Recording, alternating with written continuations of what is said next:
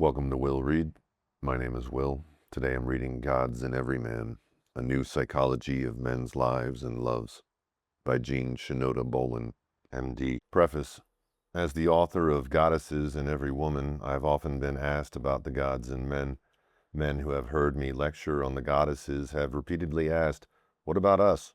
Gods in Every Man is thus a natural sequel to my previous book, but my profession, the historical time, and paradoxically being a woman also have prompted me to write this book about the archetypes in men. In writing this book, I'm a woman doing what women traditionally have done for men. Women have served as interpreters of the inner lives of their men, because men often share with women what they do not usually share with each other. Many men, for example, choose women psychiatrists because they feel safer and find it easier to talk with a woman. Some men say that they want to avoid the competitive feelings and consequences that they fear might arise in themselves or in a male therapist. And sometimes a significant woman may play an important role as dream carrier in the life of a successful man, as psychologist Daniel Levinson noted in his book, The Seasons of a Man's Life.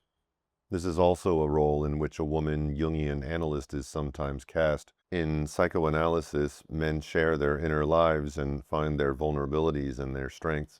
As they gain insight into themselves, they teach me. I see who the man is under the surface and come to know the archetypes in him and the difficulties he may have in being himself and feeling authentic. Levinson wrote, "The special woman is like the true mentor. Her special quality lies in her connection to the young man's dream. She helps animate the part of the self that contains the dream. She facilitates his entry into the adult world and his pursuit of the dream. She does this partly through her own actual efforts as teacher, guide, host, critic, sponsor. At a deeper psychological level, she enables him to project onto her his own internal feminine figure, the anima, as Jung has depicted it, who generates and supports his heroic strivings. For many reasons, many men often do feel more understood by women than by other men, and reveal more of themselves to women than they do to each other. As the McGill Report on Male Intimacy testifies, 1 man in 10 has a male friend with whom he discusses work, money, marriage. Only 1 in more than 20 has a friendship where he discloses his feelings about himself or his sexual feelings. The most common male friendship pattern is for a man to have many friends, each of whom knows something of the man's public self and therefore a little about him, but not one of whom knows more than a small piece of the whole. McGill found that if a man reveals himself at all, it is likely to be to a woman, sometimes to his wife or to another woman. As most women suspect, men are much more likely to tell their feelings, thoughts, and dreams to them than to each other. Also, as Jean Baker Miller noted in Toward a New Psychology of Women, whenever there is a superior and inferior group, male, female, white, black, rich employers, poor servants, the less empowered group out of necessity studies the other and knows more about them than vice versa. Because of this, as well as the people-oriented nature of most women, women have forever been attentive observers of men. Gods in Every Man is thus a psychology of men as seen by a woman who is doing what women have done over the ages for men they have cared about, reflecting back what she sees and being aware of the need for sensitivity as she describes men's flaws and problems and of the importance of appreciating their positive qualities. The perspective of this book is that of a compassionate observer, a perspective that I've gained through professional and personal experience. I am a psychiatrist and Jungian analyst and a clinical professor of psychiatry at the University of California, San Francisco. I have men as well as women as clients in my private practice, and I'm a woman in a male profession with male mentors, friends, and colleagues. In turn, I have mentored and taught men as well as women. In addition, I was an affirmed father's daughter, a daddy's little girl whose father took pride in my accomplishments. As a consequence, I found it easier than many women to find validation in this patriarchal culture. I was also a wife for 19 years in a marriage that had both traditional and egalitarian roots, separated for 3 years and then divorced. And I am the mother of a son and a daughter, both born at the beginning of the 70s, the decade of the women's movement. When issues of stereotypes, of nurture over nature, were most strongly voiced. A binocular vision of psychology. Gods in Everyman provides a binocular vision of psychology, a depth perspective that takes both powerful inner archetypes and conformity-demanding stereotypes into consideration in an effort to understand where our conflicts lie and how we might better achieve wholeness. This perspective has grown out of my professional training and personal experience. My practice has developed my awareness of what goes on inside men and women's hearts and heads, of the joy that comes from having a sense of wholeness and integration when what we do is consistent with who we are. Conversely, our bodies and dreams and symptoms express conflict and pain when what is archetypally true is consciously denied and repressed. What these archetypes are and how they are expressed in individual lives becomes clearer only after years of in-depth work in psychology. Also essential is an understanding of what the women's movement called consciousness raising. In the past 2 decades, we have learned how stereotypes can distort and limit human potential, specifically women's. In this period, many women became aware of how living in a patriarchal culture affects them personally. Everyone's values and beliefs are shaped by culture, which is reflected in our laws and customs, affects how power is distributed and how worth and status are determined. In a patriarchal society, women do not fare well, but male stereotypes also hold power over men, limiting who they can comfortably be by rewarding some qualities and rejecting others. Gods and goddesses in every person. When I speak about gods in every man, I discover that women often find that a particular god exists in them as well, just as I found that when I spoke about goddesses, men could identify a part of themselves with a specific goddess. Gods and goddesses represent different qualities in the human psyche. The pantheon of Greek deities, together, male and female, exist as archetypes in us all.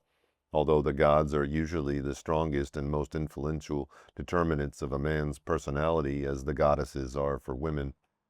Every archetype is associated with particular God-given or goddess-given gifts and potential problems. Appreciating that this is so makes either arrogance or self-blame less likely, and because whatever we do that arises out of our archetypal depths has meaning for us, a man who knows which god or gods are active in him may be able to make choices knowing which options or directions are likely to be personally more satisfying. Reading about the gods sometimes turns out to be a means of remembering cut off, dismembered parts of ourselves. This process may also be aided by dreams, memories, and myths that tap into our unconscious. Learning about the different gods in every man is also important to women, many of whom put a great deal of effort into trying to understand men, usually one particular man at a time. Psychologically minded women sometimes realize that they repeatedly get involved with a particular type of man, then they sense that they really need to know who attracts them. The gods in every man can tell them they have been drawn to a particular god or archetype in a series of men, and this god is not compatible with their expectations, which explains why their relationships repeatedly have unhappy endings. Insight into the gods provides parents of boys, especially single mothers, with the means of seeing and appreciating who their sons are. The net result is a parent who feels more competent because she or he understands what it's like to be her particular son, how the world is likely to treat him, what his strengths and difficulties may be, and where he can use some help. Both men and women also need to see their fathers clearly, often in order to forgive them, as much as to understand them. Understanding the gods and their myths may provide an objective picture of the father. And because there are gods in women too, women can gain self-knowledge from knowing the gods. The aha of recognition may be particularly appreciated by a woman who is already familiar with the goddesses and who now finds that a particular god explains part of her own behavior.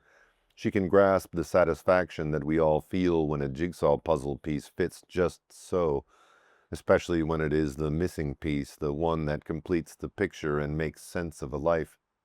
There are gods and goddesses in every person. Through them you glean that moment of insight when something you intuitively know about yourself connects with a clear image and articulate words. like looking into a mirror and seeing our own features for the first time. This flash can reveal what others react to in you and show you to yourself more clearly.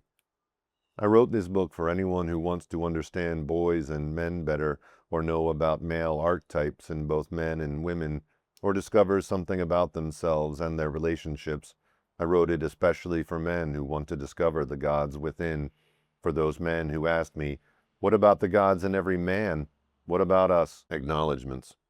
Every chapter in this book has many unnamed contributors, patients, friends, colleagues, relatives, every significant man or boy in my life, who by being himself exemplified aspects of a god or archetype, or helped me to understand what it's like to be a boy or man in this patriarchal culture.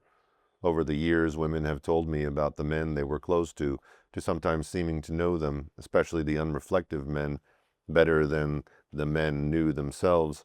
Major contributions were made by men who delved deeply with me in Jungian analysis to discover feelings, history, and parts of themselves that they themselves did not initially know and were cut off from. Most descriptions are therefore composites of many men whom I knew under many circumstances, especially through my 25 years of psychiatric practice. My work is done within a temenos, Greek for sanctuary, of trust, safety, and confidentiality. Here, what was unconscious or unremembered is revealed over time. Each man who has trusted me with his psyche has taught me more about the psychology of other men and women, including myself. Thank you. Throughout the book, I have used historical figures, celebrities, and fictional characters to describe a particular facet of a god.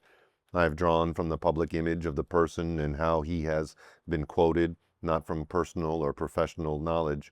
Real people usually turn out to be more than and less than their larger-than-life images.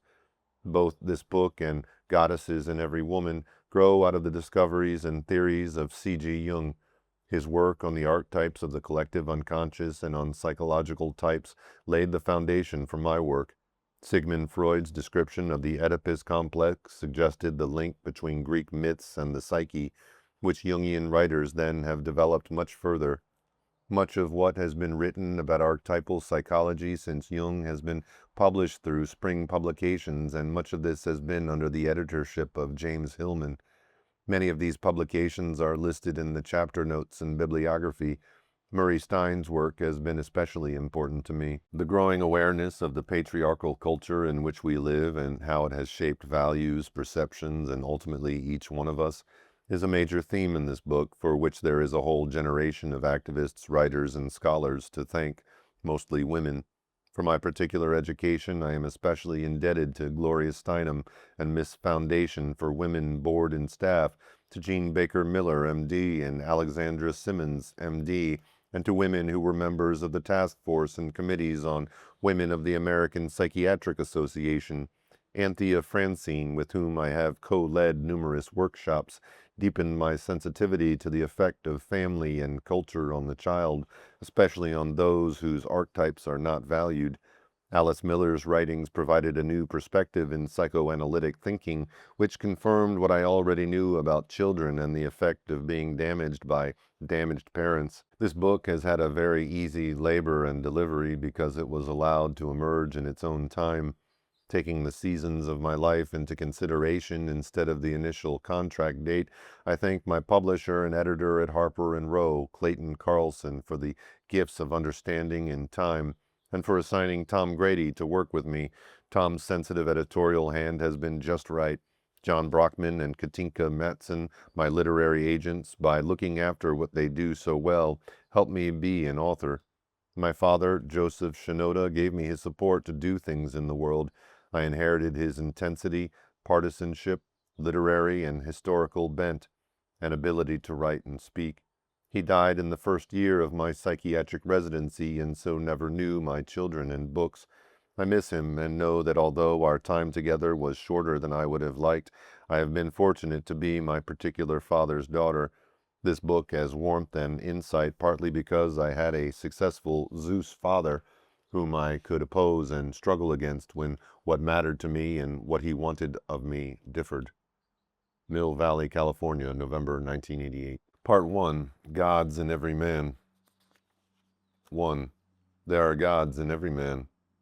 This book is about the gods in every man, the innate patterns or archetypes that lie deep within the psyche, shaping men from within. These gods are powerful, invisible predispositions that affect personality, work, and relationships.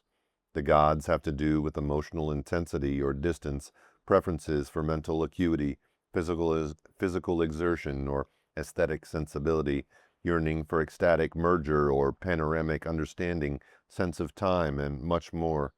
Different archetypes are responsible for the diversity among and complexity within men and have much to do with the ease or difficulty with which men and boys can conform to expectations and at what cost to their deepest and most authentic selves. To feel authentic means to be free to develop traits and potentials that are innate predispositions. When we are accepted and allowed to be genuine, it's possible to have self-esteem and authenticity together. This develops only if we are encouraged rather than disheartened by the reactions of significant others to us, when we are spontaneous and truthful, or when we are absorbed in whatever gives us joy. From childhood on, first our family and then our culture are the mirrors in which we see ourselves as acceptable or not. When we need to conform in order to be acceptable, we may end up wearing a false face and playing an empty role if who we are inside and what is expected of us are far apart. Conformity as a Procrustean bed. The conformity demanded of men in our patriarchal culture is like Procrustes' bed in Greek mythology. Travelers on their way to Athens were placed on this bed. If they were too short, they were stretched to fit, as on a medieval torture rack. If they were too tall, they were merely cut down to size. Some men fit the Procrustean bed exactly, just as there are men for whom stereotype, or the expectations from outside, and archetype, or the inner patterns, match well. They find ease and pleasure at succeeding. However, conformity to the stereotype is often an agonizing process for a man whose archetypal patterns differ from what he should be. He may appear to fit, but in truth he has managed at great cost to look the part by cutting off important aspects of himself. Or he may have stretched one dimension of his personality to fit expectations, but lacks depth and complexity, which often make his outer success inwardly meaningless. Travelers who passed through the Procrustean ordeal to reach Athens may have wondered whether it had been worthwhile, as contemporary men often do after they arrive. William Broyles, Jr., writing in Esquire, wearily described how empty success can be. Each morning I struggle into my suit, picked up my briefcase, went to my glamorous job, and died a little. I was the editor-in-chief of Newsweek, a position that in the eyes of others had everything, only it had nothing to do with me. I took little pleasure in running a large institution. I wanted personal achievement, not power. For me, success was more dangerous than failure. Failure would have forced me to decide what I really wanted. The only way out was to quit, but I hadn't quit anything since I abandoned the track team in high school. I had also been a Marine in Vietnam, and Marines are trained to keep on charging up the hill, no matter what. But I had got up the hill. I just hated being there. I had climbed the wrong mountain, and the only thing to do was to go down and climb another one. It was not easy. My writing went more slowly than I had expected, and my marriage fell apart. I needed something, but I wasn't sure what. I knew I wanted to be tested mentally and physically. I wanted to succeed, but by standards that were clear and concrete and not dependent on the opinion of others. I wanted the intensity and camaraderie of a dangerous enterprise. In an earlier time, I might have gone west or to sea, but I had 2 children and a web of responsibilities. This man had power and prestige, goals that take the better part of a man's life to achieve, and that relatively few actually succeed in reaching. But he suffered from the major ailment I see in many men in midlife, a pervasive low-grade depression. When you are cut off from your own sources of vitality and joy, life feels flat and meaningless. In this culture, men have the upper hand and seem to have the better roles. Certainly they have the more powerful or remunerative ones. Yet many men suffer from depression masked by alcohol or by excessive work or hours of television, all of which are numbing, and many more are angry and resentful, their hostility and rage touched off by anything from the way someone else drives in traffic to the irritating behavior of a child. They suffer a shorter life expectancy, too. The women's movement clearly articulated the problems women have living in a patriarchy, but judging from how unhappy men are living in a patriarchy seems to be bad for them, too. The inner world of archetypes. When life feels meaningless and stale, or when something feels fundamentally wrong about how you are living and what you are doing, you can help yourself by becoming aware of discrepancies between the archetypes within you and your visible roles. Men are often caught between the inner world of archetypes and the outer world of stereotypes. Archetypes are powerful predispositions garbed in the image and mythology of Greek gods, as I have described them in this book. Each has characteristic drives, emotions, and needs that shape personality. When you enact a role that is connected to an active archetype within you, energy is generated through the depth and meaning that the role has for you. If, for example, you are like Hephaestus, the craftsman and inventor, god of the forge who made beautiful armor and jewelry, then you can spend solitary hours in your workshop, studio, or laboratory, intensely absorbed in what you are doing and doing it to meet the highest standards. But if you are innately like Hermes, the messenger god, then you are naturally a man on the move. Whether a traveling salesman or an international negotiator, you love what you do, and what you do takes a nimble mind, especially when you find yourself, as you are, prone to in gray ethical areas. If you are like either one of these gods and had to do the other's job, work would cease being an absorbing pleasure, for work is a source of satisfaction only when it coincides with your particular archetypal nature and talents. Differences in personal life are shaped by archetypes as well.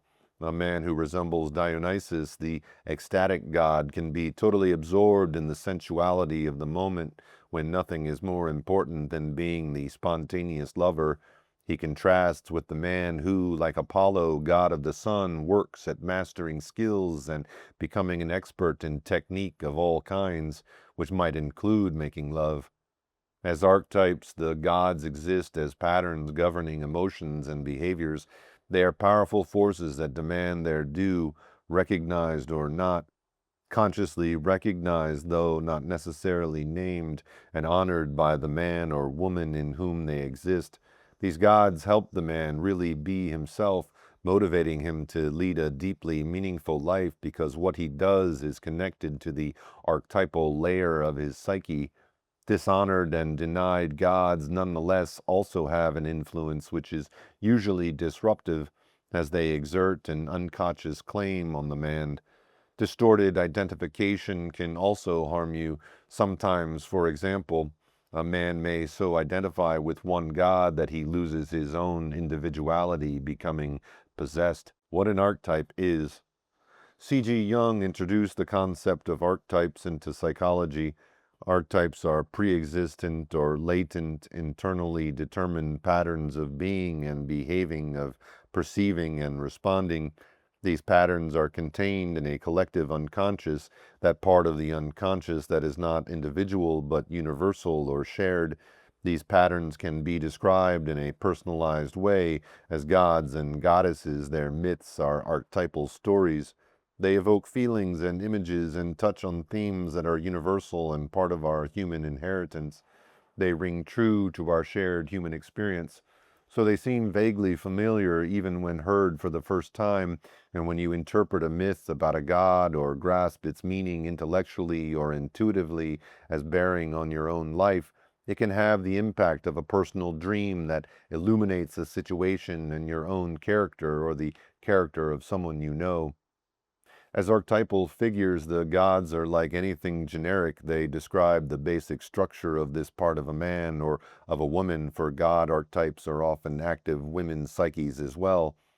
This basic structure is clothed or fleshed out or detailed by the individual man, whose uniqueness is shaped by family, class, nationality, religion, life experiences, and the time in which he lives, his physical appearance and intelligence.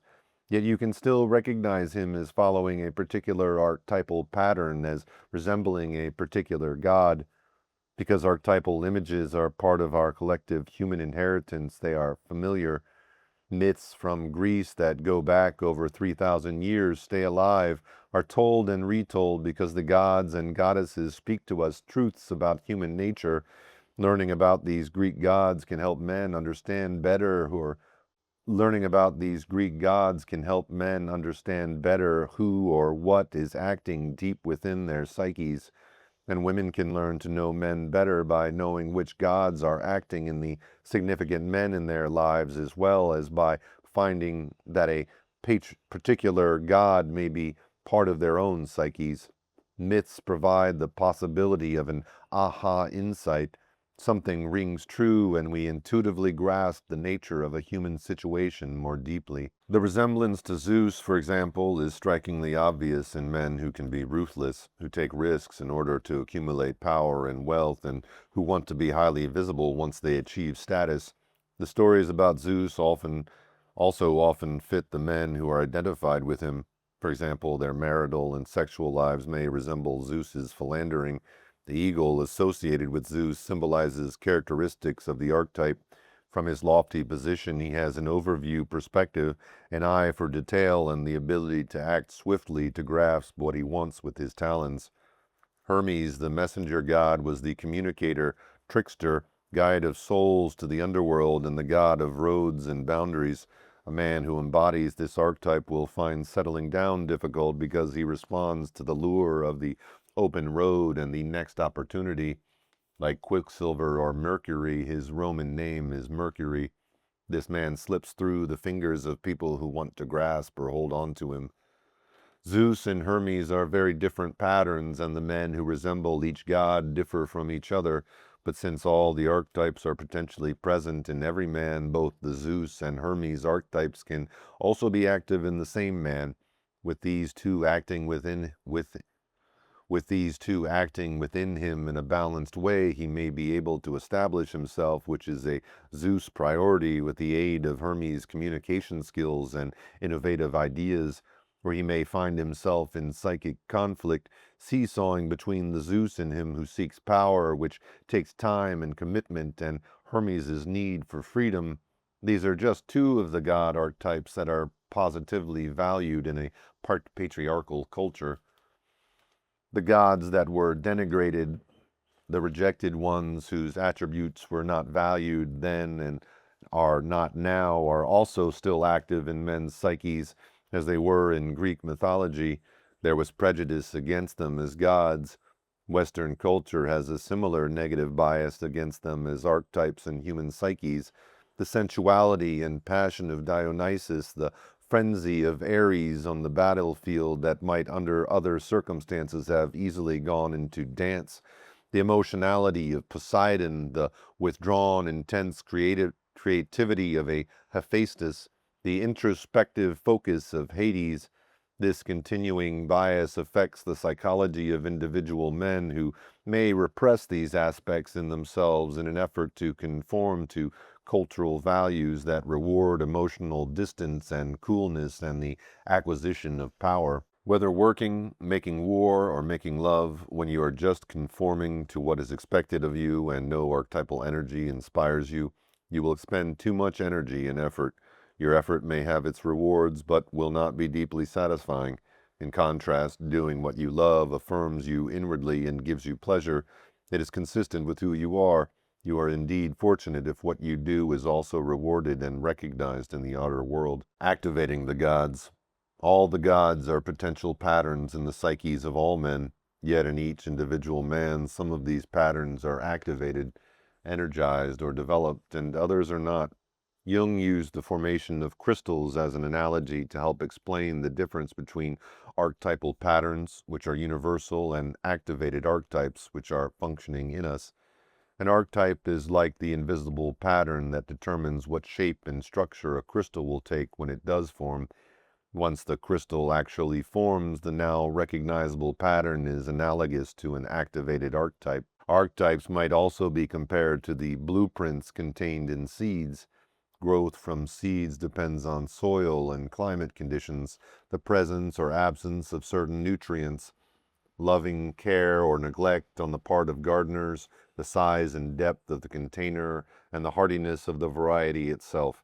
A seed may not grow at all or not survive after it has sent out its first shoots. If it does, it may grow magnificently or be stunted, perhaps due to conditions that are far from optimal. Circumstance will affect the particular appearance of what grows from the seed, but the basic form or identity of the plant, like an archetype, will still be recognizable. Archetypes are basic human patterns, some of which are innately stronger in some people than in others, as are such human qualities as musical aptitude, an innate sense of time, psychic ability, physical coordination, or intellect. As humans, we all have some musical potential, for example, but some individuals, like Mozart, are child prodigies, and others, like me, have trouble repeating a simple tune. So it is with archetypal patterns. Some men seem to embody a particular archetype from day one and stay pretty much on this course throughout their lives, or an archetype may emerge in another man in the middle years of his life. For example, if he precipitously falls in love and suddenly knows Dionysus. Inherent predisposition and family expectations. Babies are born with personality traits. They are energetic, willful, placid, curious, able to spend time alone or wanting the company of others. Physical activity, energy, and attitude differs from boy to boy. A newborn whose lusty cry has an unmistakable power to demand what he wants right now, and who, by age 2, physically hurls himself into every activity, is a very different child from the sunny, agreeable toddler who seems to be the soul of reasonableness even at his young age. They are as different as intense, instinctively physical Aries and even tempered, friendly Hermes. As an infant, as a boy, and finally as a man, actions and attitudes that begin as inherent predispositions or archetypal patterns are judged and reacted to through the approval, disapproval, anxiety, pride, and shame of others. The expectations of a child's family support some archetypes and devalue others, and hence those qualities in their sons or the very nature of that boy himself. The ambitious, two-career, upwardly mobile couple who learn that it's a boy from the amniocentesis may await the birth of their son whom they anticipate as a Harvard freshman. They expect a personable son who can focus his intellectual efforts on a far distant target. A son who is archetypally like Apollo or Zeus will fit the bill nicely, please his parents, and do well in the world. But if the child who comes is archetypally someone else, disappointment and anger at his inability to meet their expectations are likely. An emotional Poseidon or Dionysus with his here and now sense of time will have problems conforming to the program his parents have for him, and this mismatch will probably adversely affect his self-esteem. Often one child in a family doesn't fit into the family assumptions or style. A child who values solitude like Hades or emotional distance like Apollo is not only intruded on all the time, but also may be considered weird by his extroverted, expressive family. The Poseidon or Aries boy who would be at home in this kind of family is odd man out in a coolly rational, physically undemonstrative family, his needs for contact disapproved of and left unfulfilled. In some families, there are expectations that a boy be like his father and follow his footsteps. In others, where the father himself is a disappointment, whatever traits the son shares with his father bring down on him the anger and negativity that others feel toward the father. Then there are expectations that he live out failed dreams that belong to a parent. Whatever expectations are held for him will interact with what is present archetypally and possible to shape. If a boy or man tries to conform to what is expected of him at the cost of sacrificing his connection to his own truest nature, he may succeed in the world and find it meaningless to him personally, or fail there as well, after failing to keep faith with what was true for him. In contrast, if he is accepted for who he is and yet he realizes that it is important to develop the social or competitive skills he'll need, then his adaptation to the world is achieved not at the cost of his authenticity and self-esteem, but helps to round him out. People and events activate gods. A reaction that is archetypally or typical of a particular god may become activated, or to use a Jungian term, constellated, by another person or an event. For example, a son who comes home with a black eye could, without saying a word, provoke one father into being a grudge-bearing, vengeful Poseidon who feels an immediate need to get back at whomever did this to his son. But the same black eye might evoke contempt towards the son for having gotten in a fist fight at all if his father reacts as Zeus did towards his son Ares. When Ares was hurt, Zeus was not only unsympathetic but judgmental. He berated his son for being a whiner, and he took the opportunity to say how detestable and quarrelsome Ares was. Infidelity likewise provokes a range of reactions. What happens in a man when he finds that his wife is unfaithful, or the woman he considers his has another lover, even though he may be married and this is an affair? Does he become like Zeus and try to destroy the other man, or does he want to destroy the woman as Apollo did? Or does he want to know the details as would Hermes? Or does he think up intricate ways of catching the couple and exposing them to public scrutiny like Hephaestus? Wider historical circumstances can provide the situation that activates a god in a generation of men.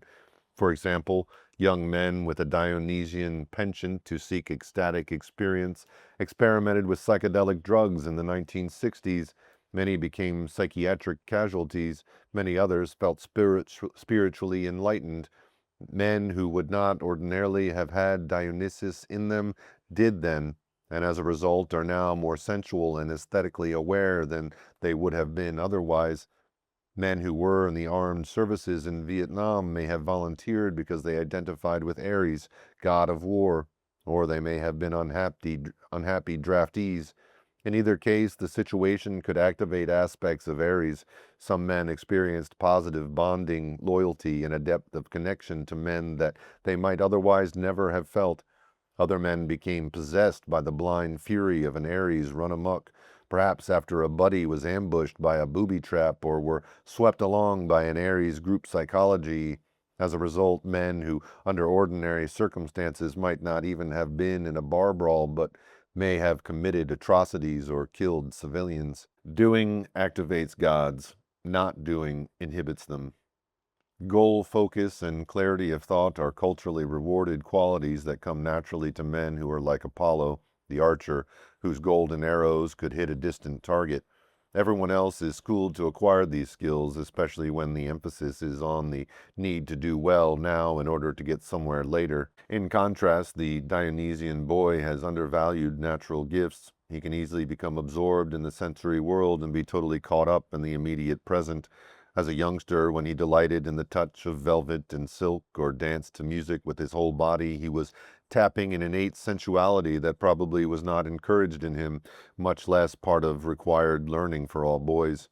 There is a saying, "Doing is becoming," that very clearly expresses how gods can be evoked or developed by a chosen course of action.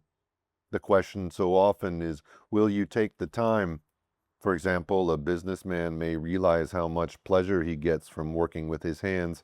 He can spend hours absorbed in his basement workshop, but if he is to have time for Hephaestus, he can't bring extra work home from his office. Similarly, the man who once joyfully entered the competitive fray on school playing fields will lose touch with the aggressive physical Ares in himself unless he finds time and companions for a volleyball or touch football game or joins a neighborhood team. Gods and the stages of life. An individual man goes through many phases of life. Each stage may have its own most influential god or gods. For example, his 30s, he could be a combination of Hermes, the on-the-go god with winged shoes, and an ecstasy-seeking Dionysus. At that point, he comes to a major crossroads. The woman in his life gives him the choice of making a commitment to her or losing her. His decision to make that commitment and stay faithful to it, which, perhaps surprisingly, is another aspect of Dionysus, leads him to clip Hermes' wings and call on the Apollo in himself to get ahead in the work world. In the next 3 decades, other archetypes may take their turn. Fatherhood and success could constellate Zeus in him. The death of his wife, or finding that he has been exposed to AIDS virus, could develop Hades in him.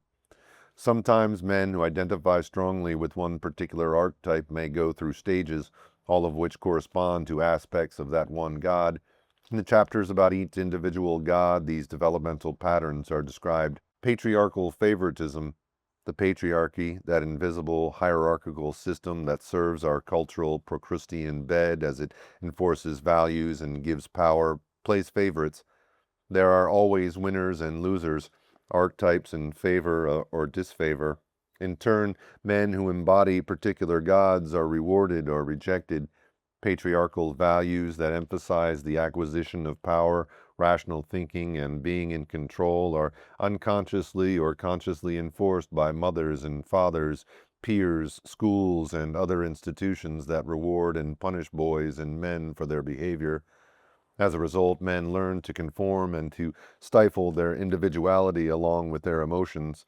They learn to put on a correct persona or acceptable attitude and a manner that is the face they show the world, along with the expected uniform of their social class. Whatever is unacceptable to others or to standards of behavior may become a source of guilt or shame to the man, so he may lie on the psychological Procrustean bed.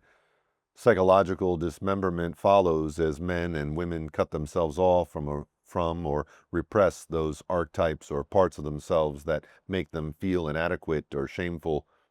Taken metaphorically, the biblical admonition that begins, "If thy right hand offends you, cut it off," is a call to psychological self-mutilation. What men often cut off are emotional, vulnerable, sensual, or instinctual aspects of themselves. However, in the psyche, anything that is cut off or buried is still alive. It may go underground and be outside of conscious awareness for a time, but it can reemerge or be remembered when, for the first time ever, or the first time since childhood, this archetype finds acceptance in a relationship or a situation. For men who lead secret lives, unacceptable feelings and actions may retain a shadowy existence and be surreptitiously experienced outside the awareness of others until exposure occurs and scandal follows, as has happened to notable television evangelists who rallied against sins of the flesh and who then were brought down when the dishonored Dionysus in themselves was exposed. Knowing the gods, empowering ourselves. Knowledge of the gods is a source of personal empowerment. In this book, you will meet each of the gods as we move from image and mythology to archetype. You will see how each god influences personality and priorities and learn how meaning and specific psychological difficulties are associated with each one. Understanding the gods must come together with knowledge about the patriarchy. Both are powerful, invisible forces that interact to affect individual men. The patriarchy magnifies the influence of some archetypes and diminishes others. Knowledge about the gods can enhance self-knowledge and self-acceptance, open the way for men to communicate with others about themselves, and empower men and women to make choices that can lead to self-actualization and joy. Encouraged to create, psychologist Rollo May defined joy as the emotion that goes with heightened consciousness, the mood that accompanies the experience of actualizing one's own potentialities. Archetypes are personalities. Within us and within our patriarchal culture, there are gods that need to be liberated and gods that need to be restrained. New psychological theory and perspective. This book presents men and male psychology in a new and different light. By tracing themes in mythology and theology, I found that a patriarchal attitude of hostility towards sons becomes evident. This same attitude is also present in psychoanalytic theory. I describe the effect of paternal antagonism and rejection on male psychology in Chapter 2, Fathers and Sons, Myths Tell Us About the Patriarchy. This chapter incorporates the insights of psychoanalyst Alice Miller, who points out that the Oedipus myth begins with a father's intent to kill his son. In any family or culture in which sons are seen as threats to the father and treated accordingly, the psyche of a son and the climate of the culture will be adversely affected. This is a new psychological perspective that I present. In addition, Gods in Everyman is a psychology of men that considers as important the impact of the culture on the development of archetypes. This is a new emphasis in Jungian psychology. In Chapter 12, The Missing God, I speculate about the emergence of a new male archetype, a possibility accounted for by Rupert Sheldrake's theory of morphogenetic fields. Finally, this book provides a systematic, coherent way to understand men's psychology through male archetypes as personified by Greek gods, which are also present in women. My previous book, Goddesses in Everywoman, described Greek goddesses and female archetypes, which are also present in men as the basis of an archetypal psychology of women. Taken together, the two books present a new systematic psychology of men and women that accounts for the diversity among us and complexity within us. Based on the pantheon of Greek deities, this psychology reflects the richness of our human nature and hints at the divinity we experience when what we do comes out of our depths and we sense the sacred dimension to our lives. Chapter 2, Fathers and Sons. Myths tell us about the patriarchy. At the most private, personal level, the patriarchy shapes the relationship between a father and his son. At the more external level of customs, patriarchal values determine which traits and values are encouraged and rewarded, and thus which archetypes will have an edge over the others, both within a man and among men. To gain self-knowledge, which is empowering, a man must become conscious of the influences on his attitudes and behaviors. He must understand what the patriarchy is and how it shapes its sons. The myths of a culture reveal its values and relationship patterns. A good place to begin an exploration of our own myths is with Luke Skywalker and his father, Darth Vader, from the Star Wars films. Archetypal stories and figures, whether from contemporary motion pictures or ancient Greek myths, tell us truths about our human family story and the roles we too may be playing in it. Darth Vader, a powerful father who tries to destroy his son, repeats a theme that is a familiar one from Greek times to the present. Luke Skywalker, however, symbolizes the hero in every man at this time in history. To be a Luke Skywalker, a contemporary man needs to uncover what has happened in the past to him personally and to humankind. He must discover his authentic identity in a psychological and spiritual sense, ally himself with his sister as an empowered feminine, an inner and an outer possibility, and join like-hearted men and other creatures in the struggle against destructive power. Only the son, by not becoming like his father and succumbing to fear and power, can free the loving father long buried within Darth Vader, who symbolizes what can happen in a man in a patriarchy. The large, looming figure of Darth Vader with his black, metallic visage is an image of the man whose quest to have and hold power and position has become his life and has cost him his human features. Dark power emanates from him. He resembles an efficient, merciless machine who carries out orders from his superior and issues orders that he expects to be carried out with the same unquestioning obedience. For Luke, this is what his hostile, destructive father looks like. Darth Vader is an image of the dark side of the patriarchy. Darth Vader's original face is hidden behind a metal mask that serves as his identity, armor, and life support. He cannot take it off because he is so damaged that without it he will die. A good metaphor for men who identify with their personas, the masks or faces they wear in the world. Lacking a personal life that matters to them, they are sustained by their personas and positions. Because they lack close emotional bonds and are emotionally empty, they may not survive a major loss of power and status. Darth Vader is an archetypal father figure in the same tradition as the Greek sky father gods. Uranus, Cronus, and to a lesser extent Zeus were hostile toward their children, especially toward sons, whom they feared would challenge their authority. Luke Skywalker, the son, is cast as protagonist on a hero's journey, another archetype. I was therefore both surprised and not at all surprised to find that Joseph Campbell, the eminent mythologist and author of The Hero with a Thousand Faces, had a major influence on George Lucas, who brought Star Wars to the screen.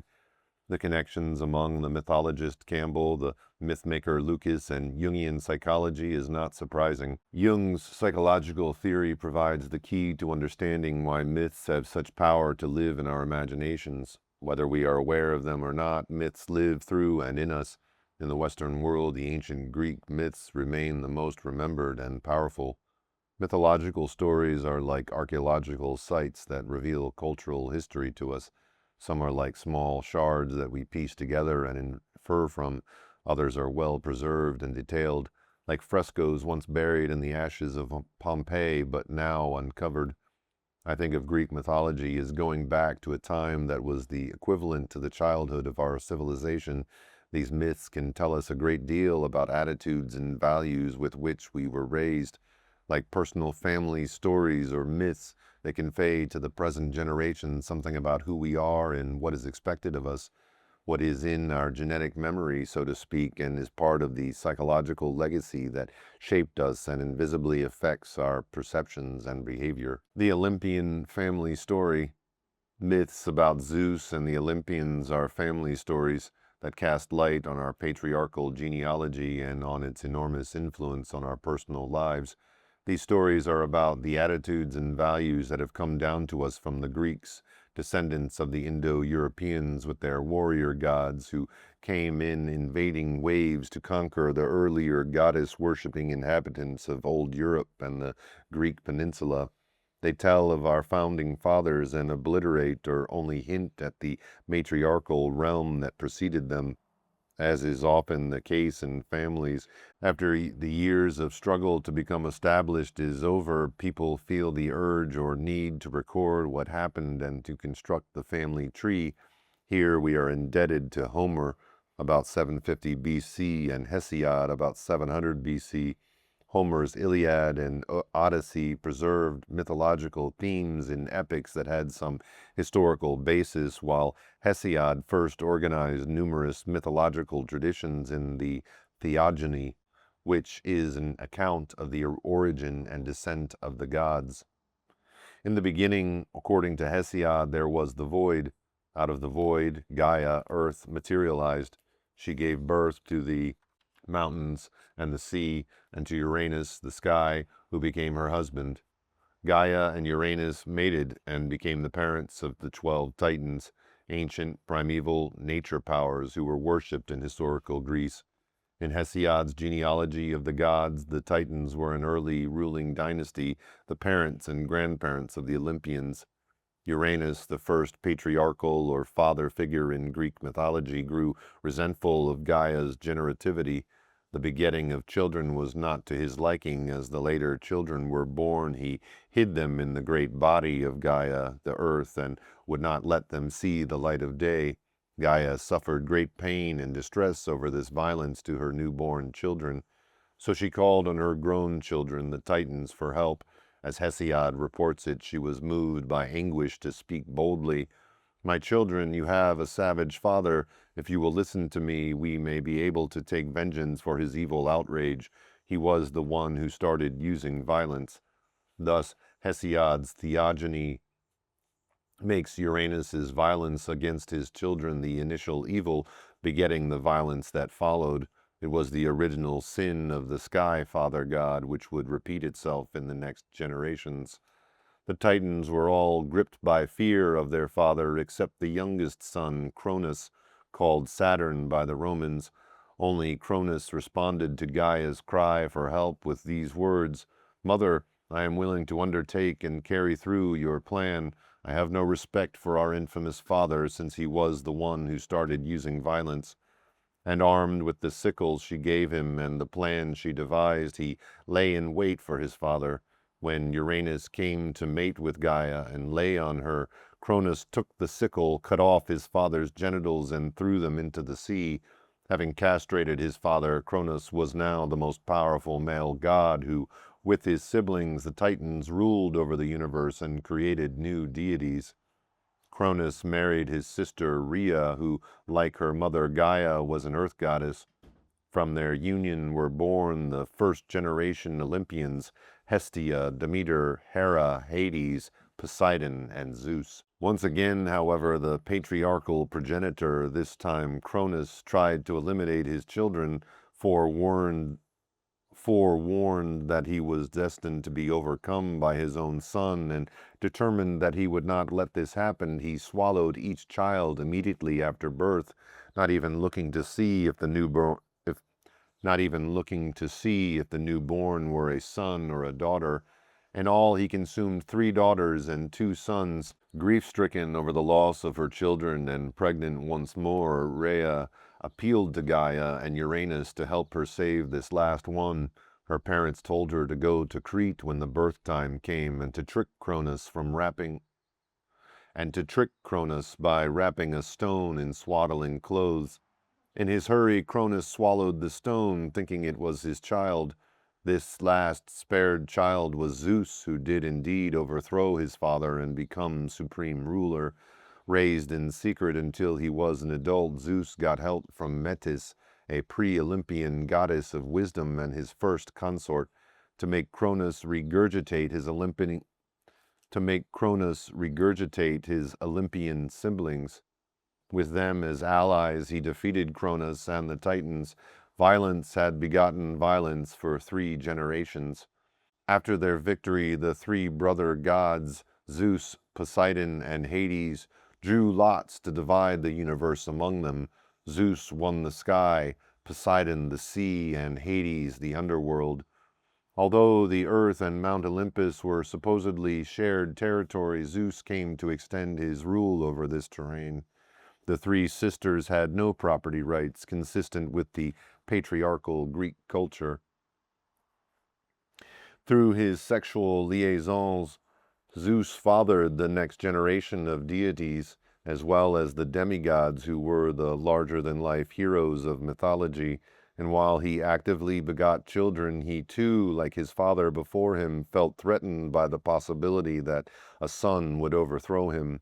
There was a prophecy that Metis, the first of his 7 consorts, would give birth to 2 children, one of whom would be a son who would come to rule the gods and men. And so when she became pregnant, he feared she was pregnant with this son, tricked her into becoming small, and swallowed her in order to abort this birth. As it turned out, the child was not a son, but a daughter, Athena, who was eventually born through Zeus's head. Sky gods as fathers. The father gods in Greek mythology have characteristics similar to the deities of all patriarchal cultures. As images or ideals, father gods are powerful male divinities who rule over others. They are larger-than-life versions of the men in power within the culture. As such, they are archetypal figures whose mythology, when viewed metaphorically, tell us much about the psychology of such men. Patriarchal gods are authoritarian males who live in the heavens on mountaintops or in the sky. Thus they rule from above and from a distance. They expect to be obeyed and have the right to do what they please as long as they are chief gods. As warrior gods, their supremacy was won through defeating rivals, and they are usually jealous of their prerogatives and demand obedience. And for all their power, they fear that their fate is to be overthrown by a son. As fathers, they are often unpaternal and express hostility toward their young. In his effort to bury his children, Uranus tried to suppress his children's potential by not allowing them to grow and develop as they were created to be. Cronus, in swallowing or consuming his children, tried to make them part of himself. Metaphorically, this is how a father prevents his children from growing up to be greater than he is, or to challenge his position or beliefs. He keeps them in the dark, unwilling to expose them to the influence of people or education or values that would broaden their experience. He insists that they not differ from him or deviate from his plans for them. If a child cannot think or act independently, he or she will not be a threat. A father who thus consumes his children's autonomy and growth suffers from what I call a Cronus complex. Zeus, in turn, tricked his pregnant wife into becoming small and swallowed her. She became diminished and lost her power and had her attributes swallowed up, just as the matriarchy got swallowed up by the patriarchy, and attributes once associated with a goddess became the possession of a god. This diminishment is similar to the way some women change once they marry and become pregnant. They lose the independent thinking and authority they once exercised as they defer to husbands who are often cast in the authoritarian Zeus mold. Oedipus, not guilty as charged. Skipping many generations, we get to the Greek mythological figure Oedipus, who, unaware of what he was doing, killed his father and married his mother.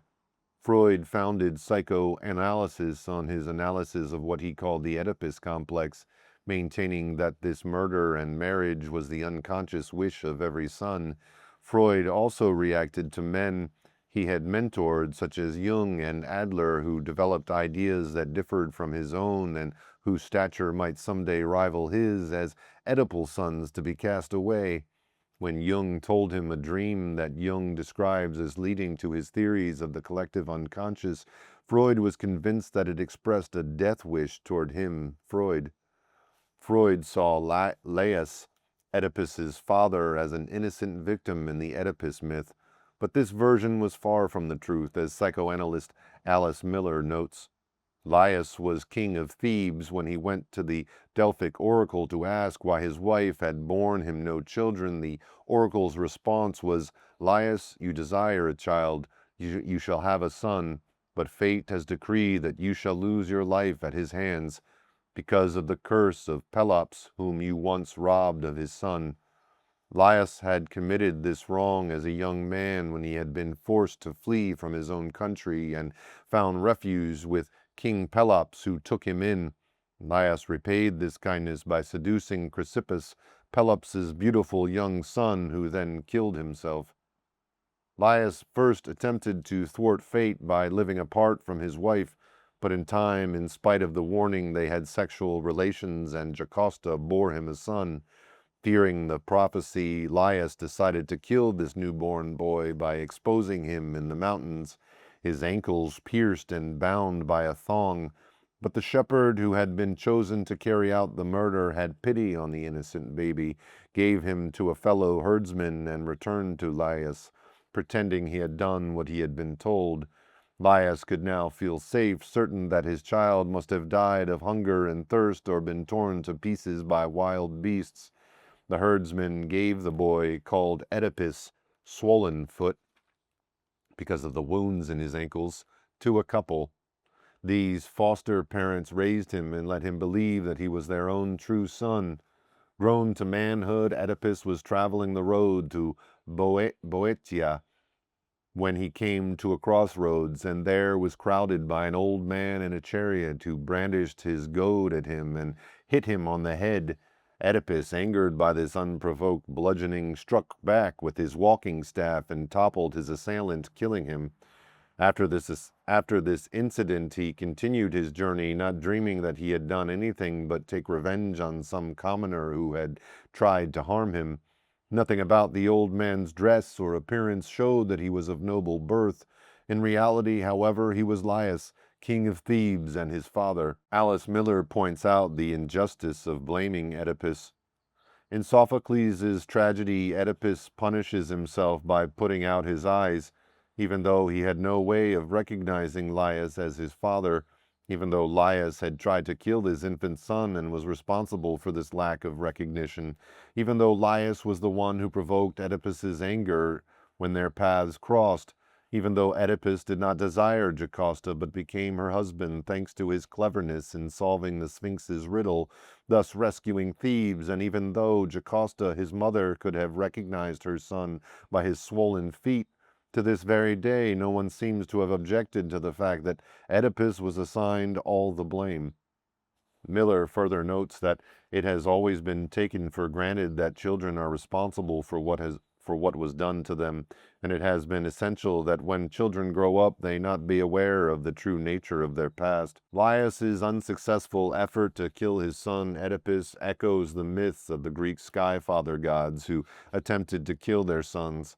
In each case, as in psychoanalytic theory about the Oedipal complex, the father believes that a just conceived or newborn baby wants to get rid of him, and so the father treats the newborn as a threatening rival. Cronus and Zeus feared they would have sons who would do to them what they had already done to their fathers.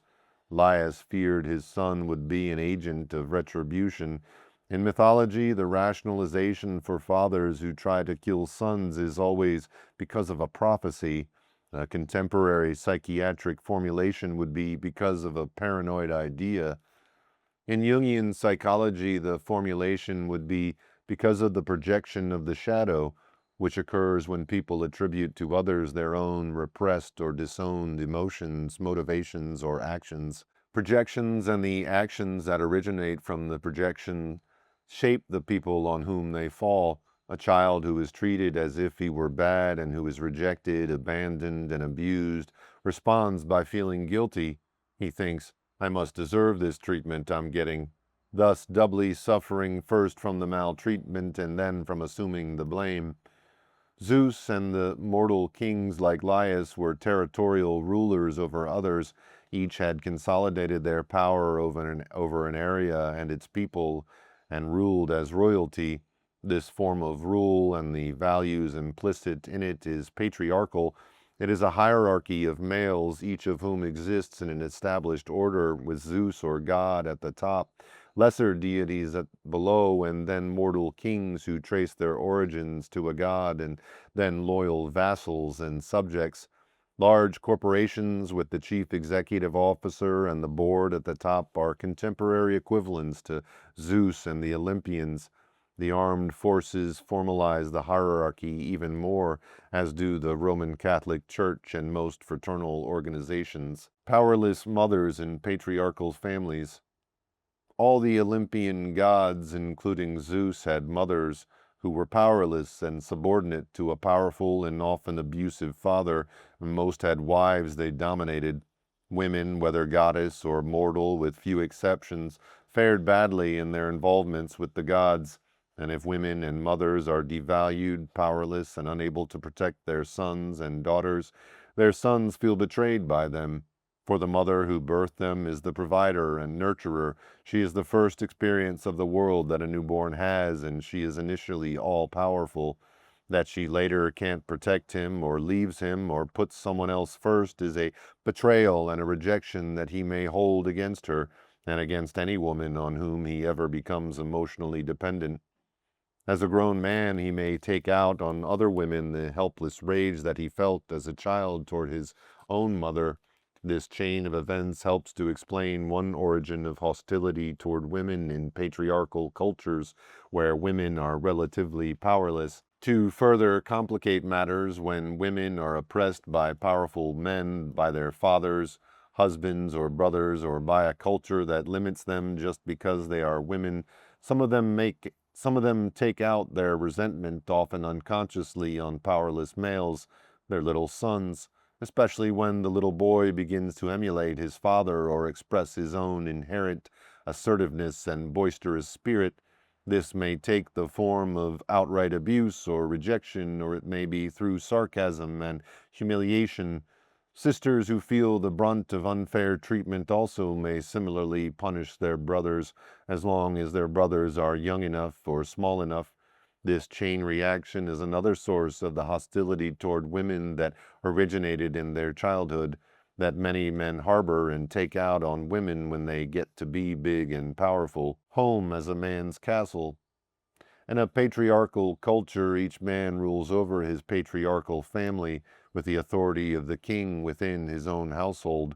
The conservative right wing and fundamental Christian sects voice hostility toward legislation or social services that they charge undermines traditional family values, that undermines this lord and master position of the man as king within his own house, which is the patriarchal family model.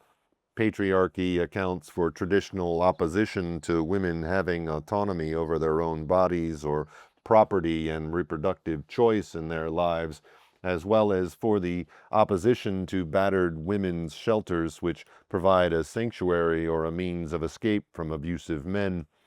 A sky father who is a dynasty builder takes a major interest in shaping his sons' careers, of preparing them to assume their designated place in the world. In so doing, he may consume his sons' lives when such a son lives out his father's ambitions rather than discovering what he wants for himself.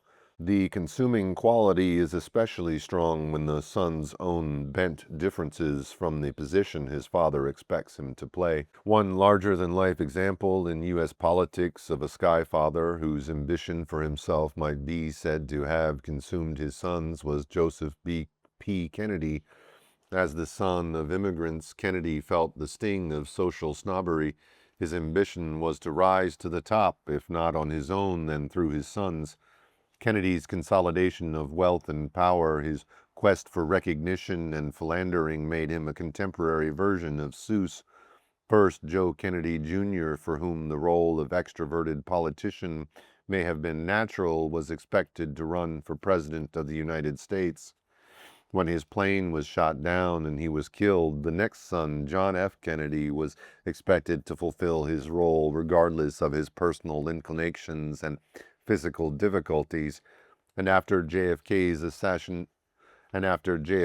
assassination, the third son, Robert F. Kennedy, put his life on the line. Sky fathers and sons, estrangement and competition. That fathers react unpaternally to their children and view their sons as rivals is not just true in Greek mythology. Listening to many men in my psychiatric practice, I've heard how unfathered they felt, how emotionally distant and judgmental, rejecting, emotionally closed off, competitive, or even abusive their fathers were, and how much sadness, pain, and anger this created in their sons and families, and how the pattern has been passed on through successive generations. I also hear of fathers' intentions to be close and supportive, and of the moments in which they nonetheless unleash a bolt of hostility at a son and then feel guilty and puzzled at how much anger the son touched off in them. Estrangement between father and son begins with the father's resentment or with his perception of his child as rival, which can arise even before the son is born. His wife's pregnancy may activate feelings from his childhood. He may even have a brief affair as a means of warding off depression or feelings of powerlessness. His perception of his pregnant wife may recreate memories of his pregnant mother and the pain that pregnancy and a new sibling brought him as a child. As a husband now, then as child, he becomes less central and important to the mothering and nurturing woman in his life. Less availability begins with pregnancy. She turns inward, or she is tired, or she can't do the things she used to do with him. She becomes more absorbed in herself and less in him.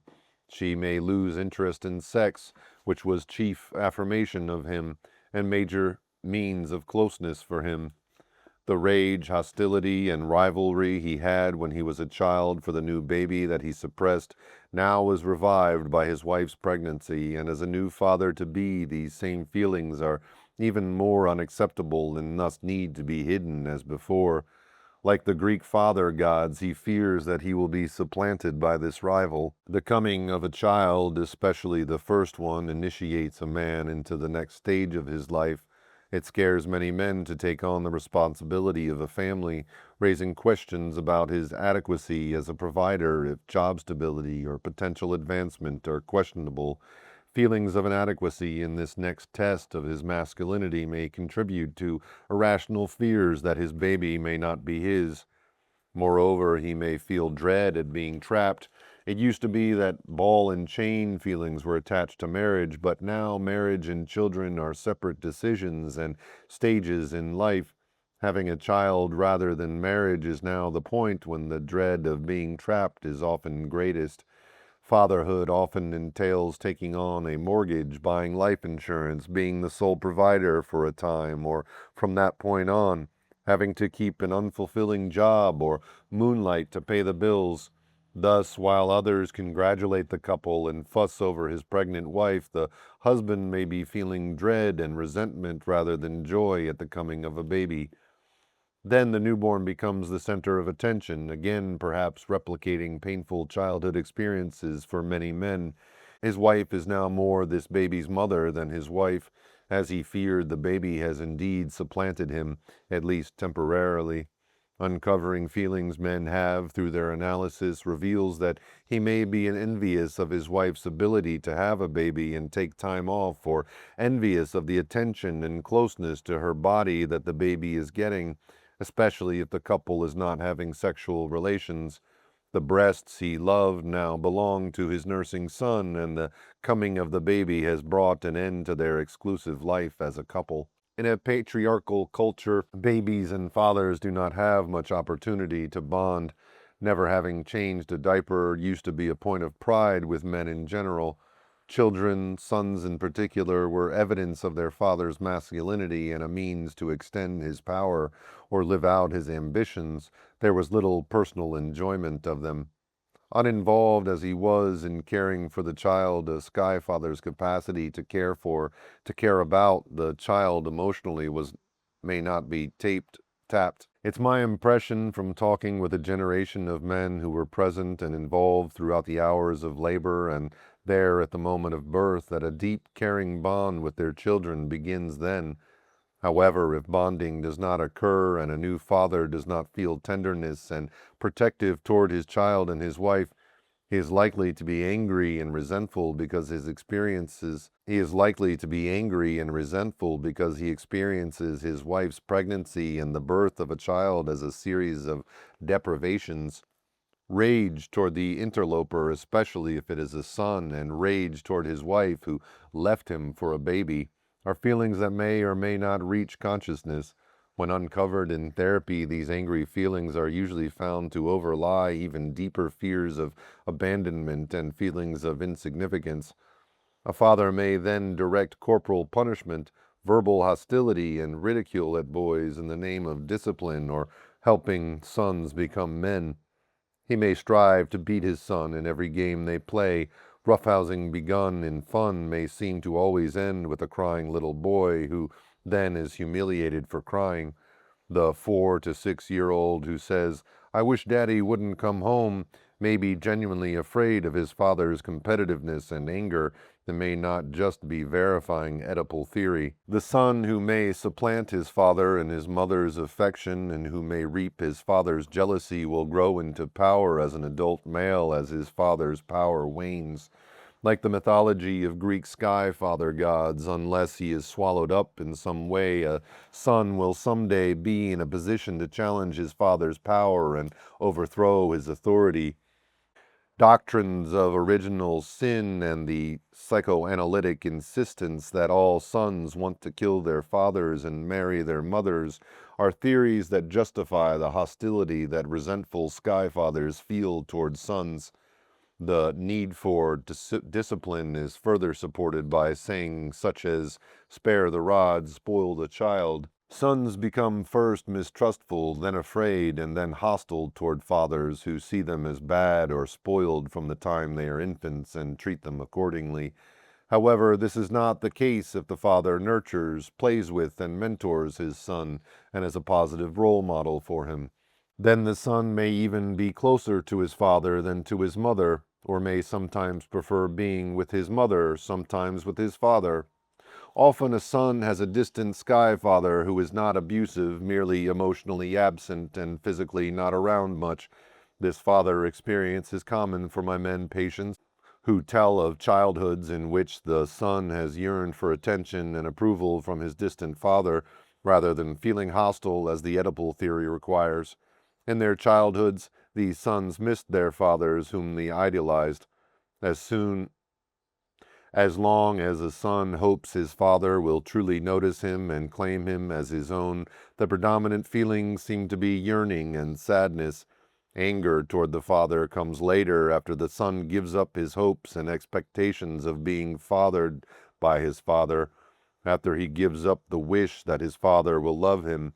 Anger can also arise from disillusionment if his distant father turns out not to be worthy of the idealization. The relationship between emotionally distant sky fathers and their adolescent and grown sons often takes on a perfunctory, often ritualized quality. When father and son get together, they have a predictable conversation, a series of questions and answers in which neither gives away anything truly personal, perhaps beginning with, "How's it going?" Seen psychologically, such a relationship between a sky father and his son takes the form of an apparently comfortable estrangement. Disappointment may lie just below the surface, however. Frank hostility can also arise when the son feels that all he means to his father is an extension of the father's pride. When the son feels his father doesn't care about him personally, yet basks in his son's accomplishments, estrangement widens. Athletic sons are especially susceptible to feeling used in this way. Bruce Ogilvy, psychologist and author of Problem Athletes, who was the first expert in the field of sports psychology, describes a young man who came to see him who had been a marvelous shortstop and a potential #1 draft choice in the major leagues, whose performance fell apart when he was being examined by major league scouts. He was fielding, showing the scouts his skills, when suddenly he bobbled the next 10 or so balls. I said, "Stop. I want you to relive that entire experience with me." So he went along, describing every ball he's fielded successfully, until he said to me, "Oh, Christ, there's that son of a bitch. There's my dad sneaking down into the stands on the right." His dad had never related to him except in terms of his athletic performance. He could see after we finished reliving the situation that if he fulfilled his own ambitions, he'd also have fulfilled his father's needs, and he couldn't abide that. I can tell 1,000 stories like this. I've got a father story from every city in America. This particular athlete minded that his performance was all that mattered to his father, and he could not stand fulfilling his father's ambitions or need for reflected glory. This is the role that sons, especially firstborn ones, are so often expected to play, and thus why they are so valued at birth over daughters. The proud father, passing out cigars, announces that he now has a son and heir who is expected to carry on his name and his ambitions, and who, just by being born a boy, proves his father's masculinity.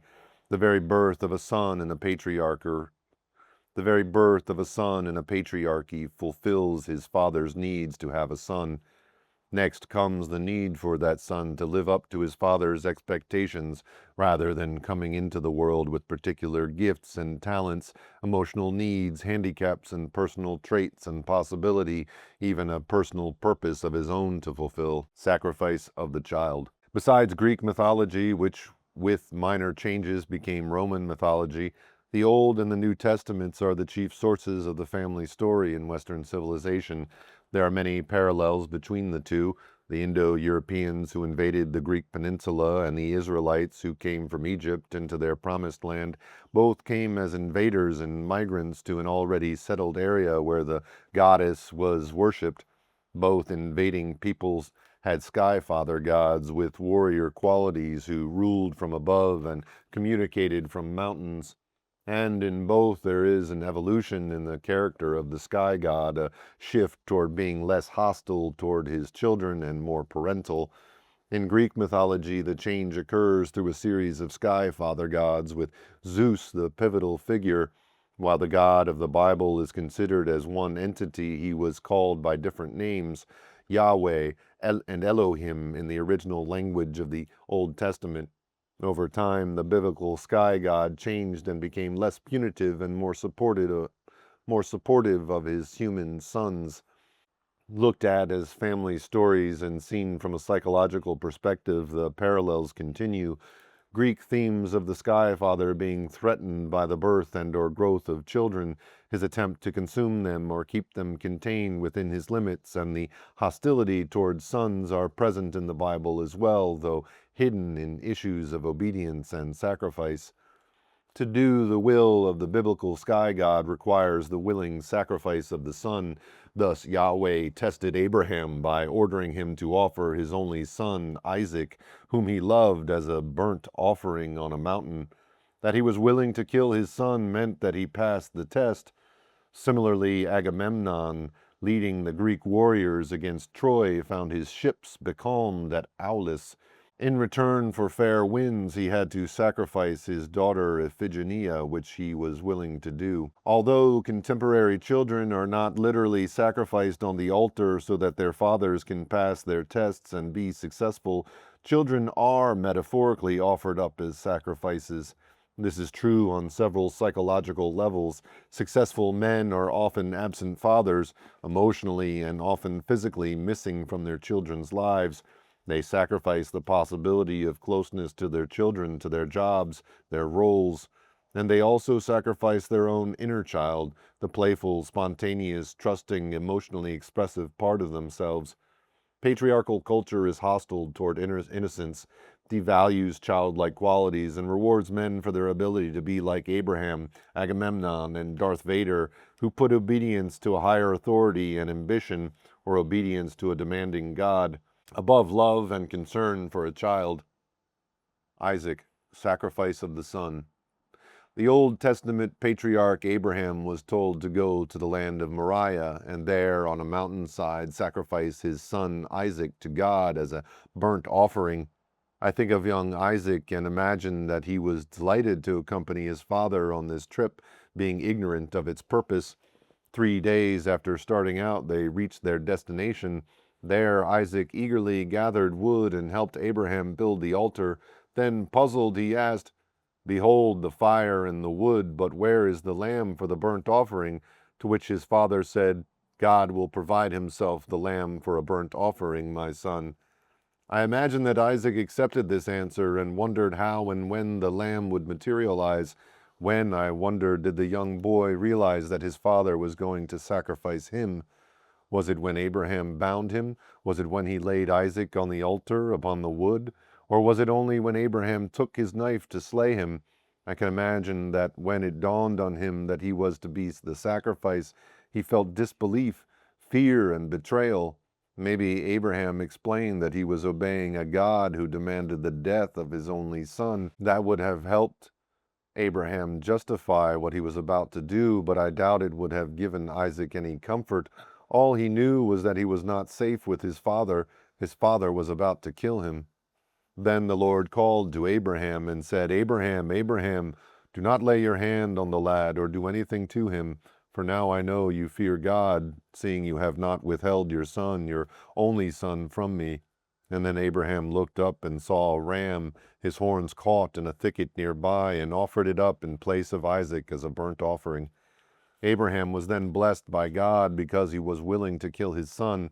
"Because you have done this and have not withheld your son, your only son, I will indeed bless you, and I will multiply your descendants as the stars of heaven and as the sand which is on the seashore." Iphigenia, sacrifice of the daughter. Another success story that hinges on a father's willingness to sacrifice his child is told in the Iliad.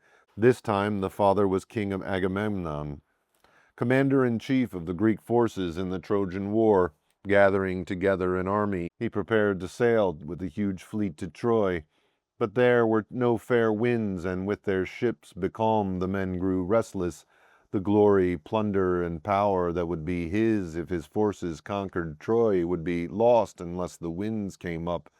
Agamemnon consulted a seer who told him that if he sacrificed his beautiful, innocent daughter Iphigenia, the winds would blow and the fleet could sail for Troy.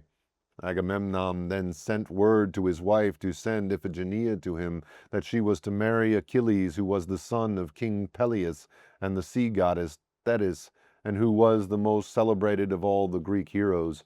You can imagine the excitement of the news of this match and how the young maiden traveled to her father's encampment, her baggage filled with beautiful dresses and objects, her mind filled with thoughts about her intended bridegroom as she anticipated her wedding day. At what point did Iphigenia realize that something was amiss? How long did her father let her believe that she was there to be married? When did she know that he had brought her here to be sacrificed? Was she dressed in her bridal gown? Did she approach the place where she was to be killed, thinking it was where the wedding would take place? At some point, she must have known that her father had deceived her and that death awaited her. When the full realization struck, she must have felt totally betrayed and afraid, forsaken. Agamemnon did offer her up as a sacrifice, and the winds did come, and the Greek fleet did sail for Troy to fight a war that would last 10 years. In another version of the story, Iphigenia was spared by the goddess Artemis, who substituted a stag in her place at the very last minute. Agamemnon was thus another father who was rewarded by his willingness to kill his child or have her killed. Looked at psychologically, the father who violates the trust of a daughter and destroys her innocence destroys a corresponding part of himself. Symbolically, the daughter can represent her father's anima, Jung's descriptive term for the feminine aspect of a man, as can his wife, who represents his other half, colloquially referred to as his better half, who in these stories is not consulted or is deceived and lacks the power to defend her son or daughter.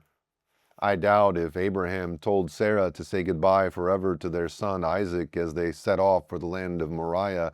I doubt Abraham told her that he planned to heed God and make Isaac into a burnt offering. Had his mother known what was supposed to happen, we expect that she would have tried to stop it. If she had had the power to prevent it, Isaac would have stayed home, and Iphigenia would have too, had her mother had known what Agamemnon was up to when he summoned Iphigenia to Aulis under false pretenses. To be a ruthless soldier or a commander-in-chief or even a modern executive or entrepreneur, a man or a woman who may now take on such a role usually must be willing to kill or repress his softer feelings, to put his quest for approval or success in the man's world ahead of family ties. There is no place in the military encampment or its contemporary market equivalent for vulnerability, tenderness, and innocence, nor is there room for empathy and compassion for enemies in a kill or be killed setting, or for competitors and rivals in which one wins and the other loses. These attributes are seen as weaknesses that must be sacrificed.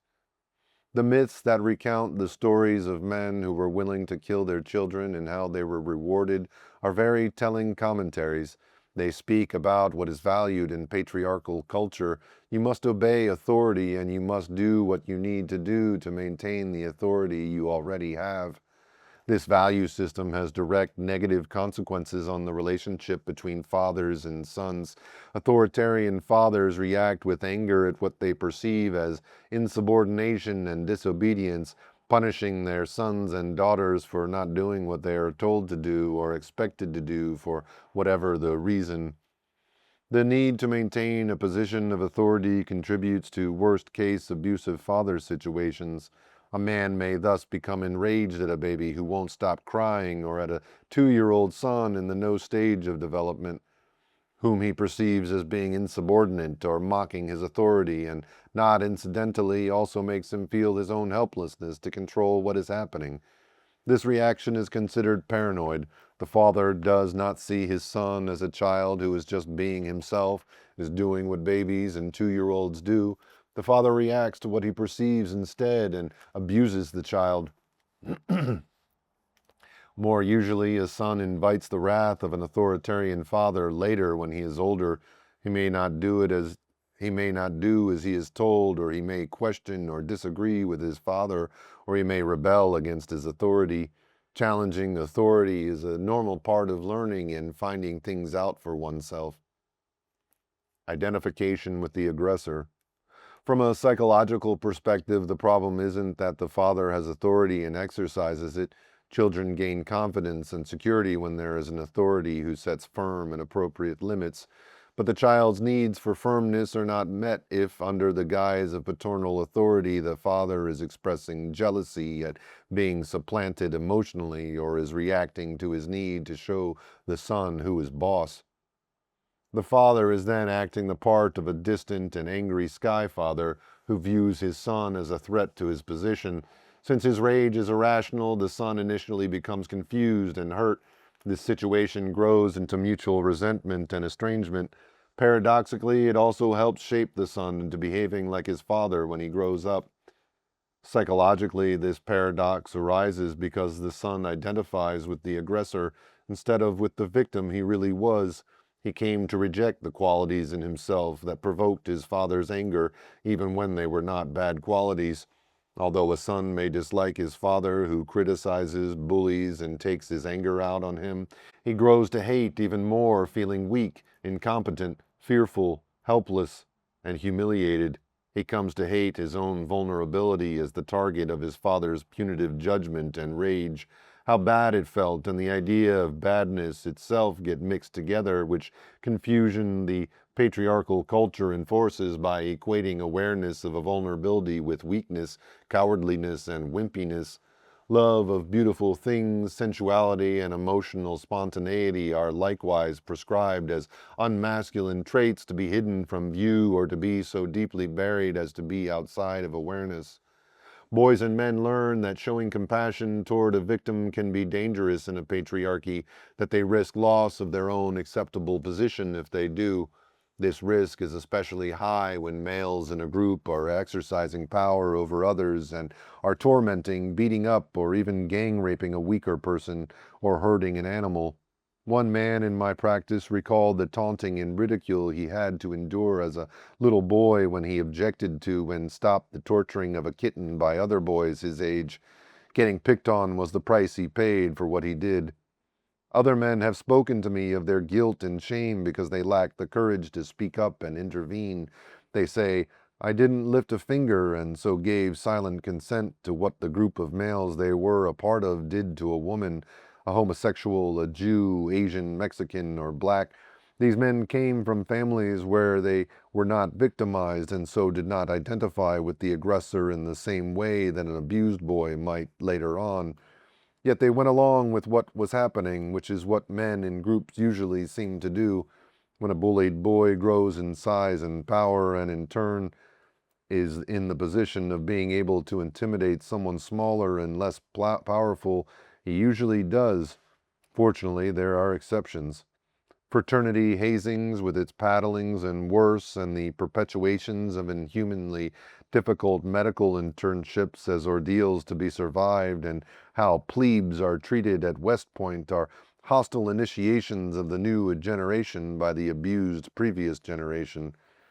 The motto to justify these initiation rites is often stated as, "What was done to me, I now get to do to you," which is clear identification with the aggressor. Fraternity hazings repeat the experience that many men had as younger brothers at the hands of angry, bigger, older brothers. The younger brothers find him the younger brother finds himself the recipient of hostility and is in the same underdog victim relationship to his older brother as his older brother was to his father. This underlying repetition of the what was done to me in the past, I now get to do to you pattern is usually not conscious but operates automatically. Identification with other men.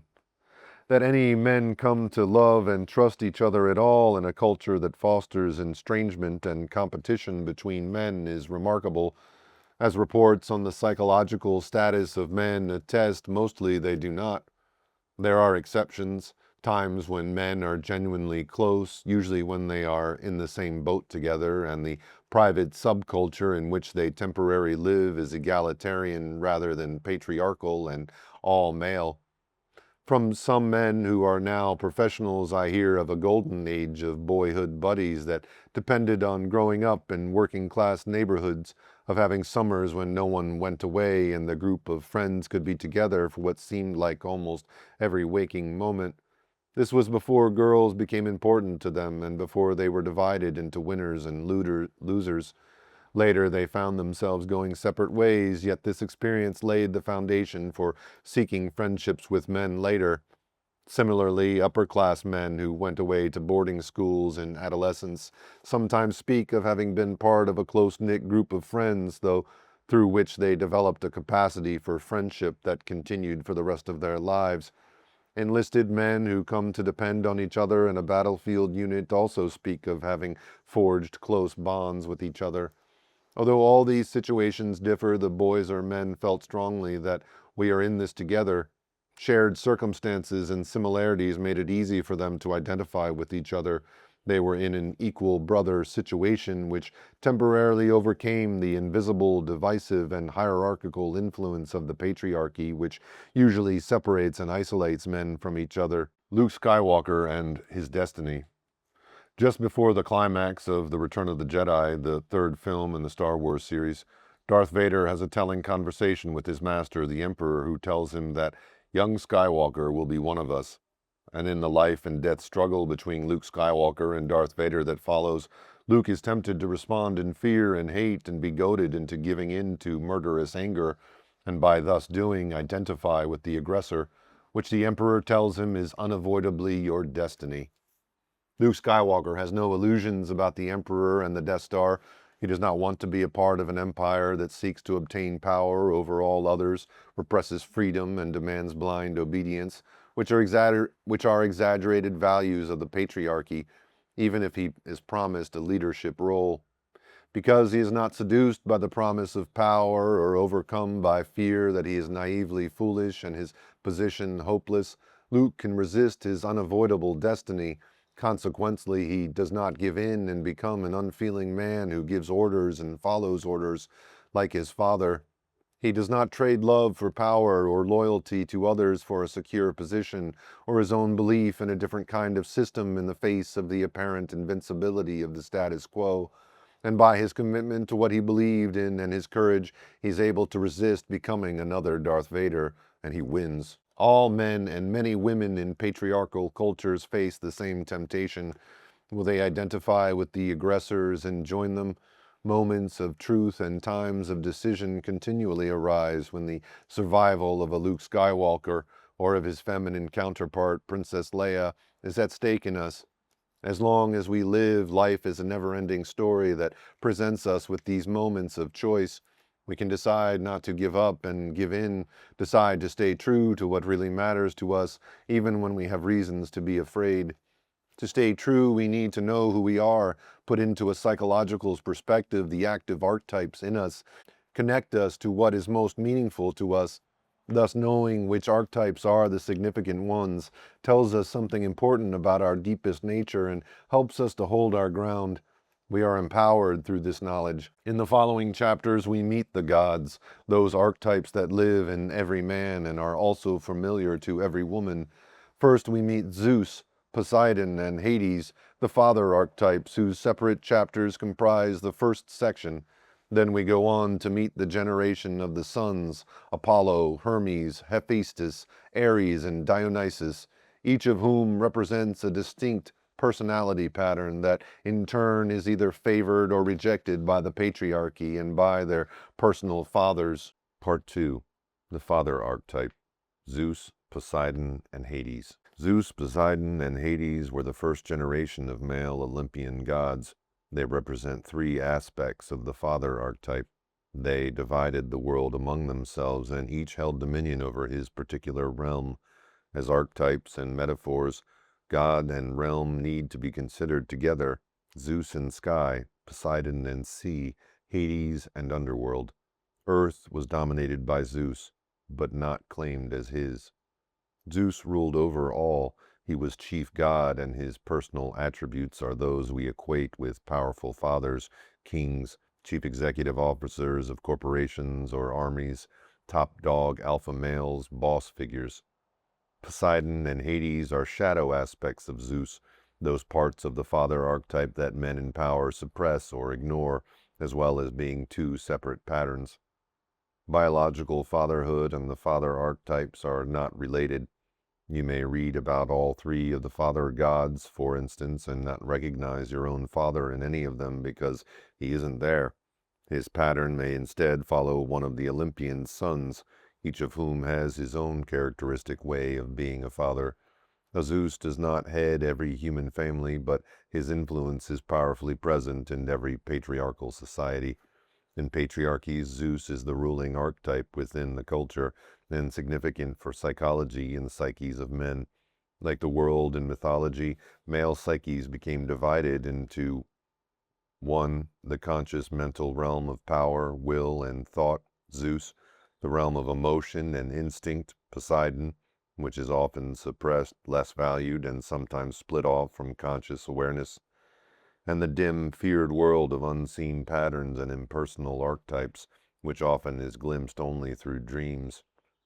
Unlike the three gods who represent fixed archetypal patterns, each defined by his realm, A human being has potential access to all these realms and can knowingly move through them and integrate their aspects into his or her conscious personality. The conditions under which these three ruling male gods were born still exist as a pattern in many men's lives.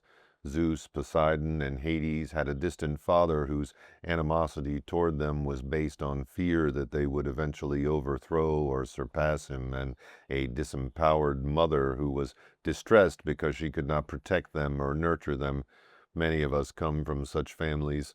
Moreover, regardless of our particular family of origin, we all live in a patriarchy that most values acquisition of power and favors men who succeed at this goal. This pattern, as we shall see, plays a significant part in shaping male psychology, a spiral way of knowing. The Zeus, Poseidon, and Hades chapters follow a spiral form. The first time around, we hear about the god and his mythology. The archetypal pattern is the next turn around the spiral. How the god or archetype shapes a man's life is the third time around. The psychological difficulties that are characteristic come next. And the last time around tells us how the man who lives out that particular god pattern might grow. Like a musical composition or a poem, the spiral form means that a thematic chord or theme runs through each different movement. Each turn expands and simultaneously deepens the meaning of the god archetype for the reader. Each time around, the same god is introduced, and with each repetition, the image of the god becomes more fleshed out, seen in more dimensions. The spiral form invites both halves of our brains to be involved. The understanding that comes through the left half of the brain comes through our linear mind, which absorbs information through words and logic. The right brain is in touch with images, sensations, memories, and feelings that are personal and collective in time and timeless, and it imposes no order or logic on them. An aha recognition comes when there is a crossover from right to left or left to right, and suddenly a whole piece of knowledge falls into place. We then know something on multiple levels and are affected or moved by what we now know. Chapter 3. Zeus, god of the sky, the realm of will and power. He was lord of the sky, the rain god and the cloud gatherer who wielded the awful thunderbolt. His power was greater than that of all the other divinities together. Nevertheless, he was not omnipotent or omniscient either. Edith Hamilton, Mythology. The divine Zeus, who in his glory is the god who appears as light and brings light and consciousness to the humans, becomes in his darkness an enemy of the life force, locked in his structures and laws, fearing and resisting change and any threat to the status quo. Ariana Stasinopoulos, The Gods of Greece. Zeus was the chief and most powerful of the Olympian gods. As the Olympian sky god, he ruled from Mount Olympus, a high and distant mountain whose craggy heights are often hidden by clouds that gather there. When he and his brothers Poseidon and Hades drew lots and divided up the world, Zeus received the sky, Poseidon was allotted the sea, and Hades got the underworld. The earth and Mount Olympus were to be held in common, but Zeus from his sky position dominated the landscape and ruled over it all. The sky is vastly different from the sea or the underworld, as different as are the personalities of the ruling gods of each domain.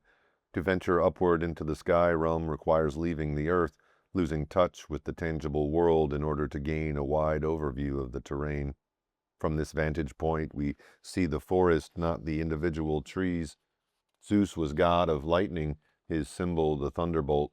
To this day, when we dare to go against a patriarchal prohibition, we wait for lightning to strike us dead, and breathe a sigh of relief when it is not forthcoming. As rain-bringer, Zeus also provided what growing things need. Whether he was being punitive or generative, Zeus's power was usually expressed from above and from a distance. Like all successful rulers, he was adept at strategy, forming alliances through which he defeated the Titans. He established and consolidated his power, and, most important, a Zeus characteristic, he could impose his will on others. We become like Zeus when we want an exalted position and power, either over others or in order to accomplish what we want in the world. It is the realm of powerful men with political and economic power, from the legendary King Arthur and his historical Roman Emperor Augustus Caesar to contemporary political leaders, including Prime Minister Margaret Thatcher of England, who demonstrates by her example that the sky realm is not an exclusively male domain, but is an orientation toward power and a capacity for decisive action. Most significant psychologically, especially in contrast to Poseidon and Hades' realms, the sky represents a conscious attitude, a perspective that exalts control, reason, and will above all other qualities. Zeus the god. Zeus, Jupiter, or Jove as he was known by the Romans, was supreme god among the Greek Olympians. He was the sky god who ruled Olympus and hurled thunderbolts. His symbolic creature was the eagle. Zeus was called gatherer of the clouds and sender of the fair winds, as well as father of gods and men, even though within Greek mythology he was not their father. Several gods were his brothers and sisters, and he did not create or beget humankind. He gave kings their authority and guarded their rights and power, maintained the laws and punished transgressors. Zeus was portrayed as a powerful man with a beard, often seated on his throne with scepter or thunderbolt. His most famous statue was one of the 7 wonders of the ancient world, made of gold and ivory by Phidias and placed in the temple of Zeus at Olympia. His majestic visage was one aspect, the other was as a philanderer whose many amorous conquests were the subjects for artists. His name is derived from the Indo-European word diu, which means to shine. Light and power were his chief abstract attributes. Genealogy and mythology. Zeus's birth story has already been told in the 2nd chapter of this book on fathers and sons. He was the youngest and last-born child of Cronus and Rhea. He was preceded by 3 sisters and 2 brothers, all of whom were swallowed by Cronus. Rhea saved Zeus by tricking Cronus into mistaking a stone wrapped in swaddling clothes for the baby, which saved him from being devoured. Zeus was then hidden in a Cretan cave and raised by a nymph or a goat. Stories differ. When he grew to manhood, he persuaded wise Metis to give Cronus an emetic, causing him to vomit up his siblings and 1 stone, and then with his brothers Poseidon and Hades and other allies, Zeus struggled to overthrow Cronus and the Titans who had ruled from Olympus. He succeeded after a 10-year struggle for supremacy. Here Zeus was a strategist and alliance maker who eventually succeeded because he had the Cyclopses and the 100-handed ones, who were grateful because he freed them, on his side. The Cyclopses gave Zeus his lightning and thunderbolts, and the 100-handed ones provided him with extraordinary firing power of 100 throwing arms. Zeus and his consorts. After defeating his father Cronus and the Titans, Zeus began a series of liaisons with female deities, nymphs, and mortal women through which he fathered divine qualities. Most of the 2nd generation of Olympians and demigods. Hesiod lists 7 official consorts, serial marriages that ended with Hera. They were Metis, Themis, Eurynome, Demeter, Mnemosyne, Leto, and Hera. Most of his consorts were older goddesses, that is, worshipped before Zeus came to power, whose people were defeated and whose divinities became subordinated to Zeus. The first was Metis, a goddess known for her wisdom and the mother of Athena. The Titaness Themis, a goddess of justice and order, was his 2nd wife. Her offspring were the Fates and the seasons or hours. Eurynome, his 3rd consort, bore the Graces. By his Olympian sister Demeter he fathered Persephone. By Mnemosyne, memory, the 9 muses. His 6th consort was Leto, another Titaness who gave birth to his twin children, Apollo and Artemis. Zeus and Hera. As an Olympian daughter of Rhea and Cronus, Hera's birth rank was equal to Zeus's. She attracted his roving eye and determined to seduce her. He turned himself into a shivering cuckoo bird. On seeing the pathetic little creature, Hera took pity and held it against her breasts to warm it, whereupon Zeus shed his disguise and tried to seduce her. but she held him off until he promised to marry her. The marriage that resulted had a honeymoon phase that lasted 300 years.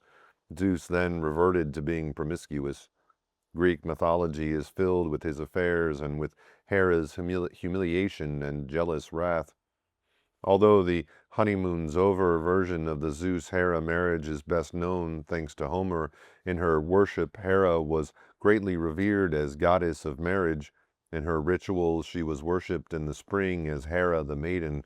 She was celebrated in the summer or autumn in a sacred marriage to Zeus as Zeus, bringer to completion or to perfection, as Hera the fulfilled one or Hera the perfected one. In winter she became the mourning Hera the widow, even though immortal Zeus never died, who annually went into hiding. In the spring an image of Hera was immersed in a pool, and she returned virginal once more as Hera the maiden. Zeus the philanderer. Zeus had at least 23 affairs with numerous notable progeny as a result, including 2 Olympians, Hermes, the messenger god, whose mother was Maia, and Dionysus, the ecstatic god of wine, whose mother Semele was immortal. And according to Homer, Zeus was also the father of Aphrodite, her mother being the sea nymph Dione. Zeus's love affairs with mortal women were seductions in which he often took on a non-human form. He became a shower of gold to impregnate Danae, whose son was the hero Perseus. He became a shower of gold to impregnate Danae, whose son was the hero Perseus. He was a satyr with Antiope, seduced Leda in the form of a swan, and was the white bull who carried Europa off. The other women and their offspring were forever attracting Hera's wrath. Zeus was usually unsuccessful in hiding his affairs, even when he turned Io into a cow and Callisto into a bear. He invariably saved the offspring of his affairs, but sometimes didn't manage to save the woman who bore the brunt of Hera's anger, Zeus and Ganymede. Zeus, like the Greek culture he represented, did not confine his sensuality to women. Ganymede was a beautiful Trojan youth who was carried to Olympus to be Zeus's cupbearer, and according to most accounts to be his lover as well. He was snatched up either by a whirlwind or by Zeus's eagle. Zeus then sent Hermes to console the boy's father for the news and to recompense him for his loss with a pair of fine horses, or a golden grapevine, depending on the version. In Rome, Ganymede was often called Catamitus, which was the origin of our word catamite. He was immortalized in the constellation Aquarius as the water-bearer. Zeus and his children. Zeus fathered many children. His offspring were gods and goddesses or demigods, the result of his numerous liaisons with both divine and mortal women. He was the first of the Greek sky gods to be protective, generous, and trusting toward many of his sons and daughters. When Dionysus' mother died while she was pregnant, Zeus sewed the fetus into his own thigh, carrying him there until he could be born. He gave his little daughter Artemis everything she asked for to be goddess of the hunt, her bow and arrows, hounds, and choice of companions. He trusted his other daughter Athena with his symbols of power. He settled a dispute between Apollo and Hermes, firmly insisting that Hermes return the cows he had stolen from his elder half-brother, which allowed them to become friends. The dark aspect of the destructive father was also part of his nature. He was either an incestuous father who seduced his daughter Persephone, or the father who gave permission to Hades to abduct and rape her, and thus did not respond to her cries for help when she called out to him. As Hades was carrying her off, he was either an incestuous father who seduced his daughter Persephone, or the father who gave permission to Hades to abduct and rape her, and thus did not respond to her cries for help when she called out to him as Hades was carrying her off. One myth ascribed Hephaestus's deformed foot to Zeus, who threw the young boy down from Olympus when Hephaestus sided with his mother. Child abuse. Another son, Ares, was psychologically rejected, the object of his father's hate, and, as noted earlier, fearful that Metis was pregnant with a son who could supplant him, he swallowed her to abort that possibility. Yet, however he treated his children, the generativity of Zeus as the father of many was an essential part of his nature. Zeus, the archetype, to sit at the summit with power, authority, and dominion over a chosen realm is the Zeus position. Men who play king of the mountain in real life and succeed at it are like Zeus.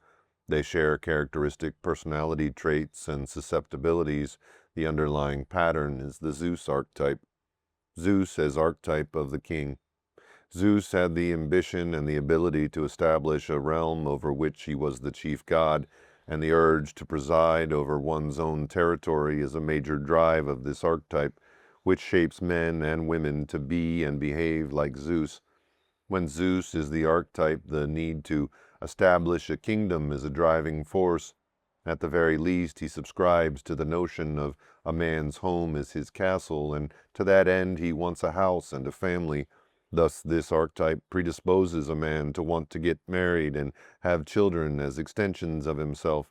He expects his wife to run the household well and do the day-to-day parenting to his satisfaction while he is minimally involved. A family is only one part of the larger motivating vision of establishing his own kingdom. A Zeus wants authority and power and does not mind taking risks to reach his goals. He would rather be his own boss than work for someone else, and if he is a far-seeing Zeus, when he starts his first business, he views that as only the beginning. King Arthur is a legendary version of this archetype. He began as an unrecognized nobody with a destiny to unify a warring feudal land under his banner. Today, the battlefields to be won are usually economic realms, and an enterprising, ambitious young unknown who becomes an entrepreneurial baron, such as Ross Perot, whose Texas operation grew into a multinational electronic data systems, personifies the archetype of the king. This archetype is also expressed through hereditary kingships in men born to family position and wealth who inherited a mantle of power, so to speak. When the archetype coincides with an inherited role, the driving force is the man's urge to extend the boundaries of his kingdom, to acquire more and more economic power and prestige. The big house and the flagship office building are expressions of the same archetype. Once power has been consolidated, Camelot must be built. Zeus as the archetype of decisive action. The thunderbolt and the eagle are Zeus's two major symbols. They are remarkably apt expressions of the from afar, quick-to-act decisiveness that characterizes the Zeus archetype.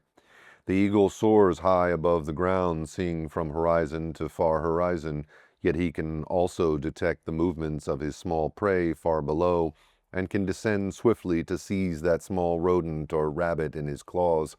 Similarly, Zeus characteristically is on the lookout for what he wants or needs to acquire. It may be a particular product, a potential employee, or a company. When he spots what he wants, he goes after it single-mindedly. He has both an overview perspective, the big vision, and an awareness of the particular important detail. And when he focuses on the detail, it has his total attention. He has no intention of letting it out of his sight or his grasp. Yet, like an eagle whose prey suddenly darts out of sight or is taken by another predator, for all the energy and effort he put into a particular pursuit, he can change direction easily, cut his losses, and move on. Zeus's thunderbolt was a symbol of his punitive power. It too comes from afar to strike decisively, but only after dark storm clouds have gathered and thunder has already rumbled, suggesting a concentration of emotion, a gathering of anger. Jealous Zeus killed Iason with a thunderbolt when he lay with the goddess Demeter in the thrice-plowed field. Another of his thunderbolts struck Phaeton when the youth lost control of the horses that drew the chariot of the sun. The thunderbolt can be a symbol of firing power, just as the eagle can represent the capacity to acquire or hire decisively. For a chief executive like Lee Iacocca, who brought Chrysler Corporation back from the brink of bankruptcy, the capacity to fire and hire is essentially to success. It is true that firing may kill a career, may end the work life of a loyal employee, and obviously has an effect on his family. For a mafia chieftain, getting rid of For a mafia chieftain, getting rid of the guy may mean physical death, but these are not Zeus's considerations, and men who personify this archetype do not lose sleep over such matters. Former President Ronald Reagan, on the other hand, could not seem to fire anyone directly. Although he sat in a Zeus position, he was not noted for acting decisively, which is a hallmark of the archetype. Zeus as alliance maker through business connections. A successful Zeus figure can work cooperatively with other powerful men. He excels at summit meetings and forging alliances and determining boundaries and arranging quid pro quo agreements. His word is enough. He wants to deal with others who have authority and are decisive. He expects others to look out for their own best interests as he does for his own. For him to consolidate his base of power and expand from there, which are natural goals for the Zeus archetype, alliances are essential. In contemporary times, the Zeus man's alliances are made with bankers and suppliers, distributors, and even competitors, or with referral sources or bureaucrats or donors instead of with feudal lords or sovereigns. The titles and realms are different, but the form is the same. Zeus, the god, established the Olympians in power with the aid of the hundred-handed ones and the Cyclopses, without whose help he could not have defeated the Titans. They helped him because he freed them. In the business world, as Zeus considers when he will call in his chips, is now the time to ask for repayment for favors done. If so, a successful Zeus will do it with subtlety and sensitivity.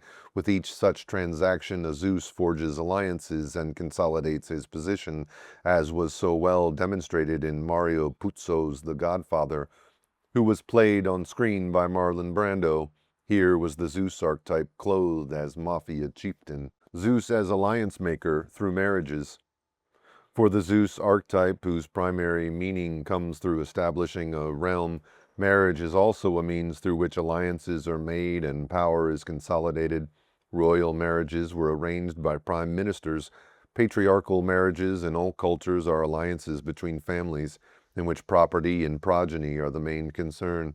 Zeus's 7 official marriages reflect this same pattern.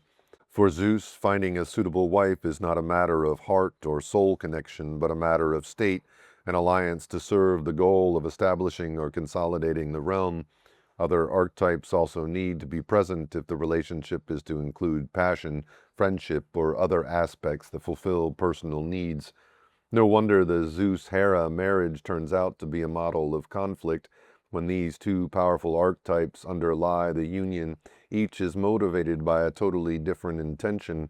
For Hera, marriage is a sacred commitment and has the most important priority, with monogamy and fidelity essential to her well-being. When Hera is the major archetype in a woman, that woman seeks marriage as the means through which she will be personally fulfilled, perfected, brought to completion. Zeus the philanderer. As noted earlier, Zeus was the archetypal philanderer who seduced nymphs, mortals, and goddesses and fathered numerous progeny. He often changed himself into many forms in order to seduce and impregnate whomever he desired. For Leda, he became a swan. For Danae, he was a shower of golden rain. For Europa, he changed himself into a bull. For Io, he was a cloud. He went after women with the singleness of purpose that is characteristic of his eagle nature. Seeing who he wants, he does whatever is necessary to get close to her, changes shape, shows a more vulnerable part of himself, or becomes the ardent lover. Once he has succeeded, his attention most likely again focuses on his work realm.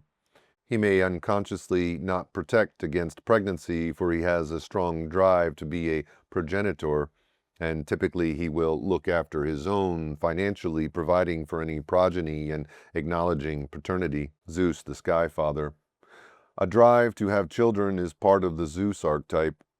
His expectation of them is similar to what he expects of his subordinates, to be obedient and carry out his will.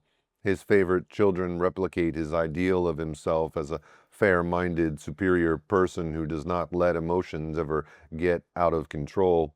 These qualities are shared by his children Apollo and Athena and are personified by the achievement-oriented, rational son who does well in school and at sports, and the daughter whose mind works like his, who has a special father's daughter mutual admiration bond with him. He is a mentor father who guides his children's education and careers, as he often does for other younger people whom he mentors in his business or professional world. He expects loyalty in return and feels betrayed when a subordinate or child grows up and then differs with him. Zeus is the archetype of a dynastic father who founds a family. He wants many children and grandchildren to carry on after him, and to this end he tries to impose his will on what his children do in the world, not only in his lifetime but also beyond the grave.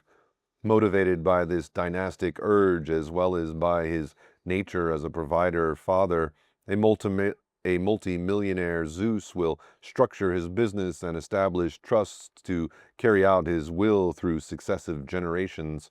A less impressive Zeus with a smaller realm does the equivalent on a smaller scale. It is a Zeus characteristic for a man to strive to be a father who provides well for his children, and to take pride in how well he does it. The size of his house reflects this trait as well as expresses his need for a domain. The provider father is usually generous, but his generosity is motivated by his desire to control his children and is tied to his expectations of them. Who gets what in the budgets of Zeus families, as in presidential budgets, reflects the aims of the man at the top. Zeus is archetypally an authoritarian father who has the final word. He may have open lines of communication with his children, but family and business decisions are made as Lee Iacocca describes. My policy has always been to be democratic all the way to the point of decision. Then I become the ruthless commander. Okay, I've heard everybody, I say. Now here's what we're going to do. Zeus the man. The life of Zeus, the man, shows what the archetypal pattern of Zeus looks like when it is lived out. It's a composite picture, intuitively drawn from multiple examples, that can serve as a mirror for the Zeus man to see himself. As we see how the pattern is lived out from infancy to old age, we too can learn to recognize Zeus. Most men who are like Zeus also have other aspects. There's usually more than one god in every man, which means that a great deal of what follows will fit the Zeus man, but not necessarily everything. Also, the Zeus pattern, as with all others, may become dominant during a phase of a man's life rather than remain the major inner influence throughout his lifetime. Zeus is obviously present then, but in the background at other times. For example, fatherhood itself may usher in a Zeus phase in a man if he now shifts gears to establish himself in the world and head a family, and if he never espoused these ambitions before. Or a man or woman may resemble Zeus in only one area of his life, just in business or just in the realm of personal relationships. Early years. The Zeus baby makes himself known early. He demonstrates a strong will of his own. Diverting his interest is not easy when his mind is set, when he wants to grasp something in his hand or he has it and won't let go. This is the 2-year-old child who has contributed more than his share to the stereotype of the terrible twos, for he can say no with great authority. To temper his autocratic nature and develop his innate gifts, a Zeus child benefits from learning about fairness and justice at home and in school, and from being given practical things to think about and have toys or objects that he can manipulate or deploy. Typically, if he's alone, a Zeus child will create a miniature world in which he makes things happen. He builds roads for his fleet of cars, or deploys his regiments of toy soldiers on a battlefield, or builds a city rather than reads a book or daydreams.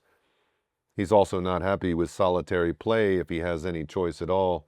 He's the kid who's always the leader of his troops on the playground, or the kid who wants to be, and when he cannot, feels terribly thwarted. His parents. As a toddler, the Zeus boy intimidates by the strength of his will some mothers who have been dominated by authoritarian men. He is a boss by nature, a quality that provokes some fathers, especially authoritarian ones, who may show him who's boss in an abusive way. Parents may butt heads with this child. They are challenged by the need not to give in to him and allow him to become, at age 2 or 3, a petty tyrant, nor to get into head-on power struggles in which he learns that might makes right. More so than with other types of children, parents need to remember that he is just a baby or just a toddler, even if he acts as if he were Louis the XIV or Henry the VIII. Parents who offer him appropriate choices rather than getting into power struggles with him encourage him to think and act, which are innate positive abilities of Zeus. Asking, would you like to have this or that, do this or that, go here or there, is better than getting into a contest of will of who can say no and have the last word. It's also better than having the decision rest on who is physically stronger. The rule that might makes right is too easily acceptable to a young Zeus.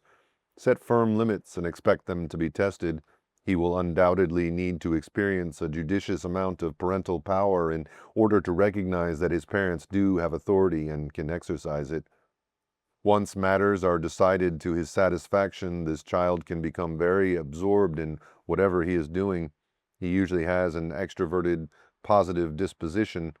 After an issue is settled, peace can reign. The very worst combination for his development is a weak, passive mother and a domineering, abusive father. This child will then identify with the aggressor whenever he is able to, and he can bide his time. Depending on how badly he is treated by a father who shows him who's boss, and if his mother can't protect him, he can be made to be submissive to those in greater authority. When this is the case, he may lord it over those that are weaker when he has the opportunity. Remember, too, that the mother can be the abusive parent. A Zeus son of a successful, emotionally distant father has a role model who he admires and who helps him get ahead in the world tangibly as well. If he also has a nurturing mother who loved him, he grows up with a sense of being entitled to have what he wants, with confidence in himself and his place in the world. Nature and nurture reinforce his sense that he is somebody. Adolescence and early adulthood. In adolescence, his relationship with authority figures is often the main issue. As a young man, he has a self-assurance that can provoke authoritarian men to show him who's boss around here. And though he may chafe under them, he can bide his time and cooperate. As a strategist, he sees no point in engaging in power struggles he cannot win. Usually his male peers recognize him as a natural leader in high school and in college or wherever he is, and he usually dates popular girls and is sexually attractive. He's a pragmatist, not an idealist. He accepts the world as it is and wants his piece of it. However bright he is, he's not an intellectual. He's not particularly introspective, doesn't waste time dwelling on the past or on his own or anyone else's feelings. As far as he's concerned, he's fine, and life is something to get on with. Work. From the time he got his first minimum wage after school job, he has observed and thought about ways he might do things if he were in charge. Many other boys his age see the job as just a source of spending money, do whatever they are expected to do and no more.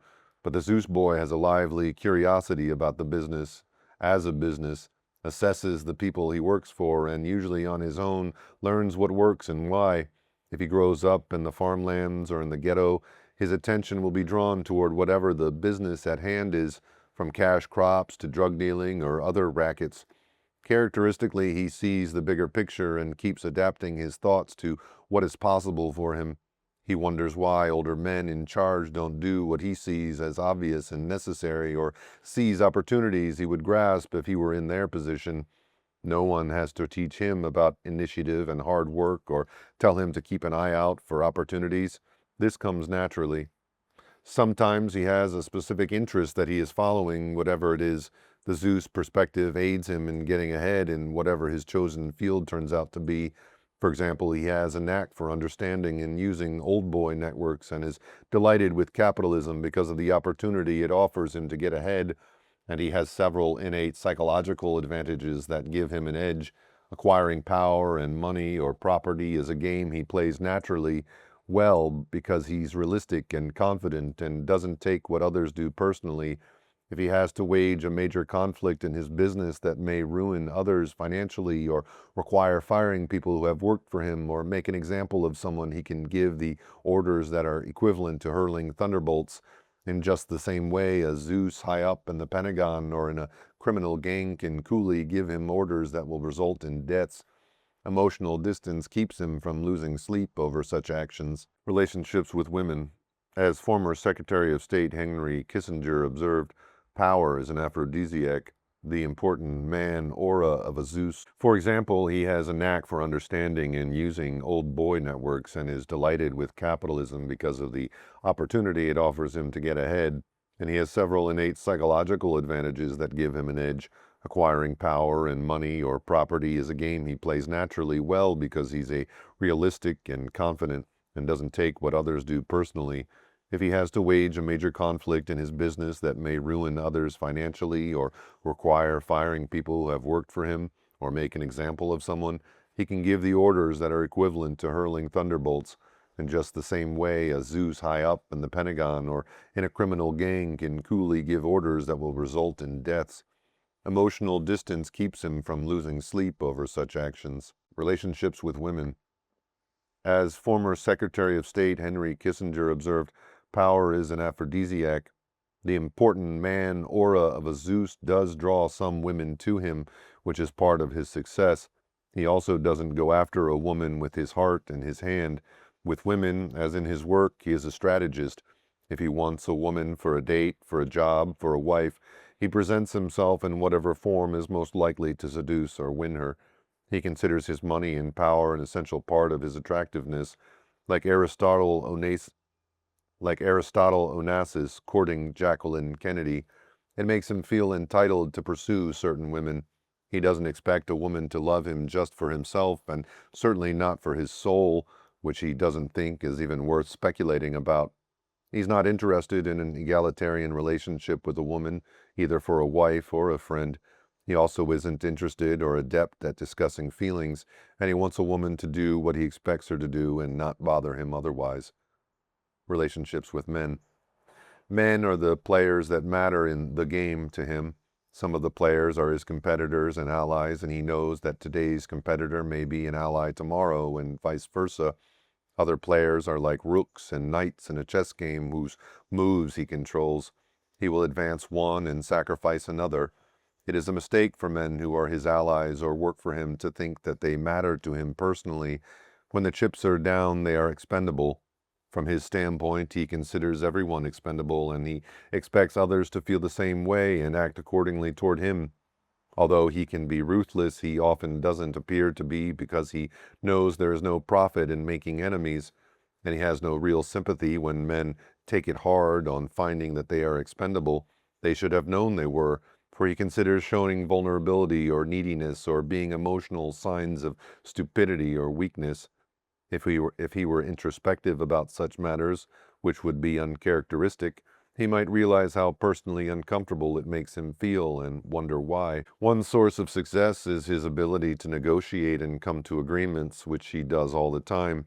He negotiates well because he has studied men and thinks about what they want and what they will settle for.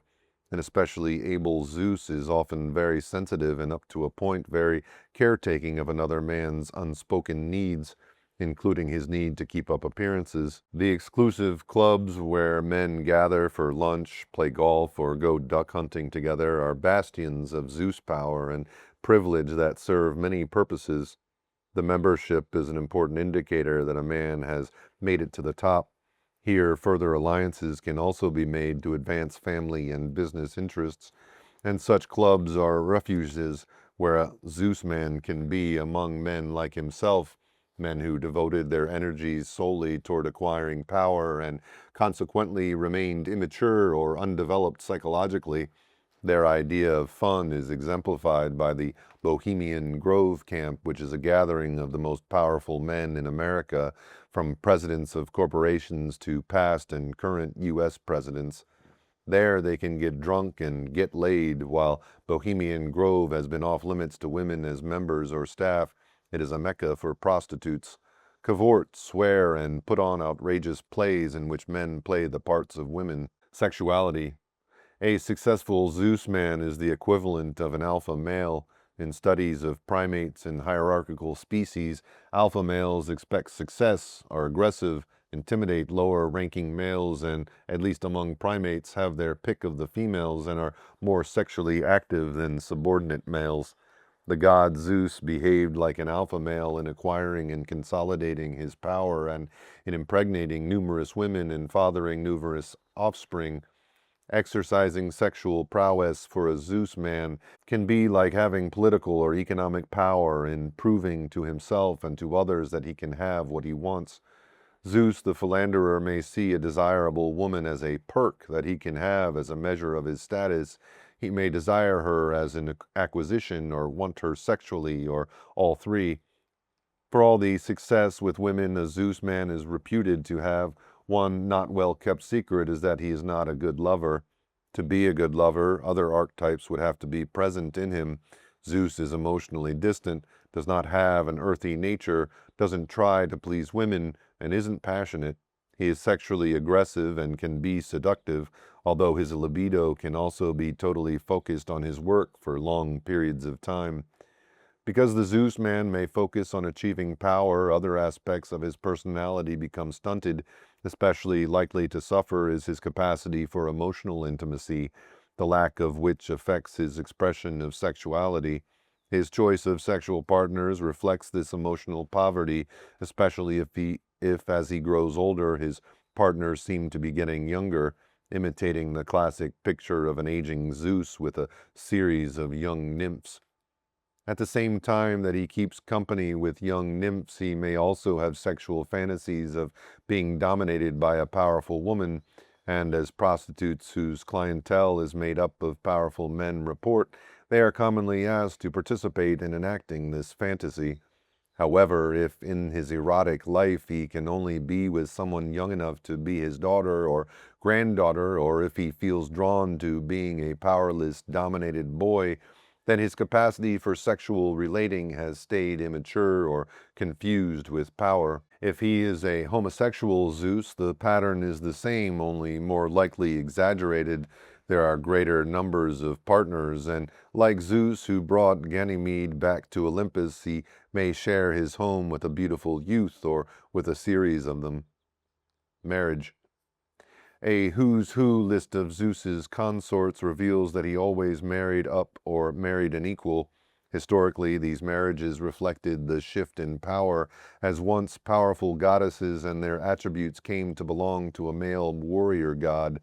Much the same happens in real life when an ambitious man marries a woman from a prominent family and acquires her attributes, status, and wealth through the marriage.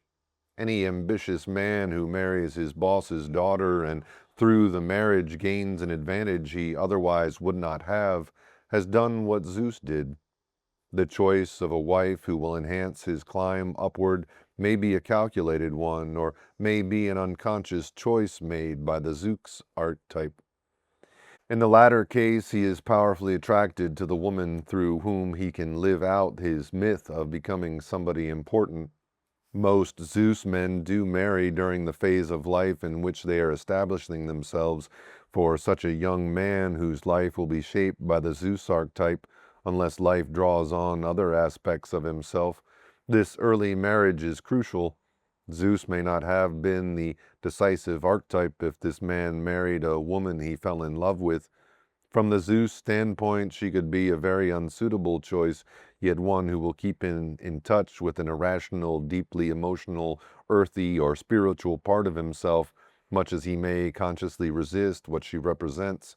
Conversely, her demands on him to be a successful Zeus when he began life with her, once equally vital aspects of himself, may be decisive for him. However much potential influence his wife has on his development, his actual power in the relationship makes it much more likely that he will dominate her and that they will have a traditional patriarchal marriage that revolves around his needs and his need for her to do her job well. Unless she is strong enough to create the conflict that will change him, she will give up her need for intimacy or her dream for herself beyond what they have together. If he is a philandering Zeus and his marriage had to do with establishing his domain, and if she is archetypally Hera, the combination attacks her deepest values and destroys her potential fulfillment through marriage. Instead, she may end up possessed by the vindictive and jealous shadow aspect of Hera. If he does love her, however, and is bless you. If he does love her, however, and is distressed by the pain his shallow behavior causes her, then he may grow emotionally as a result. Most Zeus men, once the courtship and honeymoon is over, don't have time for their marriages or their wives. Such a man may deceptively maintain that all the time he devotes to his work is for her and the children.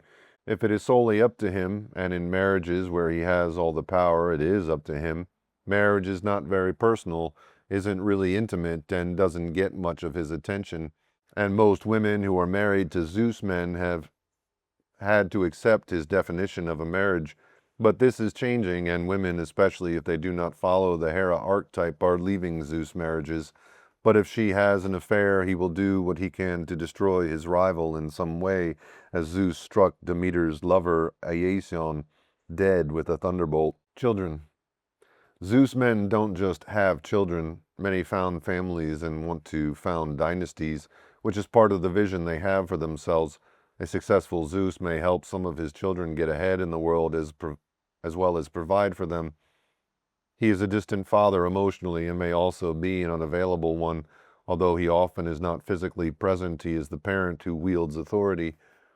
Zeus fathers can mold the lives of their children and take away the life that child might have been suited for, as well as facilitating the growth of children whose natural abilities are enhanced by access to the education and opportunities he can provide. The force of his personality and his authority make his judgments of his children particularly powerful.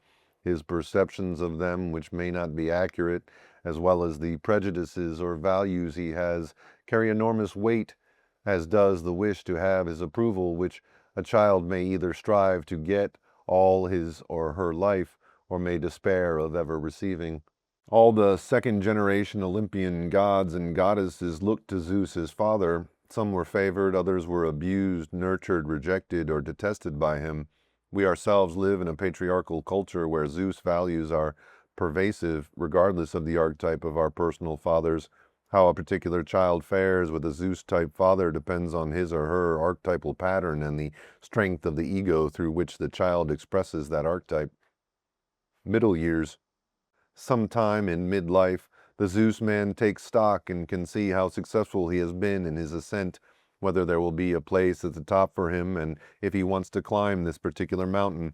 He may find himself temporarily in the doldrums without his usual drive.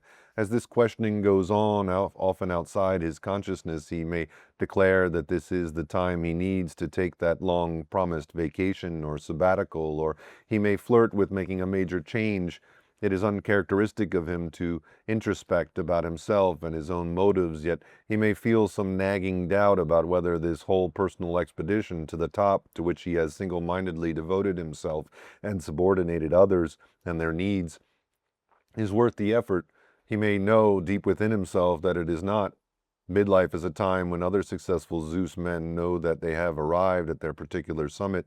He may have set his sights on owning his own small company or ranch, or heading his own division, or chairing a particular department, and made it. Goals that another Zeus man might not even consider much of a way station to his particular top. To be a successful Zeus does not require being Donald Trump, the spectacularly successful billionaire developer. It only requires reaching a personally set, meaningful goal and finding that it gives a sense of satisfaction. Then midlife may be a time to pause to enjoy the view. For Zeus man, midlife can also be a time of major emotional difficulties when neglected parts of himself or neglected relationships dramatically assert themselves.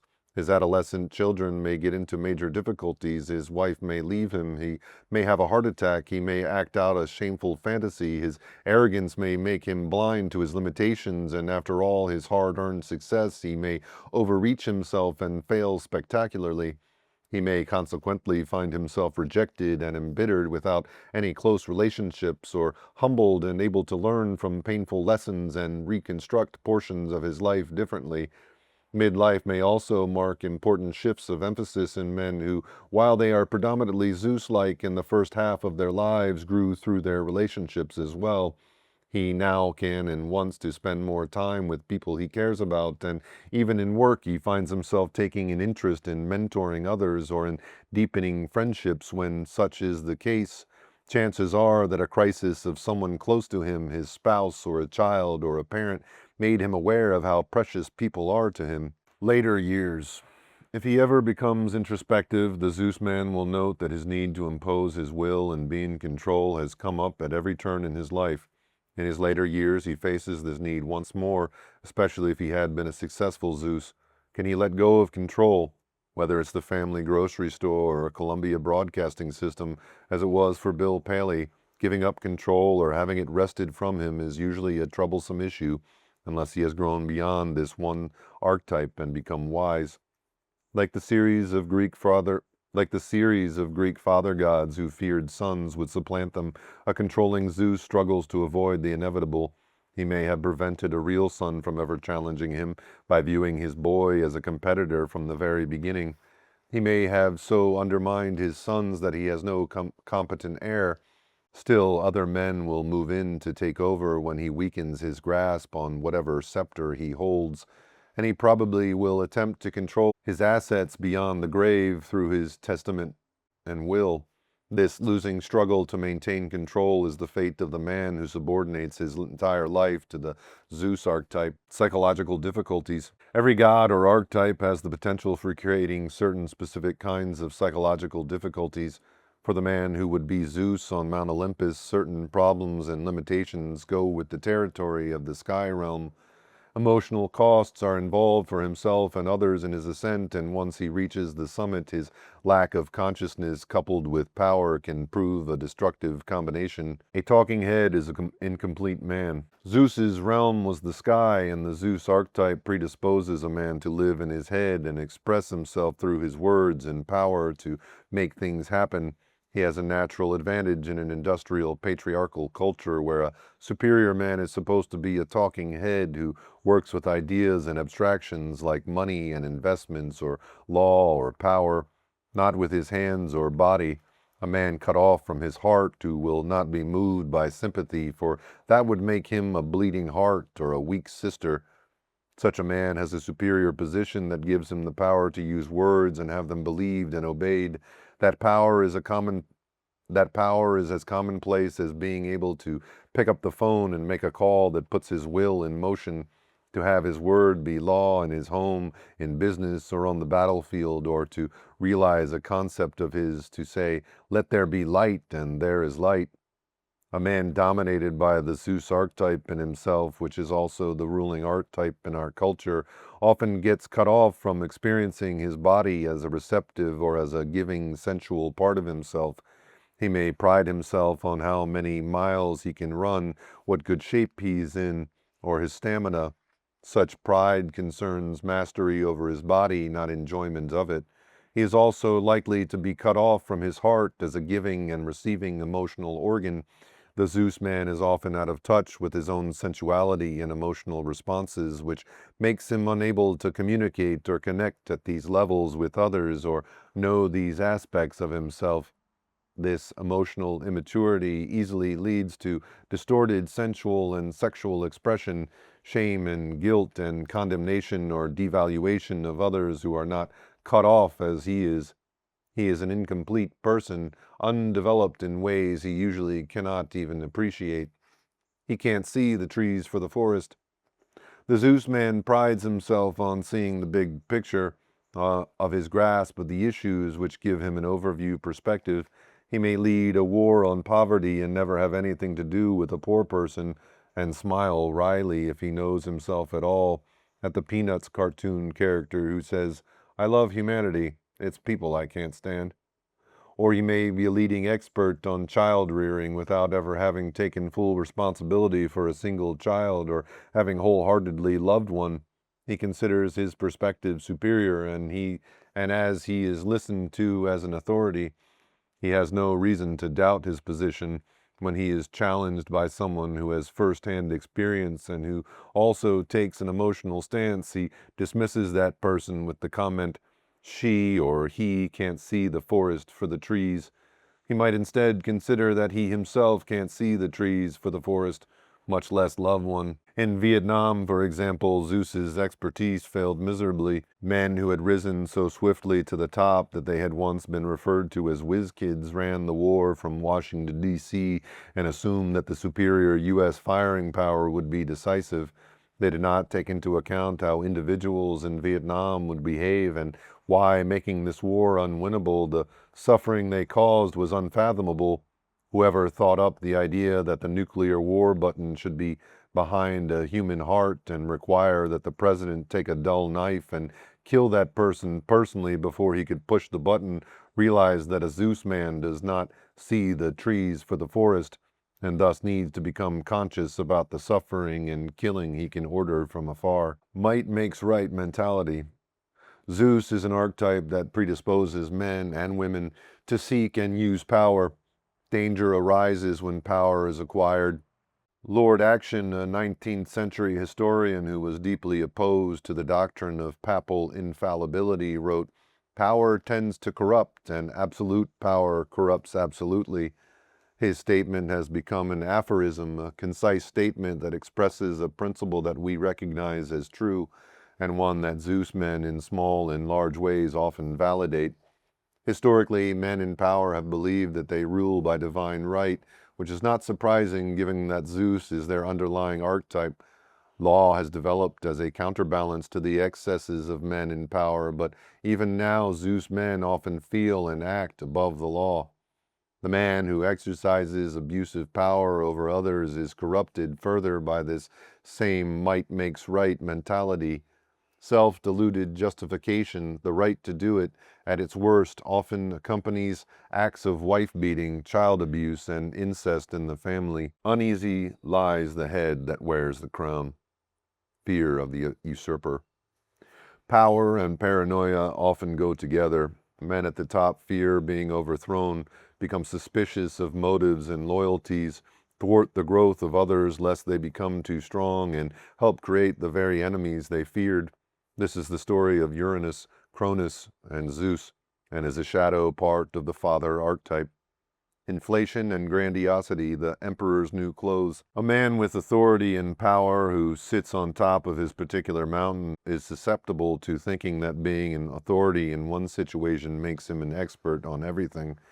For example, doctors are apt to become psychologically inflated, possibly because they routinely make life and death decisions and because others also attribute expertise to them in areas where they have none. Falling victim to their own inflation, for example, doctors may think of themselves as knowledgeable, expert investors even though they have devoted very little attention to investments, a mistake that usually leads to losses. The Zeus man's inflated view of himself makes him susceptible to being manipulated by others who play up to him and to repressing others who refuse to. This was, of course, what happened in the fable of the emperor's new clothes. If the man feels entitled to flattery and believes it, he will reject honest people and the truth and suffer the consequences. Like Gresham's law, which says that bad money drives out good, flattery drives out truth. Inevitably, men who have power over others and don't want to hear the truth will be cut off from it. Psychological problems for others. The combination of emotional distance from others, lack of emotional maturity, and the power that a Zeus man holds creates a variety of problems for others. A wife who wants intimacy and communication from such a man is disappointed because he neglects relationships once he has secured them. To sustain and deepen relationships, he needs to have developed other archetypes. If she is like Hera and he is a philandering Zeus, then she will suffer deeply from his betrayal. Her character may suffer too if she is taken over by jealousy and vindictiveness.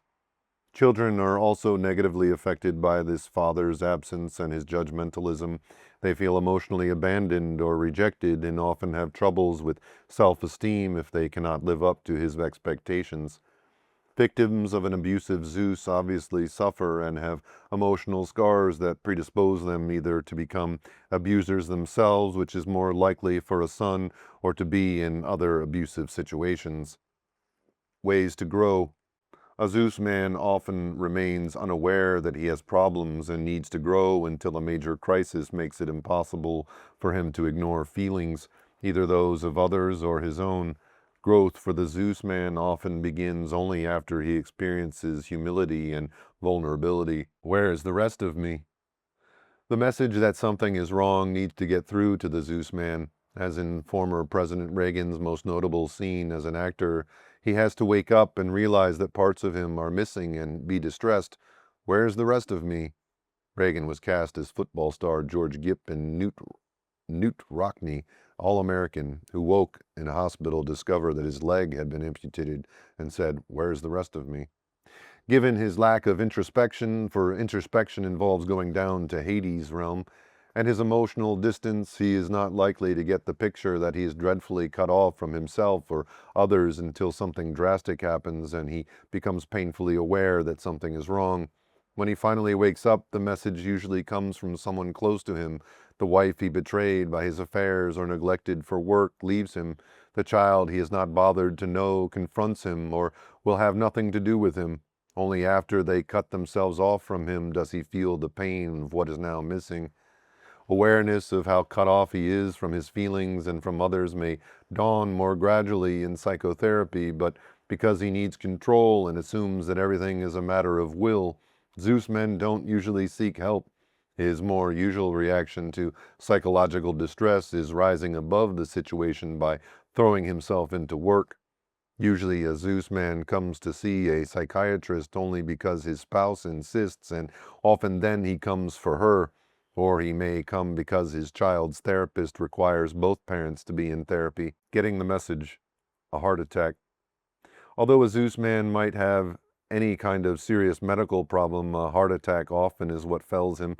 It is a most apt symbolic ailment and one that requires him to make major change in his life. Metaphors abound here. Ignoring his heart, which is traditionally the organ of emotion, has almost killed him. To save his life, he needs to come down from the summit because the oxygen that his heart needs is too thin there.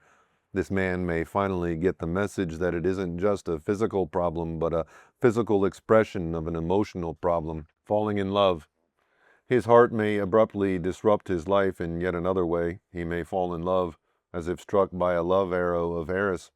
He may be irresistibly and passionately drawn by his unconscious to a woman he cannot do without. Reason deserts him, and he deserts his responsibilities in what Jung calls an anadiodromia. A too one-sided position flips over into the opposite. The realm of instincts and emotion that he has discounted and kept down now rise and overturn reason. A crisis ensues that destroys the status quo of his psyche and shakes his marriage. It also brings vitality and life into his constricted heart. A need to be in the emotional realm, which was not acknowledged, now consciously presents itself as fate. Losing his head. A major loss may also change the Zeus man by breaking through his emotional barriers and taking him out of his head. He temporarily goes out of his mind with grief and plunges into depth. As painful as his sorrow is, as bad as whatever the precipitating situation was, he no longer is isolated from suffering humanity. He comes down off the mountain and becomes more human. The experience may change him by opening him to Poseidon's realm of emotions, which puts him in touch with his own feelings and his need for others. Or, like a temporarily toppled head of state, the Zeus aspect of himself may reassert itself, judge what happened as humiliating, and now anxious that it could happen again, clamp down even harder on his emotions, healing what ails him. In the Grail legend, there is a king, a Zeus figure, with a wound that will not heal. As long as his wound remains unhealed, his kingdom will stay a wasteland. In his castle is the Grail, which can heal him, but that will happen only if a young man, an innocent fool, comes to his court, sees the Grail and the wounded king, and asks a question. In one version, that question is, "What ails thee?" The recognition that something is wrong must be achieved before any healing process can begin. The question, "What is the matter?" has to be asked and answered. In the legend, the symbolic wound that will not heal is either in the king's thigh close to his genitals or in the genitals themselves. Such a wound affects expression of instinct and passion and impairs sexuality, generativity, and creativity. No wonder his kingdom is a wasteland, for no new life is possible with this wound. The wounded king can represent the Zeus archetype or power as the ruling principle in a patriarchy. The wounded king can also represent the patriarchal father in a dysfunctional family, or the ruling archetype in a man's psyche. Whenever a wounded Zeus rules, there is an oppressive need to maintain control that stifles growth and expressiveness. Emotional aridness, lack of creativity, and depression results. The kingdom, which may be the culture, a family, or a man's psyche, then becomes like a desert wasteland where nothing grows or thrives. For healing to take place, an innocent fool must enter his psyche or the situation. Seen from the Zeus perspective, acting naive or being an innocent is to be the fool. Invested in his position as an authority, it takes courage for a Zeus man to risk looking foolish or to turn to others in his vulnerability or to encounter new experience with the openness of a child and the ineptness of an amateur. Yet this is what he must do if he is to grow and be healed. Chapter 4. Poseidon, god of the sea, the realm of emotion and instinct. Riding his chariot of horses across the sea, Poseidon, god of the oceans and god of horses, embodies the two age-old symbols of the unconscious, horse and water. Water has always evoked in man the infinite mystery, infinite possibilities, and infinite dangers of our fluid unconscious. With no predetermined shape of its own, it is constantly in movement, never changing, yet never the same for two successive moments. And the horse personifies in its primitive potency the instinctive drives of our own raw nature. Poseidon was the most primitive of the gods, the earth shaker, the god of storms and earthquakes, of the sudden devastation of tidal waves, the dangers unleashed when the forces slumbering under the surface of consciousness erupt. Ariana Stasinopoulos, the gods of Greece. The mover of earth and the empty sea, the great water god, earth shaker, whom the gods gave double honors. You are controller of horses, savior of ships. Hello, Poseidon, earth carrier, dark-haired and happy god, your heart is good. Homer, the Homeric hymn to Poseidon, translated by Charles Bohr. Poseidon lived under the sea, the kingdom that became his when he and his brothers Zeus and Hades drew lots to divide up the world. To grasp the emotionality that he personifies and the psychological domain he rules, we need only think of the powerful moods of the sea. It can be turbulent with roaring waves that indiscriminately batter everything in its path with tremendous destructive force. Like intense emotional affect that floods the personality and drowns rationality, Poseidon would arise from his undersea residence and rage and then retreat once more to his underwater home. He was also called Floodbringer and Earthshaker to express the enormous disturbing and destructive power of nature and human nature. The sea in dreams and metaphor represents the unconscious. In its shallows, just below the surface, lie the emotions and memories that are readily retrievable and personal. In its dark depths are primitive creatures and myriad forms beyond what can be personally known, the collective unconscious. Water and emotions are linked symbolically, which makes the sea an apt realm for Poseidon, who reacted emotionally and intensely when he was provoked. His symbolic animal was the horse, which often represents the power and beauty of physical instincts, a land animal attesting to Poseidon's pre-Olympian origins as an earth father god. As will become clear when we meet Hades, the underworld also represents the personal and collective unconscious. The undersea is the realm of repressed personal feelings and instincts, and the emotional realm we humans share collectively. Families of Poseidon men often know this aspect of the father archetype in its most frightening form, when his raw feelings erupt and raging emotions periodically flood the household.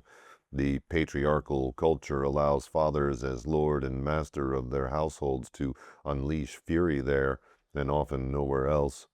Although we may have been the recipients of a father's Poseidon emotionality, especially an alcoholic father, it may also exist in ourselves. Anyone who has found him or herself unexpectedly overwhelmed by waves of intense feelings that well up from the depths, or has had his or her body tremble and shake with grief or rage or revenge, has had a first-hand experience of Poseidon. We are trained in this world ruled by Zeus to devalue and submerge our feelings and instincts, to keep a lid on them if we can, and if we are like rational Apollo or cool-thinking Athena, Zeus's favored children, we repress feelings very well up to a point. We often dream of tidal waves or floods and obsessive fears of earthquakes when Poseidon's world threatens to break through the defenses erected by our Zeus, Athena, and Apollo tendencies against feeling our feelings and expressing them. But even in a world dominated by Zeus, some people know Poseidon's realm well. They are like sailors who go down to the sea in ships, or people who would not dream of living anywhere else but next to the sea. These men and women live and work with the tides of emotion and instinct. For example, I think of Dylan Thomas's powerful, emotionally evocative poetry and his turbulent life of the line, "Do not go gentle into that good night. Rage, rage against the dying of the light," and feel his familiarity with Poseidon's realm. This quality also can be heard in Beethoven's music and experienced through Eugene O'Neill and Tennessee Williams's plays. Men who found a way to express and give form to the terror, beauty, and power of Poseidon's dark emotions. Poseidon, the god. Poseidon, whom the Romans called Neptune, was the Greek god of the sea. He was portrayed as a powerful male with a beard, a look-alike of Zeus holding a trident. For all that he is identified with the realm of the sea, the name Poseidon meant husband of Da, Posis Da, a name for the earth. He was linked with earthquakes and called Earthshaker. His major symbolic animals were bulls and horses. Poseidon's temperament is his most characteristic feature. He is bad-tempered, violent, vindictive, destructive, and dangerous, a god accompanied by tempest and turbulence, like the raging sea, but he also could calm the sea. Storms instantly ceased when Poseidon drove his golden chariot drawn by his white horses with golden manes over the waves, and sea monsters frolicked around it. Genealogy and mythology. Like all of his siblings except Zeus, Poseidon, the son of Cronus and Rhea, was swallowed by his father, who feared he would be overthrown by his son. In some versions of his birth, Poseidon escaped this fate as Zeus did. In one, a foal was substituted for him and swallowed by Cronus. In another, instead of swallowing him, Cronus flung him into the sea to an intended watery death as soon as he emerged from the womb. In the usual account, however, he was consumed by his father and freed only after Zeus challenged Cronus and managed with Metis's help to make him regurgitate his 3 sisters and 2 brothers. Then the Olympian brothers and their allies fought Cronus and the Titans and won. They drew lots to divide the universe, and Poseidon's portion was the sea. Poseidon was not content with his lot. He competed with Athena for possession of the cities of Athens and Troezen, and with Hera for Argos. In a contest for Athens, the competition was to give the citizens a gift. Athena presented them with the olive tree, and then Poseidon stuck his trident into a rock on the Acropolis and produced a brackish spring. When Athena's gift was judged the more useful and he lost, he flooded the surrounding plain. He also flooded Troezen. He fared no better in his struggle with Hera over Argos, and when he lost, in revenge dried up all the rivers. He tried unsuccessfully to claim Aegina from Zeus and Naxos from Dionysus. In his dispute over Corinth with Helios, he fared a little better. He got the isthmus, and Helios got the Acropolis.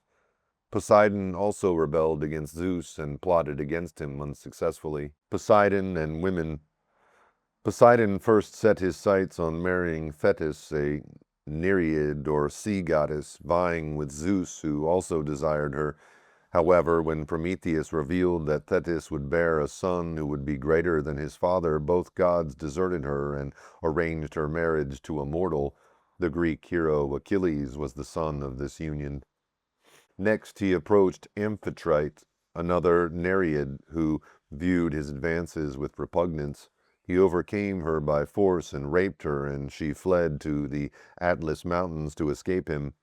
Finally, Delphinus, or Dolphin, pleaded his case charmingly, and she consented to marry Poseidon. In gratitude, Poseidon placed Dolphin's image among the stars as a constellation. The marriage of Poseidon and Amphitrite followed the same pattern as that of Zeus and Hera, for Poseidon was also a philanderer. Amphitrite's jealous vindictiveness, like Hera's, was directed against the other woman. One dreadful example occurred when Poseidon was enamored of Scylla. Amphitrite threw magical herbs into Scylla's bathing pool, which changed her from a beautiful woman into a barking monster with 6 heads, each with triple rows of teeth and 12 feet. Scylla inhabited the straits of Messina, devouring sailors snatched off the decks of passing ships. Medusa suffered a similarly awful fate because of Poseidon. Because Poseidon had made love to Medusa in a temple dedicated to Athena, the goddess turned Medusa into a repulsive monster with snakes for hair. Merely gazing on her face turned those who gazed at it to stone. When Demeter was searching over the whole earth for her abducted daughters, Poseidon spied and desired her. To escape, Demeter turned herself into a mare and hid herself in a herd of horses. Poseidon persisted in his pursuit, however, changed himself into a stallion and raped her. Poseidon and his children. Amphitrite bore Poseidon 3 children, a son and 2 daughters, and he had numerous other offspring, many of whom were monsters in mythology. Poseidon fathered both destructive giants and ferocious sons of normal size. His sons inherited his violence and could count on their father's fierce loyalty to them. When Odysseus blinded his one-eyed son Polyphemus, the Cyclops, Poseidon pursued Odysseus with implacable hatred and punished those who aided him. For example, Poseidon blocked with a huge mountain the harbor of a seafaring people who helped Odysseus, and he turned the rescue ship into a rock. The Odyssey was as long and difficult as it was because of the Odyssey was as long and difficult as it was because of Poseidon's grudge, Poseidon's hostility toward the Trojans. As a grudge holder, Poseidon had no equal. His rage at the Trojans was so great that he intervened on behalf of the Greeks against the express command of Zeus. His hatred sprang from an earlier time.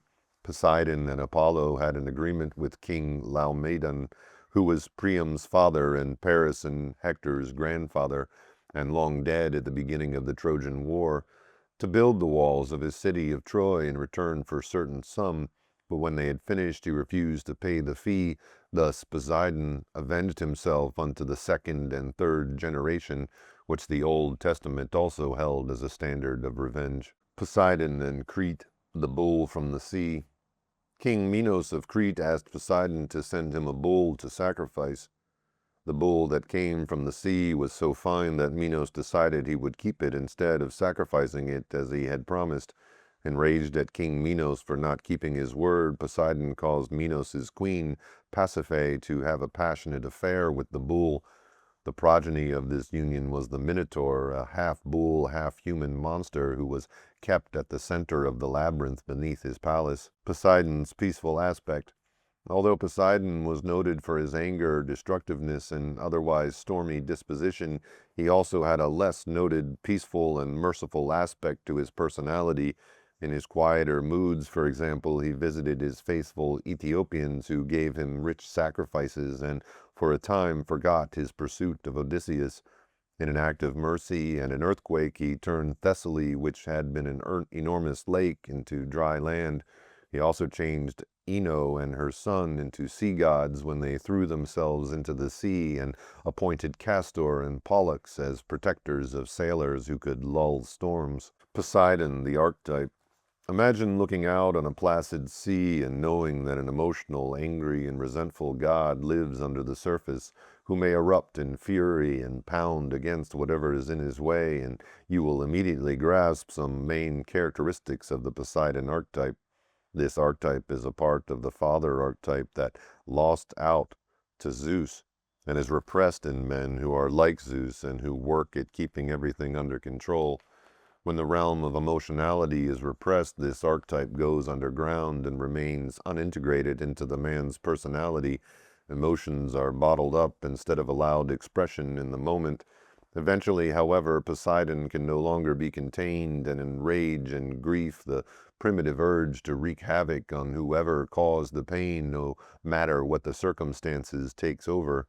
Poseidon is also the archetype through which a psychological realm of great depth and beauty can be known. Poseidon's undersea world cannot be seen from Mount Olympus, and it was not described in Greek mythology. Access to emotional depths is an unappreciated aspect of men's psyches, and it is devalued and repressed in patriarchal cultures. Ordinary American middle-class men, for example, are expected to keep their emotions under control, just as upper-class Englishmen are expected to keep a stiff upper lip. A less well-known aspect of Poseidon is symbolized by underground water. It is the emotional depth hidden under the earth, unexpressed and unseen, but nonetheless there as deep introverted feelings that need to be tapped or expressed to be known of at all. Archetype of the deep-sea diver. Poseidon was the only Olympian god who had access to the watery depths. He could plunge deeply and stay under the sea as long as he wanted, or rise swiftly to the surface merely by commanding his golden-maned steeds who pulled his chariot, and could have the creatures of the deep frolic around him, a scuba diver's dream. Poseidon is also a metaphor for the man or woman who can go deeply into the realm of feeling and emotions and gain access to what is down there, soul and sorrow, great beauty and monsters of the deep, places so deep and so dark that clear vision is no longer possible and one can only dimly sense what is there.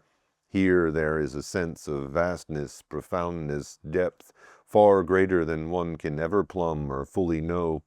The man who is cut off from his Poseidon nature until he drinks and weeps when he is in his cups, or is plunged into this realm through his grief and anger, enters Poseidon's realm and is temporarily overcome by it, flailing around like a drowning man.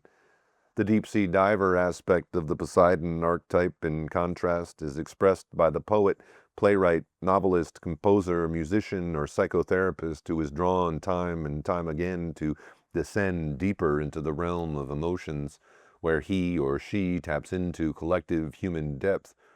People from cultures that have experienced suffering historically, where art and literature are valued and whose national natures are more emotional, for example, Russia and Ireland, seem to respect this realm more and allow their men to be more emotional, irrational, and expressive. Archetype of the king. Like Zeus and to a lesser extent Hades, Poseidon also seeks power over a domain and the respect and control that come with being a king.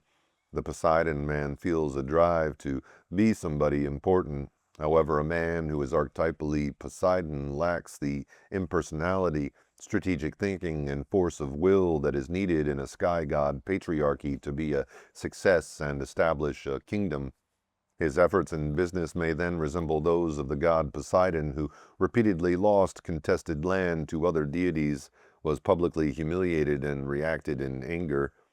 Given the intensity of feelings associated with this god, a man who lives out this archetype is usually not a good loser. From the Zeus standpoint, each contest was decided fair and square by appropriately appointed judges. Like men who do not understand the rules that take property and honor from them, and who do not lose gracefully, Poseidon reacted with rage. Most characteristically, he brought floods, just as his archetype can flood the man's psyche with feelings, drowning out rational thought.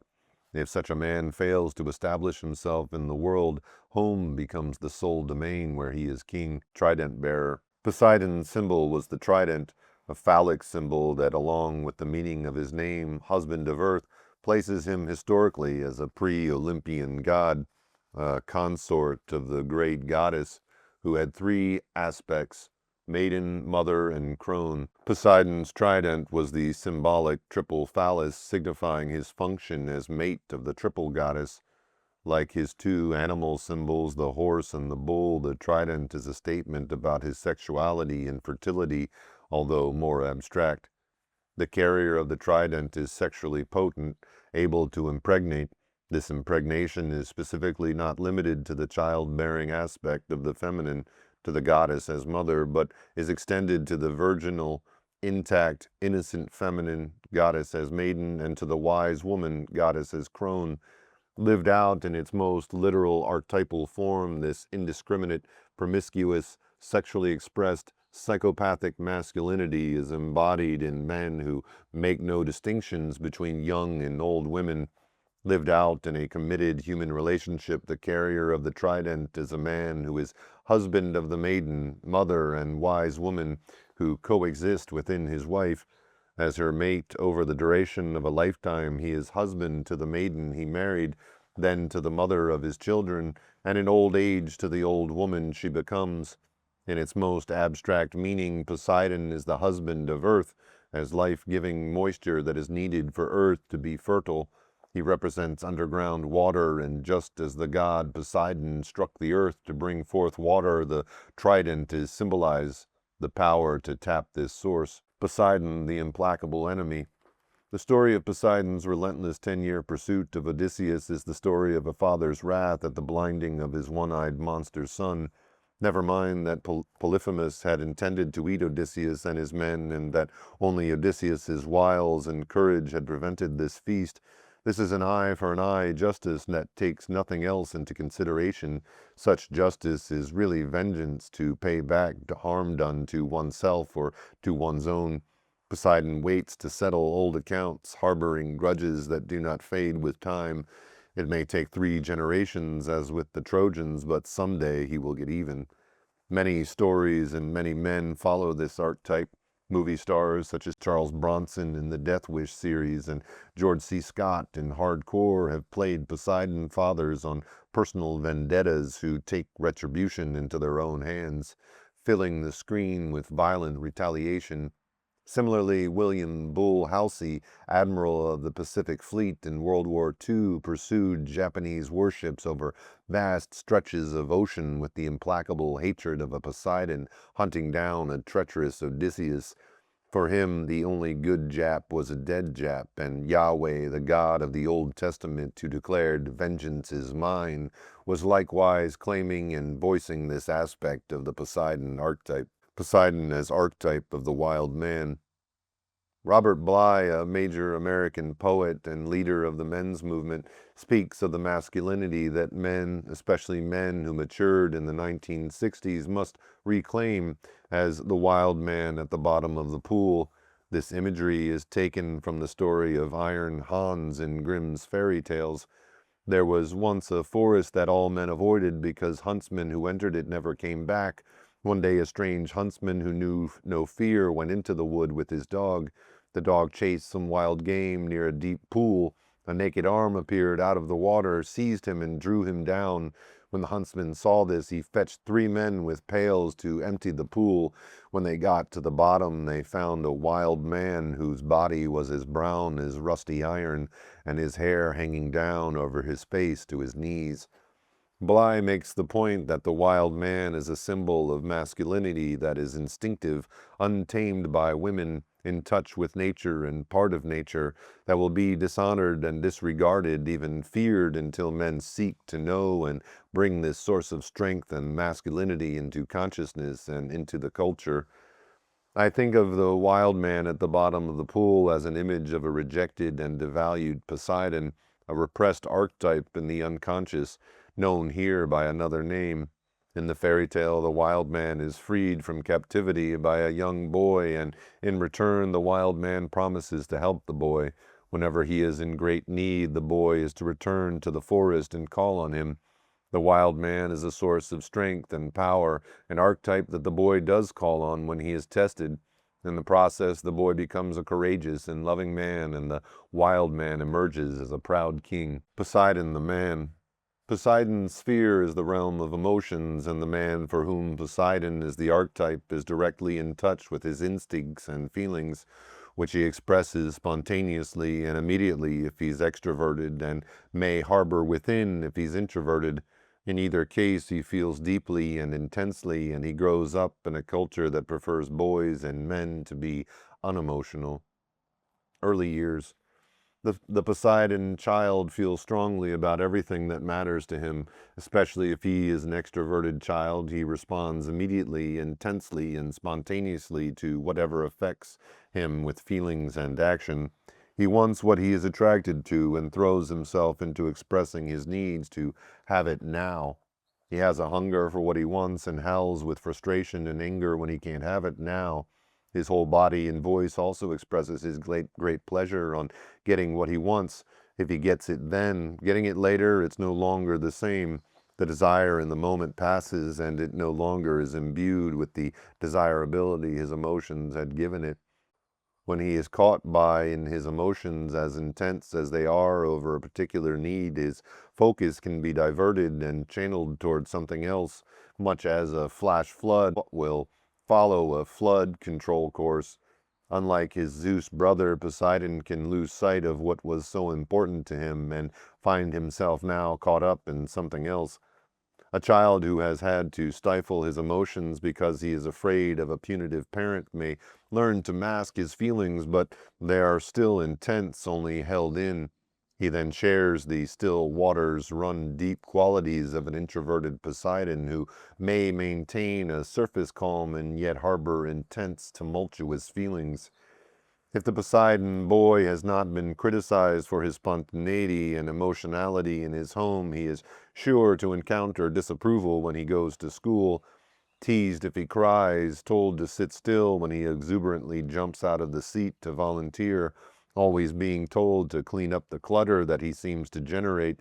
He finds himself continually being criticized for not living within other people's much narrower expectations of how he should be. He and his emotions and his stuff seem to spill over and upset others. His parents. A fortunate Poseidon was born into a family that was temperamentally suited to welcome him, a family that also welcomes emotions, drama, tears, and laughter, and is physically demonstrative. This household also tolerates the clutter that collects when many individuals do many different things in various states of completion and doesn't run on time. You can't set your watch by when dinner is put on the table or when people come to and go from the house.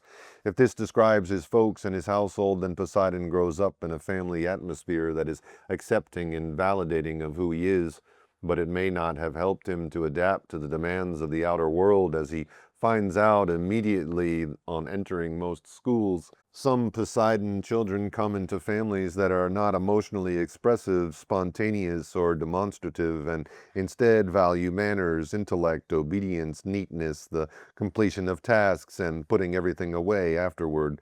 Such a child is temperamentally a round peg in a square hole, or a right-brained person in a left-brain world. In such a household, he may be continually reprimanded for what he does or doesn't do, the messy state of his room, doing his appointed chores when he's supposed to, clutter in other parts of the house are all chronic issues.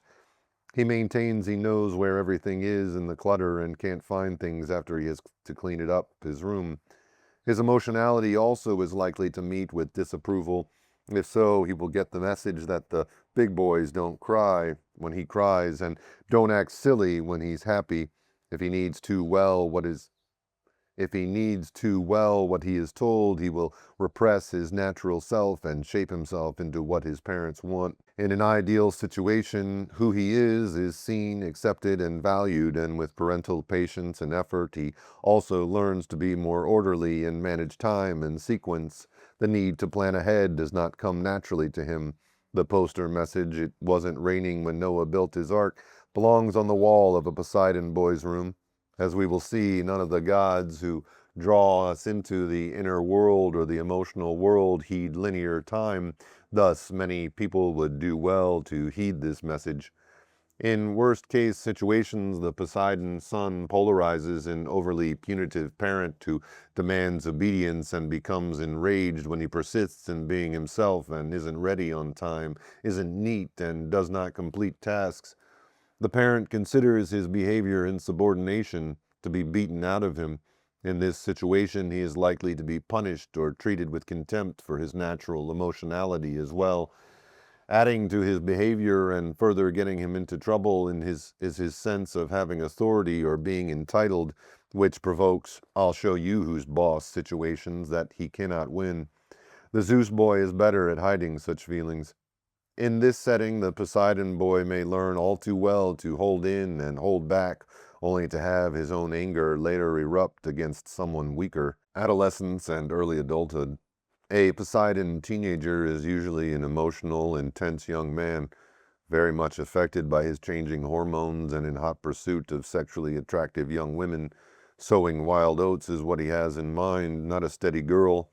During this time of life, for a middle-class Poseidon expected to go to college, school is supposed to be the chief focus, but this doesn't interest him. Besides, Poseidon temperament and talents are not appreciated in most schools. He reacts emotionally and bases decisions on how he feels, so he's a fish out of water in the intellectual academic world. The beauty of logic escapes him. He dislikes analytic or repetitious work, hates test-taking, and finds most of the required courses boring. To do well in school, he requires other archetypes. An athletic Poseidon may actually be found in water, playing water polo or swimming, or he may find his niche in drama production where he can tap into his emotions, channel them into a role, and become appreciated. He doesn't set his own sights on getting good grades, although he may end up buckling down, doing the work, and doing it well when others impress on him that this is necessary and that he has the intelligence. Yet, however well he does, academic achievement doesn't hold much meaning for him, and he usually doesn't know what he wants to be when he grows up. If he does poorly in high school as college application time or the work world beckons, he feels increasing resentment at being left out. This pattern may repeat itself at other stages of his life when his goal-oriented peers start reaping material possessions and he becomes increasingly unhappy with his lot. Work. Finding work that matters to him and that also provides income, self-respect, and respect from others is often difficult in industrial and corporate nations like ours. A Poseidon man is out of his elements in offices and factories. To do well in these spheres requires him to suppress his emotional nature, to develop and act the part of another god. If he can adapt and succeed at this, doing what would give another type of man personal satisfaction, he feels that he is just working for a paycheck, even at the highest levels of power and prestige. If he never did develop the left brain skills the workplace requires and has an emotional temperament he hasn't learned to contain, as well as difficulty with authority, he will have marginal employment and neither get pleasure from work nor get his share of the materialistic good life which enrages him. Work that means something to him allows him to fulfill his own nature by letting him develop his capacity to assess and act out of deep feeling. Poseidon's aptitudes often lie in the direction of working with nature, including human nature, where time is measured in cycles, tides, and seasons. Here he learns to trust his instincts and experience with plants, living creatures, currents, weathers, or people. Relationships with women. Two aspects of the Poseidon man make it likely that he will dominate women: his patriarchal attitude and the power of his emotional intensity. Thus he may consciously or unconsciously override her feelings and violate her boundaries. Beginning in adolescence, he may not take no for an answer once he's sexually aroused and has ventured on some physical intimacy. This attitude may result in various degrees of date rape, from not heeding her need to go slower to forcing intercourse if she makes out with him and lets him kiss or fondle her. He usually does not fare well with contemporary women who are themselves on a career track. He does not do well as a young urban professional, yet he often acts as if he is entitled as a male to be in a dominant position over career women. This combination leads to competitive situations in which the woman has an edge and is likely to win. Like Athena in her competition for Athens with the god Poseidon, she can figure out what the situation calls for, while he does not take this into consideration and thus loses to her. Relationships with men. Poseidon is at a disadvantage in the Zeus world of Western industrial culture. He reacts emotionally rather than rationally in a culture that sees such behavior as negative. Although he is usually not picked on because he carries himself with some authority, he may find himself left out of the competition for achievement and status. He speaks a different language and, unless he adapts very well, suppresses his emotions and develops a linear, goal-oriented mental focus. He does not do well out in the world where detachment and strategy win. Sometimes long-lasting ties develop between a Poseidon man and a man who is his psychological opposite. Each is drawn to the possibility of developing what is unconscious in himself. Poseidon men may have a capacity for loyalty and emotional depth, neither of which are qualities that are encouraged in a Zeus world, where the man on the way up moves often, is competitive, and leaves behind people who cannot keep up the pace. Sexuality. Poseidon's sexuality starts out as a force of nature. Emotional intensity combined with his powerful instinctual nature make this so. The bull and the stallion are symbols of Poseidon, the god, and images that express his innate, indiscriminate sexuality. He can personify the stud, ready and able to perform. The Poseidon man can be as insensitive as Poseidon, the god who pursued and forced sex onto a distraught Demeter who was searching for her abducted daughter when he spied her. Many women married to Poseidon men find that his sexual appetite comes first, regardless of what is on her mind or weighing on her heart. Like Demeter, she may try to hide herself to avoid him by downplaying her sexuality and, like the goddess, not succeed.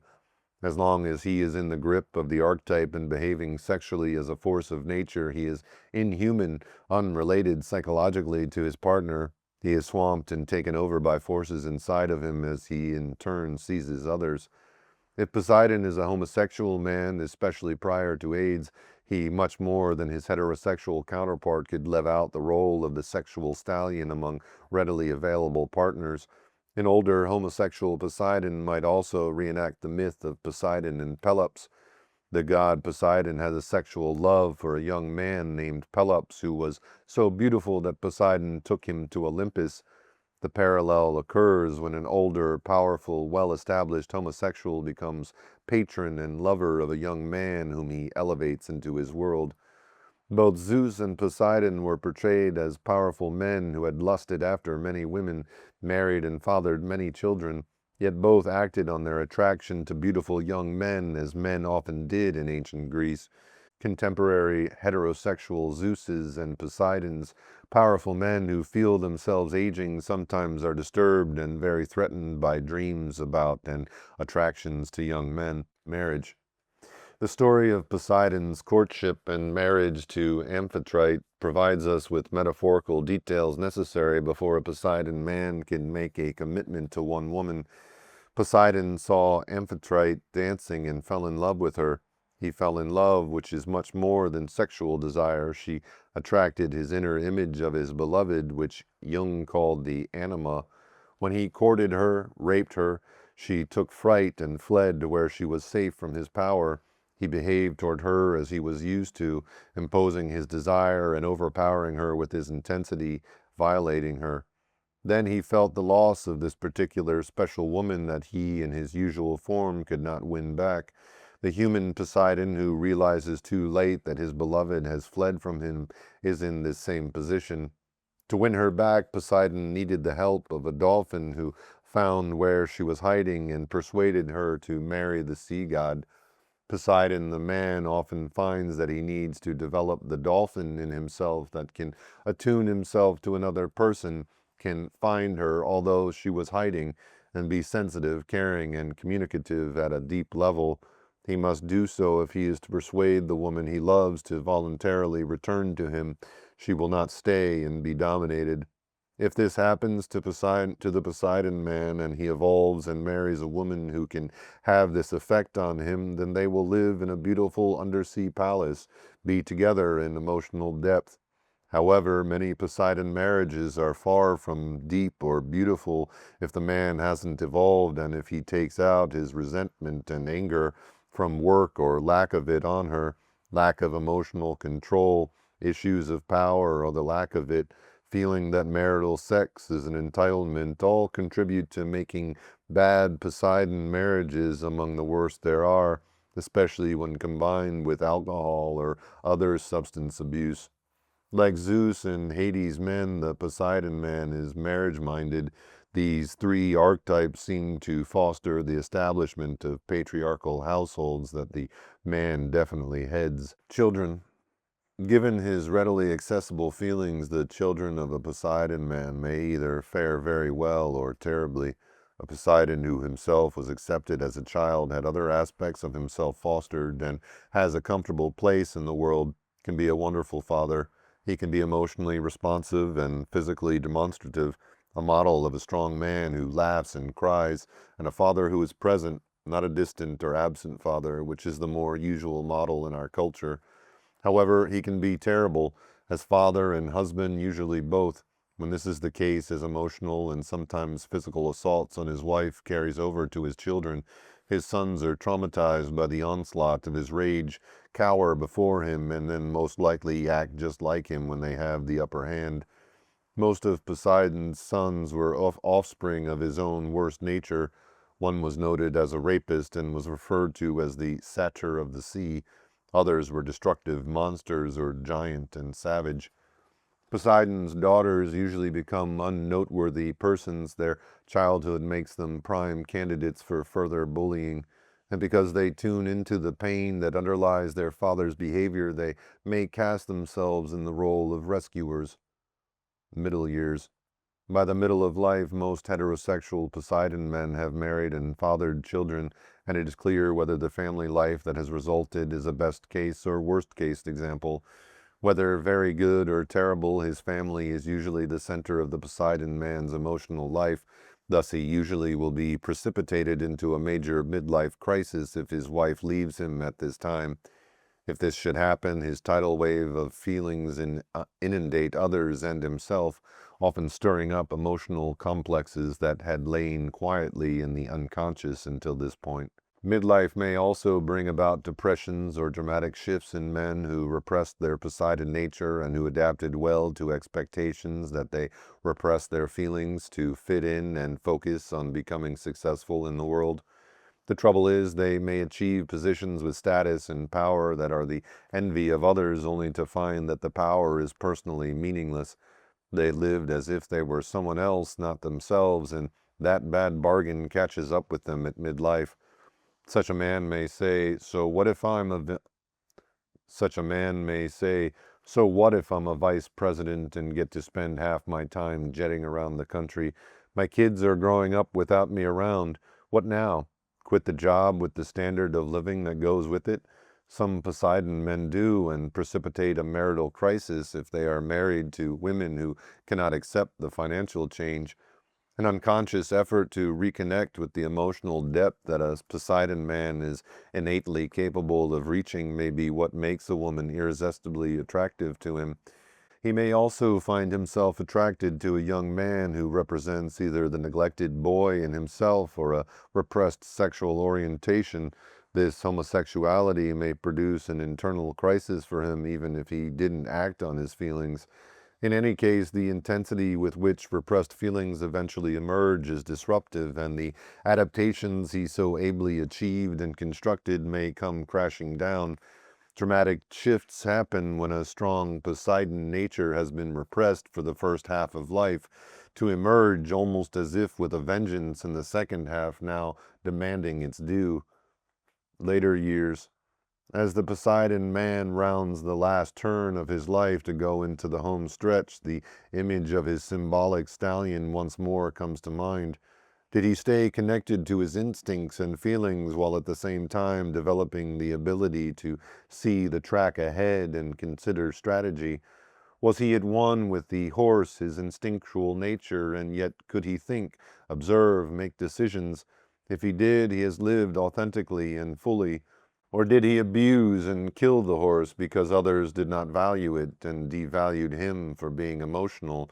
Or was the horse condemned to die via repression because, like the adolescent protagonist in Peter Schaeffer's play Equus, he acted from this deep level in himself and it got him into trouble? In his last years, as he cut off from his source of depth and meaning and an alienated, shallow man? Or did his horse nature tyrannize him so that he never developed judgment and restraint, reacting instinctively, and from his appetites as life becomes more complex, invites failure, retaliation, and pain? As such a person grows older, he becomes less and less attractive, less and less human. Unlike the unlike the Poseidon man who in his life both keeps faith with his authentic nature and evolves that potential to a higher level. The highest human potential for living out this archetype is represented by the image of Poseidon himself in his chariot, drawn by his white-maned horses, calming the sea with creatures from the deep frolicking around him. This Poseidon man or woman can descend into the deep sea where he is at home and can experience its beauty and serenity, unafraid of what others consider monsters that lurk in its dark places. Fear makes monsters out of the dimly perceived elements in the depths of the human collective psyche. Bringing them up to the surface where they can be seen and related to transforms them. We all sense the presence of inarticulate, inchoate, enormously powerful forces in our depths and may fear them until a Poseidon poet, writer, composer, psychologist, dancer, or artist brings them to the surface. Such a man or woman astride his own instinctual nature and at home in his emotional element translates our fears into conscious human qualities. Psychological difficulties. Psychological problems arise when Poseidon's emotionality and instinctual urges flood the man's personality and are uncontained and unmediated. Difficulties also arise when Poseidon characteristics are devalued and who one is consequently not acceptable. Poseidon is Zeus's shadow, the emotional aspect of the father archetype that is repressed or buried and thus is undeveloped and inaccessible in a man whose conscious identification is with Zeus. Too much fluidity, emotional instability. The instant emotional responses that are natural for a baby present a psychological problem for an adult. A baby cries when he is hurt, hungry, uncomfortable, afraid, and distressed for any reason. He coos with contentment when all is well and may shift from one emotional state to another in a moment. He has no observing self, no capacity to wait, no understanding. Distress is distress, need is need, comfort just is or is not available, and nobody else matters. The baby emerges from the watery realm of amniotic fluid into the world as an emotionally reactive being who is center of his universe. He perceives no reality other than his own subjective experience of comfort, need, or distress, and it is perfectly all right for a baby to be this way. The adult equivalent is quite another matter. A man or woman taken over by his fluctuating subjective feelings who takes no one else and no situation into consideration is self-centered, emotionally inappropriate, and lacks a sense of proportion. Others consider him emotionally immature or unstable. Bear in mind, however, that social standards for appropriate male behavior require the suppression of emotions, so much so that shedding some tears cost a front-running presidential candidate, Senator Edmund Muskie, the lead in the primaries. When it comes to showing emotions, what is too much is a social and political judgment as well as a psychological one, and the cultural stereotype is strong. Poseidon men can vary from emotional expressiveness up to a point when an emotion or emotions take over. When a man is possessed by a feeling or feelings to such an irrational degree, he is rightly considered out of his mind. Tidal waves and earthquakes, destructive emotions and upheavals. Poseidon was the mythological sender of tidal waves, and he was also called Earthshaker. In the psyche, the equivalent is an emotional complex of so great a magnitude that it hits with such force that it overwhelms and destroys the usual personality. Rationality topples, reality is swallowed up or flooded over, and like King Lear out in the storm, he goes mad. Only after the water recedes or the earth becomes stable once more can new construction or reconstruction begin. Then there is some calm for the observing ego who may be able to understand the experience and reconstruct himself and the relationships he undoubtedly destroyed, at least temporarily. The tidal wave may have been an amplified version of his usual emotional nature. For example, a man or woman may react to a current loss or betrayal by opening the floodgates to more grief and rage than he has ever felt before, yet the feelings are not new, only greater. Earthquake describes the emotionality of the man who has kept his feelings underground. Introverted feelings can exist like water in underground caverns. They run deep, and blind creatures who have never been exposed to light may live in the depths, the equivalent of repressed and thus undeveloped primitive emotional complexes.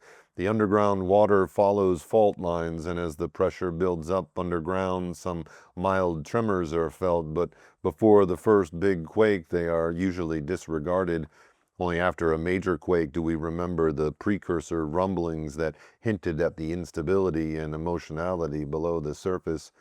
If his life takes a turn for the worse around a particular vulnerable point or a fault line, an earthquake results, and the emotionality that has been repressed, that goes back to childhood and even infancy, floods his psyche. The primitive rage with which he may irrationally attack others may devastate not only them, but also, and even more, the man himself. Just as there are people who live close to a raging sea, some live in an earthquake country. Both must learn to read the weather or seismological reports, and from experience learn to what to expect and how to prepare and what to build that is likely to survive a potentially destructive wave or quake. Men or women whose Poseidon emotionality can overwhelm their egos must become conscious of their own susceptibility and must learn as much as is possible about its conditions and warnings. They must develop ways to live with this powerful part of them. Similarly, people who are affected by the destructiveness of Poseidon as lived out in someone else must learn to detect the warning signs. They can also decide to move away, just as people leave California if they don't want to be around for the next big quake. An eye for an eye. Poseidon's mythology emphasizes his resentments and retributions. Homer's Odyssey frames the story of Poseidon's implacable hatred toward Odysseus for blinding his one-eyed Cyclops son. Poseidon was responsible for the length and difficulties of Odysseus's journey home. This dark aspect of the father archetype seeks revenge, an eye for an eye. Often he makes no allowance for neutrality in his feeling judgment. He who is not with me is against me. Retribution is not based on justice or rightness, and it doesn't spare innocence. Children and children's children suffer alike for the sins of the fathers. As a negative emotional complex, Poseidon vengeance can become all-consuming, destructive to the personality of the man it takes over as well as toward whom the hostility is directed. A man so possessed plants bombs, attempts to ruin some financially, or directs his efforts towards destroying another man's reputation, or may only obsessively fantasize doing so, but the inner situation is the same. He has been taken over by a powerful negative aspect of Poseidon. Poor self-esteem. Whenever a man's innate qualities do not fit the stereotype of masculinity that is modeled after Zeus, his self-esteem suffers. Poseidon men are criticized for being too emotional or not rational enough, and such a man may internalize the criticism so that long after people cease saying this to him, he continues to do it to himself.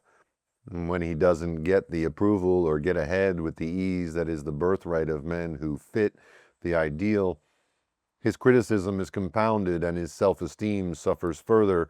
He may not be guided into work that suits him and instead try to be other than he is.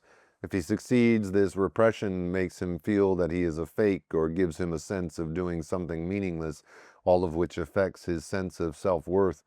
Furthermore, should he harbor feelings of resentment or dwell on revenge, he cannot feel good about himself, for when we are full of negative feelings, it adversely affects our own sense of well-being and worthiness. Psychological difficulties for others. A Poseidon man is a marrying kind, as Zeus, Poseidon, and Hades men all are. Like Zeus, he may have affairs which can turn a susceptible wife into a jealous amphithrite. Like Zeus, he may have affairs which can turn a susceptible wife into a jealous amphitrite whose vindictiveness resembled Hera's. He can be a terror to live with if he's a resentful, angry Poseidon who reacts out of proportion to whatever sets him off. His difficulty in holding back his emotions and instincts, coupled with frustration and rage, may turn him into an abusive spouse or parent, especially when alcohol further loosens his controls. ways to grow. With Poseidon, the major influence, psychological growth occurs when a Poseidon man's innate connection with the emotional realm finds a means of expression through work, relationships, or creativity. Because he is susceptible to being taken over by strong emotions, the Poseidon man needs to develop abilities to observe, reflect, and think objectively. Developing and observing I. Most of us have a sense of the contrast between being ourselves and either being beside ourselves with or not in our right mind. We recognize that there are times when we are in some significant ways not ourselves. In Jungian psychological terms, these expressions describe what it's like when an emotional complex takes over the personality, temporarily submerging the ego that is usually in charge. Ego is the consistent observing, remembering, and deciding element in the psyche. What you mean when you say I. A complex is an archetypal pattern that has become charged with emotion. When it temporarily has more power or energy than the ego, it can for a time take over or possess the personality. For example, a father may become like a man possessed and bent on vengeance when a child of his is brutalized. He becomes like Poseidon in relentless pursuit of Odysseus. His rage and revenge is all that matters. He is not even available to support or comfort and help heal the child in whose name he acts. This same complex may be activated by the same situation in another man, but may have less power because the man's ego is stronger relative to the complex. Such a man may have vivid fantasies of retribution, of taking to the streets with a Saturday night special handgun, but he realizes that he must struggle with the hatred that threatens him, knowing that what must truly concern him is what his child is feeling and needs from him. This same complex might take over another man with minimal provocation, perhaps even an imagined one. When an emotional complex takes over, the I is put out of commission. The person may be unconscious or blind to what is happening while people around him react in different ways. He may be humored, avoided, or feared, or his complex may provoke an equivalent unconscious complex in others. Or the person may struggle with the complex as he feels himself overreacting or behaving in ways that are not like him. In psychotherapy as well as in life, the complex may become evoked and known. The very act of observing a complex shifts energy from it to the ego, and gradually, as the I sees what is happening and resists being taken over by the complex loses energy and influence and recedes. When compassion for himself and for others who are affected by the complex accompany this process, the individual and his relationships grow in depth. A man or woman who lives in the watery realm of Poseidon and gets taken over by emotions needs to develop the ability to see circumstances dispassionately and objectively, a Zeus perspective. He may also need to recognize that his emotions are often connected to archetypal images, patterns that exist in the collective unconscious, which, as we shall see in the next chapter, is part of Hades' realm. Learning from the dolphin, giving up the need to dominate. When Poseidon fell in love with Amphitrite, he thought he could overpower her and dominate her. She fled from him and would not have married him if it had not been for the intercession of Dolphin, who was persuasive. In gratitude, Poseidon made him a starry constellation. If a Poseidon man learns from Dolphin, a creature at home in his own realm, he does not try to dominate and overpower or vie for territory that belongs to others. Instead, he may focus on his affiliation with others, when feelings and emotions are the natural medium through which one swims, so to speak. It is easy to develop skills that enhance rapport and emphatic understanding. Furthermore, such a man has an innate potential for emotional expressiveness, which also needs encouragement and development. In the same way that artistic or mental skills require encouragement and opportunity for development, so must a talent for feelings. Creative expression. For Poseidon's depth and intensity to be expressed through drama, poetry, and literature, the archetype of Hermes needs to be developed. Hermes is the messenger god who communicated words and guided souls from one level to another. Being a Poseidon with an innate musical or artistic talent can result in emotionally expressive music or art. Whatever the medium, it characteristically evokes strong and tumultuous feelings as the Poseidon man's otherwise potentially disruptive emotions find a creative outlet. What goes on deep in the psyche is given form and made conscious as art. Hephaestus, god of the forge, is another archetype that can help transform Poseidon's emotions into creative work. Even more than Poseidon, Hephaestus was a rejected god, but instead of erupting, he made beautiful and useful objects. His anger was transmuted instead of becoming destructive, diluting Poseidon's effect. When other archetypes are active, Poseidon usually loses his power to flood and take over the personality with emotions. Thus, a major way to grow is by developing other gods and goddesses. Especially helpful are Apollo, god of the sun, Athena, goddess of wisdom, and Zeus, the three deities who represent the ability to think of consequences, to become objective and achieve some distance. These are qualities that a Poseidon man needs to develop. Chapter 5. Hades, god of the underworld, the realm of souls and the unconscious. Although a ruler of the dead, Hades is not to be confused with the devil or Satan. As a death god, Hades is grim, inexorable, sternly just, irrevocable in his decrees. He is not evil in himself, not an enemy of mankind, nor a tempter of evil. Philip Mayerson, Classical Mythology in Literature, Art, and Music. Hades' other name was Pluto, which in Greek means wealth, riches, and the god's invisible fullness was symbolized by the image of the cornucopia that he held in his hands, overflowing with fruits and vegetables or with jewels, gems, gold, and silver. Hades is the god presiding over our descents, investing the darkness in our lives. Our depressions, our anxieties, our emotional upheavals, and our grief with the power to bring illumination and renewal. Ariana Stassinopoulos, the gods of Greece. The god of the underworld and the domain over which he ruled were both called Hades. Least personified and least known of the gods, he was the invisible one. We must make a descent to become familiar with his realm.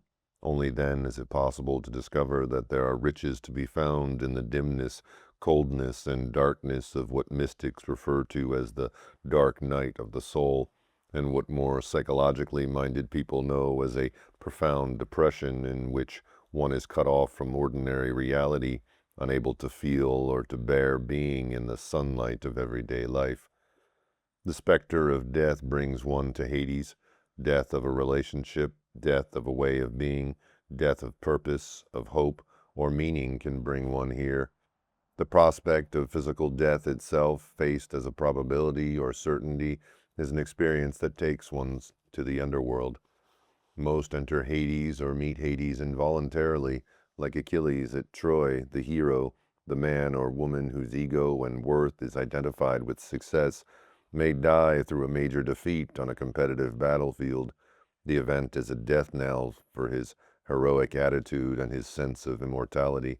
Or the involuntary descent may come through being a victim. A woman or a man may be raped or beaten, be violated, feel helpless, experience terror, and enter a numb, cold, cut-off world. Through victimization and abduction occurs, as was Persephone's fate. Some enter the realm of Hades or meet Hades voluntarily. For Psyche, it was the last of her heroic tasks, done because it was the only way through which she might be reunited with Eros. Love was the motivation for Orpheus as well, who went to Hades seeking his wife Eurydice. Dionysus made a descent to find his mother Semele, and in Sumerian mythology, Inanishtar voluntarily journeyed to the underworld to Ereshkigal, her dark sister. Besides love, wisdom was a motivation. Odysseus had to venture into the underworld to seek information from the blind seer Tiresias, which he needed in order to find his way home. Voluntary descents are done at great risk, for there is never a guarantee of a safe return. Hades' realm is the unconscious, both personal and collective. Therein reside memories, thoughts, and feelings that we repressed. everything too painful or too shameful or too unacceptable to others to allow to be visible in the upper world, yearnings we never embodied, possibilities that remain dim outlines. In the underworld of the collective unconscious exists everything possible to imagine becoming, everything that has ever been. It is the realm that the Roman poet Terence must have known in order to say, "Nothing human is foreign to me." Hermes, the messenger god, guided souls to the underworld and fetched Persephone back. Iris, the less-known messenger goddess, also entered and left the underworld at will. Once Persephone had eaten the pomegranate seeds and returned to the upper world, she returned periodically to the underworld, and as queen of this realm was there to receive and guide those who voluntarily ventured into the underworld. And though Hades could and did leave the underworld, though in his mythology he did only on 2 occasions, this was his allotted realm where he resided. In life, as in mythology, some figures can descend and return, some can accompany and guide other souls, and some know the realm itself because they reside there or live there periodically. Psychologists, for example, are familiar with Hades, both psychology in its original meaning from the Greek word psyche, meaning soul, and thanatology from Thanatos, the Greek god of death, are fields related to Hades' domain.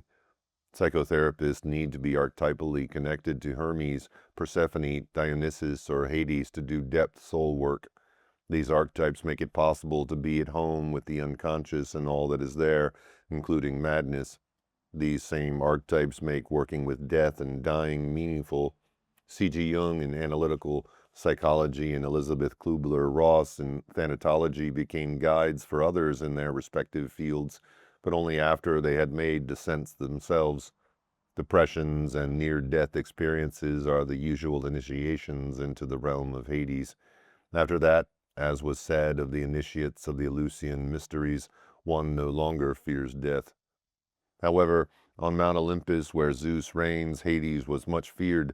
The patriarchy and patriarchal religions see Hades as a place of evil where Satan rules, a place to be avoided in death as well as a dimension devalued in life. As long as the culture and the individual identify only with Zeus and sky gods, the underworld will remain a fearful place rather than a source of riches. Whatever we need to become whole exists in the underworld, equated with the collective unconscious. The shades that live there are like archetypes, forms that require vital energy, unfleshed out potentials awaiting birth. The underworld, in its most negative Christian designation, is called hell and associated with fire and damnation. Hel was the Norse queen of the underworld, and her name became the English word hell. The Celtic lord of death had the title of Helman. As with Hades, the name of the deity and place became one and the same. Barbara G. Walker's research indicates that the pre-Christian hell was a uterine shrine or sacred cave of rebirth, denoted by the Norse Hellir. The earlier notion of hell was as a cauldron womb filled with purgative. The earlier notion of hell was as a cauldron womb filled with purgative fire. The underworld, originally a mother realm, later became a father realm, and as the sky god values became more and more dominant, the realm itself grew more and more negative and feared. Hades is also a repressed aspect of the father archetype. In the patriarchy, as on Olympus, Zeus dominates. His version of the father archetype prevails. In individuals and in the culture, Hades exists as a force in the unconscious, met and valued only through a descent. Hades the god. Hades was the ruler of the underworld, the subterranean kingdom in which the shades of dead humans resided, and where certain mythological immortals were confined as a consequence of losing the struggle for supremacy to Zeus and the Olympians. To say his name was considered unlucky, so he was called by a number of alternative titles. He was the Unseen One, Adonis, or the Rich One. The latter name in Greek was Pluton, from which the Latin Pluto was derived, and dis from dives, rich, in Latin. Other less favored names were Good Counselor, the Renowned One, the Hospitable One, the Gate Fastener, and the Hateful One. He was also known as Zeus of the underground or Zeus of the underworld. Although the Greeks thought of Hades as grim, cold, and ruthless, they never thought of him as evil or satanic. Like Zeus and Poseidon, Hades was portrayed as a mature man with a beard. He had a cap of invisibility given him by the Cyclopses, and when seen as the god of riches, he was pictured with a cornucopia or horn of plenty. Genealogy and mythology. Hades was a son of Cronus and Rhea, who was swallowed at birth by his father. When Zeus and Metis made Cronus regurgitate the children he had swallowed, the brothers Hades and Poseidon joined Zeus to fight against Cronus and the Titans and won. After their victory, the brothers drew lots to divide the world, and Hades' portion was the underworld. Hades fathered no children and little mythology. He spent most of his time unseen in the underworld, leaving it only twice. Once, according to Homer, Heracles wounded him with an arrow when he went up to Olympus for aid, an incident little elaborated on. His one significant departure was to abduct Persephone. The rape of Persephone. The rape of Persephone is Hades' only significant myth. Hades desired Persephone for his bride, and with her father Zeus's consent, he abducted the young maiden. She was gathering flowers in a meadow with her companions and left their company, drawn toward a beautiful 100-flowered narcissus, which had been created specifically to lure her.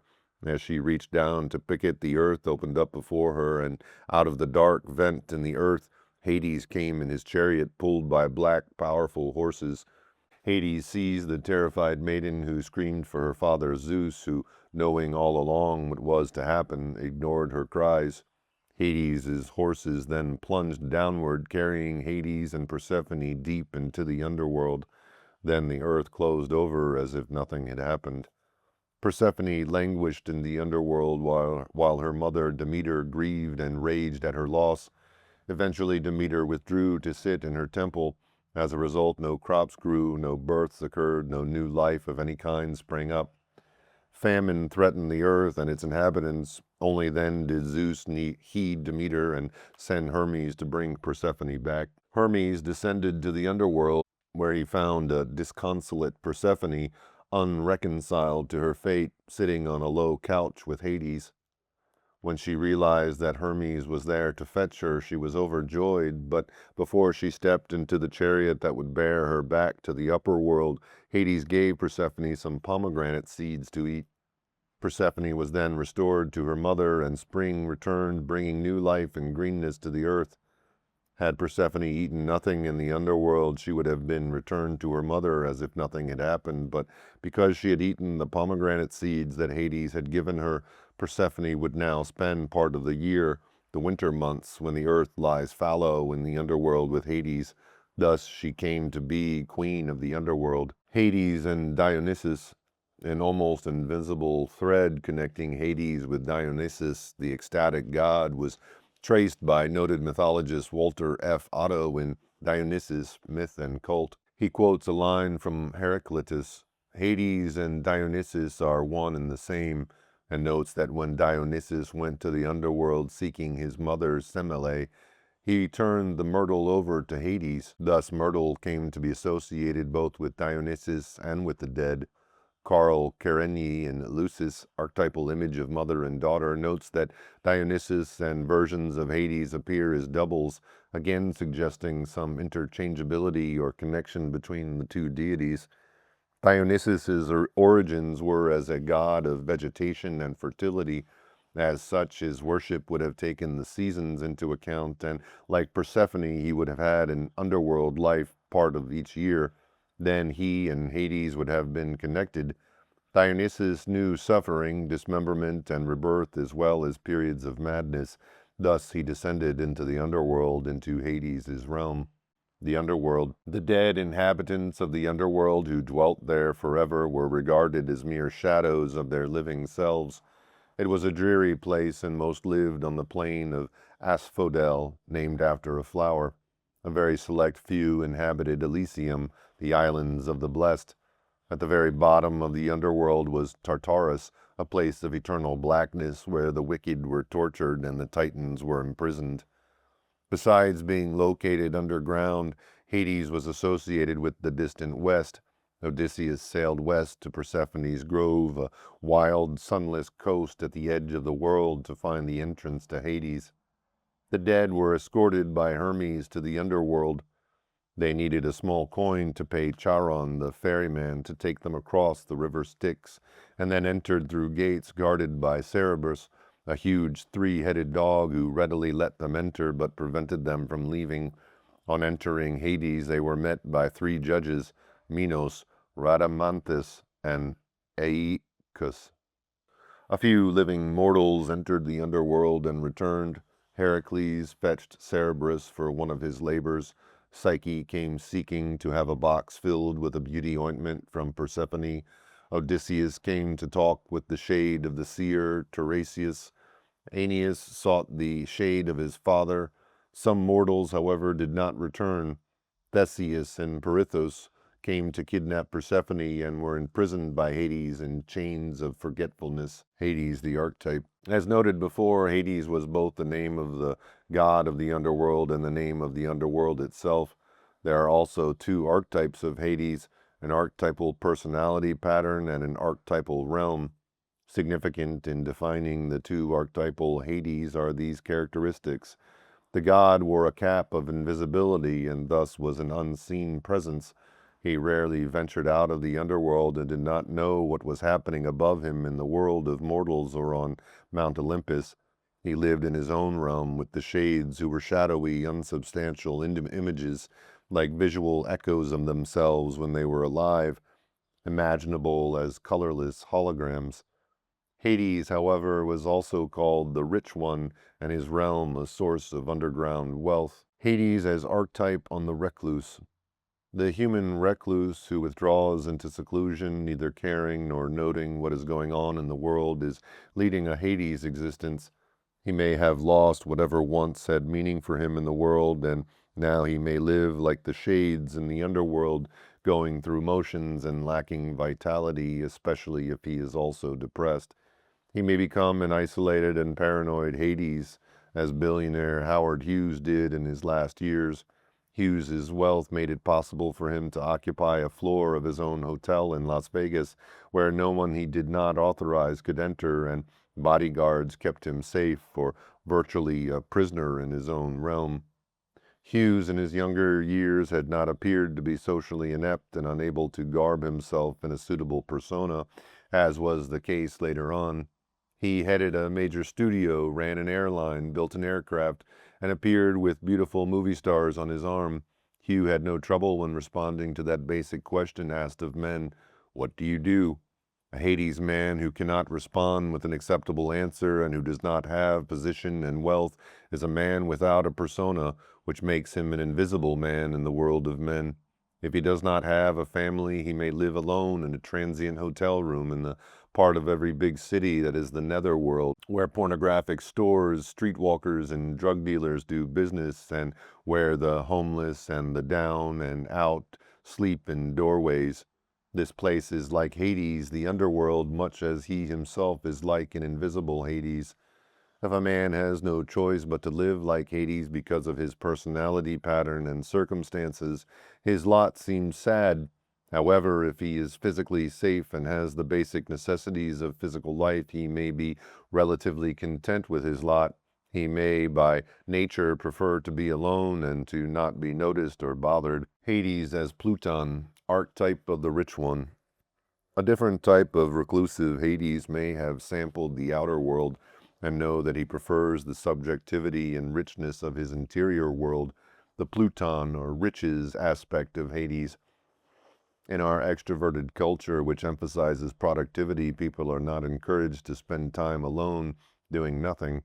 Thus, the introverted recluse is judged negatively or considered peculiar for spending so much time alone. This rejection is compounded by his subjective responses to people, things, or events in the outer world, which can be peculiar because they are so subjective. Hades, the reclusive Pluton, is, however, a missing part in many people who do not value opportunities to be introverted in the way that this archetype can be. Introverts can live an interior life in touch with their own subjective reactions to outer experience. a type of introversion, introverted sensation in Jung's psychological typology, may be experienced as inner dialogues, visions, or bodily sensations. To have Hades as part of one's psychological nature can be very enriching. Hades, the recluse, is a source of creativity that can be expressed through the arts, often in visual arts. Fellini's films, especially Juliet of the Spirits and Eight and a Half, exemplify the richness and subjectivity of this inner realm. Hades can also be that part of a person's psyche that informs him of his subjective reaction to a person, a thing, or a situation. A dream can function in the same way. For example, when one Hades man unexpectedly encountered a woman who had betrayed and hurt him 2 years before, a technicolor picture flashed in his mind. He saw her with knives sticking in her body. An image followed immediately with the physical sensation of having a gaping hole in his heart. Instead of feeling hostility, anger, and emotional pain, he had these sensory experiences which were vivid, waking equivalents of dreams.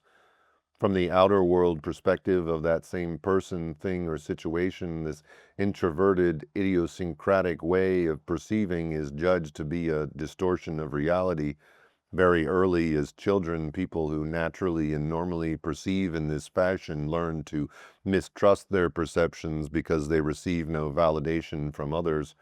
If they can, they often cut this aspect of themselves off as unacceptable or crazy, and thus what could be a source of riches and depth is no longer accessible. Hades people need to tap into their inner lives. However, without access to Zeus's view of objective reality and Poseidon's emotional responsiveness, which are needed to balance and make sense out of Hades' subjective perceptions, the person runs a danger of emotional isolation and withdrawal into a world of one's own. Hades as the good counselor. Good counselor was another one of Hades' names that describes a potential aspect of this archetype. As a source of subjective knowledge, Hades can indeed be a good counselor. We do need to look inward when we make crucial decisions because no one but ourselves can say what the subjective value of an experience is. An objective, sensible choice may be empty of meaning, nothing but a superficial choice that looks good to others. How we learn which choice truly matters to us personally differs from person to person. Hades helps us through our bodily sensations, our visceral reactions, inner voices, and visual flashes to know what our subjective reaction is to something or someone. When it comes to the truly important personal decisions in our lives, the subjective factor is of crucial importance, which Hades can give us. Hades, the invisible man, inadequate persona. With his cap of invisibility, Hades was the unseen god even when he ventured above ground, which befits a god without much persona. A persona is the surface covering of our personality, a composite of what we look like, how we dress, what we do, how we act, the stuff first impressions are made of.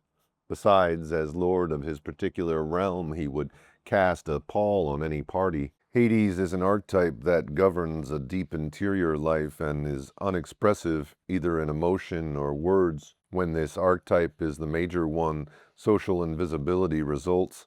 Others don't see the riches underground and are often uncomfortable in his presence. Hades as Zeus of the underworld, archetype of the ruler king. Hades, Zeus, and Poseidon ruled over their own realms, and each is an example of the archetype of the king. Personalities and domains differed, but these gods shared fundamental similarities. Each established his authority over his particular territory. Each sought a wife who became his official consort. Each was a patriarchal figure, although Hades had no children. Hades, the archetype of the abductor, incestuous shadow of Zeus. When Hades decided he wanted Persephone, he did not court her. He abducted and raped her with Zeus's permission. And when Persephone cried to her father Zeus for help, Zeus looked the other way. In many incestuous fathers, Zeus and Hades are versions of Dr. Jekyll and Mr. Hyde. As Zeus, such a man is the prominent pillar of the community and an authoritarian and often puritanical father who provides for his family. He is the father who looks the other way and disregards her cries, who consents when, as Hades, he himself rapes or seduces his daughter. In this psychological situation, Hades is the archetypal shadow of the father, that which is evil in him and acted out in secret on the daughter who cannot escape. He himself is the rapist father who abducts his daughter into the underworld. Once raped, her innocence is betrayed. She is no longer the virgin maiden in a sunny, safe world. She becomes captive in his secret, dark world and often exists thereafter in her own neither world as well. Hades, the abductor, as the imaginary lover. Hades, the abductor, can be totally invisible as a ghostly lover, an archetype that has become autonomous with a life of its own in the psyche of a woman. An easily understood parallel in childhood is the imaginary playmate. Now, in the life of an adult woman, he is an imaginary lover. He keeps her company and has conversations with her. He may write poetry, give her advice, make promises. He becomes her only confidant and may contribute to her withdrawal from the world by his comments, which increasingly inhibit her from interacting with others. It's not uncommon for ordinary people who are introverted sensation types, in Jungian psychology terms, to hear voices or sounds. Many musicians, for example, ordinarily hallucinate music, and lots of people have inner voices or have had visions. To develop an imaginary lover, a capacity for this kind of vivid inner experience must be present, along with a personal life that lacks significant relationships. She may be a person with an inhibited social life due to a lack of physical attractiveness and or social skills or fearfulness. The abduction by Hades is into this private world where she has an inner relationship with this ghostly lover. This has the same effect on her life as a real but secret relationship.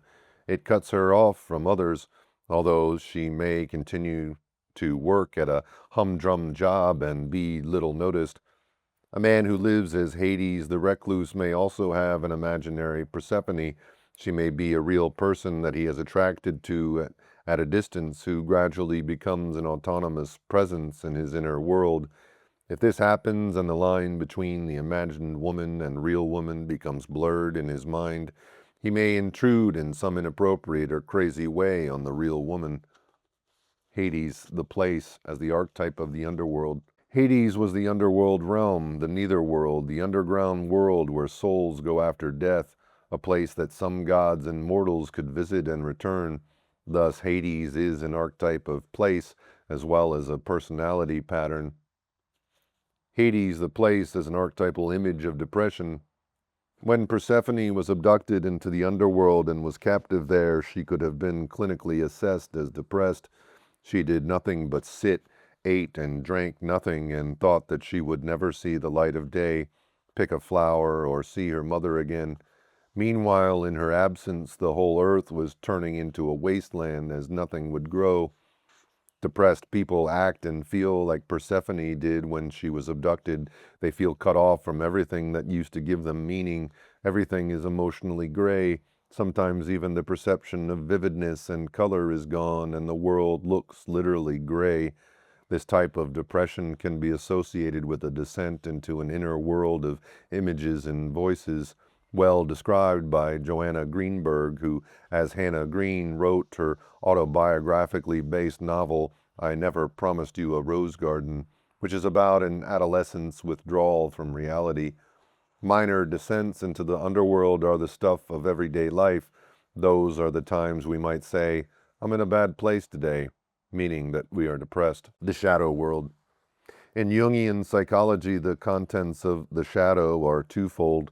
The shadow contains those parts of ourselves that are unacceptable neither to us or to our idea of what other people will think if they knew about it, and so we keep these thoughts, actions, attitudes, feelings hidden, sometimes from ourselves as well as others. This part of the shadow corresponds to Freud's concept of the id and to dark Tartarus, that part of Hades where defeated titans and others who had offended the gods of Olympus were kept imprisoned. However, the Jungian idea of the shadow also includes positive shadow material, positive potential on the verge of becoming conscious, which is thus still in the shadow, not yet in the light. This material corresponds to the underground riches that are associated with Hades, the afterworld, realm of the dead. For the Greeks, Hades was the realm of the dead. Here souls went after death to exist as ghostly shades forever, or they might drink of the river of forgetfulness, Lethe, and be born again, with no memory of their previous existence.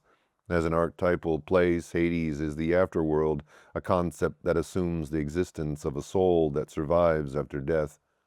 Mediums who believe they are in touch with the dead, hospice workers who work with the dying, and spiritual practices based on the assumption that the soul may need help to make the transition all function like Hermes, the messenger god who could move between levels and who guided souls to Hades. The personal and collective unconscious. The underworld also corresponds symbolically to the personal and collective unconscious. Everything that we have forgotten is there in the personal unconscious. Some memories need only a little conscious effort to be nudged back into conscious awareness. Other, more painful memories may have been actively buried or repressed. They have an existence in this realm even though we cannot recall them. The collective unconscious is the realm of archetypes or universal human patterns that can be constellated and precipitated or evoked by circumstances that energize them. These patterns have existed through time, lived out by people who have long since died. In a sense, they exist as shades or archetypes that are indeed repeatedly born again. Hades the man. The theme for Hades the man is how to adapt. Can he stay true to himself and also fit into the outer world? His innate subjective predisposition is not encouraged. On the contrary, he is measured against a personality standard that is the very opposite of who he is. He usually grows up in a culture that is foreign to him, that requires him to grow beyond the confines of this one archetype if he is to find a place in it. Early years. An introverted child such as Hades does not usually make a strong impression. The invisibility for which Hades was noted sets in early, because he does not have either a strong will or a get into an uproar personality like his brothers. Occasionally he may stand out because he reacts peculiarly. As far as others are concerned, he often seems to react unexpectedly, especially to new people and situations. How something or someone appears to others isn't what he is reacting to. How it subjectively affects him is responsible for how he reacts. For example, suppose a new babysitter comes to the house or he's meeting his grandmother for the first time. Instead of smiling back at the gray-haired woman, he may withdraw in alarm and cry because she evokes an unpleasant sensation, or he may see something frightening in her face instead of her ordinary features. Even if he does nothing out of the ordinary, he prefers to hold back and take in experience rather than reach out for it. So he will appear shy as a little child and serious and withdrawn as he gets older. This reticence is judged negatively, especially in a boy. From the beginning, the Hades child usually is not bathed in approval as some extroverted social children are. His development of self-esteem is difficult, hampered at best. He often develops a negative sense of self. His parents. There are some very difficult matches between Hades' sons and their parents. Hades just doesn't fit the mold of what boys are supposed to be like, and both he and his parents feel rejected and misunderstood. There's something autistic about the Hades personality that shows early. When he is distressed, the sensations he perceives or the impressions he experiences may be purely subjective, so that others don't fathom what is going on. This peculiarity makes many mothers feel first inadequate and then angry. Father-son combinations often fare worse. One sad mismatch, especially if he is a man for whom introvert means sissy, is between an extroverted, hail fellow, well-met father who passes out cigars and buys a miniature baseball and bat for his newborn son and the often serious inward boy he got for a son. He anticipated having a son be a chip off the old block, a boy to be proud of, his buddy, a little guy that he would coach and take to games, and this is not who Hades' son is. If further he needed a son for his own self-esteem, then anger may lie just below the surface of his affable persona and may be directed against the son who did not live up to his expectations. So the Hades boy may thus feel unwelcome in the world as he is and find that his interior world is, in contrast, a refuge. The Hades boy enjoys his own company anyway and wants to spend time by himself or perhaps with an imaginary friend. From nursery school onward, he is intruded on by others' needs for him to be more social, and he probably continues to thwart the nurturing needs that his mother may have for him to be dependent on and responsive to her. Usually he gets the message that something is wrong with him for being the way he is. He does well when his parents can respect his individuality and can appreciate that a capacity for solitude is a strength, not weirdness. Even so, he usually receives no help with the subjective ways he has of perceiving and has to manage how to interpret his own experience or repress his subjective reactions. For example, a child who sees auras around people feels very strange when he realizes that other people do not, and he may never associate the colors he sees with information about the person. Similarly, if he has the sensation of pressure in his solar plexus in certain settings, he may think he's vaguely unwell and not know that this feeling is his response to something specific that literally makes him uncomfortable. Although patterns may not be equipped to help with these subjective experiences, they can help him adapt to the world in which he lives.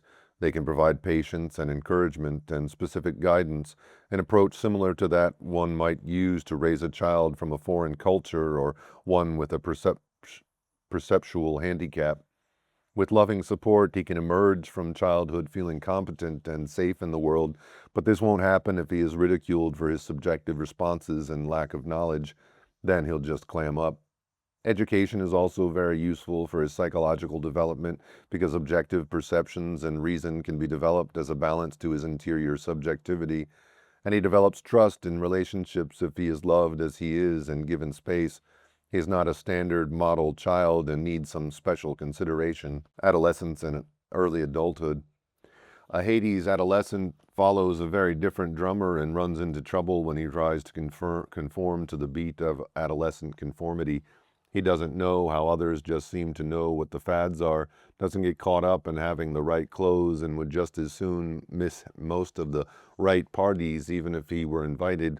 If he has developed an extroverted side to himself that is good enough to let him get by and has the inner security to be himself, he knows by now that he is a distinct individual and has tested the conversational waters enough to conclude that he prefers his own company to most people. By now, he may have one or two friends, which is as many as he wants. For him to get to college or into a career requires development of other archetypes. Education promotes Apollo's rational thinking and objective perceptions and teaches writing and speaking, which are Hermes' qualities. Both gods help him to be more extroverted. He runs a danger if he does this too well and tries to be what others expect of him, a risk of entering a work world in which he can be competent but that has no depth of meaning for him. Work. The key that can connect inner and outer worlds for him is to have an interest that grows out of his inner experience, develop into an occupation. This interest provides him an in the world identity and a means of making a living through doing something that has meaning for him. This archetype is unempowering in that ambition, communication, and persona are all lacking. Unless he develops other archetypes, he could drop by the wayside in his high school years, and at any time thereafter, he may not be hired for anything other than unskilled work at marginal pay. Whatever he does do, he often does quite seriously. He often says at a repetitious job that offers no challenge because his real life is the interior one. If a Hades man also has a well-developed Hermes, the archetypal communicator who can move between worlds and carry information between them, and the conductor of souls to the underworld, then he may bring the depth level to which he has access up into the world. These two archetypes function together in filmmaking, depth psychology, literature, hospice work with the dying, theology, and other fields. Here he may find that he has special gifts to do deeply meaningful work that he loves to do for its own sake. Relationships with women. Hades strikes out in meeting women at social gatherings. He might as well be an invisible man for all the warmth and chemistry he will generate under these circumstances. Dating rituals and flirting are totally out of character for him, and he does them badly, if at all. Lack of experience with women or rejection by them is the common experience of Hades men. Yet like Dante, who saw Beatrice once and was then inspired by his inner relationship with her to write the Divine Comedy, Hades men can be deeply affected by their subjective inner experience of a real woman whom they hardly know. A Hades man is also capable of having a deep soulmate connection with a woman who can share the riches of the inner world. Fate seems to draw these two souls together because the chances are very slim that either set out to find one another. Failing at sociability, he may lead a reclusive life without much contact with women at all. Relationships with men. The reclusive, even secretive Hades does not know how to enjoy camaraderie with other men.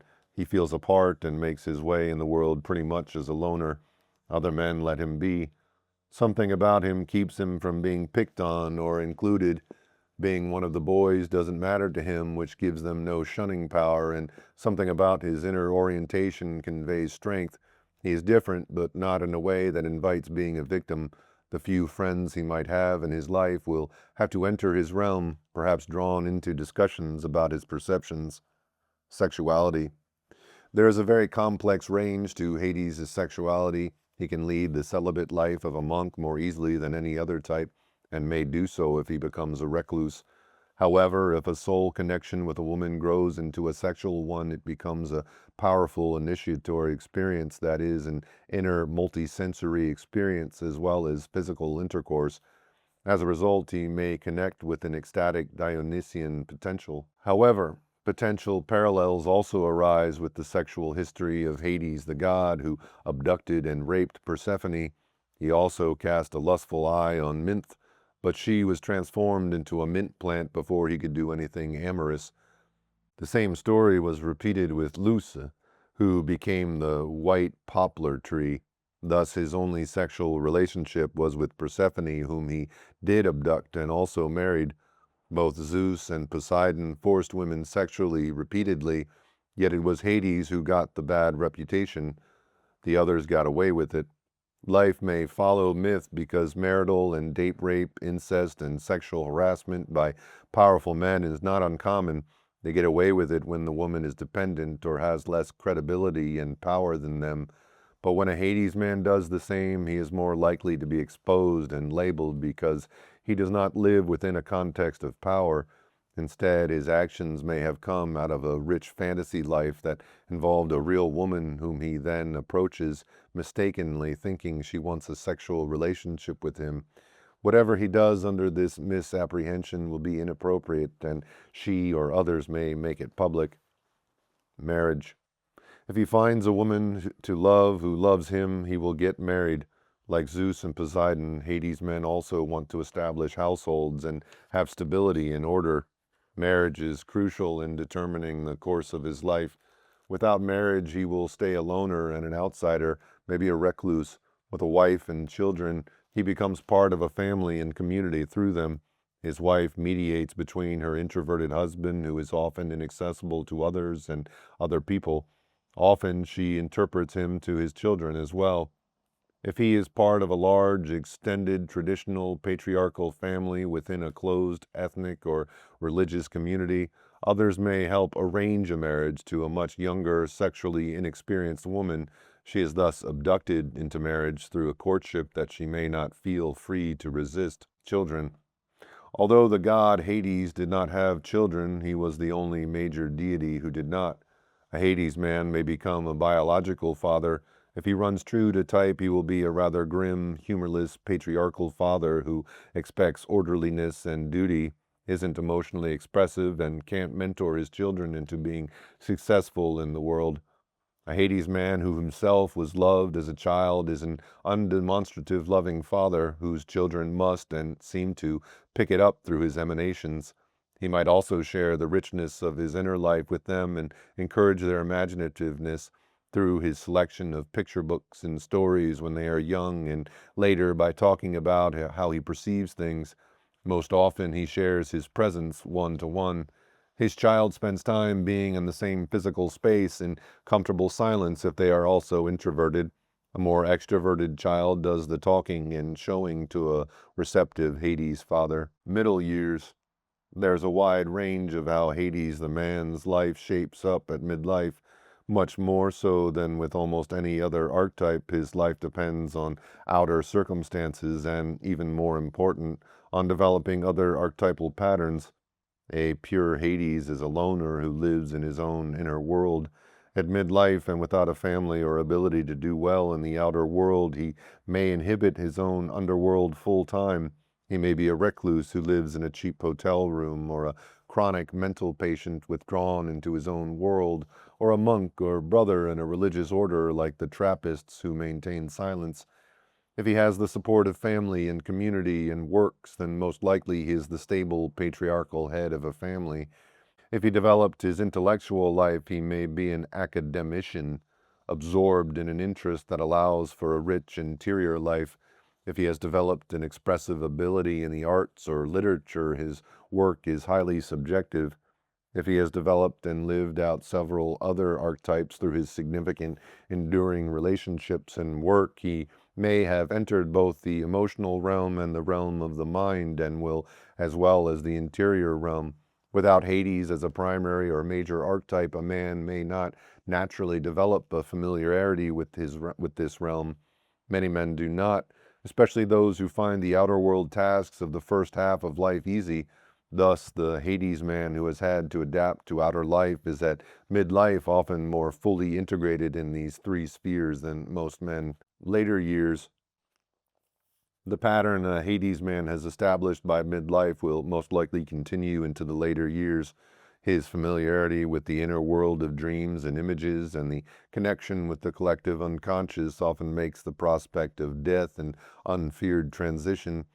Jungian analyst Jane H. Wheelwright wrote of the analysis of a dying woman in Death of a Woman, noting that the dreaming psyche does not fear death and showing the value of intensive psychological work based on dreams as one faces death. When people die over a period of time, they invariably disengage from the outer world, loosen emotional ties to events, people, and things, and go inward. They become then like a man or woman, or that part of a person that is Hades, who is naturally detached and more at home in the underworld than the outer world. Perhaps this same process is going on in people with advanced Alzheimer's disease or who are in a coma. Are they in the inner world, watching images, hearing, sensing in Hades' realm? Perhaps they are, even as many dying people report, meeting the shades of people who preceded them in death. Psychological difficulties. The psychological problems that plague a man or woman with a Hades disposition are those that result from having an introverted, subjective perspective. Persona problems, the invisible man. Often, like the god who hardly ever left his realm and had a cap of invisibility when he did, a Hades man is unseen because he avoids people, or if he's present, he doesn't show himself. Besides, he's not interested in whatever is going on in the world anyway, so that he's not up on sports, current fads, political news, the chit-chat of cocktail party and backyard barbecue, and his reactions are subjective anyway, which strikes others as peculiar, as so he's learned to be quiet and invisible rather than inappropriate. The loner personality, a schizoid person. The Hades man has a predisposition to be a loner. If circumstance and people confirm his tendency to mistrust others and feel inadequate in a competitive world, he will withdraw into himself. He keeps to himself what he perceives and how he reacts. There is an emotional barrenness to his life, a lack of relationships and emotional spontaneity. Others let him be reclusive since his nonverbal and often verbal messages leave me alone. As a loner, he can live in a closed-off inner world, leading a schizoid existence based on a stable but constricted psychological disorder. Inferiority complex. The Hades man in a Zeus world has the same difficulties as does a black man in a white world. In a white world, the black man does not see positive images of himself. He is treated as an inferior, is always the outsider, and is the recipient of negative or shadow projections. The psychological world follows similar dynamics. If we use Jung's descriptions of psychological types and accept his observations that the inferior function is usually devalued and the opposite of the most conscious, utilized superior function, Hades represents the inferior function in the Western patriarchal industrial world. What is valued are hard facts or objective reality and logical thinking. What is rewarded is the ability to get to the top, to successfully compete for status, power, affluence. So Hades is likely to suffer from feelings of inferiority, low self-esteem, and lack of confidence because he's not up to the standard of what a man should be like. Inferior performance in this culture is also a source of low self-esteem. It is hard to compete in a foreign culture, and this situation is equivalent. The dominant, extroverted, competitive culture is foreign to the Hades man. Yet it is possible to compensate, to develop a second language, adapt well to a different culture, and even excel. Still, he often has an underlying feeling of inferiority, a continual monitoring of himself, and a feeling of somehow being a fake when success comes. Depression, emotional aridness. Hades is cut off from the realm of emotions, although we all have to venture into the realm of objective reality and thinking just to get through the bare requirements for a basic education, and we have to learn the language of this outer world. It's quite possible to remain the equivalent of an emotional illiterate. It is not required that we learn how others feel and why, nor are we tested or given special education if we have problems in accessing our own feelings or perceiving those of others. These skills either come naturally or develop through strong emotional attachments, which are not innate predispositions for Hades. Thus, the problem of emotional aridness, which contributes to a chronic low-level depression for many men in general, but for Hades men in particular. The inner nonverbal subjectivity of Hades can also be considered to stem from the right brain, the cerebral hemisphere, which is more pessimistic in mood. Distortions of reality. Introverted perception is colored by subjective influences. This is its nature. The best situation for anyone is to have both objective and subjective perceptions, to perceive accurately what is out there and then to have an inner subjective response that enhances the experience. Accuracy and objectivity concern what is consensually or collectively perceived and decided on as reality. However, with reclusiveness and mistrust, subjective perceptions can become pathologically distorted and out of touch with reality. It is not the degree of distortion in his perceptions that brings the men in white coats to cart him off for a psychiatric examination, but what he does with those perceptions, what he says and how he acts and who is affected, and whether there are other people with either enough concern or enough power to intervene in his life. Sleep disorders and the realm of the shades. Narcolepsy is an unusual condition in which rapid eye movement sleep intrudes on unconscious awareness. Sometimes it's possible to be awake and in the middle of a dream state, which is alarming. More usually, the person is overtaken by sleep in all sorts of situations, including highly emotion-laden moments. It's as if sleep, or Hades, sneaks up and abducts the subject into its realm. The adolescent or adult who suffers from narcolepsy can also find that dreams intrude into waking life. For example, a person can be in the middle of a conversation and phase in and out of a vivid dream state, which includes smells and tactile sensations as well as seeing and hearing. This is what we experience when we are asleep and dream, but it is very disturbing as a hallucination if we are awake and nobody else is having the same experience. Fantasies and active imagination are voluntary descents to be entered and left at will. Taking psychedelic drugs provides another voluntary chosen access, and every night when we go to sleep, we enter the world of the shades, though we may not recall the dream on awakening. People who have lucid dreams not only remember dreams, but are aware that they are dreaming and can make decisions that change the course of the dream, including waking up. When we muse, reflect, and free associate about something in the outer world, we also enter this realm. And if it is our nature to take all experience in, as do introverted types of people, then Hades' realm may be very familiar. It's a matter of when and where, how deep we descend, whether we stay conscious, and if we have the choice of being there or not. That determines whether we experience problems with Hades' realm. Difficulties for others. The difficulty Hades creates for others by being himself is that he lives in his interior realm and the rest of the world usually lives elsewhere. The direction of his psychic energy or libido is inward, and his significant others want some of that energy to flow outward into their relationship or into the world. At the very least, they want Hades to communicate about what is going on down there. Loving someone with a reclusive nature is especially hard for extroverts who may take their exclusion personally and think that they have done something wrong when an introverted partner or child withdraws. That very tension and the tendency for opposites to attract can draw Hades out or can make the other person more introverted or lonely. Ways to grow. A Hades man will be an isolated person unless he develops other aspects of himself. He needs to develop a persona to be approachable and visible and to find the means to express his inner experience. Develop a persona. A persona is the face we wear into the world. The Latin word persona means mask and referred to the masks that were worn on stage, which made the role the actor was to play immediately recognizable. A persona is how we present ourselves, the initial impression we make. A Hades man who lives more in his inner world than in the outer world must consciously craft himself an appropriate persona, putting some thought into how he presents himself. Since the small talk that allows strangers to be at ease with each other does not come naturally to him, he'll need to put some thought into what he says and how he wants to come across.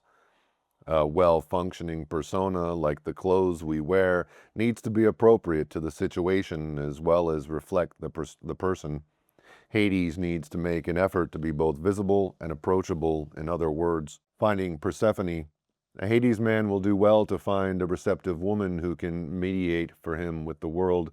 A Hades man will gradually open up and share his perceptions and the richness of his inner life, but he must first be accessible. Persephone does this for him, either as a real woman or as his anima, which Jung described as the unconscious feminine aspect of a man through which he expresses gentleness, emotionality, and sentiment. This expressiveness softens his more forbidding aspects and makes him more approachable. Activating Hermes. Hermes was the only god that freely both entered and left Hades' realm. As messenger god and psychopomp, which means guide of souls, Hermes delivered messages, guided souls to Hades, and came for Persephone. He was noted for the suddenness of his appearance, which is how an intuitive insight arrives on the scene, as well as for the quickness of his mind and his facility with words. When Hades and Hermes are present together, Hermes is the means through which the images or shades in the underworld of Hades are understood and then communicated to others. This is what C.G. Jung did when he described the archetypes of the collective unconscious. If through reading Jung and other analytical Jungian psychologists or poets, such as T.S. Eliot, Hades man finds the vocabulary to convey the riches of his inner experience, then his own Hermes can be activated. Drawing on the other gods, going out into the world. The man who is predominantly and innately an introverted Hades usually has ample opportunity to develop other archetypes, which is the way he grows.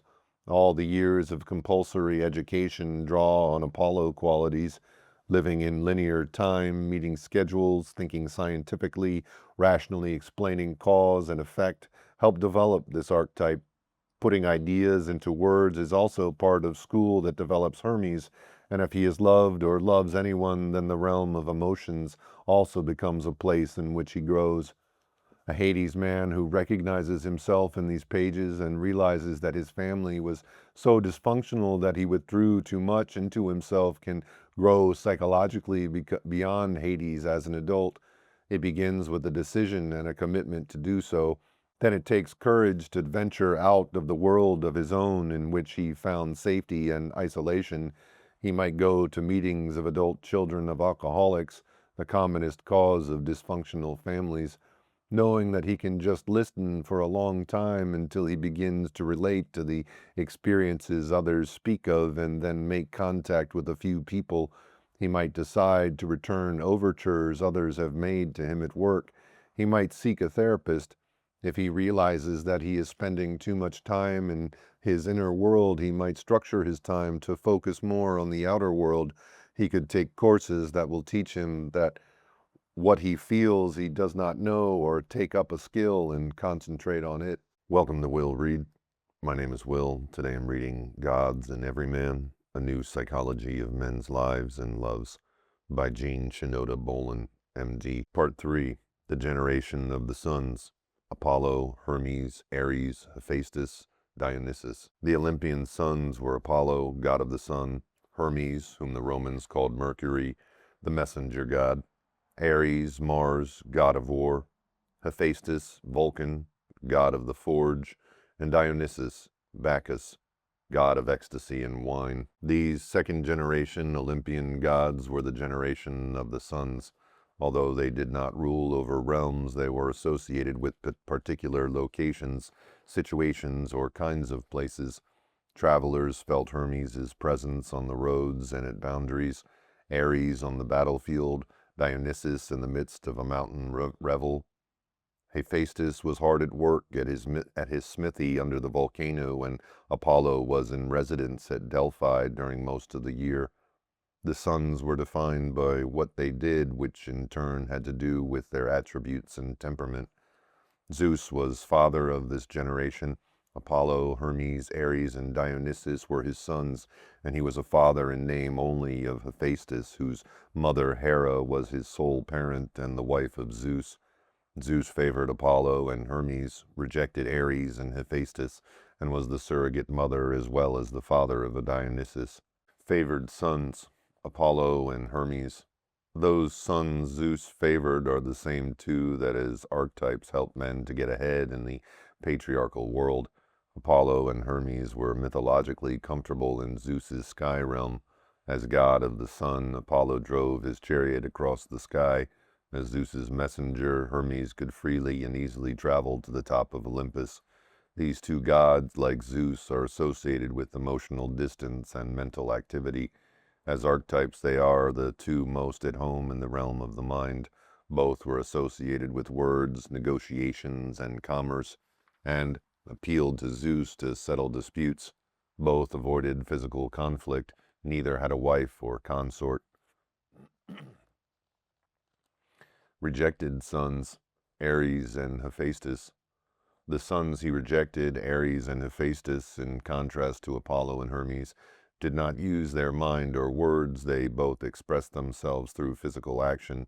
Both were, in a sense, manual rather than mental, and both were motivated by their emotions.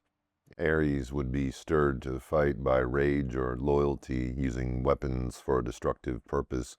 When Hephaestus was rejected and betrayed, he put his feelings into the objects he made, using tools for a creative purpose. Zeus rejected Hephaestus and detested Ares. Both gods were also ridiculed or called names by others, and men who are like them are likely to suffer a lack of self-esteem. Both were sons of Hera, a devalued, angry, and impotent mother. As archetypes, their characteristics are not valued by the patriarchy, and hence men who resemble these gods have difficulty being successful. An ambivalently viewed son, Dionysus. Dionysus is in a category of his own as the only Olympian with a mortal mother, and the only one that was both nurtured or mothered by Zeus, as well as fathered by him. When Dionysus was a fetus too small to survive on his own, Zeus sewed him inside his thigh, which served as an incubator or second womb until he had grown enough and could be born. Dionysus was the only god who preferred to be with women, and women were major people in his mythology. Dionysus brought his mother out of the underworld to Olympus, where she could have a place of honor. He came to Ariadne after she had been deserted, married her, and was a faithful Olympian husband. The last god to join the Olympian pantheon, Dionysus was the son who changed Zeus from a distant father into a nurturing father. Dionysus is ambivalently viewed. Men in power react to Dionysus as a foreign influence that should not be allowed into the culture or to their psyches, while women and the feminine aspect of men are likely to welcome his influence. Men who are like this god find that others react to them with strong ambivalent, hardly ever indifferent feelings. The gods as favored, rejected, or ambivalently accepted parts of ourselves. The American patriarchal culture differs in one major respect from that of the Greeks. The classical Greeks were not Puritans and hence have no puritanical, mythical father, as in our culture and our psyches. For Zeus, sexuality was an expression of power, an instinct he could gratify because he had the power to do so. The Greeks did not consider sex prurient and dirty. By nurturing Dionysus on a metaphor level, Zeus nurtured the possibility of relating to the Dionysus in himself, through which his sexuality could take on an ecstatic dimension, or through whom his relationship to the feminine and to women could change. Thus, while Zeus had positive feelings for Dionysus and the Greeks viewed him with ambivalence, the American version of the patriarchy judges Dionysus negatively. We live in a patriarchy that plays favorites, and that bias is incorporated within our psyches as well. Thus, our accepting or rejecting attitudes toward parts of ourselves are shaped by culture and by family. Who we individually resemble most closely, or which of these archetypes are most us, begins as inherent predispositions that are welcome or not. When we learn the names for these patterns and they come alive in the chapters that follow, we're able to recognize the presence or absence of each particular god in our psyches, as I imagine has already happened with the three preceding father gods. Like the aha culmination of the detective story, which hinges on the discovery of the real identity of a significant person in the story, the most important aha in this book may come when you discover something about your true identity, or an important piece of yourself that now can be remembered. Chapter 6. Apollo, god of the sun, archer, lawgiver, favorite son.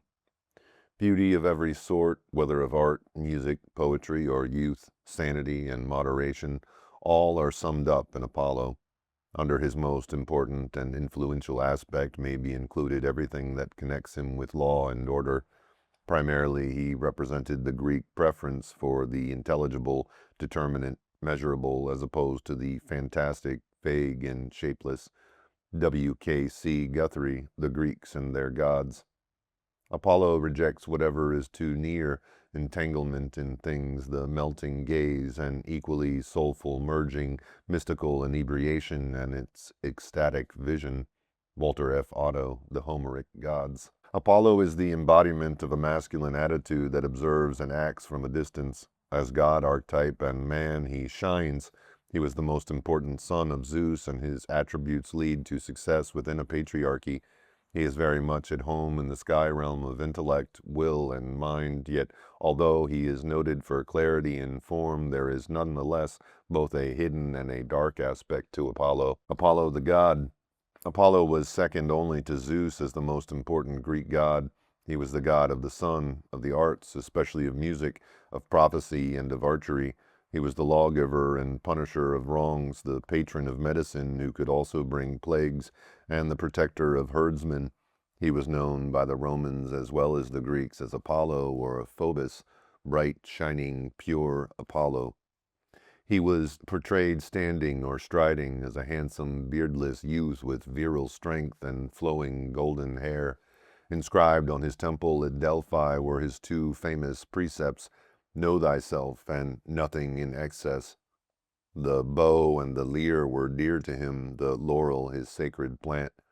For all his solar brightness, he had a lesser-known, darker aspect, with both light and dark reflected in his symbols. Apollo was known as the pure, holy, and cleansing god, whose attributes were analogous to the sun, which was his most important symbol.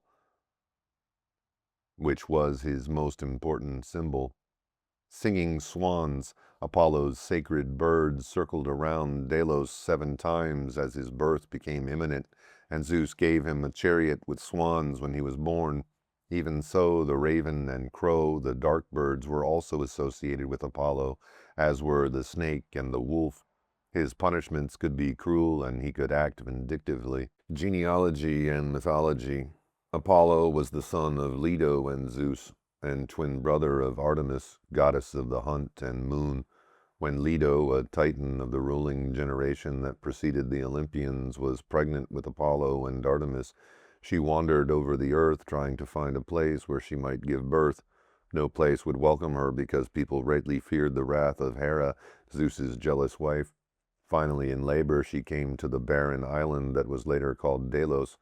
For 9 days and nights, Leto suffered terrible labor with Apollo. Hera had prevented the goddess of childbirth from going to her aid. Apollo was finally born under a palm tree on the 7th day of the month. The number 7 was sacred to him. and that palm tree was one of the famous tourist sites of antiquity. Apollo and Artemis, the twins. Apollo and his twin sister Artemis were both archers. Apollo's bow and arrow shafts were golden, and he was god of the golden sun. Artemis's weapons were silver, as was her silver moon.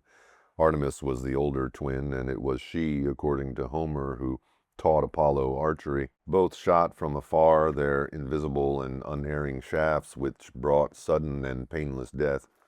The two were honored for their purity and known for their remoteness, unapproachability, and for disappearing, she into the forest and he to the mysterious realm of the Hyperboreans. Both Artemis and Apollo watched over growing youth on the threshold of maturity and meted out swift and merciless punishment. For example, when the foolish woman Niobe humiliated their mother Leto by bragging that she had 6 beautiful daughters and 6 handsome sons, while Leto had only Artemis and Apollo, Leto called on her divine children for help, whereupon Apollo killed all 6 of her sons and Artemis all 6 of her daughters. Niobe was changed into a weeping pillar of salt. Artemis once loved a hunter named Orion. Jealous Apollo challenged her to try to hit a far-off speck in the distant sea, doubting that she could do it. Competitive Artemis rose to the challenge and with unerring aim hit the target, finding out too late that she had killed Orion, who had waded out into the sea until only his head was above the water. In the Iliad's famous battle of the gods during the Trojan War, Poseidon challenged Apollo to a duel. Apollo declined, designing not to fight for insignificant mortals, and would not be provoked by Artemis, who angrily reproached him as a coward. Apollo and his unsuccessful loves. Daphne was Apollo's first love, and Eros, also known as Amor or Cupid, the cause of his difficulties. After Apollo jeered at Eros's power with bow and arrow, Eros shot a golden love arrow into Apollo's heart, and a leaden, love-repelling arrow into Daphne's. Apollo, now burning with passion, pursued Daphne, and as he was about to overtake her, she prayed to her father, the river god, for help. He turned her into a laurel tree. Apollo loved her still. The laurel became his sacred tree. Her leaves made into wreaths adorned his hair. Cassandra is the best-known woman who rejected Apollo and paid a price. She was the daughter of Priam and Hecuba, king and queen of Troy. Apollo taught Cassandra the art of prophecy on the condition that he would become her lover. Cassandra promised but didn't keep her word, although he could not take back the gift of prophecy. Apollo's revenge was that he decreed that no one would believe her. With the onset of the Trojan War, Cassandra continually saw the calamities that would occur, and unbelieved was shut away as a madwoman. Apollo was a little more successful with Coronis, a beautiful young woman who became pregnant with his child. The god assigned a white raven the task of keeping an eye on her for him. The raven reported back that she was cheating on him. Apollo's response to this was to change the raven's feathers from white to black and to kill Coronis. This murder he committed in haste and later regretted, but there was nothing he could do to bring her back to life. When she was on the funeral pyre, Apollo snatched his unborn son from her body and gave him to Chiron the centaur to raise. This son was Asclepius, who became the god of healing and medicine. In his love for a man, Apollo also suffered. Once he was taken with the young man, Hyacinth, son of the king of Sparta, so much so that he abandoned Delphi to spend all his time with him. One day, when the two competed in discus-throwing contest, Apollo's discus ricocheted off a stone, struck Hyacinth, and killed him. In anguish at the death of the man he loved, Apollo vowed that Hyacinth would be remembered. From Hyacinth's blood sprang the flower that bears his name. Apollo and prophecy. Apollo was the god of prophecy, though he himself did not prophesize as part of his mythology. This was an attribute that he expropriated. He took over the Oracle of Delphi, a site with a long history of prophetic divination. Prior to Apollo, Delphi was a pre-Hellenic sanctuary of a goddess, possibly a snake goddess. In his mythology, Apollo killed a great she-dragon or serpent named Python to gain possession of Delphi. Thereafter he was called Pythian Apollo, and his priestess was Pythia. Apollo's mediums were all women under his control, and their psychic divinations were attributed to their communion with him. In practice, control was exercised by an exegete, a priest interpreter who attended the priestess. When the Pythia went into a trance, the priest put questions to her and took down her words. The response was then turned over to another priest who usually put it into metrical form. The meaning of the words was often obscure and ambiguous, and the oracle was often used for political purposes. Delphi. At the foot of Mount Parnassus, in the innermost chamber filled with the fumes of smoldering barley, hemp, and laurel leaves, the elderly Pythia would sit on a tripod and enter a trance state. In this inner chamber was also the omphalos, or navel stone. The word Delphis means womb. Delphi was considered the navel or womb of the earth and center of the world, even before Zeus, in the spirit of scientific inquiry, decided to mark the center of the world. He turned two eagles loose, one flying from the easternmost edge of the world, the other from the westernmost boundary. Released at the same time and flying at the same speed, they met over Delphi. Also in the inner sanctuary of Apollo's temple was the grave of Dionysus.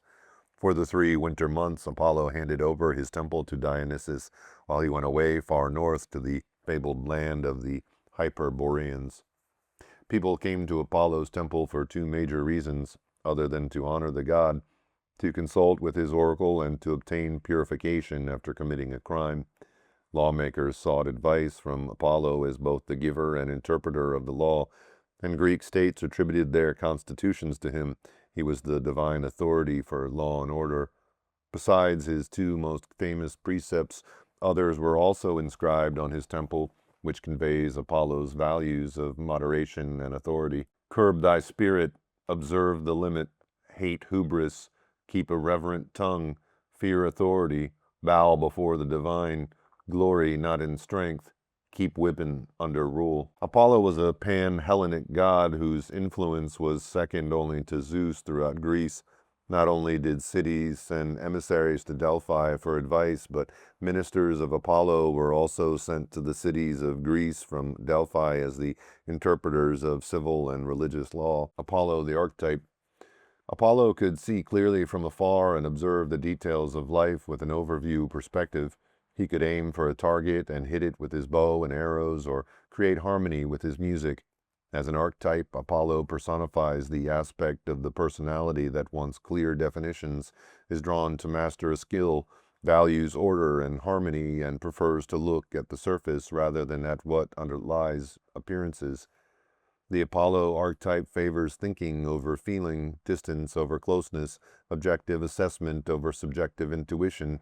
The man who most closely conforms to the Apollo archetype has attributes that will hold him in good stead in the world. He can succeed in a career and can master a classical art form easier than most people can. The archer. To be an archer takes will, skill, and practice. An accomplished archer can aim for a distant target and be confident of hitting it. Metaphorically, this is what a man who is archetypally Apollo is naturally drawn to doing. The Apollo mind is logical and easily relates to objective reality. For him, the laws of cause and effect are not lessons to be learned by dint of experience and parental admonishments, but principles that an Apollo mind seems to have programmed in from the start. That pre-programming is the archetype. The little boy who knows what he wants and has the will to accomplish that goal is being true to his Apollo nature. To aim at a target requires having a sense of future time, which an Apollo man has. Other types of men may have difficulty setting goals, but not Apollo. He knows where he wants to go, what he wants to accomplish, and that he wants to win. He is not a dreamer. His targets are realistic ones that will require effort. They are also usually goals that are visible to others.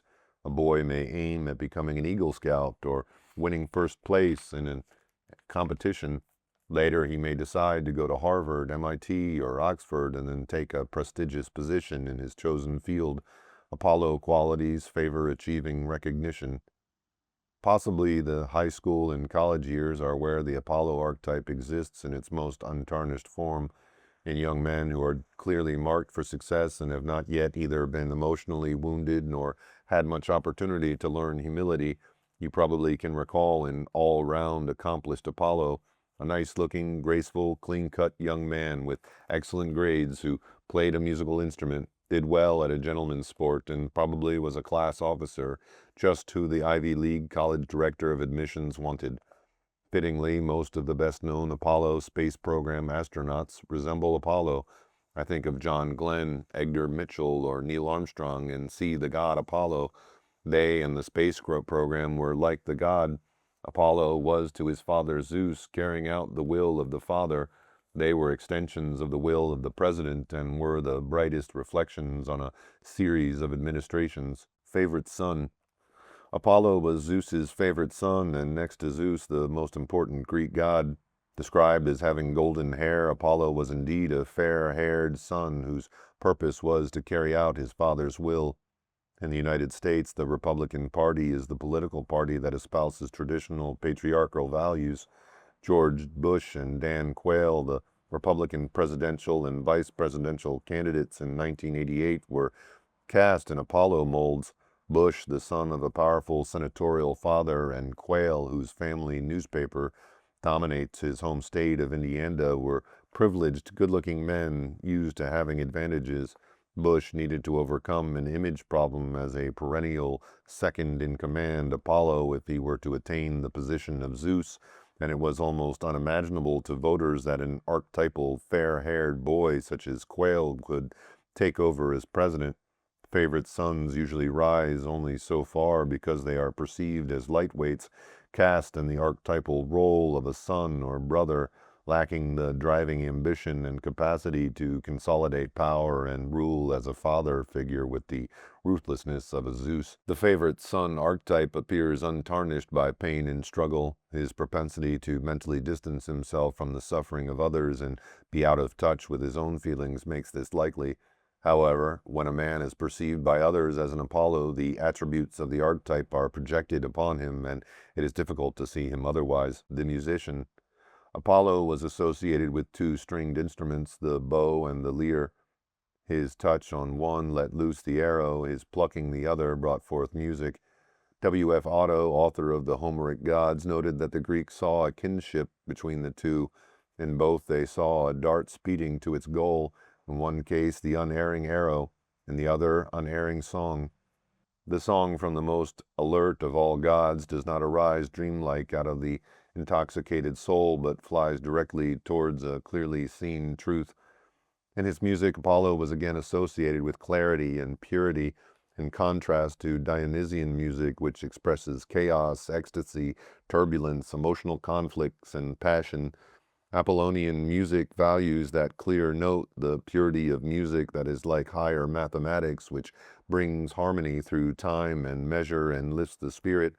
Bach's classical music echoes Apollo. Those who have heard 20th century master cellists Pablo Casals and Yo-Yo Ma play similarly often describe the experience as a spiritual epiphany, as if the god came through the music and unerringly hit the mark. Moderation and beauty were the essence and the effect of Apollo's music. It restrained all that was wild, charming even predatory beasts. When the tormented biblical King Saul commanded the young shepherd David to play a stringed instrument for him so that he might be soothed, David must have played the kind of music Apollo played to have this effect.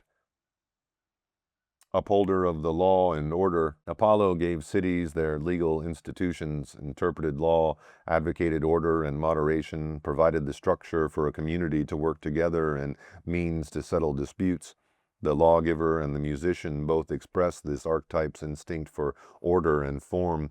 Apollo is uncomfortable with chaos or turbulence and discordant note or passionate intensity in behavior as well as in music.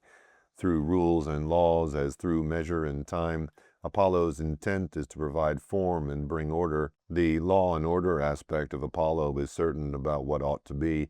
Through his ordinances, Apollo decreed what was allowable and what was not. Accordingly, the Apollo lawyer prefers arguing constitutional law or cases where he or she can apply principles and precedents. rather than plead motivation or special circumstances. Not surprisingly, when men and women are nominated to the U.S. Supreme Court, their Apollo qualities are stressed by their advocates. Accordingly, the Apollo lawyer prefers arguing constitutional law or cases where he or she can apply principles and precedents rather than plead motivation or special circumstances. Not surprisingly, when men and women are nominated to the U.S. Supreme Court, their Apollo qualities are stressed by their advocates. Both the idealist who envisions a time when all people might live peacefully under the rule of law that would guarantee justice and fairness, and the contemporary upholders of law and order who have a strong conviction that they know what is right and good for everyone, are deriving this sense of authority from the Apollo archetype. Meaning as well as authority comes from doing work that has an archetypal basis. The jurists or law enforcement officer, every bit as much as the musician or astronaut, may sense this inwardly and find that Apollo gives his work a sacred dimension. The far distant one. In many different ways, the Apollo archetype predisposes a man to be emotionally distant. He can live in the future as the goal-oriented archer or prophetic one. He can rise above the situation to see everything objectively rather than remain in touch with what he personally feels, or he can bypass his emotional and relationship difficulties by seeing all experiences as spiritual lessons, which they can be, of course. The ability to see things rationally or spiritually at a distance from one's own immediate emotional response is therefore part of the Apollo archetype. This gift predisposes Apollo-like people to respond to their own emotional pain by distancing themselves from these feelings and going skyward through intellectual understanding of mindful spiritual practice or repeating their precepts to themselves. There was a remote otherworldness about the god Apollo that has to do with his connection to the mysterious Hyperboreans. The mythologist W.F. Otto noted that when Apollo was born, Zeus gave him a chariot with swans on which he rode not to Delphi but to the Hyperboreans, with whom he remained for a whole year. Thereafter he periodically went to this blessed land of light for a portion of each year. In contemporary times, with New Age emphasis on worlds of light, we recall the image of Apollo and the Hyperboreans again. Today, that northerly realm beyond the mountains, envisioned by the Greeks as the land of the Hyperboreans, is placed in the Pleiades constellation, or in another dimension. The Hyperborean aspect of Apollo has a similarity to the netherworldness of Hades on a psychological level, whether that distant place of retreat is a star world or an underworld or a world of higher mathematics. The effect is the same. It leads to feelings of isolation from others and to periodically disappearing from this world into another. The brothers. Apollo's role as a brother is his most significant within the family designation, with sibling rivalry and sibling friendship emphasized in his relationship with his younger brother Hermes, the messenger god, and with his sister Artemis, goddess of the hunt and moon. Many mythological incidents link Apollo and Artemis. Artemis, born first, helped their mother Leto during her prolonged labor with Apollo. Later, Leto would call on the two to avenge Niobe's insult. Apollo's jealousy of Artemis's affection for the hunter Orion, as mentioned, led him to challenge her so that she unknowingly killed him. Competition also arose between Apollo and his younger brother Hermes, whose first act was to steal Apollo's cattle and from whom Apollo received the lyre. As an archetype of the sibling and favored older brother, Apollo predisposes men to be part of a team effort. He fits easily into the role of a corporate man who can be second in command without feeling the resentment or chafing at the bit that a man who is archetypally a father or king in need of having his own kingdom might feel. He also finds it natural to work with competent women or compete against them. As a competitor, Apollo participates in the give and take of politics as well as of sports, and usually does not hold grudges. Because of his emotional distance, he can play politics like a game and do well against others who become emotionally caught up in it. He may not win the top position, however, because he appears cautious and doesn't inspire others to see him as a chief.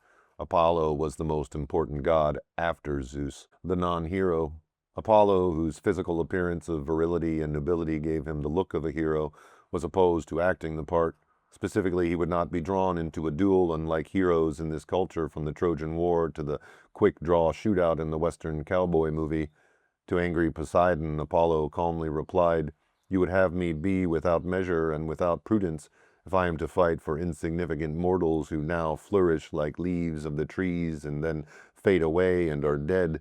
And when his sister Artemis called him a coward, he still would not be drawn into combat. Moreover, Apollo was antagonistic to heroes. Apollo refused the hero Heracles help through the Pythian oracle, and he opposed Achilles, the most famous and favored of Greek heroes. Achilles died when he was struck in the heel by an arrow in that one vulnerable place that had not been bathed in the river Styx. In several versions, it was Apollo who killed him, either in the guise of Paris or as himself, but it was not done as a heroic act, not in direct combat, but by shooting an arrow from a distance. Apollo values prudence, avoids physical danger, is unriled by emotions, and prefers being an observer. This is the profile of a sideliner, not a hero. When generals had to lead troops into battle, there were probably no Apollos among the generals, but probably many Apollo generals now rank high among the successful organization men who have risen in the Pentagon. When war games are thought out as they are today, and various options and plans are considered, and the ultimate weapon is unleashed from a distance, perhaps by pushing several buttons on a computer, the armchair general is very likely an Apollo who considers statistical probabilities instead of the passions and allegiances that motivate people. This was the case in the Vietnam War, with the Pentagon directed by Secretary of Defense Robert McNamara and his staff of young, bright men who came with him, who were early referred to as whiz kids, cultivating Apollo. In this culture, Apollo traits are cultivated vigorously from the time a boy is a young child. From pre-kindergarten through graduate school, people are expected to think and express themselves verbally and logically. The lessons of cause and effect are repeated in life as well as in science. Good grades and good impressions are made today in order to get a rung higher tomorrow. In all but alternative schools, every classroom and grade usually promotes Apollo's values and characteristics. In spite of the heavy emphasis on developing Apollo qualities, if another archetype dominates the person, the need to consciously develop Apollo may arise only in adulthood. To develop Apollo characteristics, an individual may seek help to learn how to organize time, how to budget money, or how to organize work. The help needed may also be more specific, such as how to write a resume. Whatever the task in Apollo's realm, education and practice is likely to lead to success. An expert always seems to be available to teach how to systematically learn anything. Apollo the man. A man who resembles Apollo ordinarily finds it easy to be in the world. He has qualities that make gaining approval from others and achieving success quite likely. However, difficulties and deficits may arise in his relationships and inner life. Early years. The Apollo child is usually, as is appropriate to the myth, sunny in disposition. Typically, he is extroverted in attitude and, being curious and inquisitive, he enjoys looking around at the world. He likes the elevation of being a baby in a backpack. Apollo gathers information about his surroundings. He's interested in what something is or what somebody does. He wants to know the names of things. Never much of a dreamer, he doesn't indulge in fantasy, imaginary playmates, or imagined monsters. In nursery school and kindergarten, he's one of the boys or one of the gang, a brotherly give-and-take child who gets along and who may even be a leader. Others often want him to be their best friend, but he often doesn't have a favorite special friend. As the various little league sports come along, he may do well or even excel. If he has some talent, he will enhance it by practicing. If his talents lie elsewhere, so will he. He seems to have a built-in clock and knows he needs to do today what will be due tomorrow. So homework and practicing his music lessons, a newspaper route, being a Cub Scout, or an altar boy each get his attention. Although he actually may be as good as a boy as he appears to be on the surface, he's often considered a straight arrow. It's not unusual for him to have friends who get into trouble even though he doesn't. Other boys may get carried away by boisterous, excessive, make a mess, do something bad behavior, and may not consider that they could be asking for trouble when they go beyond the limits. But not the Apollo boy. He thinks of such things and looks out for himself. His parents. The god Apollo was the second-born twin, and Leto labored for 9 days and 9 nights to give birth to him. After great effort, he was born, and Leto was happy because the son she made was strong and an archer. Her words from the Homeric hymn to Delian Apollo echo those of women who have succeeded in producing a son and heir who later are validated by the achievements of their Apollo sons. Following such an ordeal, perhaps even a goddess would have been exhausted and unavailable to nurse him. What we know is that Apollo was not given his mother's breast. Instead, Themis, with her divine hands, poured him nectar and lovely ambrosia. Apollo's earliest nourishment thus was the food of the gods, given him by Themis, pre-Olympian goddess of prophecy, whose mantle Apollo's oracles would later wear. The parallel for an Apollo man was to have a physically undemonstrative mother who didn't provide the holding and merging that a nursing baby experiences from an earth mother. From the beginning, Apollo described his life mission thus: I will reveal to mankind the exact will of Zeus.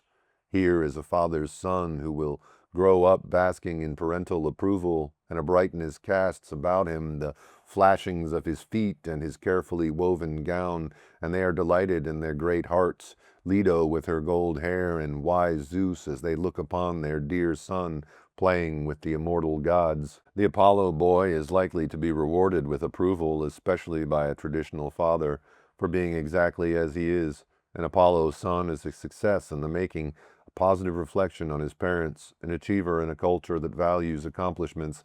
He is used to being in the limelight of parental pleasure, which is the brightness cast about him. This is the traditional position of an Apollo boy, especially the firstborn son in a patriarchal culture, expected and able to carry on the traditions of the family, that is, to live out his father's will. It is not unusual for an Apollo boy to be a winner and be used to receiving love and approval for what he does. At each level of life or of competition, however, he encounters others who also do very well. He thus feels great pressure to excel, and he may no longer be at the head of his class or the star quarterback of the team. Now the psychological questions emerge. How much do his parents need him to do well for them? Is he loved for himself, or is the love he gets actually tied to achievement? Does his own sense of worth depend on the latest achievement? Does losing devastate him? If so, he takes doubt or challenge too personally, though he will usually hide his sense of being threatened and the hostility this generates in him behind a sunny, smiling mask. Sometimes an Apollo boy has narcissistic parents who indeed need him to be an extension of themselves, who feel better about themselves when he wins and demand that he reflect well on them. Such a boy carries a very heavy burden. His own will to win makes him a competitor. Needing to win in order to retain his parent or a parent's conditional love may add a counterproductive anxiety to the situation, which makes him less able to do well. On practice days, he's fine, but when it counts, he doesn't perform up to his ability. When exceptional ability and the Apollo personality are both present in a youngster, whether he will become all that he could be as chess player, musician, math genius, doctor, lawyer, archer, scientist, and human being will depend to a great extent on his parents and his teachers.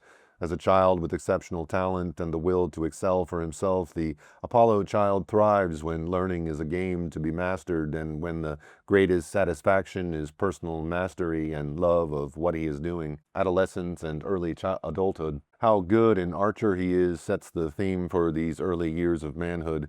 If he is able and not handicapped by anxiety, he will excel at repeatedly reaching goals he aims for. Good grades, class offices, honors and awards, scholarships are all prizes that go to young Apollos. If he comes from an underprivileged household, he'll look like a Horatio Alger. He works hard and uses his time well, managing to get good grades, excel at extracurricular activities, and hold a part-time job. He has an affinity to seek out a father Zeus if life did not provide him with a real father who could be this. He has an archetypal affinity, a wish to be a favored son, an attitude of wanting to excel and to please that draws the approval of Zeus men who help him to get ahead in the world. The tasks of the first half of life, which for men is to succeed in the world of work, coincides with Apollo's own drive to achieve that this phase of life is unusually smooth for an Apollo. Adolescence is not a time of turmoil, of anti-authoritarian rebellion, or mystical, sexual, or inward preoccupation for most Apollos, at least as far as other people can see. The major difficulty of this period occurs when an Apollo man is unable to succeed because of psychological, social, or intellectual problems or handicaps. A dyslexic Apollo with learning disabilities is greatly frustrated in his wish to accomplish. He may be successful at overcoming the handicap because he will work at it systematically. The discrepancy between what he wants to do and his inability to do so may create so much internal rage and frustration, however, that he can't keep his focus on one goal at a time and so cannot overcome the handicap. Work. The Apollo man is at a distinct advantage when it comes to work. Doing well at work comes easily for him because he has an inherent ability to focus on a task, to want to practice until he masters something, and to see the end product of what he is doing. Given his objectivity about himself and the outer world, his goals are likely to be realistic, as step by step he advances according to plan. Apollo men often go into professions that take years of education and the ability to set long-term goals. Medicine and law attract many Apollo-minded men. Law is especially fitting. In the trial of Orestes, who had killed his mother, Orestes killed her at Apollo's instigation because she had killed Orestes' father, Agamemnon. Apollo was the articulate defense lawyer. The Apollo man adapts easily to working in institutions and corporations. He has a propensity to develop competitive brother relationships with peers and to assume a leadership role within his peer group. He seeks the approval of men in positions of authority and carries out their directives easily. An additional plus today, in a time of women's equality, is that he works well with competent women toward whom he relates easily, forming alliances with women who are like Artemis or Athena in themselves, being goal-oriented and competitive. He is the ideal organization man. An Apollo man often does not make it to the top or succeed as an entrepreneur because he lacks the drive to amass either power or money, the vision, decisiveness, or ruthlessness of a Zeus. He is the archetypal son in a patriarchy, and although he aspires to make it to the top and his success on the way up seems to lead there, he usually either doesn't make it or he fails to consolidate power and extend his authority once he gets there, and so is toppled. When the Apollo man gets as far as he and the archetype can take him, and it is not what he aimed for, work no longer serves as the source of gratification it always was before, and instead becomes a problem. When the Apollo man gets above his level of competence and is no longer the bright star, trouble occurs. He is unprepared to fail or falter. He has put his energy into his work, sacrificed development of other interests, and has expected his family to also defer their needs to his career. There may be no ready-made alternatives for him to fall back on to give him meaning. Relationships with women. An Apollo man is often attracted to an independent, competent, attractive woman who is a highly complementary match. They then look like an archetypal two-career young urban professional couple when they go out on a date. He likes working with the same kind of woman as well. Often the relationship has a competitive flavor, and their fun together may be in playing games or doing things that involve skill, or they may share interests in the arts or music. A work-related relationship can function very well as they challenge and support one another to excel. Living in his head rather than either in his body or emotions, the Apollo man is not a lover. There's characteristically a lack of passion in his relationships with women. Also, relationship with him often doesn't have much emotional depth, for he prefers to maintain his usual emotional distance. Consequently, the woman in his life may decide that theirs is a brother-sister relationship and may reject him as a lover, either directly or by becoming attracted to someone else. That was the fate of the god Apollo. The sister competitor needs to be wary of one possible facet of the Apollo man. A devious and hostile potential can be a hidden part of his personality. While maintaining a friendly competitor attitude, he can do something very underhanded, just as Apollo tricked Artemis into hitting the far-off target that turned out to be the head of her lover Orion. The attraction of opposites seems to exert a magnetic pull when, like the god who loved Cybele and Cassandra, an Apollo man is drawn towards a psychic woman who is emotional, irrational, impractical, and often unimpressed with him. He finds her fascinating, frustrating, and unpredictable. Many Apollo men are drawn to such women whom they try to control. Relationships with men. Apollo men usually get along very well with other men. They look up to and value relationships with older men in authority and often have mentors who help advance their careers. They are most comfortable in give and take relationships. They negotiate well and deliver what they promise. Their competitiveness makes them assess where they are relative to everyone else. Their most comfortable position is that of first among peers or favored elder brother, and they strive to achieve this position. An Apollo man likes to be the star on a team rather than a loner. He readily makes room for others and accepts and enjoys the company of men who are less impeccable than he is. He usually is nobody's regular drinking buddy, however. Sexuality. An Apollo man isn't much of a lover. He doesn't fall in love easily and is so single-minded in his focus that he is not easily distracted by attractive women. In his everyday life, the Apollo man doesn't spend much time having erotic thoughts. He doesn't mentally undress women he sees or spend much time in masturbatory fantasies. His instinctual, sexual, and sensual dimension is often his least consciously developed aspect, and as such, it is usually out of mind. Episodically, the sexuality he gives little thought to may arise. For a time, he may be in ardent pursuit as his capacity to focus on goals combines with his sexual desire. If the woman has not herself fallen under the spell of love, the intensity of his feelings often feels unrelated to her, since it very likely hadn't been preceded either by the intimacy of shared deep communication nor by a nonverbal sensual dialogue. She may feel very much like a pursued Daphne, and she may run from him, feeling more like an object he wants to possess than a woman being wooed. Living in his head rather than in his body or his imagination, the Apollo man is a stranger in the realm of Eros. He knows little experientially of the ebb and flow of sexual attraction, or the ongoing need to be touched and communicated with on a body-to-body level, or of intimate verbal communication either.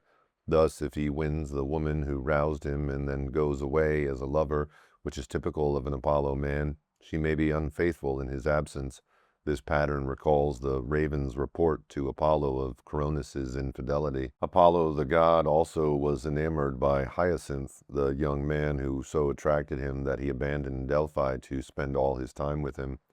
They were inseparable companions and lovers who did everything together, which is typical of a relationship in which the couple mirrors each other, in which one sees oneself in the lover and loves him.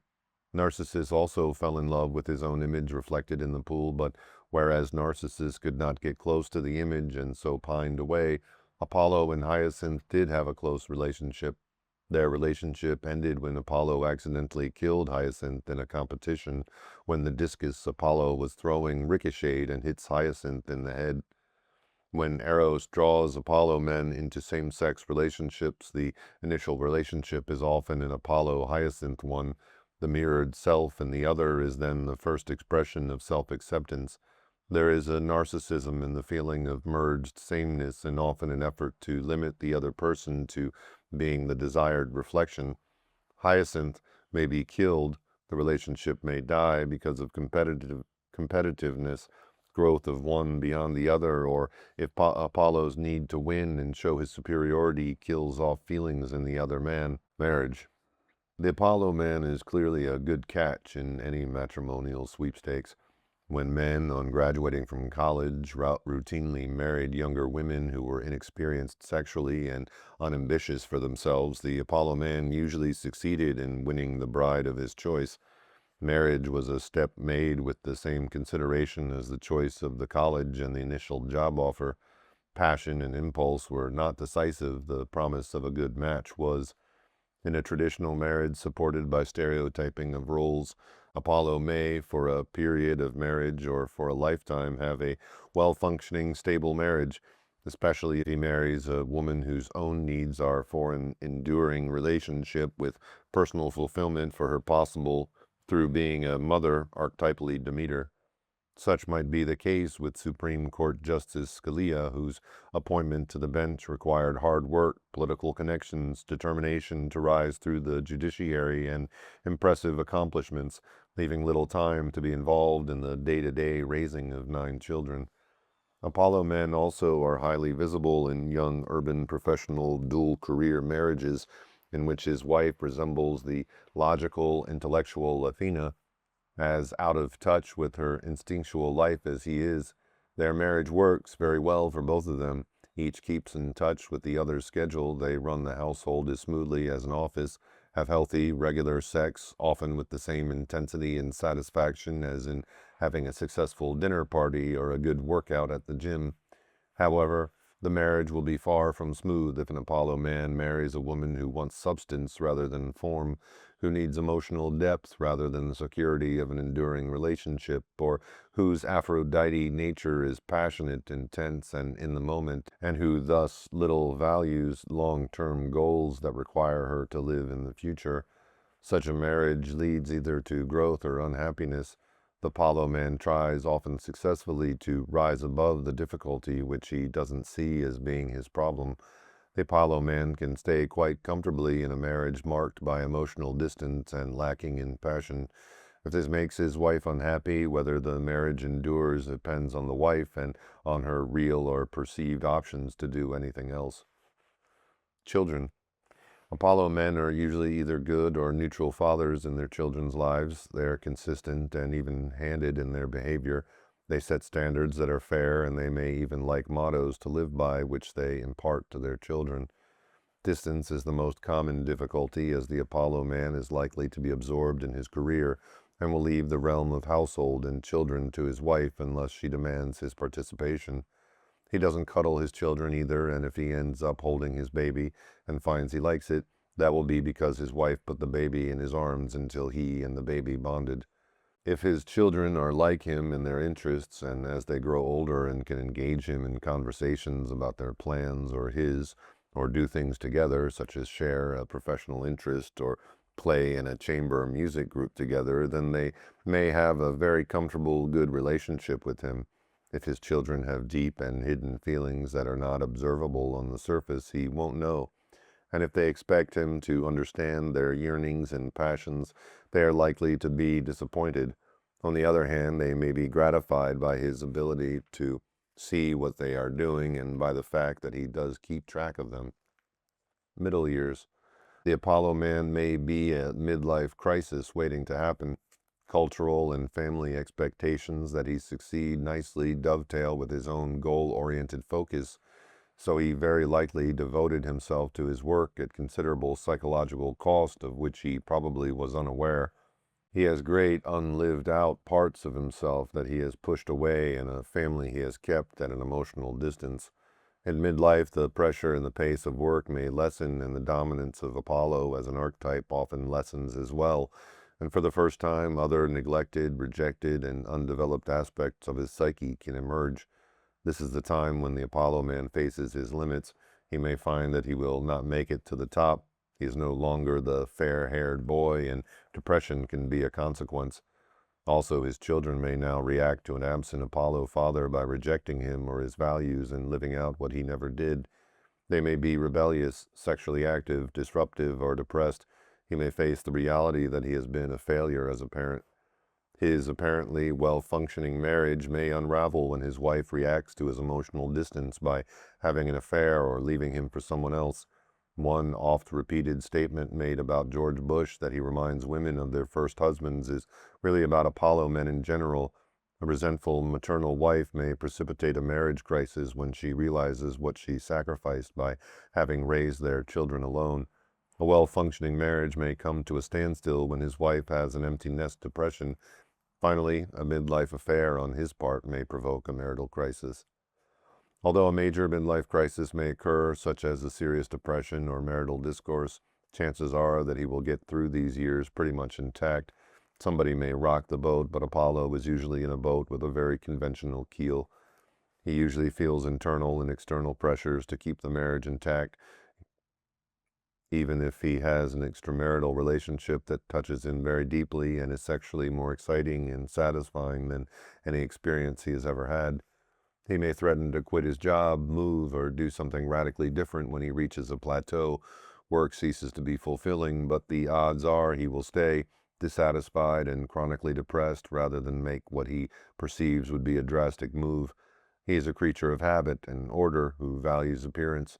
Losing the prestige that goes with the job he no longer loves, losing the house and the good neighborhood are too much for him to voluntarily give up to do something that offers the possibility of more personal fulfillment. Later years. With his usual far-sightedness, the Apollo man approaches retirement with his economic base covered. If he's a corporate level Apollo, his pension plan is augmented by his investments, and if he's a working man, the house is paid up by the time he gets his retirement gold watch. Once retired, he will find something to do on a regular basis. He may become an active Rotarian or an active member of his church and be almost as busy as was before retirement. If he remains true to his Apollo nature, he will probably avoid the introspection that could make him uncomfortable but wiser, and that is a necessary part of psychological growth in the later years. Psychological difficulties. Individuals who resemble Apollo have difficulties that are related to emotional distance, such as communication problems, inability to be intimate, and rejection. Problems may also be connected to Apollo's lofty status, which contributes to narcissism and arrogance, as well as to what he keeps hidden, which is hostile or secretive. Emotional distance. As sun god, Apollo was above it all. When he looked down on the earth from a distance, the Apollo man characteristically also maintains a distant stance by avoiding entanglements. When emotions come into conflict, he withdraws. It's not worth fighting over. This was his attitude when refusing to respond to Poseidon's challenge to fight during the Trojan War. His indirect communication about emotions is also a characteristic problem. When consulted about something that he did not clearly understand, the god spoke through the Delphic oracle, whose ambiguous messages required interpretation.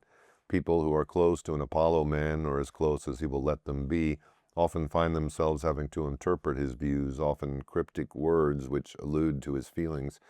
Get his meaning wrong and he withdraws further. Try to draw more out of him and he becomes more distant.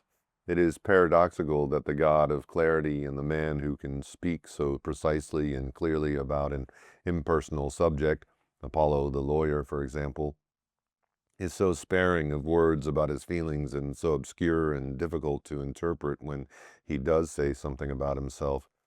He is as unwilling to merge soulfully with another as he is to get into emotional conflict. Rapport with another person is hard for the Apollo man.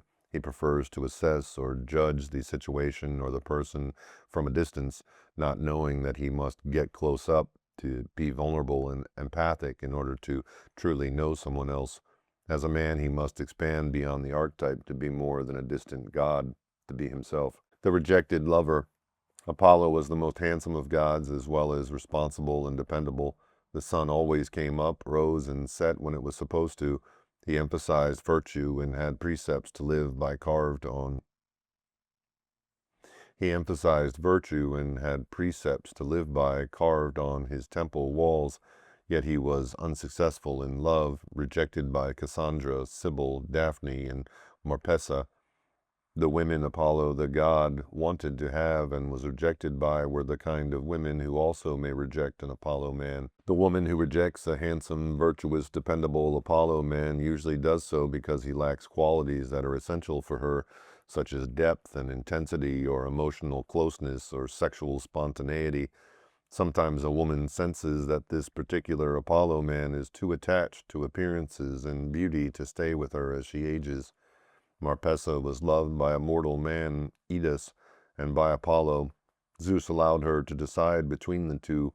Marpessa, aware that the god would desert her when she became old and gray, wisely chose Idus over Apollo. Metaphorically, she wisely chose a human relationship with the potentiality of growth and change over time, rather than a relationship with unchanging Apollo.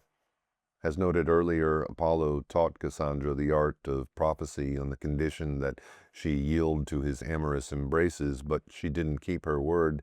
Sibyl, for which the famous Sibylline oracles are named, also accepted Apollo's gifts of prophecy and rejected him as a lover. Apollo mistakenly assumed that love was something that would be given in exchange for what he could provide. Apollo men are rejected by women who want the deeper bond with more intensity and emotional expressiveness than he can provide.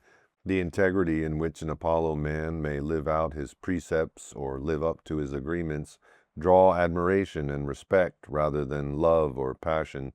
Women who are aware of these priorities will not choose him to begin with, or on discovering what is lacking may reject him as a lover later. Narcissism. The Apollo man prefers to withdraw and think abstractly about ideas and about the form of things from a distance, rather than concern himself with the realm of feeling, which is least innately present and most in need of developing. Innate characteristics and culture, as well as his family of origin, shape his personality.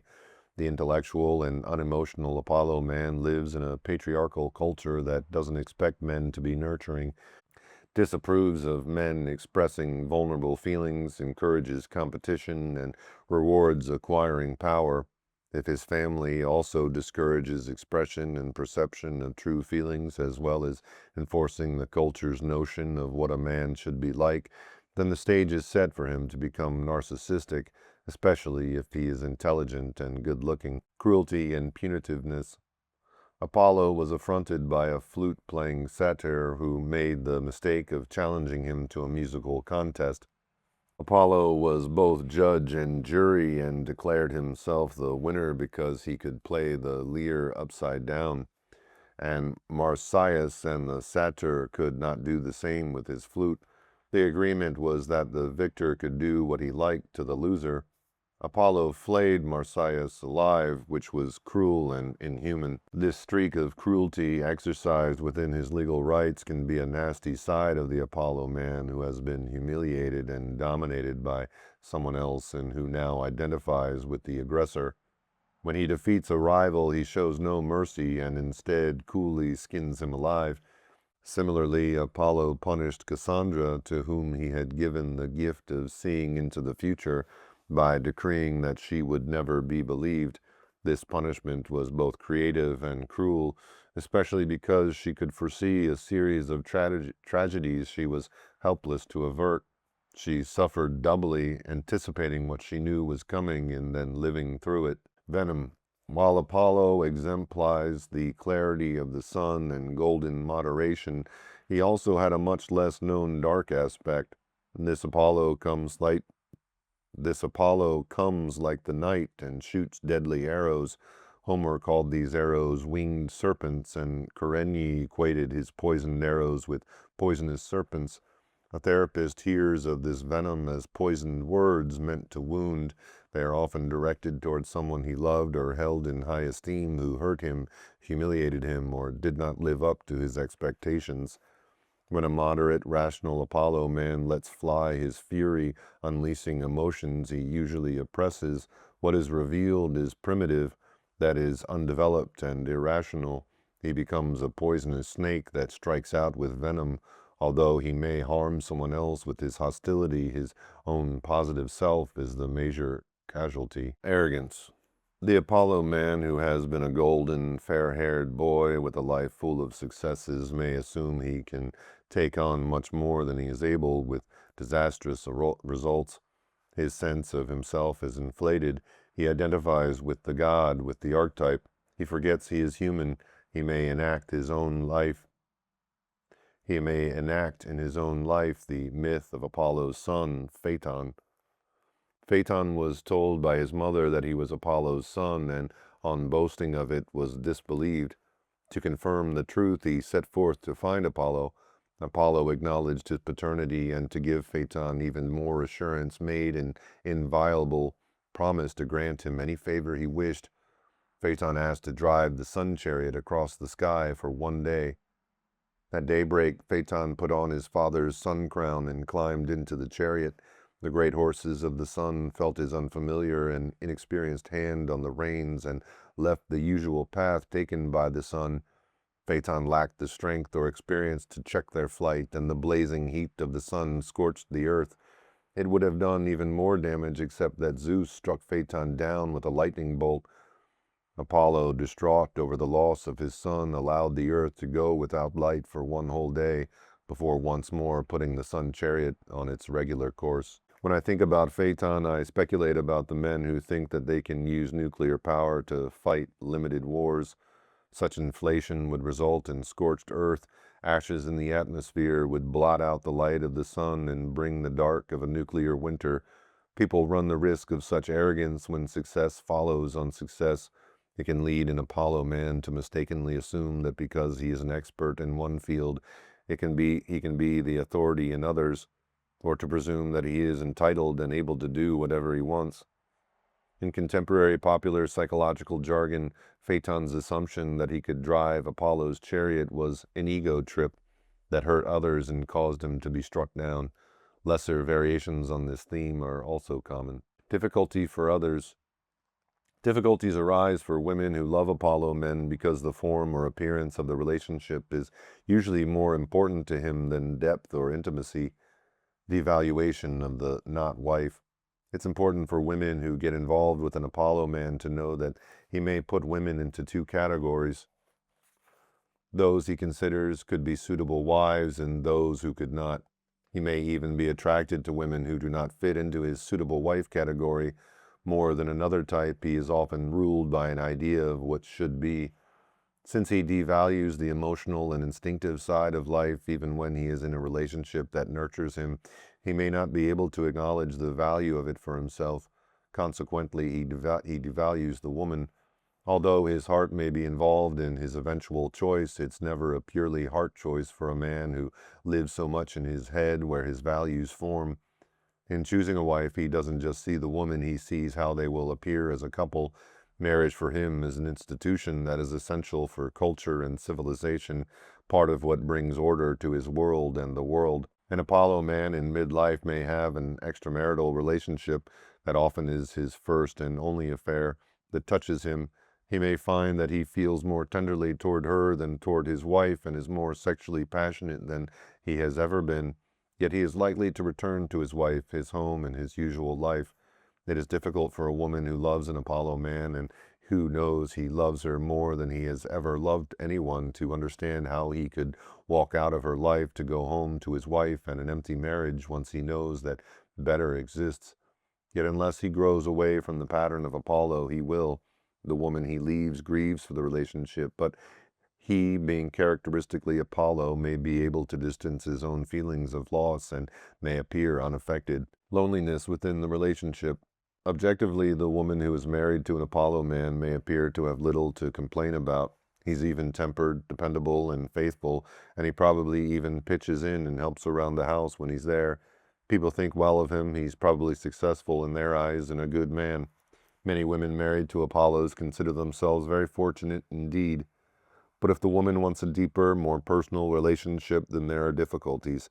She may complain of loneliness because he is both emotionally distant and often actually absent because of the demands of work and his devotion to it. If she wants more spontaneity or passion, this man cannot provide it. For this, a man must also have other archetypes active in his psyche. If she wants communication depth, she is disappointed. The rheostat effect, turning intensity down or up. A woman married to an Apollo man may find herself becoming more and more like him as she follows his lead, especially if she too values thinking over feeling and is goal-oriented. Emotional distance grows while the form of the relationship continues, as both of them put increasing amounts of time and energy into their separate lives.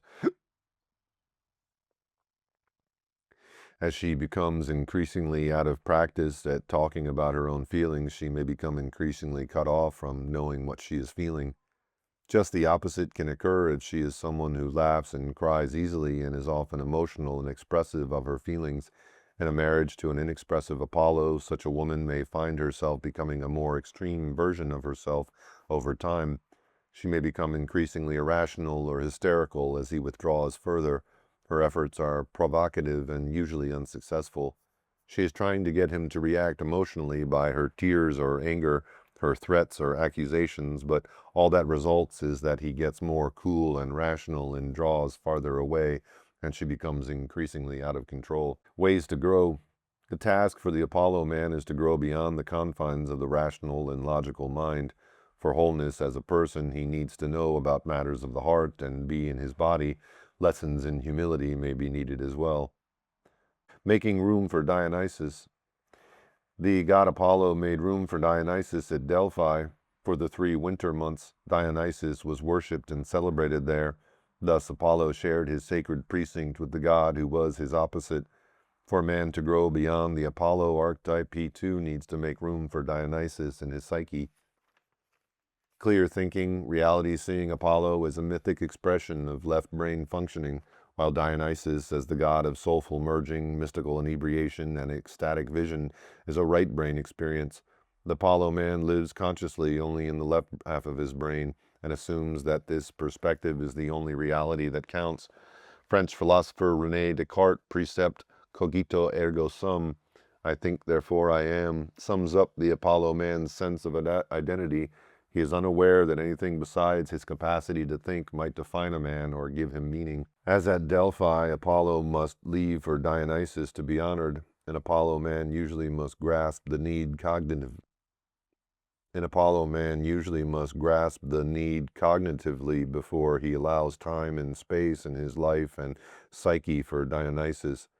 He must seek the opportunity to live in the moment, to be absorbed in sensation, feeling, inner imagery, or outer experience. Then it may be possible for Dionysus to be present. For many Apollo men, the easiest access to Dionysus is through Dionysian music and dance. Apollo may already have reached spiritual heights through classical music, and he may know of the power music has to move him to a heady, ecstatic level. Dionysian music, in contrast, is perceived as a body experience that invites him to dance without self-consciousness, spontaneously, and to respond instinctively, letting his body do what it wants to do, feeling that the music is dancing him. Dionysus makes love as he makes music, differently from Apollo. An Apollo man is as goal-oriented and technique-minded in making love as he is in every other sphere of his life. When he finds how to bring a particular woman to orgasm, his experience becomes a linear progression from one erogenous zone to the other until the goal of orgasm is reached. As a lover, Apollo may master lovemaking much as a musician masters a particular piece of music on a loved instrument. With practice, there is improvement and even virtuosity, but it is also a performance. Although Apollonian lovemaking can be appreciated, regular orgasms are good to experience. Unless Apollo moves aside for Dionysus in this realm, the couple's sexual experience will probably not become a soulful communion or an emotional merger. Apollo cannot leave lovemaking to Dionysus if he needs to stay aware of the clock or is inhibited in making noise or is self-conscious in other ways. Apollo remains dominant if the man observes and criticizes how he makes love. This is why sex therapists emphasize pleasuring, the slow discovery of what feels good sensually in and of itself, liberating the inner woman. One of Apollo's precepts, keep the woman under rule, describes what an Apollo man does to his own inner woman. This is called the anima in Jungian psychology, the archetype of the feminine in a man's psyche that may also be personified as a goddess. William Sloane Coffin, former college chaplain at Yale University, a bastion of Apollo men, once commented, "The woman who most needs to be liberated is the woman inside every man." The anima or inner woman is the largely unconscious feminine aspect in men that for Jung was the same as the realm of feelings and relatedness. The anima is linked to the man's emotionality and capacity for closeness and receptivity, which Jung considered undeveloped in men. I find this is true for a significant majority of men, but not of men whose feeling function is more developed than their thinking. Liberating the anima by having a positive regard for feminine feelings, values, allows the Apollo man to honor his own feelings and the feelings of others. It opens him up to feel connected to the earth and to all living things. It takes the far distant Apollo man out of his head and into his heart or his body. For most Apollo men, the woman is in himself, his anima, develops gradually through loving women who do not live in their heads and who can speak for their feeling values. They may include mother, sister, friend, lover, or wife. An Apollo man often offends or hurts other people's feelings by being unconscious or self-centered, but if he cares enough about them not to want to cause them pain or make them angry, he will listen and learn about feelings and thus liberate his own inner woman who speaks for these same values. Learning humility. When a man is a sun-blessed Apollo, he begins life with a favored sun status within his family and with the distinct advantage of having the personality most likely to succeed in a patriarchal world. The successful Apollo man characteristically takes credit for his accomplishments and assumes that his success is well-deserved. His hubris or pride involves this taking full credit for his achievements. He can also blame others for not succeeding without considering their circumstances, sex, personality, or intelligence, typical of Apollo men who find it difficult to imagine themselves in another person's shoes. For example, U.S. Supreme Court Chief Justice William Rehnquist and Justice Antonin Scalia, who fit the Apollo mold, are described as self-made men who tend to be impatient with the complaints of those who have failed to match their own achievements. An Apollo man may need to actually feel the fit of a different pair of shoes to suffer loss and feel grief before he knows how arrogant he was before and how much he didn't know or appreciate. He may need to make a terrible mistake and be forgiven to experience humility. He may need to grow older in order to grow wiser, and then only because his life gives him humbling experiences that teach him about his own and others' humanity. Only then may an Apollo man be able to think, there but for undeserved circumstances, or for the grace that I received go I, or to wonder, if that had happened to me, I wonder if I could have done as well. Love as motivation. The Apollo man has a marked tendency to always do what's expected of him, without questioning whether he really wants to do what he is doing. From the time he was a little boy, he gained love and approval for conforming to the rules, which by his archetypal nature he found no difficulty accepting. It often takes half or more of his lifetime, as well as a midlife depression, before an Apollo man questions if he is doing work he wants to do, is where he wants to be, or loves his wife. An Apollo man grows beyond his identification with the archetype that limits him when he makes decisions based on love. He then moves beyond Apollo, whose every decision is made by logic. Now he heads into unknown terrain. However, Apollo's ability to discriminate and evaluate and to take time can help him distinguish infatuation from love. When he follows his heart, the Apollo man becomes human. He knows he is fallible and vulnerable, but can step beyond the boundaries of his known, rational world. He can take risks. He gives up the emotional distance that both protected him and kept him isolated. Chapter 7. Hermes, messenger god and guide of souls, communicator, trickster, traveler. He is the god of the unexpected, of luck, of coincidences, of synchronicity. Hermes has entered our midst, the ancient Greeks would say, when a sudden silence entered the room, descended on conversation, introduced into the gathering another dimension. Whenever things seem fixed, rigid, stuck, Hermes introduces fluidity, motion, new beginnings, and the confusion that almost inevitably precedes new beginnings. Ariana Stassinopoulos, The Gods of Greece. Here we have the master of ingenuity, the guide of the flocks, the friend and lover of the nymphs and graces, the spirit of night, sleep, and dreams.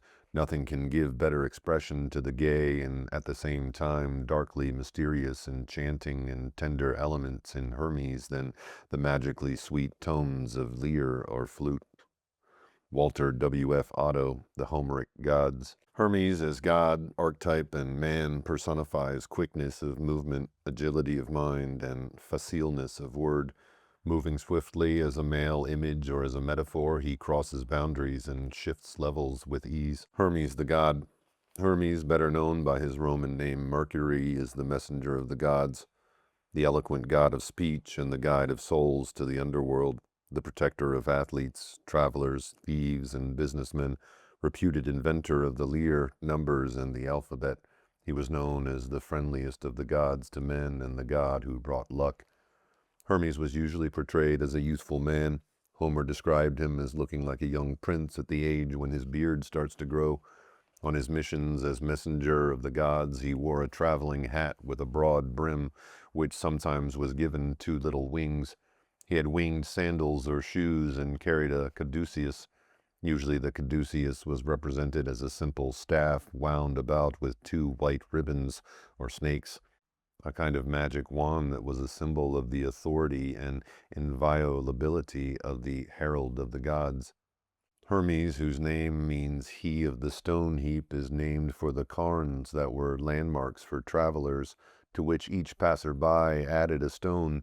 Sometimes these mounds of stones also marked graves, which were commonly by roadsides in ancient times. Later, stone pillars called herms stood in front of Greek houses or marked property boundaries. Genealogy and mythology. Hermes was the son of Zeus and Maia. Maia was a shy goddess who lived in a mountain cave where she was visited by Zeus in the night while Hera slept and was, for a change, unaware of Zeus's philandering. Maia was the daughter of Atlas, the Titan who carried the heavens on his shoulders. She was one of the Pleiades, the constellation of sister stars in the night sky. Always on the go from the moment of his birth, Hermes was born in the morning, invented and played the lyre at noon, stole the cows of Apollo in the evening, and was back in his cradle at night playing innocent. This first day of his life was an opening prelude in which the major themes that characterized Hermes were evident. Just born, he ventured boldly out of his cradle and into the world, spying a slowly moving tortoise just outside his mother's cave. Inspired by what he could do with the tortoise and quick to act on his idea, he cut up the tortoise, took the shell, fastened 2 reed pipes to it, and strung 7 strings, thereby inventing the lyre. Hermes played the lyre and sang, making music that evoked joy, love, and sweet sleep. Putting the lyre in his cradle, the infant Hermes now craved meat. Once more he set out of the cave, this time to prowl and steal some oxen from his half-brother Apollo. The young cattle rustler found Apollo's herd grazing, cut out 50 cows from the herd, and drove them away backward so that their hind hooves were in front and their fore hooves behind. He made himself footwear of branches that disguised his own tracks. When he got the cattle where he could hide them, Hermes lit a mighty fire, generating it from rubbing sticks together with tinder, thus inventing fire starting, and barbecued 2 cows. When he was finished, he threw his footwear in the river, scattered the ashes, and noisily returned to his mother's cave. There he laid himself in his cradle, putting the lyre under his arm, and drew his swaddling clothes around himself. Apollo discovered his cattle were stolen, noted tracks that seemed to lead in the opposite direction, and was not fooled. He angrily made his way to Maia's cave and demanded that Hermes tell him where his cows were hidden. The infant Hermes guilelessly denied any knowledge of the missing cattle and asked, "Do I seem like a strong man who steals cows? I am far otherwise employed in sleeping, drinking my mother's milk, lying in my swaddling clothes, or in my warm bath. Yesterday I was born, my feet are tender, and the ground is hard." And Hermes swore on the head of his father that he knew nothing about the cows. Apollo smiled at this show of innocence and called Hermes a cunning deceiver who spoke like a trained thief. Later, in the presence of Zeus, Apollo and Hermes repeated their stories, amusing Zeus, who discerned the truth and made Hermes show Apollo where he had hidden the cows. Apollo yearned for the lyre and promised anything in exchange. For this crafty Hermes received the 50 cows, a herdsman's crook and status, and either a golden staff topped by 3 leaves that bestows wealth, dominion over the beasts, minor soothsaying, and or the caduceus, a winged staff circled by 2 white ribbons or snakes that identified him as messenger and escort of souls to the underworld. Hermes is known best as messenger god and as the god who performed many useful services for the other Olympians. At Zeus's bidding, he went to the underworld to bring Persephone back to her mother.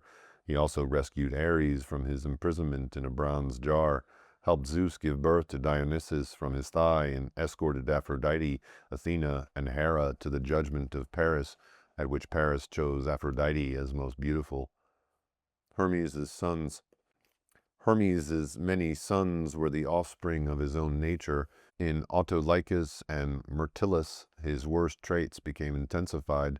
Thus Autolycus was an arch-thief and perjurer without the charm of a young Hermes. Myrtilus's inventiveness and sociopathy caused the death of his master in a chariot race. Bribed by a competitor, he put wax linchpins in the chariot axles. Amoral Pan was another of Hermes' reputed sons, a goat from the waist down with goat horns and a beard, frisky, short-tempered, and lustful. Pan was god of the forests, pastures, flocks, and shepherds. His son Eudorus, goodly giver, took after Hermes' kindly aspect as the faithful, uncomplicated shepherd who guides his flocks and is an extension or expression of the caretaking and nurturing aspects that Hermes also had. His most notable son, Hermaphroditus, reflects Hermes' androgynous and bisexual nature and bore the names and sexual characteristics of both his parents, Aphrodite and Hermes. Hermes had a number of love affairs. With the exception of his liaison with Aphrodite, none are told in any detail, and none of the mothers of sons other than Hermaphroditus are noteworthy in their myths. Hermes can be considered a bachelor god. Hermes is alchemy. In alchemy, Hermes Mercurius was quicksilver, the spirit concealed in matter. He was the symbol that united all the opposites, metallic yet liquid, matter yet spirit, cold yet fiery, poison yet healing draught. As a substance, Mercury adheres only to a precious metal. Metaphorically, Hermes can show you the way to find spiritual gold. Alchemy flourished during the medieval Inquisition, when efforts to seek spiritual truths and mystical experience outside of the Roman Catholic Church were branded and punished as heresy.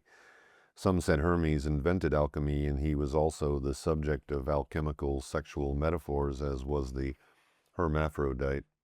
Hidden in alchemical treatises, as C.G. Jung described in Psychology and Alchemy, Hermes was the communicator. Through metaphor, he was the guide of souls on a mystical and psychological journey that sought to unite male and female elements. The caduceus, staff of Hermes. Hermes carried the caduceus, a rod topped by wings and encircled by two serpents that identified him as the messenger god and guide of souls. The twin serpents on Hermes' caduceus have carried many meanings. The alchemists considered the snakes male and female. Through Hermetic mysticism, male spirit and female soul united. The dual snakes have also represented the twin threads of death and rebirth. Most recently, they have been seen as symbolizing the DNA chain through which coded genetic information is communicated in living matter. Whether as new symbolism or ancient metaphor, however, Hermes is firmly cast in the role of messenger between realms. Hermes' caduceus differed from the rod of Asclepius, god of healing, which had a single coiled serpent. Hermes, the archetype. Like the god Hermes, the Hermes archetype has positive and negative potentialities. Inventiveness, the capacity to communicate well, and the ability to think and act quickly are traits that can be used creatively to achieve or deceive. Hermes is also an unequivocally positive archetype as communicator of meaning and rescuer of the wild. The messenger. Hermes traveled frequently and swiftly between Olympus and the underworld, between Olympus and Earth, between Earth and the underworld. He moved smoothly from one level to the other, crossing borders with ease. Men and women who share this mobility may be at home in the worlds of diplomacy, public media, and commerce.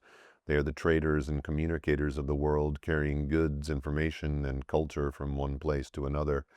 For Hermes, it's all in a day's work to go from one city or one country to another, to penetrate the Iron Curtain, or to be the first visitor to some out-of-the-way place. Hermes may travel in person or via radio, television, or writing. Making deals, making money, and making allies are engaging challenges for Hermes people. Those famous travelers of old, Marco Polo, who opened trade routes from Europe to China and India, and Sir Richard Burton, a man of many disguises, whose adventures in Islamic countries culminated in his entry to Mecca, needed to be like Hermes to take pleasure in their adventures and be successful at what they did as travelers and writers. This was true of Alexandra David Neal, who ventured into Tibet and wrote of her travels into the mysteries there as well. The best-known explorers of non-ordinary realities currently are authors Carlos Castaneda and Lynn Andrews, each of whom has written a series of books telling of the adventures, risks, and knowledge gained through their respective apprenticeships to Native American medicine men and women. Like Hermes, Castaneda, and Andrews move from one level to another as they cross over from the ordinary world into the world of spirits and powers. A modern-day Hermes may be in the Foreign Service, a representative of a multinational corporation, a peripatetic, internationally known lecturer, or a tour guide. Whether negotiating a treaty or bargaining for a trinket, the more like Hermes a man is, the more likely he is to excel at being persuasive and coming up with creative financing. Worrying if something is illegal or wrong is not a main concern to a Hermes mind. He rarely loses sleep over right and wrongs. Thus he might be a legal advisor to the mafia, and Hermes-like easily cross boundaries from the legitimate world into the criminal world. He is only concerned with whether a ploy or a negotiation will work. Thinking creatively makes him an ace problem solver. The trickster. On the first day of his birth, Hermes was engaged in stealing his brother Apollo's cows, cleverly hiding his tracks by tying branches to his feet and laying down a false trail by having the cows walk backwards. Next, he tried to pass himself off as an innocent newborn, guilely lying about himself. This Hermes is the trickster, an archetype known the world over, characterized by cleverness, cunning, and ability to change his shape or form. The trickster is known as coyote to the Native American Indian. To the Eskimo, he is raven. To the Japanese, the wily badger.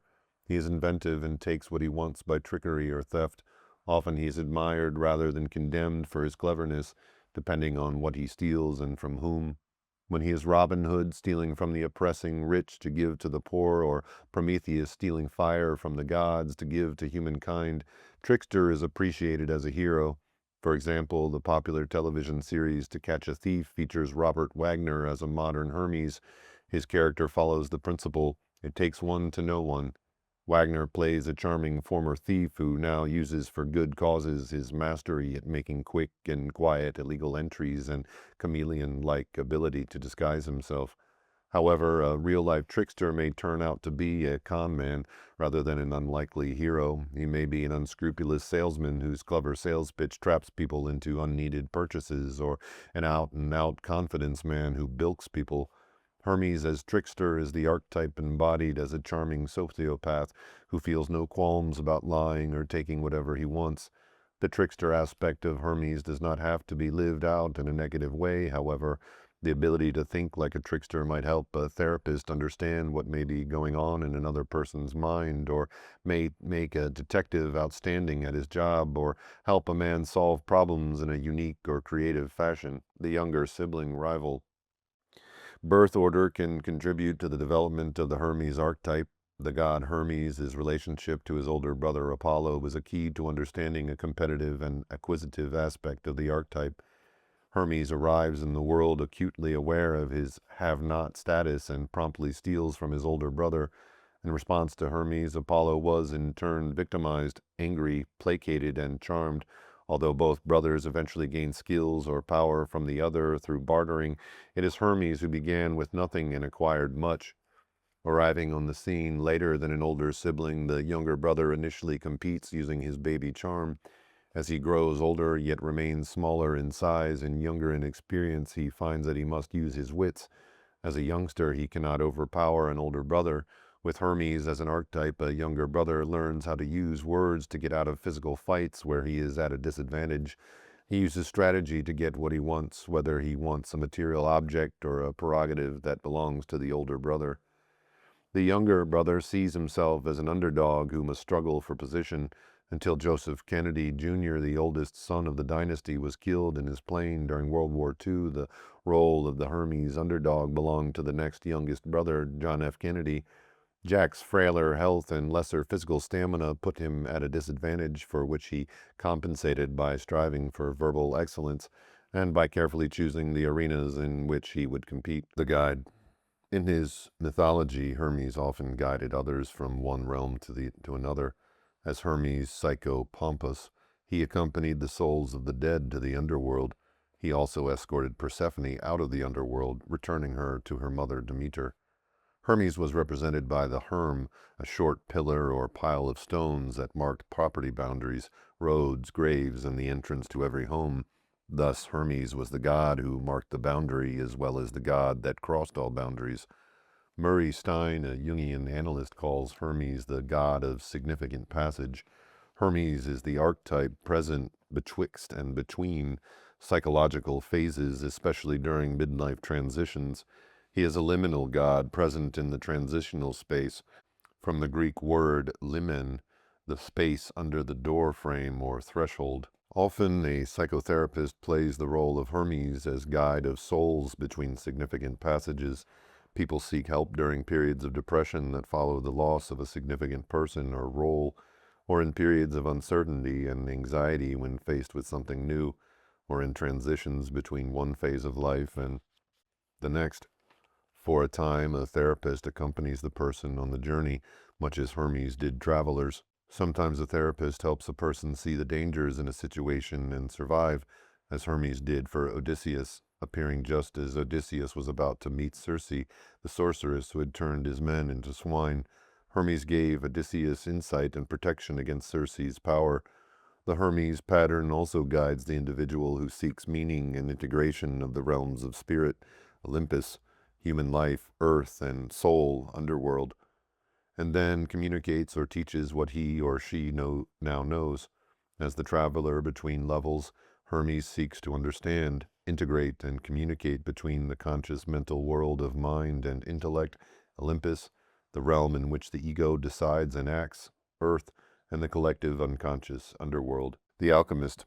Hermes has been considered the father of alchemy, that arcane science that focused on trying to turn lead into gold, and that was also a spiritual and psychological quest to transform what is base into the psyche into gold. The alchemist seeks to find the meaning or gold in experience and seeks transformational experiences. Jung talks about this aspect of the Hermes archetype as the spirit Mercurius, after the god's Roman name Mercury. Rescuer of the child. Hermes descended into the underworld to bring back Demeter's abducted daughter Persephone. He rescued the infant god Dionysus at least twice, saving his life and protecting him from harm. The young boy Ares also owed his life to Hermes. Hermes is the archetype or metaphor that saves what is innocent and vulnerable or divine and sacred by providing meaning for an otherwise terrible experience. I have felt the saving presence of Hermes when my adult patients have spoken of their abusive childhoods, or when I've read of children who did not give up in panic or despair when they were lost in the wilderness or struggling to stay afloat for hours. A message of explanation came to them that gave them heart to continue. For the abused child, it was some explanation. For example, "These are not my parents. I am being tested." For the child who doesn't give up, the message might be, "Someone will come," or "I can't die, I matter to someone." Through the ordeal, the child clings to the message, which saves his soul from giving up.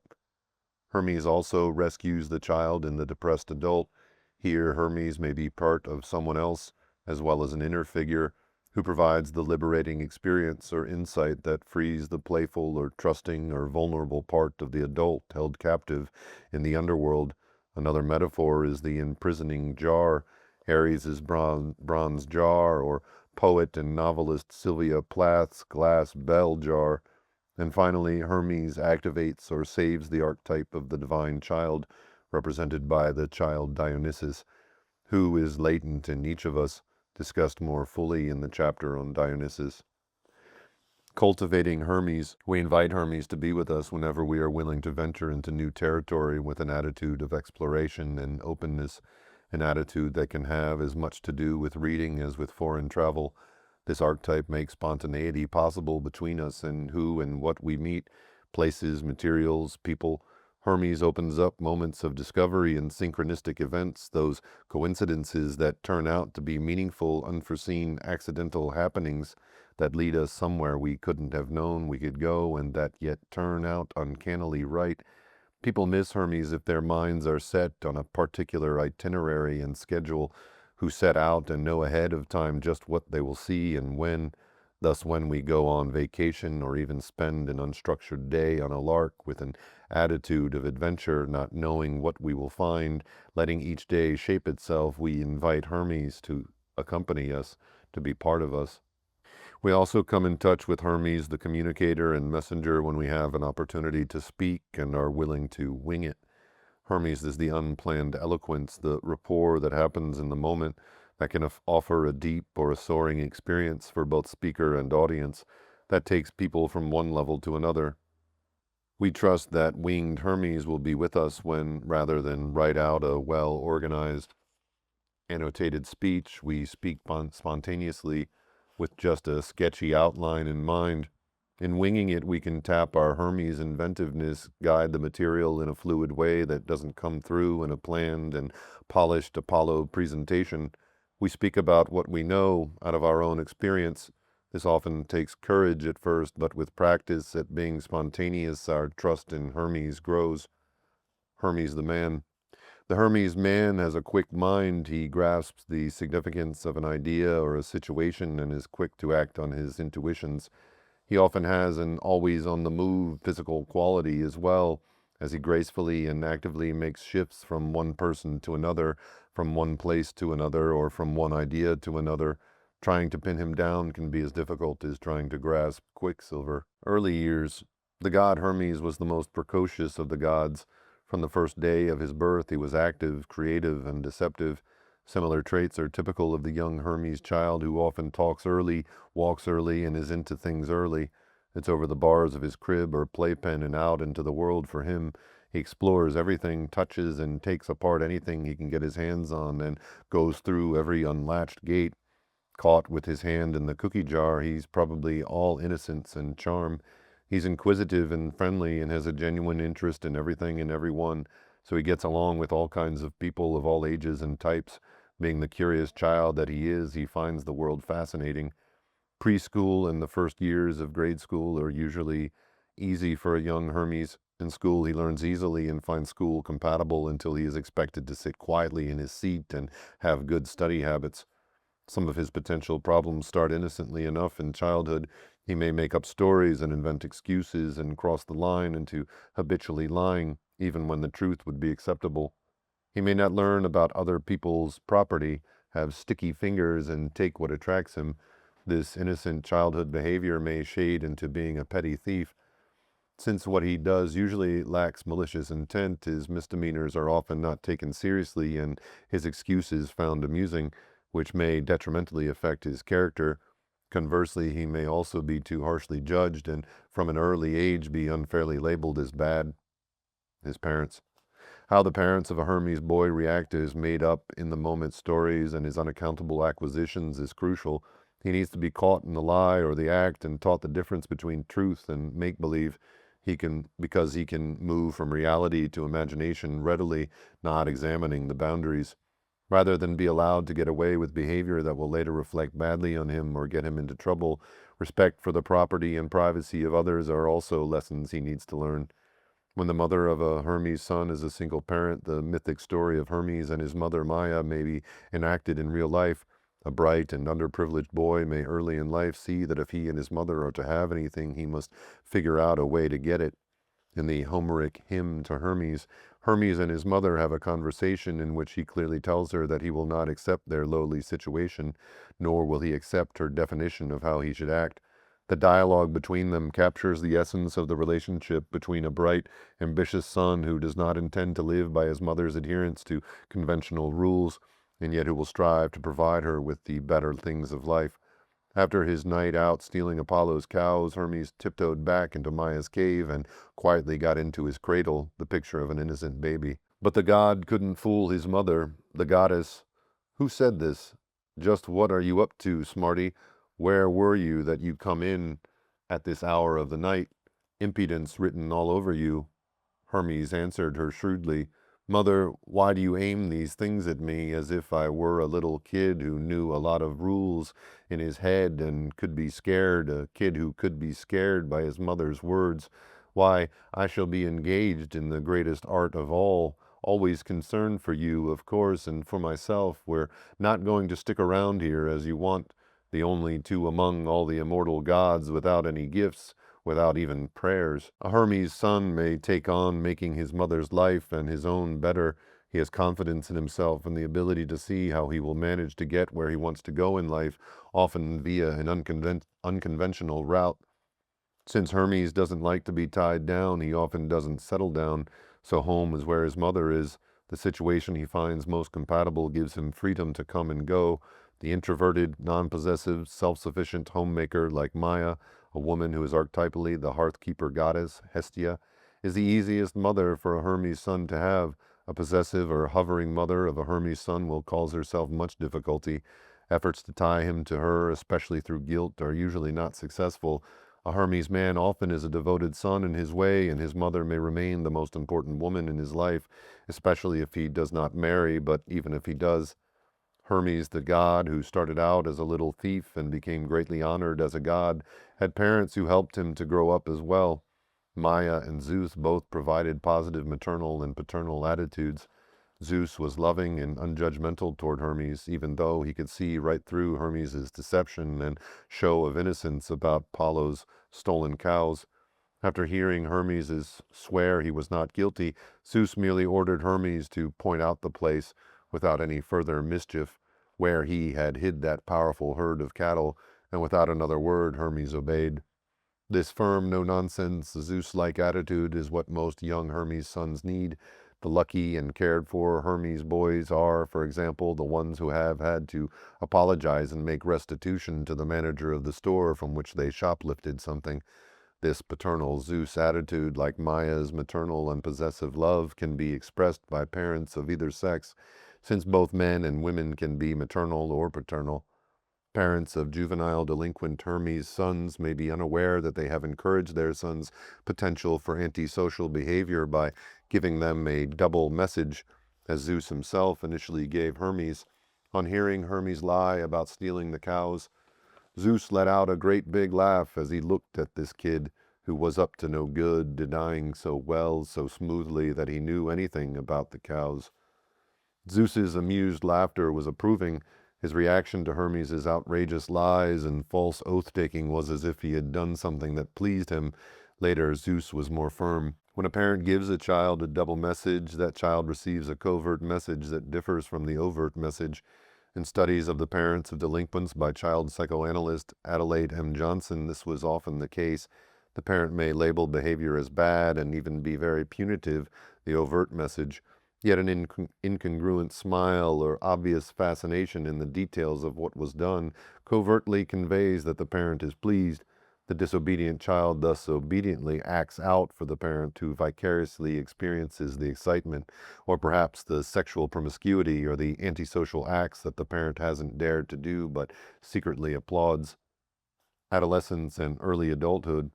The proverb, "As the twig is bent, so bends the bow," certainly applies to the growth and development of a Hermes boy. In adolescence and early adulthood, a Hermes man questions the conventional rules of success. He is interested in getting what he wants from life, but he may not be interested in what it usually takes to get where he wants to go. Moreover, the diversity of his interest makes his path likely to be a zigzag one. He tests limits, an appropriate tendency for a young man whose personality patterns follow Hermes, the god of boundaries who crossed them all with ease. Those limits may be the way things are done around here, or curfew hours, or the challenge of figuring out how to use a computer to get into a particular off-limits file. He may drop out of high school or college to have more time to focus on an innovative business or a new invention, or in managing as well as playing in a rock music group, or being a professional ball player or golf pro. A Hermes man doesn't usually work for grades or the approval of others. For this, he needs Apollo or Zeus qualities. When he succeeds, it's because the work itself fascinates him and draws out his inventiveness. The problem he solves is often not a purely intellectual or aesthetic one. Instead, it usually has commercial possibilities as well. The career of college dropout Steve Wozniak, inventor of the Apple computer, has many of these Hermes qualities. When his young, innovative company grew and corporate mentality management moved in, Wozniak took his inventiveness and new fortune into another field and developed a universal remote control apparatus he called Core. Talent, luck, and the ability to make enterprising shifts is typical for a successful Hermes. In adolescence and young adulthood, another Hermes man may begin his pattern of wandering from one place to another or one job to another. If his interest is not held and his potential talents or abilities do not develop into skills, he may remain marginally employed and be a perpetual wanderer. During the same period, a Hermes man may become firmly identified with Hermes the thief and liar, treading a criminal path, usually as a confidence man or white-collar criminal of some sort. In contrast to the commercial or criminal bent that a Hermes man might take in his young adult years, some Hermes men delve deeply into spiritual, philosophical, or psychological interests during this time. This was the path taken by Richard Alpert, the bright young Harvard psychology professor who left a brilliant career to find a guru in India. Now known as Ram Dass, he is a spiritual teacher, a Hermes man who can be identified with Hermes as guide of souls. Work. Hermes was the messenger of the gods, the guide of souls to the underworld and the guide of travelers, the god of speech, thieves, businessmen, and athletes, the inventor of numbers, the alphabet and two musical instruments, the lyre and the syrinx. In his choice of work and in his attitude toward work, a Hermes man reveals his similarities to the god. A Hermes man is not likely to be a narrow specialist or a happy cog in a large corporation. His individuality and a diversity of interests make both unlikely. He doesn't like to do anything by the book. His quick mind finds alternative routes and solutions or shortcuts. Whatever field he is in, he is likely to be an inventive generalist with an entrepreneurial attitude. He's an opportunist in the most neutral meaning of the word, a person who is able to grasp the significance of a person or an idea and seize the opportunity that the moment presents. This, plus his ability as a communicator, makes him often a very good salesman or negotiator. He's a willing innovator who cross-fertilizes ideas from different fields and may go beyond usual limitations to accomplish what he wants. Gordon Sumner, known as Sting, is a contemporary Hermes who very successfully has managed several career crossovers, from schoolteacher to rock star, composer, and lead singer for the Police, whose albums have sold in the millions. Synchronicity was named from the writings of psychologist Carl Jung, and The Ghost and the Machine was named from writings by philosopher Arthur Koestler. Sting has moved from rock star to film star, from group performance with the Police to solo performance in his album The Dream of the Blue Turtles. Sting is described by a journalist as a man who is in a hurry. He travels light and alights only briefly. Meet up with him over 3 months in 3 different countries. Typically Hermes. He doesn't like being pigeonholed, values his freedom to move in all the psychological and physical realms in which he readily travels, including the light and dark aspects of his personality. In this, he sounds very Jungian, appropriately so for a man who has thoughts of becoming a Jungian analyst when he's much older. Quoted in Record magazine, Sting said, "If you look at my history in the press in England, at first I was heralded as the golden boy, blonde hair, talented, handsome. Here was a chap who was a school teacher who had a beautiful, talented wife and a kid. I was athletic and I didn't take drugs. Then the press found out that I did screw people, and yes, I had taken drugs, and then I started to play these evil characters, and suddenly I became the bad boy in the English press. This was great for me because it meant I was free to do what I pleased. So the British press is now totally confused as to what I am, which suits me fine. Sometimes I'm a good boy and sometimes I'm bad. That's me." That good boy, bad boy designation is also obviously Hermes. The Hermes archetype provides qualities that contribute to being a good psychotherapist. Like Hermes, who was the companion and guide of the traveler, a psychotherapist also accompanies people on their psychological journeys, going with them through the dark areas and the light, through difficult transitions such as midlife crises, through psychoses or borderline conditions. When Hermes is present in a person, that man or woman can see the dark, hostile, psychotic, instinctual, sexual, or aggressive, as well as the altruistic, mystical, or illuminated, or the ordinary in people, including themselves, without judgmental comment. This ability is an expression of the friendly aspect of Hermes. In Hermes and His Children, analyst and author Rafael Lopez Pedraza comments, "If we internalize Hermes' friendly side, then it is Hermes in us who befriends our psychological complexes centered by the other gods. Most characteristically, Hermes' presence in a man's psyche provides him with an ability to communicate persuasively. a friendly attitude that facilitates the ease with which a Hermes man makes his way in the world, a potential for spontaneous, appropriate reactions that stand him in good stead. Hermes was god of commerce. Being like Hermes contributes to being an excellent salesman, an innovative businessman, a superb public relations expert, and, appropriately, a fine travel guide. Relationships with women. Charming Hermes men seem to suddenly appear in a woman's life. He is sitting next to her on an airplane. He's an out-of-town old friend of the host at an otherwise predictable faces party. He comes to the rescue when she pulls over to the side of the road with a flat tire. He's helpful and friendly. His conversation fascinates her. He has been to places she has just read about. There's an air of adventure and bad boyness about him. She thinks she has finally met the right man, but he's elusive. Typically, Hermes, as unexpected as his arrival may have been in her life, he may as suddenly disappear. For example, he leaves on a business trip and calls to let her know that one thing has led to another and he's going to be away longer, and his time of return now indefinite. Maybe she gets a postcard, and then he disappears with no further word until he reappears without apology. With Hermes men, it is usually out of sight, out of mind. Maybe he's not a jet-setting Hermes, but a hometown one. The pattern is the same.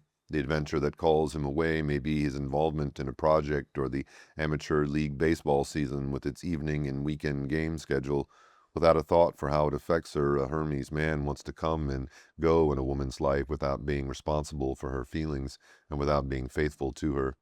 A Hermes man enters the realm of love when he finds himself at the threshold being invited in by the woman who has found him fascinating. For him, it may be like visiting a new country. A new woman is new territory to explore and enjoy, after which he feels an urge to travel on. It is this quality that makes many Hermes men behave like Don Juans, sing themselves like bees going from one flower to another.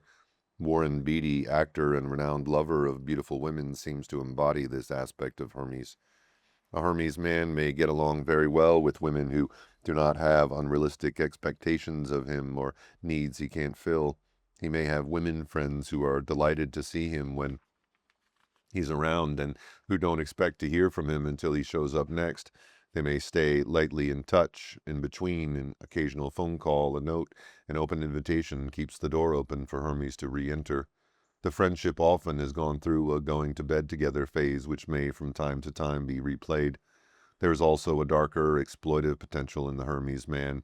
Acting on impulse and taking what he wants when he wants it are negative Hermes characteristics. If it's a woman he wants, he can become actively seductive and manipulative. Caring only to get his way, he lies, charms, does whatever he thinks will work, with no thought about the consequence to her, or to her marriage if she is married, and no intentions of fulfilling any promises he made in pursuit of her. Relationships with men. Hermes was the friendliest god and the protector patron of athletes, merchants, travelers, thieves, and musicians. He spent a lot of time in the company of a variety of men. This is true for the Hermes man as well. He does things with a number of men friends and probably has more acquaintances who consider him a friend than any other type of man. He drops in on many men friends. He may join them for a game of cards or golf game. If he's a musician, from time to time he'll show up with his instrument to be part of a jam session. In business, he may get in touch about a deal that he wants to cut his friends in on. He's often generous with his tips. When he has an inside track on something, he will share it with friends who appreciate the unexpected boon that it may represent. Hermes is at heart a gregarious loner. He has a gift of friendliness which makes it easy for him to get acquainted with many people and do things with them. Since most male friendships are based on sharing and activity rather than on self-revelation with its increased vulnerability and intimacy, a Hermes man has a wider circle of men friends than any other. Typically, they cut across class lines and represent the diversity of interests that a Hermes man is likely to have. Sexuality.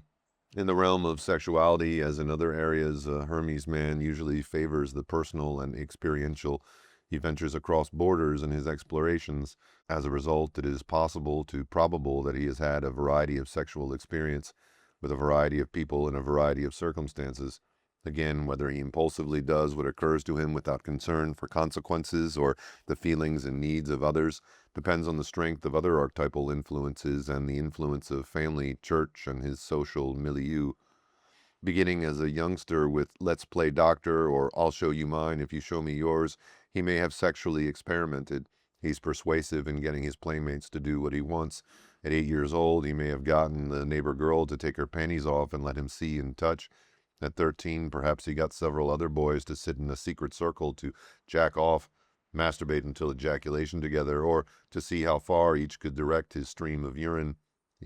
He may have been the first in his group. He may have been the first in his age group to get a girl to let him touch her breasts or go all the way. With his intuition, strategy, and powers of persuasion, often along with having friendly, nice guy qualities, a Hermes young man finds he has a way with women and often gets his way sexually. Some of the most familiar sexual jokes are about the traveling salesman and the farmer's daughter. They are vignettes about a contemporary representation of Hermes, god of travelers and commerce, wanderer, god, and thief, who steals. They are vignettes about a contemporary representation of Hermes, god of travelers and commerce, wanderer, god, and thief, who steals the virginity of the daughter and thereby takes something of value from the irate farmer, whose daughter is now, in a patriarchal context, worthless because of the deed. He may be a heterosexual or a homosexual. In either case, he is more likely to have tried or at least fantasized sex with a man or men if he is heterosexual, or with women if he is homosexual, than any other type of man. Regardless of his sexual orientation, a Hermes man is likely to have a bisexual attitude, isn't judgmental or threatened by any tendencies in himself. This attitude is mythologically fitting, as Hermes fathered Hermaphroditus, the bisexual god. Marriage. If the Hermes man stays an eternal adolescent emotionally, which is one potentiality of the archetype, then he will be the most elusive of bachelors. His on-the-go, never-commit-yourself attitude shows in his relationships with women. He dances away once the first bloom is off the romance. Possessiveness or dependency in a woman puts this Hermes to flight. A mature Hermes can make serious commitments to work and a significant relationship. Still, in both areas, he is likely to stay a loner. If he marries, he expects his wife to manage in his absence, to keep the home fires burning until he returns. He comes and goes and doesn't share the details of his work with his wife or expect that she will be involved in helping him to get ahead. With a Hermes man, the marriage of two independent souls can work. In Greek households, the herm, a pillar symbolizing Hermes, stood just outside the front door, and inside a round hearth with a fire at the center represented Hestia, goddess of the hearth. It was Hestia's fire that made a house a home. Women who embody this archetype are independent, inwardly centered women who enjoy solitude.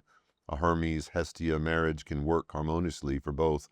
She may look very much like a traditional wife, but being a wife is not her source of meaning, and jealousy is not a problem. Hestia was a virgin goddess. Any woman who is involved with a Hermes man does well to have Hestia or another virgin goddess pattern as a part of her psyche, because he will come and go.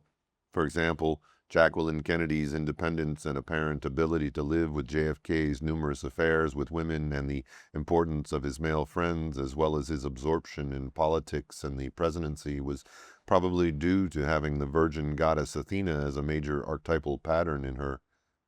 Aphrodite and Hermes were mythologically linked, and this combination can also work in real life. Rather than being compatible opposites, as with Hermes and Hestia, women who resemble Aphrodite, goddess of love and beauty, share characteristics with Hermes men. In the realm of love, both are non-possessive and open to many experiences. Both also can become intensely involved in whatever they are currently doing, usually in the realm of creative work for her and the latest challenging project for him. Neither like schedules anyway, so the irregularity of their life together works for them. They often prefer living together to getting married. Children. Hermes the god had several sons whose behavior went beyond usual acceptable boundaries. Autolycus was the most accomplished liar and thief of his day, but he was considerably less reprehensible than Myrtilus, who made a wax linchpin that caused the death of his charioteer master. Pan, god of the forests, pastures, flocks, and shepherds, liked to have his afternoon nap and would terrify anyone who disturbed his siesta. He could induce panic, a state of unreasoning terror named after him in which people stampeded. Especially susceptible were fearful travelers in lonely or desolate places. Pan was goatish in appearance and in lust. Although the children of a god can be metaphors for qualities that the archetype fathers, myth can parallel real life as well. The sons of a Hermes man may in fact, like father, like son, have difficulties with antisocial or sexual impulses. When acting impulsively without thinking of the consequences is an innate quality, the go now, pay later mentality that has to do with living in the present, then learning to consider consequences, to consider the effects on others, to learn what the limits are, is an essential part of growing up. If a Hermes boy is to mature and adapt to the expectations of the world, these lessons are equated with good fathering, in that it is the father who traditionally intercedes with the outer world. Unfortunately, Hermes men father children but aren't psychologically suited to be good fathers to their children unless some patriarchal archetypes are also present or they have themselves been well fathered. As a parent, a Hermes man usually doesn't set limits and hold to them. His children know that they can get their way, especially if they can present a persuasive case, whether at delaying bedtime or at taking time off from school. They may also find that they can make excuses or lie to cover impulse behavior and not be held accountable by a Hermes father. Consequently, the children of Hermes all too often learn that rules are disregardable, that the tasks they are expected to do can be put off with an excuse, that they can get away with things. They fail to learn to respect authority and often have a blurred sense of right and wrong as a result. The children of Hermes are then ill prepared for the world of school or of work. They know very little about discipline. They expect that they can get away with not performing up to expected standards without penalty and usually find out later that they cannot. On the positive side, the Hermes father knows how to play with his children, enjoys taking them on adventures, appreciates and stimulates the imagination, and is often like a kid himself with them. Hermes fathers were very evident in the hippie generation, or flower children, of the 1960s. Unlike traditional fathers who prepared children to adapt to the world, to perform and achieve, to produce, a Hermes father influences his children to look at life as a series of adventures. Besides not setting limits and being inconsistent, a Hermes father may also be absent. He may have actually abandoned them and moved on, or he may be on the road a lot as a salesman or deal maker, coming and going, not alighting for long, either because of his non-paternal playmate attitude toward his children when he is home, or because he is rarely home, he often leaves child-rearing to the mother. Middle years. If a man is a mature Hermes whose work is both challenging and materially rewarding, the Hermes man finds that the middle years of life offer more options than ever before. He finds opportunities for growth, for travel, for diversity, more so than most types of men. This Hermes may not only find outer life rewarding, but he may also begin exploring the inner world, adapting with ease to this phase of life. However, if at midlife the Hermes man is still an eternal adolescent, flitting from place to place, job to job, and woman to woman, the middle years are unexpectedly harsh.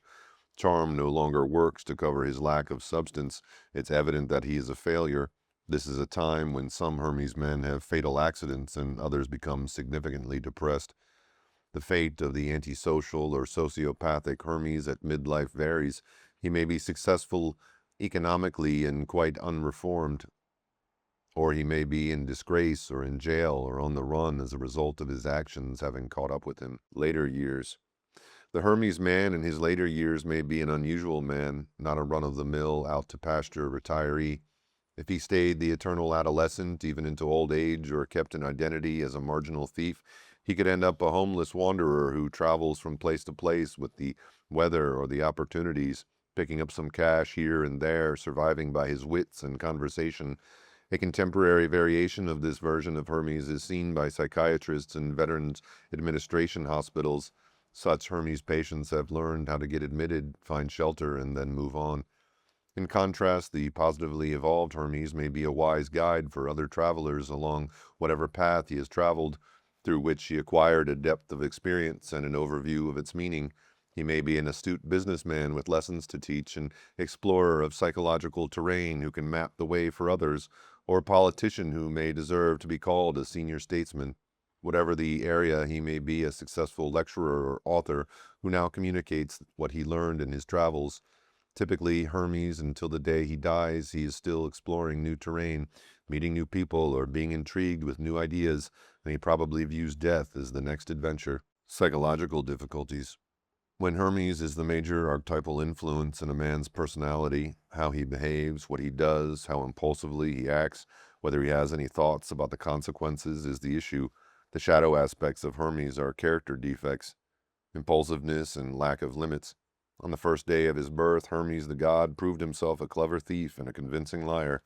Not nearly so early, but soon enough, similar problems may arise in the Hermes boy. Whether or not he learns to respect other people's possessions, feelings, and rights, and not just take what he wants and do what he likes and reap the consequences, is crucial for his development. A Hermes boy needs to be taught about limits, what is acceptable behavior and what is acceptable and why, in order to develop a sense of right and wrong that will modify what he might think of doing. Otherwise, the typical Hermes will act immediately on impulse, focusing his inventive mind on how to get what he wants.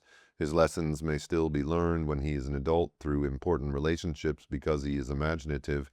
He most naturally uses this gift with thinking, but he can also use it in the development of empathy and understanding if significant others hurt by his negative behavior express how they feel and state their limits. Sociopathic Hermes, the trickster. When a Hermes boy grows up in an abusive situation where the significant adults act both impulsively and aggressively toward him, he will neither learn to tell right from wrong, nor will he learn restraint. Sneaking, stealing, and lying easily follow, leading to antisocial behavior and a sociopathic personality pattern. Conflicts then arise between himself and others who disapprove or are affected by his behavior. As he grows older, if what he does is illegal, he may get caught, although his mental agility and persuasive speech give him an advantage. He doesn't use force or violence, as with Hermes, theft of Apollo's cattle. He takes what doesn't belong to him, often in a clever way. As a trickster, he is a con artist who gains the confidence of his victim and then fleeces them, or a selective and imaginative thief, or the imposter. For example, we read of Hermes men who have posed as doctors, fooling hospital staff for a long time before being exposed. Hermes men do sometimes get caught, however, and being jailed is especially hard for such a man. He is out of his element with his wings clipped, experiencing what he finds most difficult: confinement, routine, and a lack of freedom, the eternal youth, the man who never grows up. A Hermes man finds settling down difficult. He likes to explore possibilities and new options, but this openness gets in the way of staying with someone but this openness gets in the way of staying with something until it develops and until he matures. He finds new grass, always greener, which invites him to flit from one situation or person to another. Beginnings come easy for him. With his charm, he makes friends easily. With his quick mental grasp of a situation, he can impress others. Unless he or the situation makes him stay until he learns something in depth, he will have only a superficial understanding or skill. Jack of all trades, master of none, this superficiality is an aspect of the puer aeternus, the eternal adolescent boy. The eternal adolescent lives in a realm of possibility, unwilling to make a commitment to any one thing or person, because he does not want to give up the next possibility that comes along. Until it is often too late, he thinks himself immortal, as if he had all the time in the world, and he doesn't. While other men are establishing careers and families, he may be pursuing adventure or merely going from one thing to another, only to find at midlife that life is passing him by and that he is getting old. He has been a Peter Pan living in Never Never Land until he is around 40, and then, as he looks in the mirror and at his life, the realization dawns that it is, or may be, too late for him, and a midlife depression results. Lack of emotional commitment and intimacy. Hermes men seem more immune than most men to intense infatuations. In his many sexual encounters, his taste for variety and newness rather than passion lures him both into relationships and out of them. If he falls in love, he may stay long enough for infatuation to lead the way to love and depth. If he yearns for a home fire that he can come back to and feels that he will be able to come and go freely, he may marry and find that over time the relationship deepens. But commitment and intimacy do not come easily. He's too busy to settle down, too actively thinking about other matters to give much thought to a relationship once he's in one, and too likely to leave as soon as he feels fenced in. Psychological difficulties for others. Hermes men adversely affect others who love them by avoiding commitments, by leaving, or by not growing up. The elusive lover. Hermes men can cause a great deal of grief for the women who fall in love with them. Typically, a Hermes man is charming, verbal, and persuasive. He finds resistance a challenge and may move on once he has managed to steal away. He finds resistance a challenge and may move on once he has managed to steal his way into her heart and bedroom. It's often hard for a woman to see a Hermes man clearly. He may turn out not to be what she thought because she only saw or was shown one aspect of a man with many facets to his personality, a way with words and a trickster element. A Hermes man often takes on different guises as he embellishes a part of himself and doesn't touch on others, which makes him seem chameleon-like. His elusiveness and avoidance of commitment present problems for the woman who wants marriage and security. For him, commitment often feels like the proverbial ball and chain, and the more a woman expects or depends on him to fulfill her needs, the more likely he is to flee. He likes to come and go, prefers to act on impulse rather than plan ahead, and likes to play the field. For many women, a Hermes man is the archetypal rat, a charming man who cons her, first into believing she's very important to him, and then until she finally sees through him or he disappears from her life. There are the many letdowns when he doesn't do whatever she expected of him, and each time he has a story to explain it. The inadequate father. Parenting is not something most Hermes men do at all well. If he is unreliable and inconsistent, his children grow up mistrustful and resentful of him, and these feelings contaminate other relationships. Especially affected are his daughter's relationships with men. If he fails at work because he lacks self-discipline and authority, his children are usually at a disadvantage when they go into the world. His sons especially fear that his inadequacies are their own. For a Hermes man to serve as a positive role model for his children, as well as an adequate, consistent parent, he must grow beyond his identification with Hermes, the eternal adolescent. Ways to grow. In mythology, two other gods were important to Hermes and helped him grow up, his brother Apollo and his father Zeus. These archetypes are also the two that are most important for the Hermes man.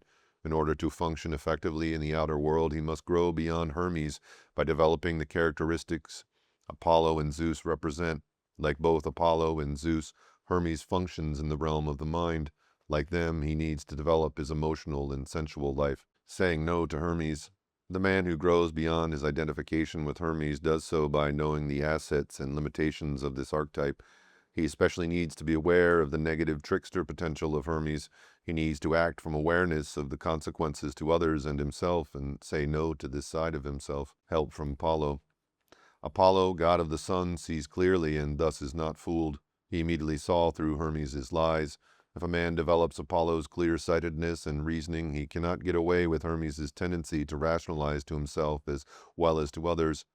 Apollo also represents linear thinking and the ability to focus on a far target. He has a clear sense of the progress of time and the step-by-step approach needed to accomplish disciplined work. Apollo is also concerned with ethical precepts and with right and wrong. These traits are sorely needed by Hermes men if they are to achieve something in the world. Fortunately for most Hermes men, especially middle-class American ones, the Apollo pattern is unavoidable. This pattern dominates the culture. Every important institution, church, school, Boy Scouts, works on teaching him what he needs to know. As an adult, a Hermes may himself realize that he needs to find a way to become, at least partially, a self-made Apollo, and must make his success possible by completing projects.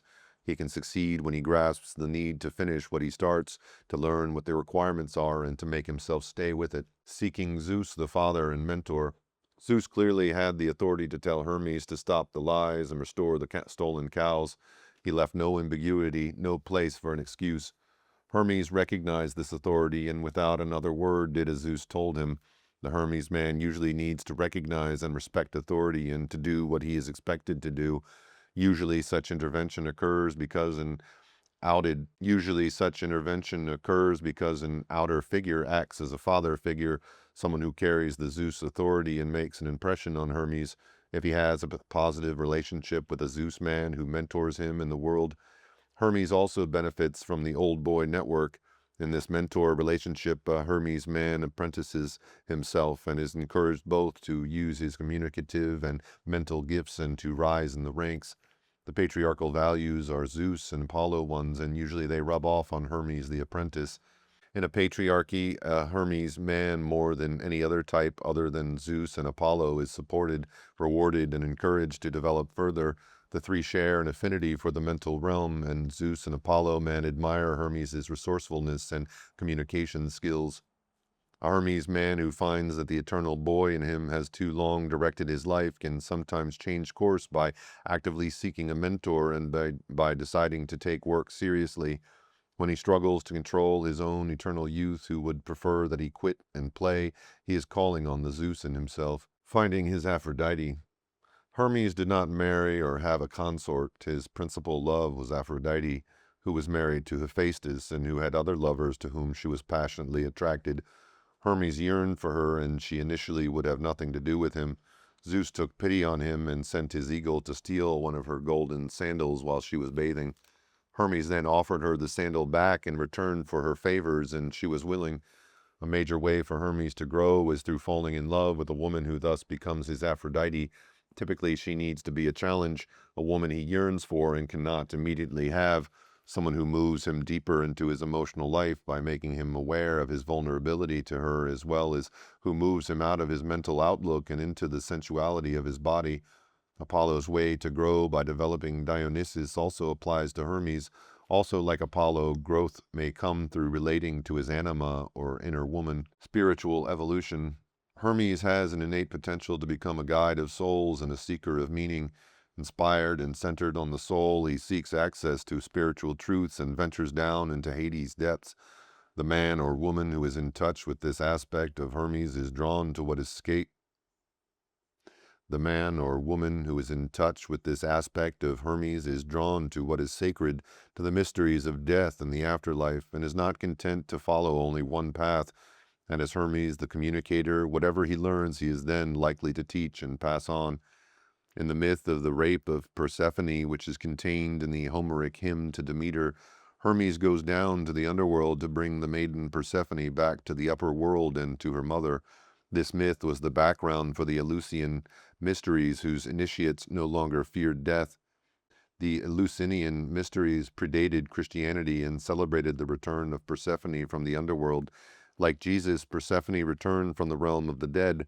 In the mythology of Dionysus, Hermes plays a similar crucial role, this time in saving the child Dionysus. Persephone can symbolize the soul, which in most men and also in many women is personified as feminine, while Dionysus symbolizes the divine child.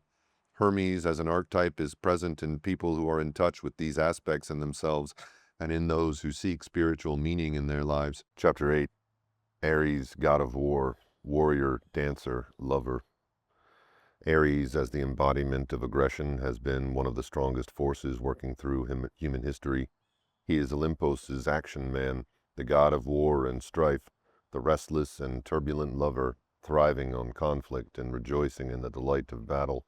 In Ares we see our own aggression raw and bloody before civilization tempered or repressed it. Arianas Dacinopoulos, the gods of Greece. In literature and art, Ares is known to us in the two roles which Homer assigned to him, warrior and lover. Under his Roman name of Mars, he is virtually a synonym for war and for anyone taking pleasure in its bloody aspects. Philip Meyerson, Classical Mythology in Literature, Art, and Music. Ares as god, archetype, and man as an image of masculine physical power, intensity, and immediate action.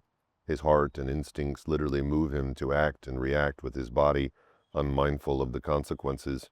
His father Zeus disliked him and sided against him, just as the patriarchy devalues his attributes. Ares the god. Ares, whom the Romans called Mars, was god of war, least respected and honored of the 12 Olympians by the Greeks.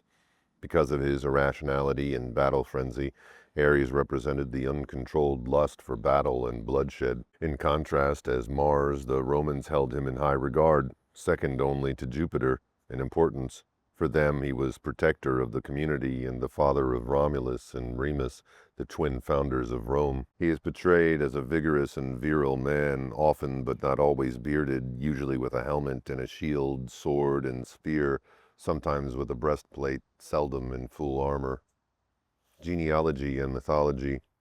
Ares was the only son of Hera and Zeus. However, like Hephaestus, Hera's other Olympian son in one Roman version, Ovid's, she conceived Ares parthenogenically. through an herb whose touch could make the most sterile being fruitful. We have no details of his birth.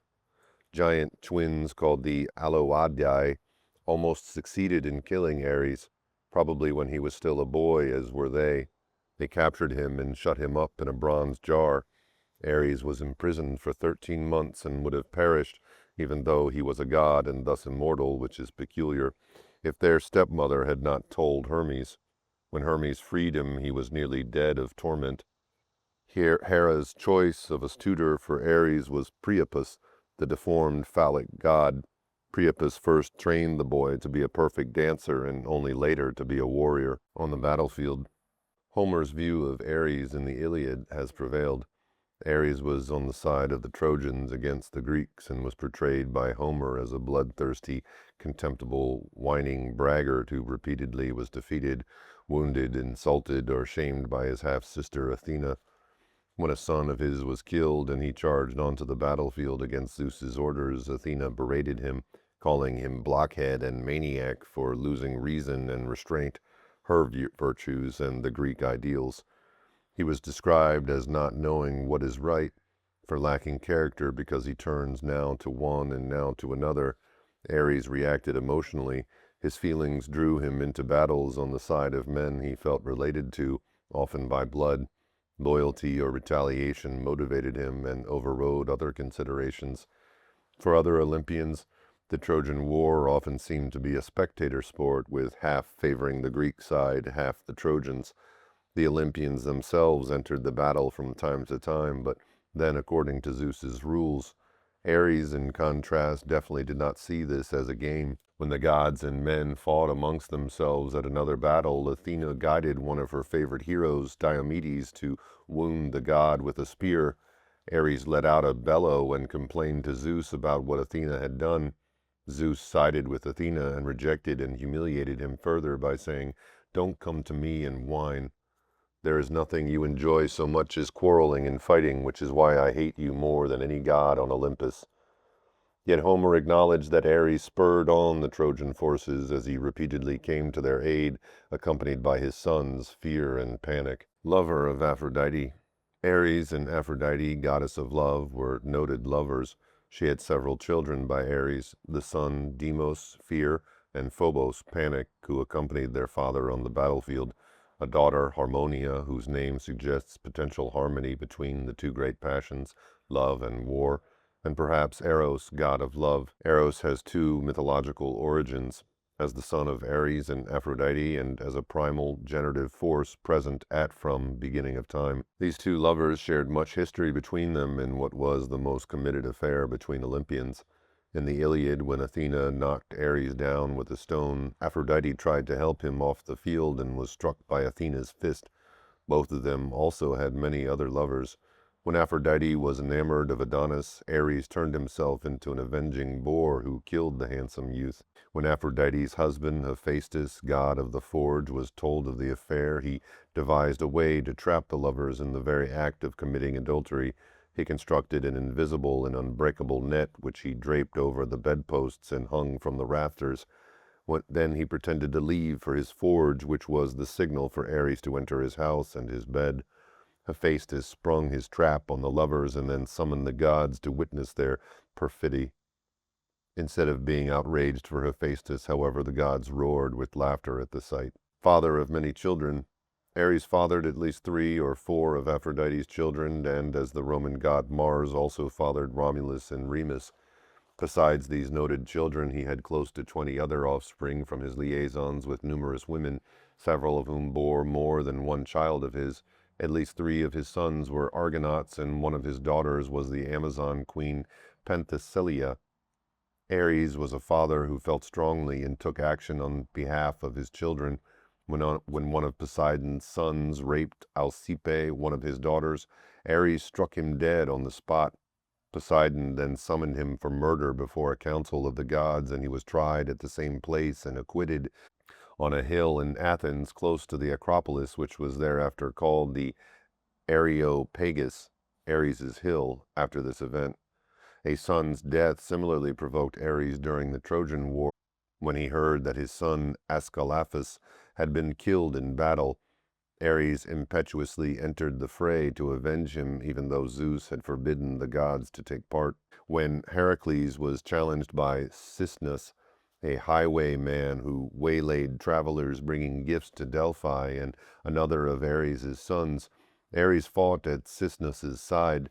Athena came to Heracles' aid, and with her help Heracles wounded Ares and killed Cisnus. Yet another of his offspring was a sacred snake who guarded the spring at Thebes. When the man Cadmus killed it, he had to serve Ares for 8 years, after which he married Harmonia, Ares and Aphrodite's daughter, and founded the city of Thebes. Mixed reviews.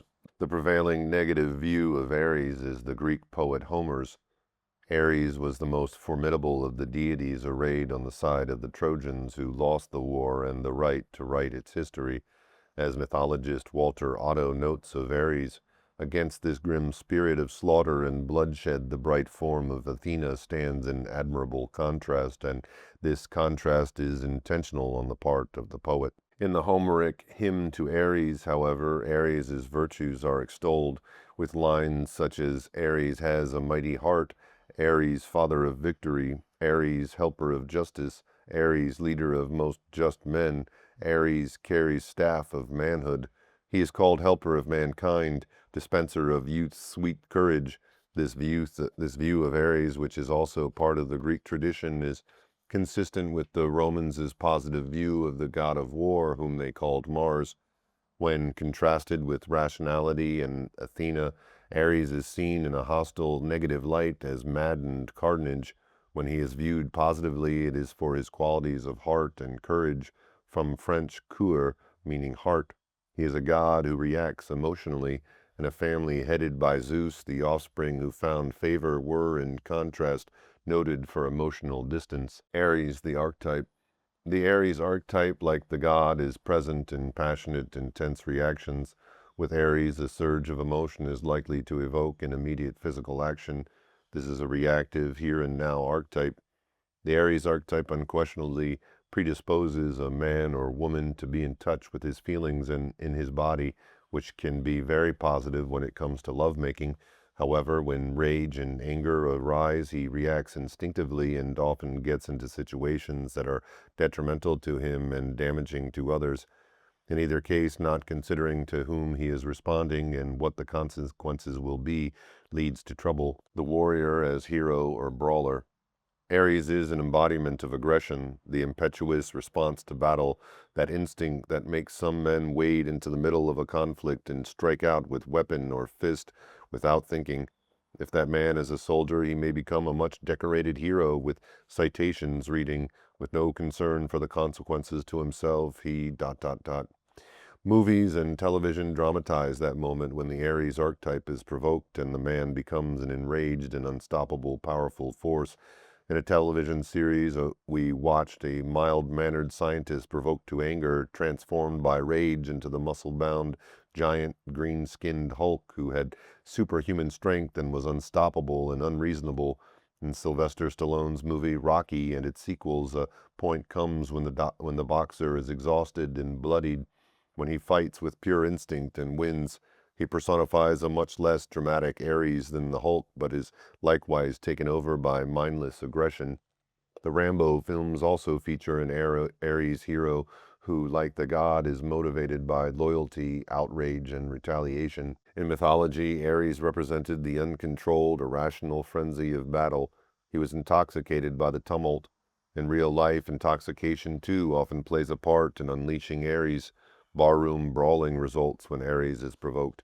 Ares doesn't get into fights as a competitive contest or for strategic reasons. He is a reactive, emotional response to some provocation. The Ares archetype represents battle lust. Homer portrayed Ares as the god who loved war for its own sake, who delighted in the din and roar of battles and in the slaughter and destruction. This aspect of Ares can make fighting exhilarating to the barroom brawler and decorated war hero. For the Olympians, who were immortal, battles such as those of the Trojan War were games. At this war, while the deities were mostly spectators, some on the side of the Greeks, others for the Trojans, from time to time individual deities would join the fray. A contemporary Aries delights in being on the playing field amid the din and roar, not in the stands or in betting on the outcome, but expressing raw aggression himself. A football lineman or a hockey player moved by the Aries archetype is likely to be penalized for being too rough, or for an illegal move, or for brawling when passions run high. These are the contact sports in which Aries finds recognition, where he may be penalized but is not denigrated for his temperament. In the gentlemanly sport of tennis, however, where form and gamesmanship are stressed, reacting in anger is definitely bad form. A tennis champion is expected to behave like Apollo, and as John McEnroe has found, he will be booed and hissed from the stands for reacting like Aries. The lover. Ares and Aphrodite were lovers who were caught together by her husband Hephaestus, who suspected that Ares entered his bed as soon as he left for work. This was a reciprocal and long-standing relationship between equals. Ares fathered 4 children with Aphrodite. Other women lovers of his also bore him more than one child.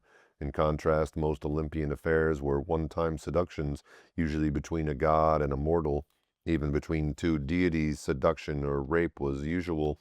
The woman was commonly overpowered, tricked, or abducted. Rarely was she made love with. Ares' passionate nature, his physicality, and the totality in which he is caught up in the emotion of the moment are the qualities of the Ares lover. This lover doesn't worry about comparisons with others as he makes love to the most sexually experienced goddess. His is a lusty, personal sexuality without the ecstatic, transpersonal Dionysian dimension.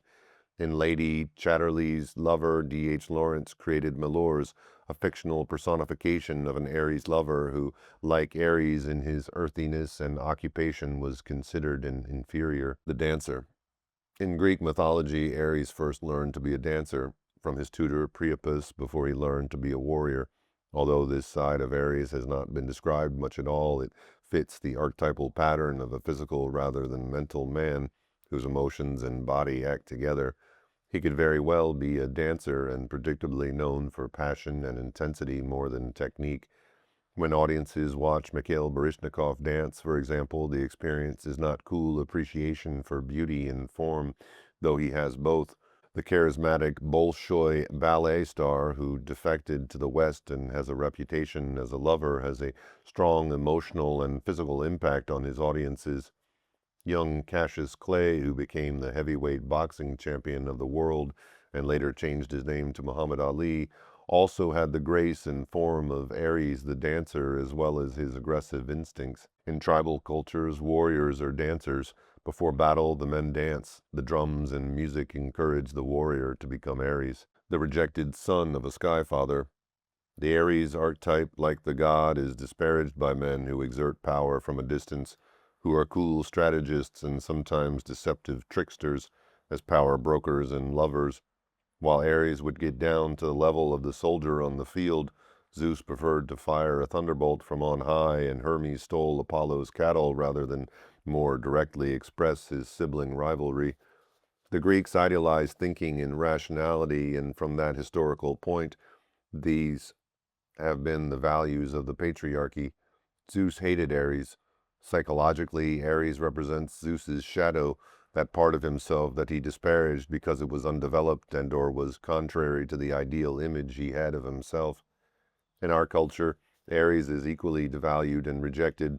The black man has become the carrier of Ares' attributes and the recipient of the denigration and contempt Ares received from his father. Sexuality, violence, even the dancer aspects of Ares and racist stereotypes are attributes of the inferior son. In white families, these same values and judgments are perpetuated. I often hear from men, adolescents, how unseen and unvalued they have felt because their idealized or successful fathers favored their more verbal, more mentally facile brothers or sisters. One felt tongue-tied and stupid when, to include him in the conversation, he was quizzed in front of guests by his father, who never went to a single game or even inquired about the sport in which he excelled. For all the lack of support, however, he at least had the deep satisfaction of living out this aspect of the Aries archetype. Many men accept the devaluation or give up the innately meaningful aspects of Aries in order to conform or be successful, and They never know the joy of doing well what is archetypally theirs. Aries, the protector. A prudent person would not attack anyone related to Aries, for to do so invited immediate retribution. He looked after his own, his daughter as well as his sons. In fact, Aries was the only god to do so. As Mars, he later protected the citizens of Rome in the same fierce way. As U.S. Attorney General, Bobby Kennedy had an Aries streak that both mafia and corrupt labor unions feared because getting back at them was not a legal game but a passionate battle. Known for his loyalty and partisanship, for his visceral reactions, and as father of many children, he was the most Aries of the Kennedy brothers. Aries joins the battle when someone he cares about is attacked, especially if he or she is getting the worst of it.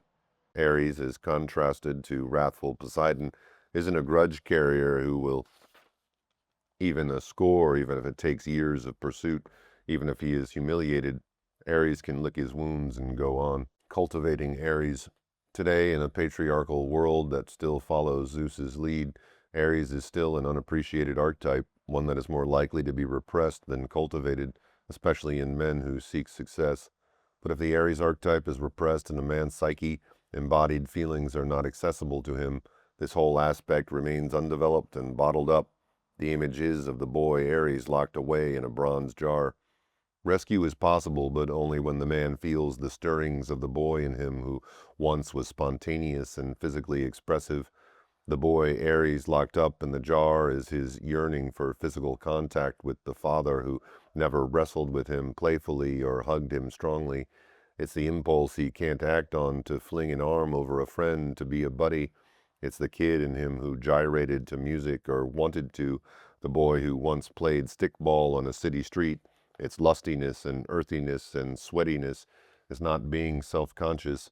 Moments or opportunities will come when a man feels he wants to express Aries.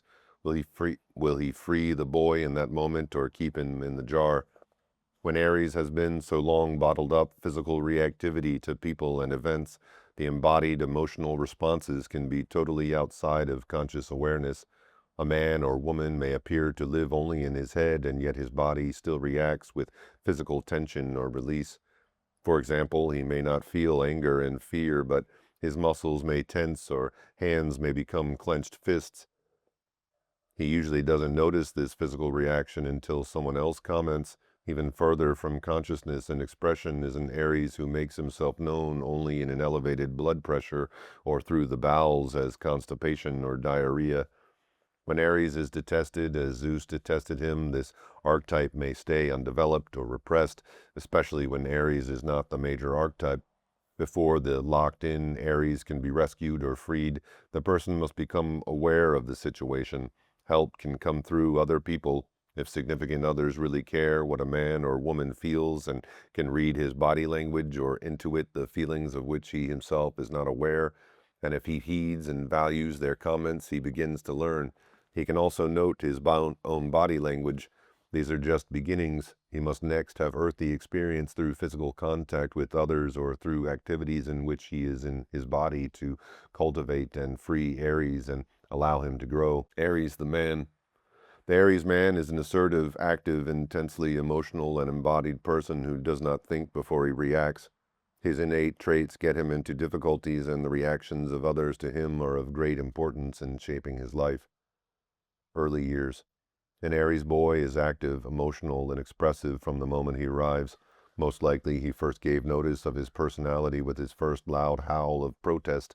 That same lusty cry soon becomes familiar, for if something is wrong and he's hungry or wet or hurt somewhere, there's no mistaking the intensity of his scream.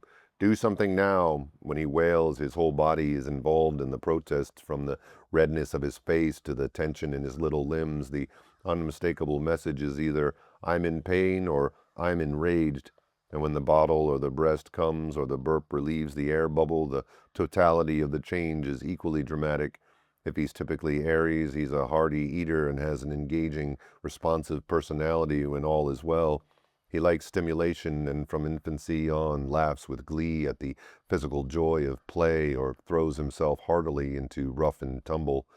If he's hurt or unexpectedly startled, his protest will be equally hearty. As he gets older, if something attracts him and is within reach, there's hardly a second between his admiring eye and his reaching hand. Baby-proofing the house is now especially important, for he is the kid that takes the tumble down the stairs, or gets a shock when he puts his finger in the socket, or knocks over the vase, or gets scratched or bitten by the startled pet.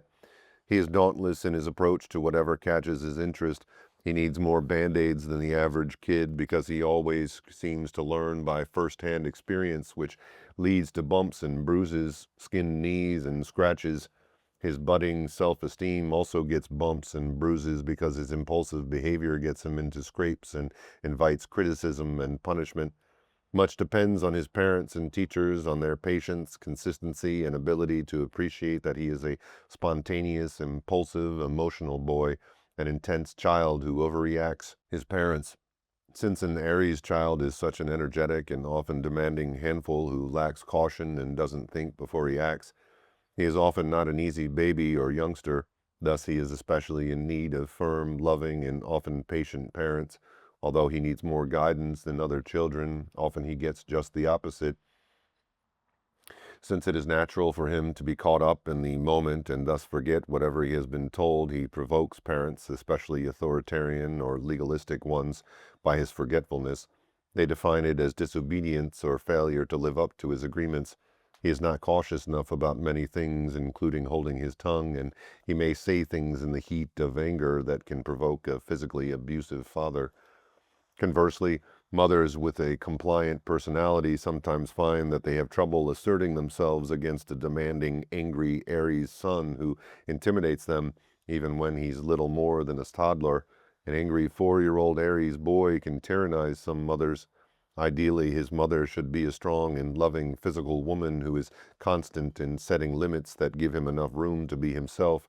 She hugs him often and knows how to channel his energy into physical activity that increases his sense of mastery and helps him learn patience and discipline. Sometimes life imitates myth, and an Aries boy has an angry Hera and a rejecting Zeus for parents. In contemporary versions, the father may be a high-powered, successful man who is a distant father at best, even for sons he approves of, who rejects his Aries son for being emotional, reactive, and physical rather than intellectual.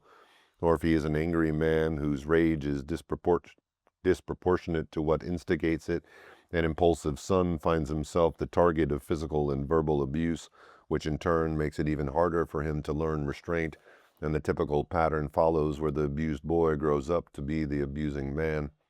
Having Hera for a mother means that his mother's major bond is with her husband. She is emotionally and archetypally the wife rather than the mother. Her Aries son often is unmothered.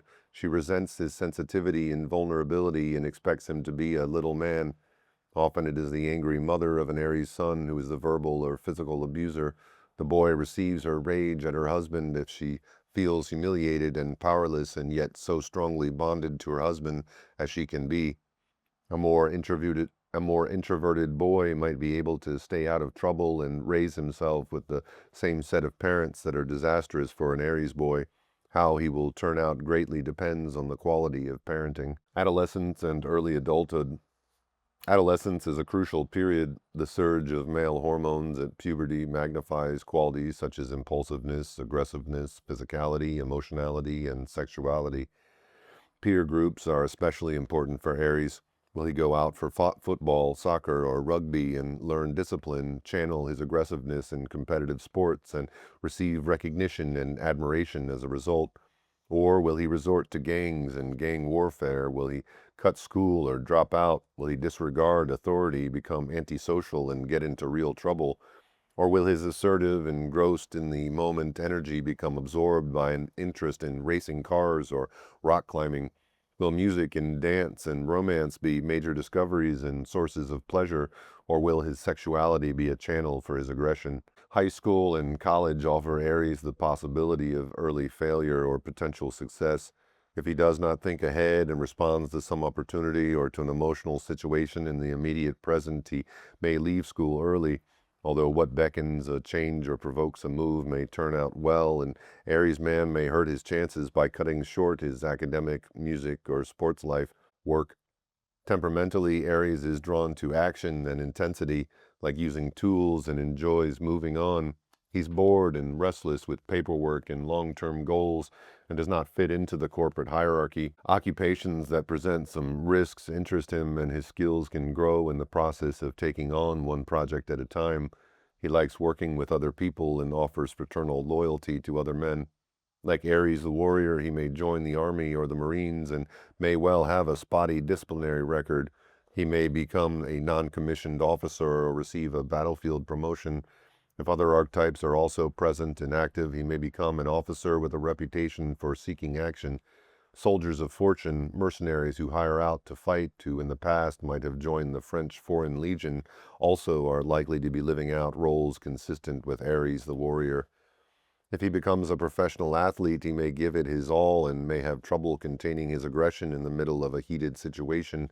Learning to restrain his immediate responses to a disputed call or a provocation, which may lead to the penalty box or the dugout, will hold him in good stead in all other areas of his life.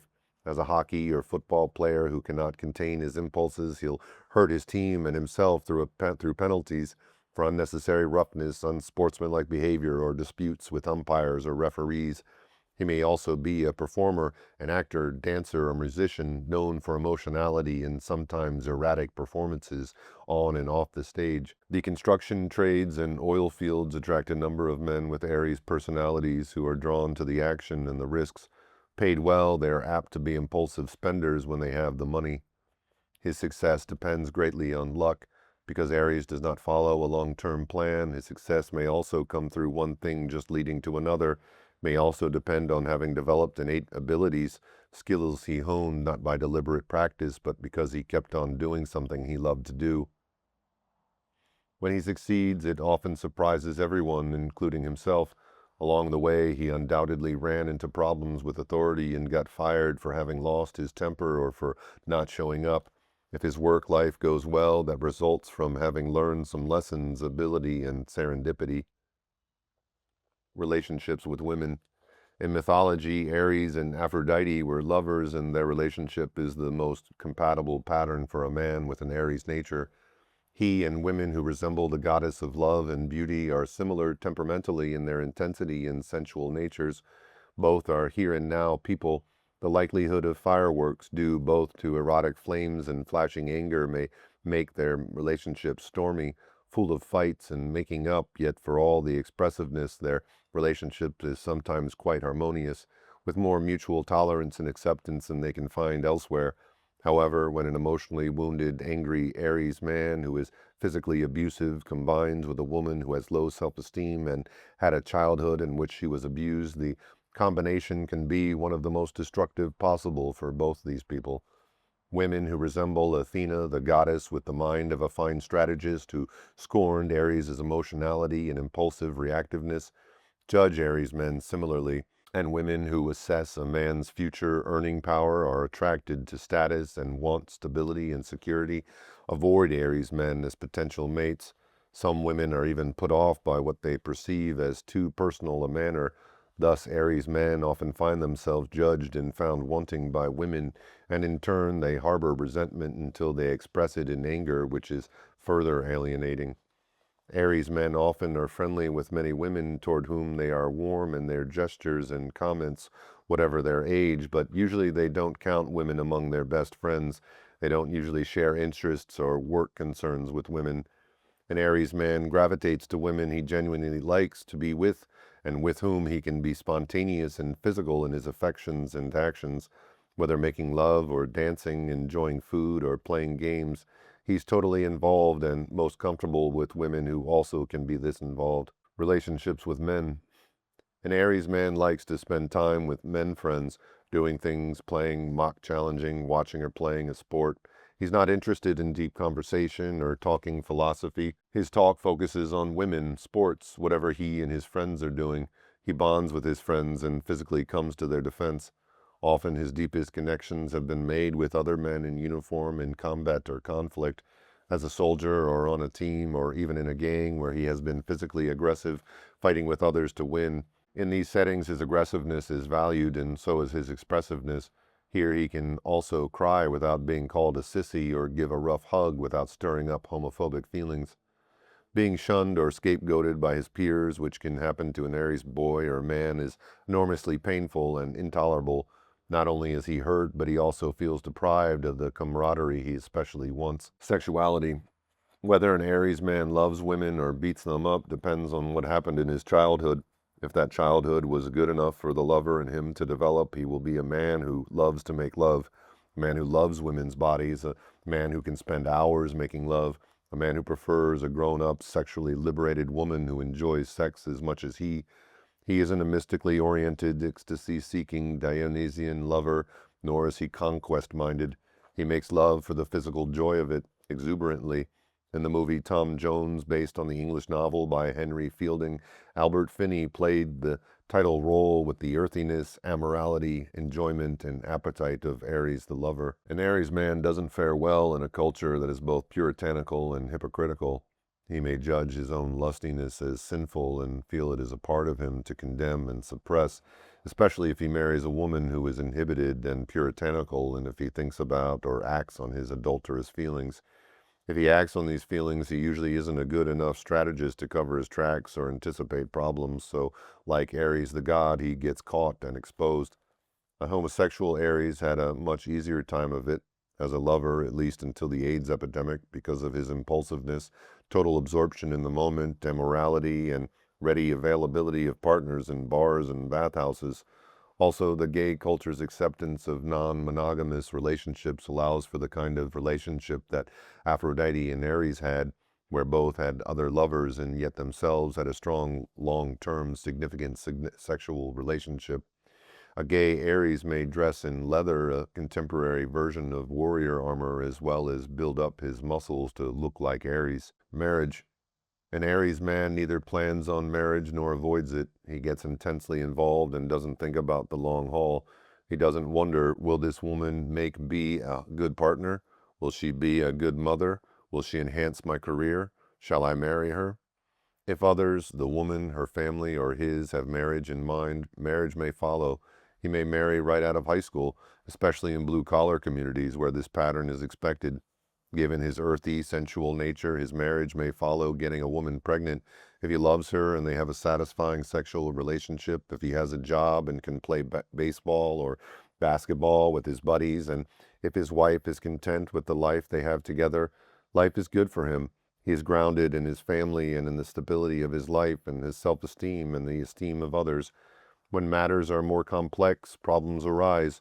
On the one hand, his reactive, impulsive nature may lead to job instability and infidelity, which strains the marriage or ends it. On the other hand, influenced by non-Aries aspects of his personality, an Aries who marries young and then develops ambition or discovers his intellect or meets men and women who make him aspire for more may now find the woman who once attracted his physical nature too limited for him. If the initial physical chemistry between them is lost, or his wife's response to his ardor in courtship was not genuine or not strong and fades, or she is more ambitious or jealous, the stress that results, compounded by whatever he does, may lead to battles between them. Children. Aries men often father children unintentionally, the result of his in-the-moment, don't think of consequences nature, coupled with his sensuality. If the woman does not look out for birth control, fatherhood is then likely to be a matter of roulette. If he is a presence in his children's lives, he usually looms large. If life has turned out well for him and his family is the center of a rewarding life, he spends time doing things with his children. He teaches his sons baseball and football, takes them to games, wrestles with them, likes having them around. He dances with his little daughter and picks her up and takes her on his shoulder with him on his rounds to see friends. He can give young children a basic sense of being fathered. Conflicts often arise as his children grow older. If they are introverted or intellectual and cannot share his interests or feel his personality is intrusive, if the family is working class and the children aspire to climb, conflicts and hurt feelings also arise. His children may also suffer from abuse if he is a rejected, angry Aries man who is unstable in his work and relationships. His children may react with fear and terror to the rage he carries around in him, which is set off by minor provocations. He can be physically abusive, especially if he drinks. Other children of Aries men are neglected, especially if he fathered them when he was an emotional adolescent. The Aries man may have sown many wild oats. He may not be temperamentally or financially able to look after children he fathered, both within marriage or outside of it, and he may be an absent father. However, if he can look after his children, he usually will. It's his nature to be generous when he has something to give. Middle years. The Aries man's life status in his middle years is tied closely to the social class in which he was born.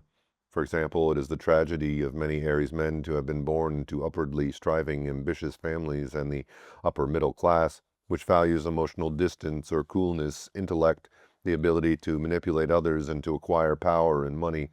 The fate of such men mimics that of the god Ares, who, as the target of Zeus's contempt, was found unworthy and rejected. Many Aries men who have fathers like Zeus and are born into the contemporary equivalent of the Olympian social class follow the god Ares' fate, humiliated and denigrated as a failure on the corporate battlefields. For an Aries man from a business or professional family to feel good about himself at midlife, he must have been able early in his life to recognize that he stepped to a different drummer from his father or his social class. He must have received emotional support to pursue his own interests and talents, as well as to feel fine about his temperament, which is warm to hot rather than cool. Emotional support to be himself was essential, sometimes psychotherapy, at other times a significant person, most often parents who loved him and saw him as he was, made this success possible. Still, to have established himself by midlife, he has had to struggle to find a place for himself in the world. His success is highly individualistic and thus hard-won.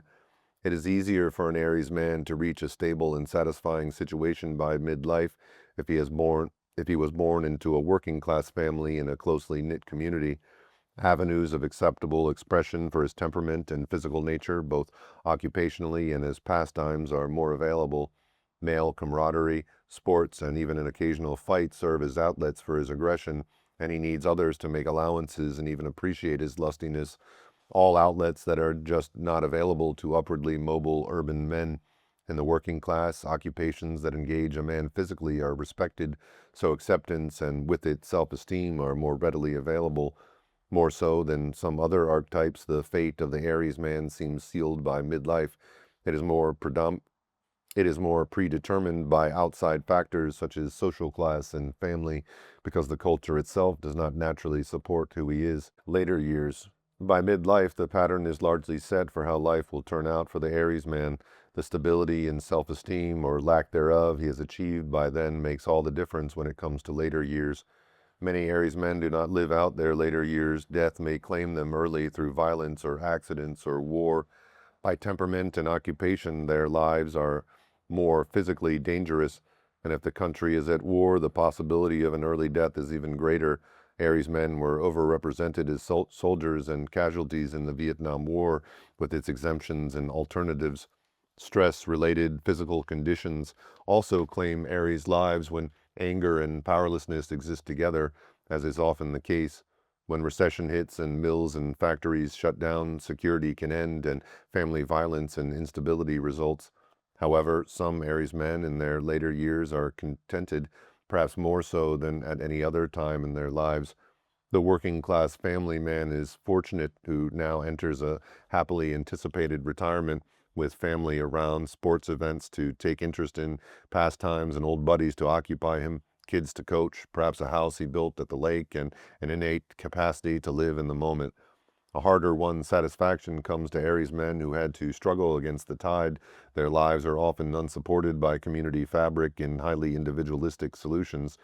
Where they live and with whom and what they do is then a result of personal choice based on deeply held and authentic responses in themselves. They have learned how to adapt and stay true to themselves and are among the most individuated and evolved men. Old age is a rich harvest time. Psychological difficulties. Just as the god Ares was the most beaten upon of the Olympians and suffered humiliation and wounds, so also many Aries men are abused and rejected as children and adolescents.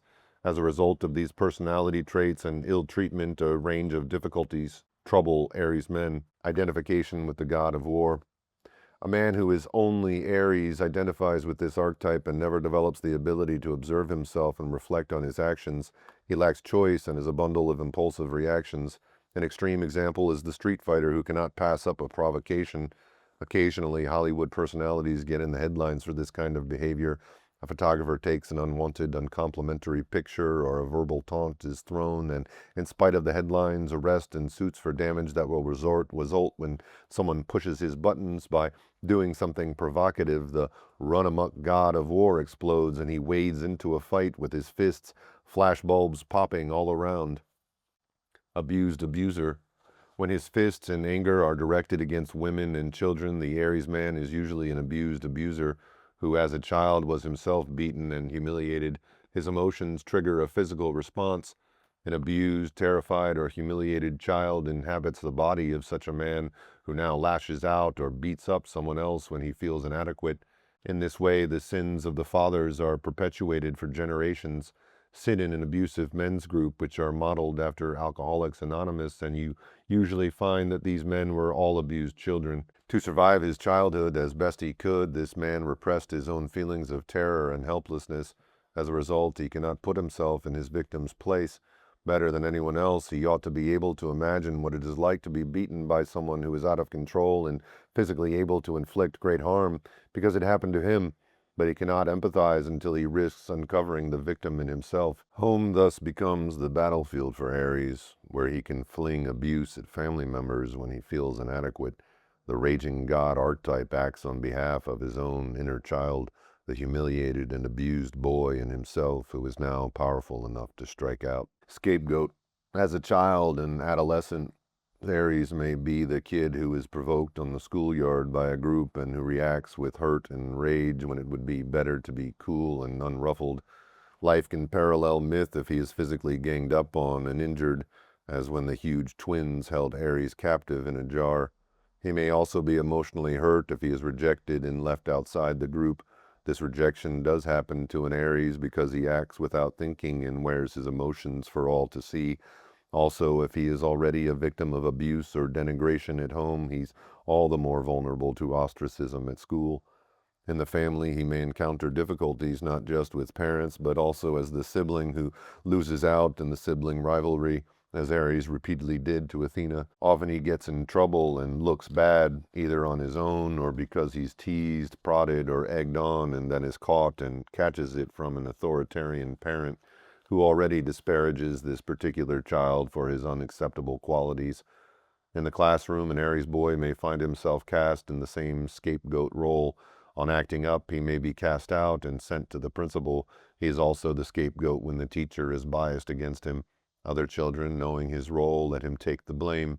Once his pattern of being the scapegoat is established, it often continues into adulthood, where he still is the one who gets provoked into acting badly and then is ostracized. The likelihood is then that he will inflict on his family what was done to him. Work and unemployment blues. A man who is quick to react with anger has problems at work. He flares up and is fired. Aries also has real difficulties going by the book, following rules and regulations or principles instead of what he feels is called for right now. He may get in difficulties for speaking the truth when it wasn't either diplomatic or prudent, or maybe he followed his heart and made an exception when the rules said not to. Thus, even when anger is not the issue, Aries often does not last long in a bureaucracy or in business. Advancement is also an issue. Aries is not a strategist and does not take a long-range view, which has negative effects on his work life.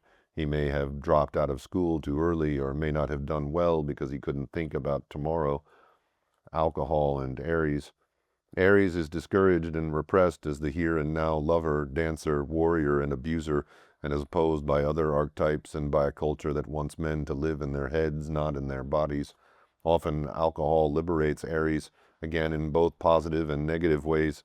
Sometimes alcohol dissolves inhibitions to spontaneity and affection. Witness the comradeship among men who are teammates or soldiers who fight together and then drink together. It can also unleash the abusive man whose violence is triggered much easier when he is drinking. Unmet expectations. The god Ares was a lover, not a husband. His father Zeus, a chief executive type, hated the way Ares behaved. As an archetype, Ares lacks the qualities and drive that led easily to either a responsible married life or a successful career. Often an Aries man finds himself not meeting someone else's expectations and falling short, feels badly about himself. If this happens too often, he becomes permanently defeated and sees himself as a loser. This problem can arise when he is loved for who he is initially and is then expected to be someone totally different.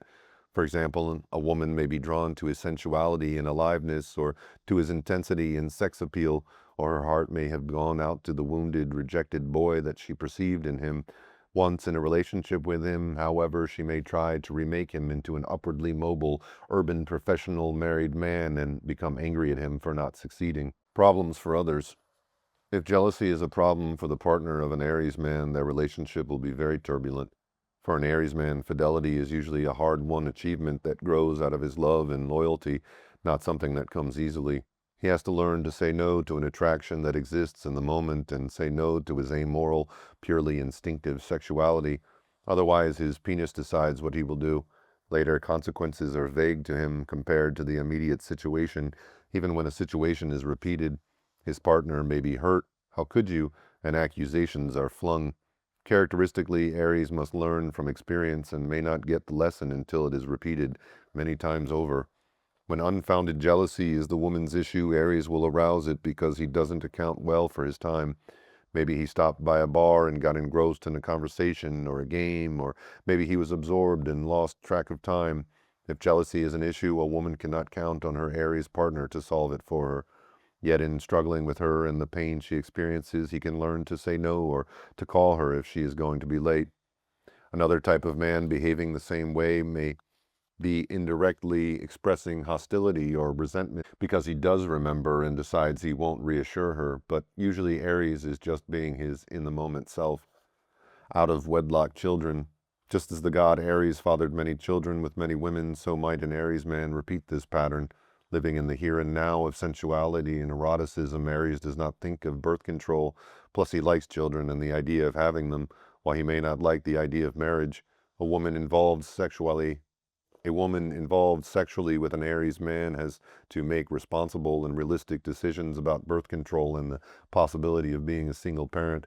It would be a mistake to assume that having his baby will necessarily lead to marriage. On the other hand, often the only reason he can see for getting married is for the children's sake. Abusive Aries. Physical abuse is the worst case situation for women and children living with an Aries man who gets angry and takes his rage out on them. Such a woman needs to know that the physical abuse will not stop if she allows it to happen, and that staying in a situation where she and her children are physically abused will perpetuate it, not only now, but most likely in the next generation as well. She must leave or call the police when the threat or actuality of abuse occurs, both to protect herself and her children and to help him stop. If she doesn't act the very first time by leaving and or calling the police, chances are good that she will become a battered woman who will soon need outside help herself. Ways to grow. Psychological growth happens when the Aries man can choose if and how he will respond to a provocation, when he ceases to be a purely reactive person. For this, he needs to develop self-control as well as other archetypes. Learning self-control. Quick to respond emotionally, the Aries personality flares up and reacts aggressively to provocation, so that learning self-control is a more difficult lesson for Aries than others.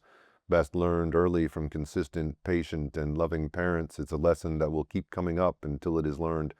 Several years ago, for example, Hollywood actor Sean Penn, who has been repeatedly hauled into courts after violent fights, at 28 stood before a judge and was sentenced to 60 days in jail. Noting his need to learn self-control, his attorney Howard Weitzman presented his situation. He has to learn that people are going to attempt to goad him into situations where he may react inappropriately. He needs to and does understand that incidents like this, he beat a man he thought was trying to kiss Madonna, Penn's rock star wife, are inescapable.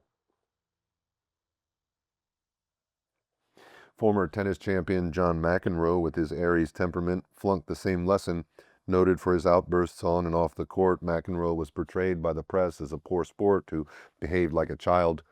To learn this crucial lesson, a man or woman has to be motivated to change and then with practice hold back the impulse to retaliate or react.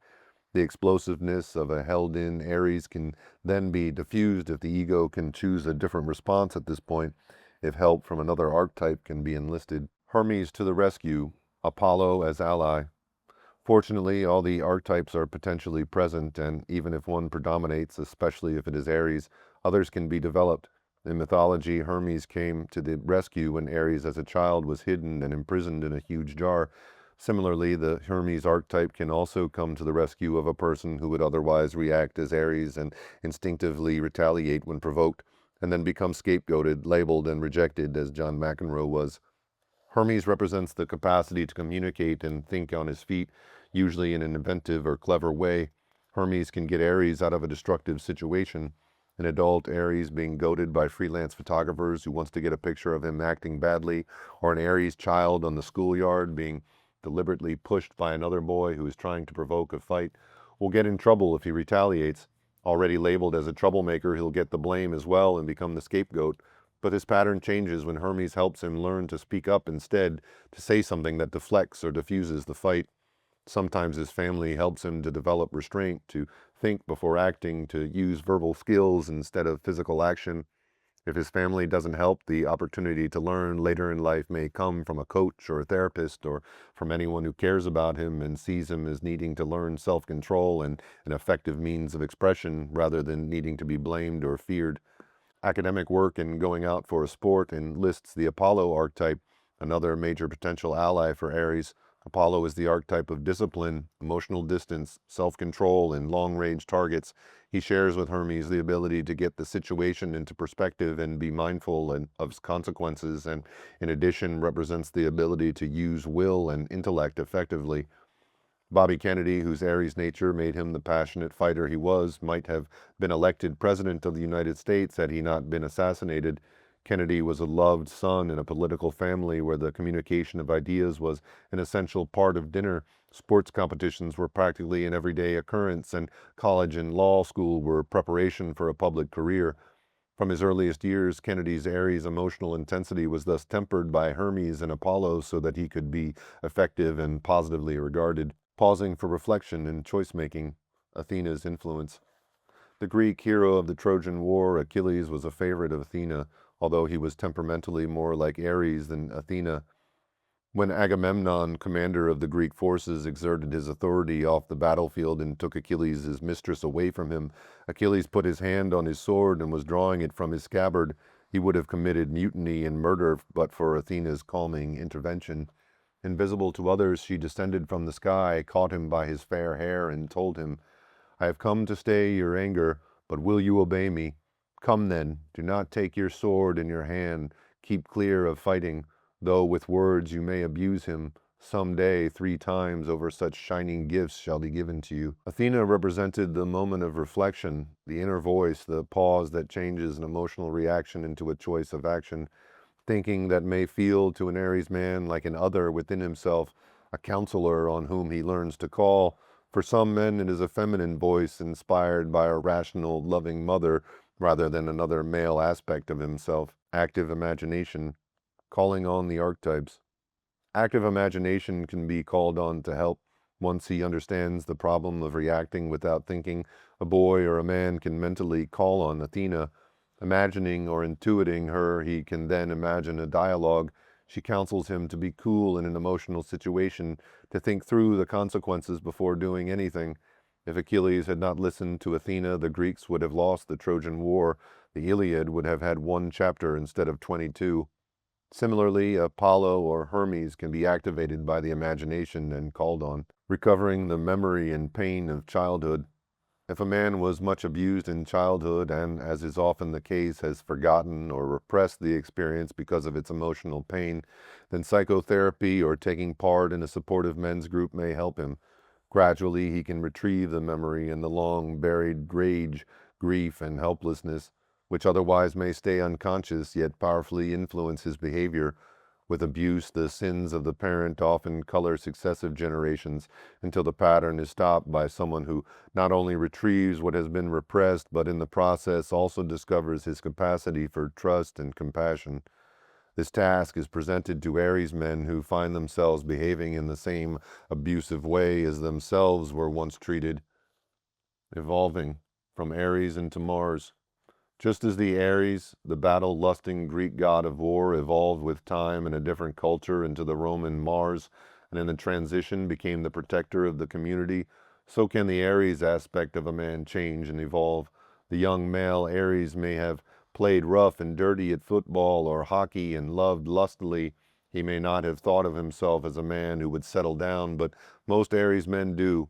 And if he has not been an abused child and was not rejected, when he does become a family man, he can be an involved earth father who enjoys the company of his children and is very much involved with them. He is a natural protector. Anyone who hassles his kids finds themselves facing an Aries father who will physically do battle if necessary. This kind of man helps his children feel emotionally secure. As he grows older, he may become a community leader who is willing to battle for the safety and rights of others. Chapter 9. Hephaestus, god of the forge, craftsman, inventor, loner. Hephaestos' creative gift is solidly grounded on the earth, and there is magic as well as magnificence in what he produces. In his workshop, he is supreme, unrivaled, but like the modern man who identifies himself exclusively with his work, he is at a total loss outside it. Ariana Stassinopoulos, The Gods of Greece. A Hephaestian fantasy, the rejected of the earth, by whose labor and sweat civilization has grown, class-conscious and seething with pyromaniacal resentments and grudges, endlessly creative and the source of most of the world's supply of genius, restless, volcanically explosive and ready to take up arms against tyrannical masters, yet not lovers of war and strife, but rather peacemakers and natural humanitarians, simple as fire itself and equally energetic.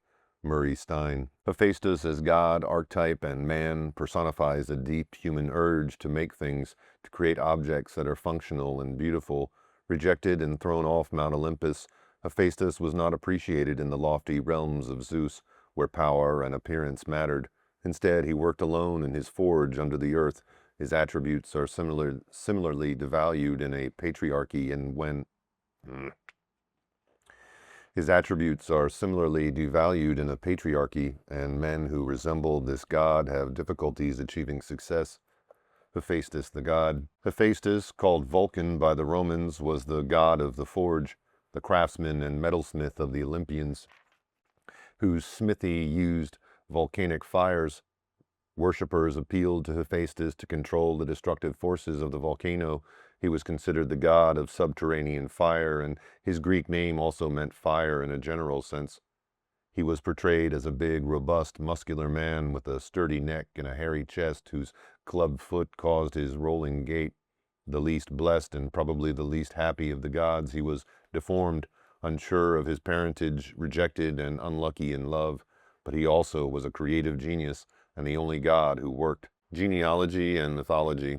In the most widely known version of his origin, a resentful Hera gave birth to Hephaestus, parthenogenically, in a tit-for-tat, I-can-do-it-too retaliation, after Zeus had birthed Athena from his head and was acknowledged as her sole parent.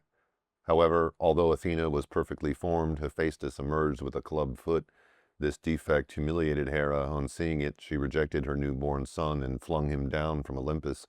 In another version, an angry Zeus, furious because young Hephaestus had sided with Hera in one of their domestic quarrels, hurled Hephaestus from Olympus, crippling him as he hit the ground on the island of Lemnos. The outcast son was rescued by two sea nymphs, Thetis and Eurynome, who nurtured him for 9 years. In their company, Hephaestus learned to be a craftsman, making beautiful jewelry for his adoptive mothers. Hephaestus the craftsman. Hephaestus is the inventive artisan of Olympus. For example, Hephaestus created a beautiful golden throne and gave it to Hera, who sat on it with delight. But the chair was an exquisitely wrought trap, for once she sat on it, she was tied by invisible bonds and then levitated. Hera found herself mortified and helpless, unable to move and suspended on this throne in midair for all to see. According to one myth, Hephaestus made the golden throne to bind Hera because he had been kept in ignorance of his parentage. He devised this trap as a means of extracting the information from her. In other versions, Hephaestus demanded Aphrodite or Athena for a bride before he would release Hera. No one except Hephaestus could free her, and he refused to leave the depths of the sea where he was living with his two surrogate mothers. His brother Ares, the god of war, came down to drag Hephaestus back by force, but Hephaestus drove him away by throwing fire at him.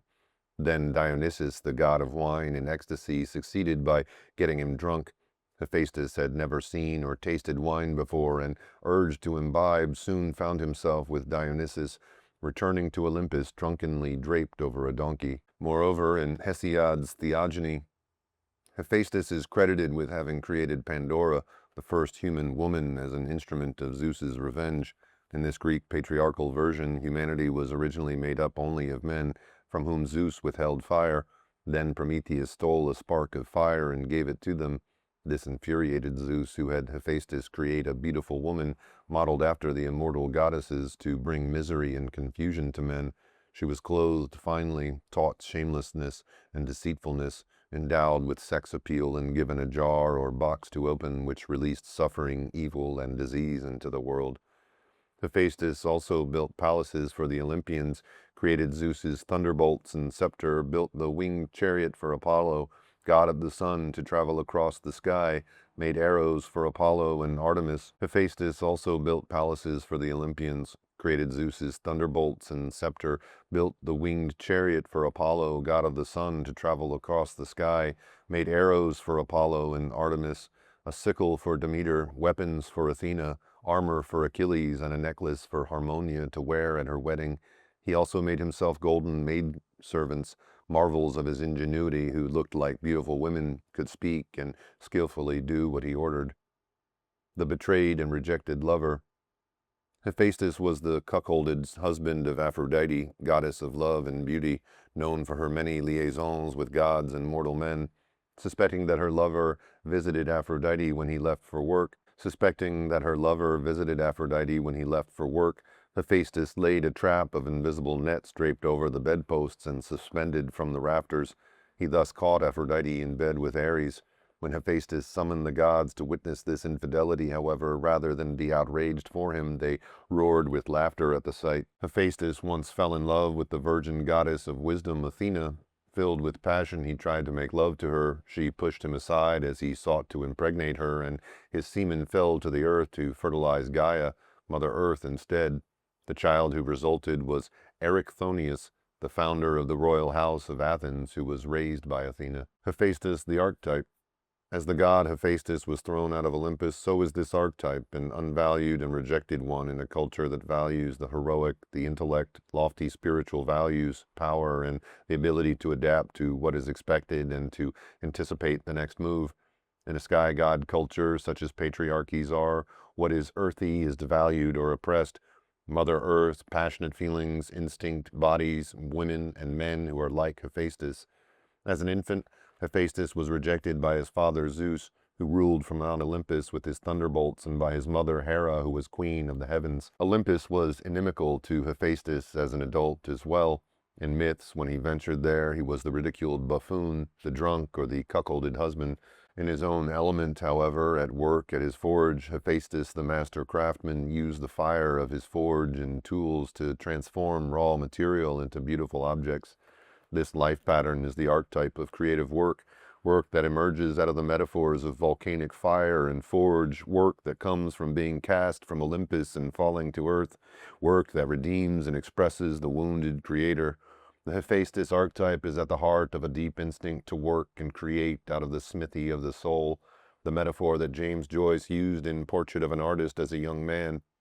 When this archetype is present, beauty and expressiveness that otherwise would remain buried inside a man or a woman can be liberated through work that gives tangible form to these aspects of himself. This way of becoming conscious and is the opposite of insight, in which outside experience is translated into meaning inside. Instead, something inwardly present becomes literally visible, after which awareness of what it means can follow. Michelangelo saw himself as freeing his magnificent statues from the blocks of marble in which they had been imprisoned. I wonder if he ever stepped back to contemplate a newly finished work and realized that he had made visible something in himself.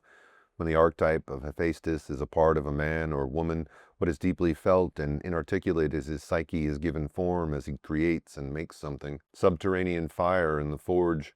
The fire associated with Hephaestus is fire under the earth, the molten core that rises from the depths as the lava of volcanoes. Subterranean fire is a metaphor for passionate feelings, intense sexual and erotic fire contained within the body until it is expressed, or rage and anger that is held in and dampened down. or a passion for beauty that is stirring and felt in the body or earth of the person. These feelings, which lie beneath the surface in a deeply introverted person, may suddenly and unexpectedly erupt when revealed to another person in a moment of intimate conversation. Almost invariably, that person is surprised. "I had no idea that you felt this strongly." The Hephaestus archetype predisposes a man or woman to not talk about or address his feelings. He prefers to go to his personal version of the forge and work in solitude. There he either sublimates his feelings or expresses them through his work. For example, the architect who longs for a peaceful and orderly home may put these feelings into the house plans he creates, rather than express to his family how strongly he feels about the disorder. The abstract expressionist painter creates on his canvas the atmosphere he longs for, or he may express the anger and pain of feeling that he or he may express the anger and pain of feeling that his unstated or at best understated needs are so disregarded. The forge is wherever he does the work of transforming or translating what he feels deeply into something outside himself. Many artists' studios or basement workshops are really places where men go to be alone with the Hephaestus archetype, a place to be Hephaestus in his underground forge. Unconsummated love and unattainable woman or unrequited love can fuel the fire of the transforming forge when Hephaestus is an active archetype. The fire of the forge is the unexpressed passion that inspires the creative work. The crippled craftsman. As noted, Hephaestus was the only physical marred Olympian, the only imperfect major deity. He was rejected from Olympus either because he was born with a club foot, which offended his mother Hera, or because he angered Zeus, who threw him off the mountain and crippled him.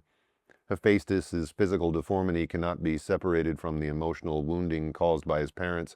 As a result of his crippling and rejection, Hephaestus became god of the forge, the archetype of the instinct to work as a means to evolve and to heal emotional wounds. Hephaestus is the archetype of the crippled craftsman or wounded artist, writer, healer, inventor, and manufacturer, whose creativity is inseparable from his or her emotional wounds. Hephaestus, the craftsman, is very much like the wounded healer whose motivation to heal comes from himself having been wounded, and whose wound heals as he heals others. Hephaestus had a deformed foot, and he walked with a rolling gait that amused the other Olympians who ridiculed him. He couldn't be beautiful, so he made beauty. His foot didn't work as it should, but what he made worked perfectly. Through his work, Hephaestus and men and women like him can see themselves reflected intact and functioning. Through this reflection flows self-esteem and self-respect, as well as the respect and esteem of others. Thus are healed the wounds that motivated the work. As Jungian writer James Hillman comments, "Our parents are our wounders. Everyone carries a parental wound and has a wounded parent.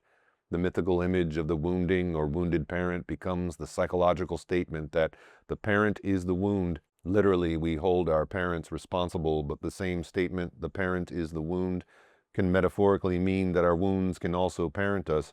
Our wounds can become the fathers and mothers of our destinies." When the Hephaestus archetype is a major component of a man's personality, then he may follow the pattern of the crippled craftsman. His rejection and wounding can parent his creativity, but this can occur only if, like Hephaestus, who had two foster mothers, he is fortunate enough to have received nurturing and had the opportunity to find a medium and develop skills that let him express his creativity. Being thrown off Mount Olympus and coming down to earth is like Adam and Eve being thrown out of the Garden of Eden. In both myths, suffering and the need to work results from the fall. Family peacekeeper. Hephaestus was abused as a child when he was thrown off of Olympus by a parent and thus permanently crippled. In conflict-ridden families, one child often takes on the role of peacekeeper. Often it's a vulnerable child who is exceedingly sensitive to the first signs of impending conflict. In Olympus, this child was Hephaestus. A description of events at the beginning of the Iliad is that of dinner table conflict between parents that threatens to escalate, except for the quick intervention of Hephaestus, the family peacekeeper. This experience is all too common in many households. "Don't make daddy angry because he'll take it out on all of us," is the tack Hephaestus takes. The rulers have disagreed. The Lord of heaven has promised Thetis to bestow honor upon her son and to humble those who affronted him. Thereupon strife begins in heaven. Hera reproaches her husband vigorously and is sharply rebuked by him. With ill-repressed anger she sits silent, and rebellion moves through the ranks of the gods. Thereupon her son Hephaestus rises to make peace. He calls it intolerable for gods to wrangle for the sake of men and spoil the pleasure of the Olympian banquet. All would be well if only his mother would be reconciled and speak amiably to his father, so that he should not grow angry and make them all feel his superior might. And Hera smiles.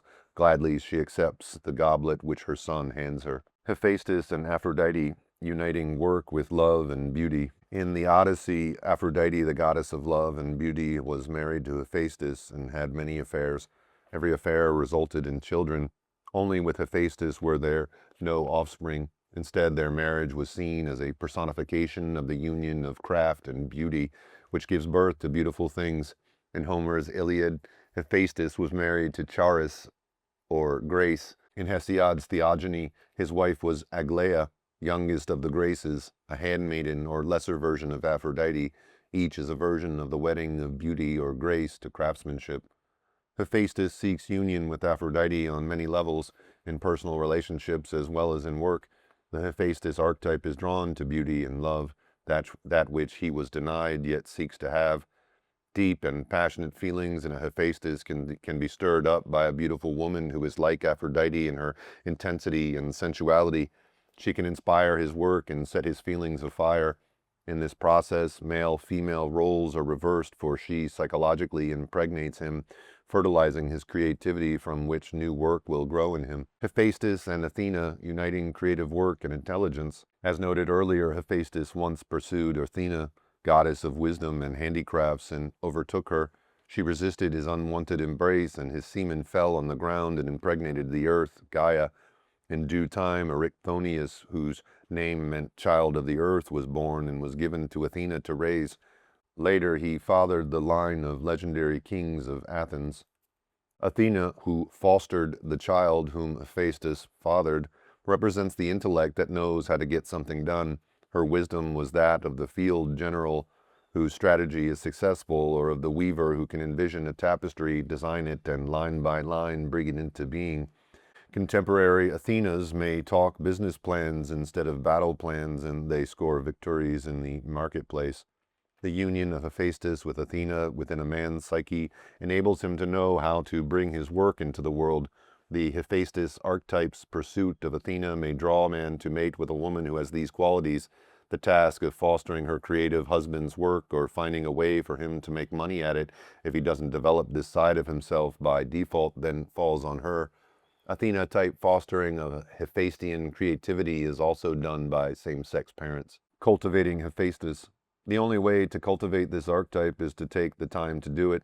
Withdraw from the company of others and let yourself be absorbed in making something with your hands, or doing something that is manual, something that you may intuitively know, shifts, expresses, transforms something in you that has been pent up in the process of the doing. Developing Hephaestian introversion is something that is valuable to teach children who are extroverted and who potentially depend on people to do things with them all the time.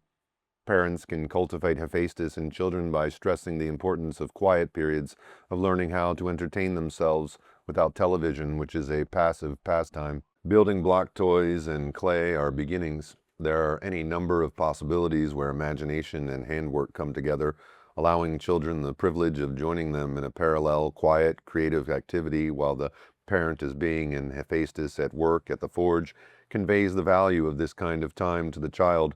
It's important to stress the value of being absorbed in creative time.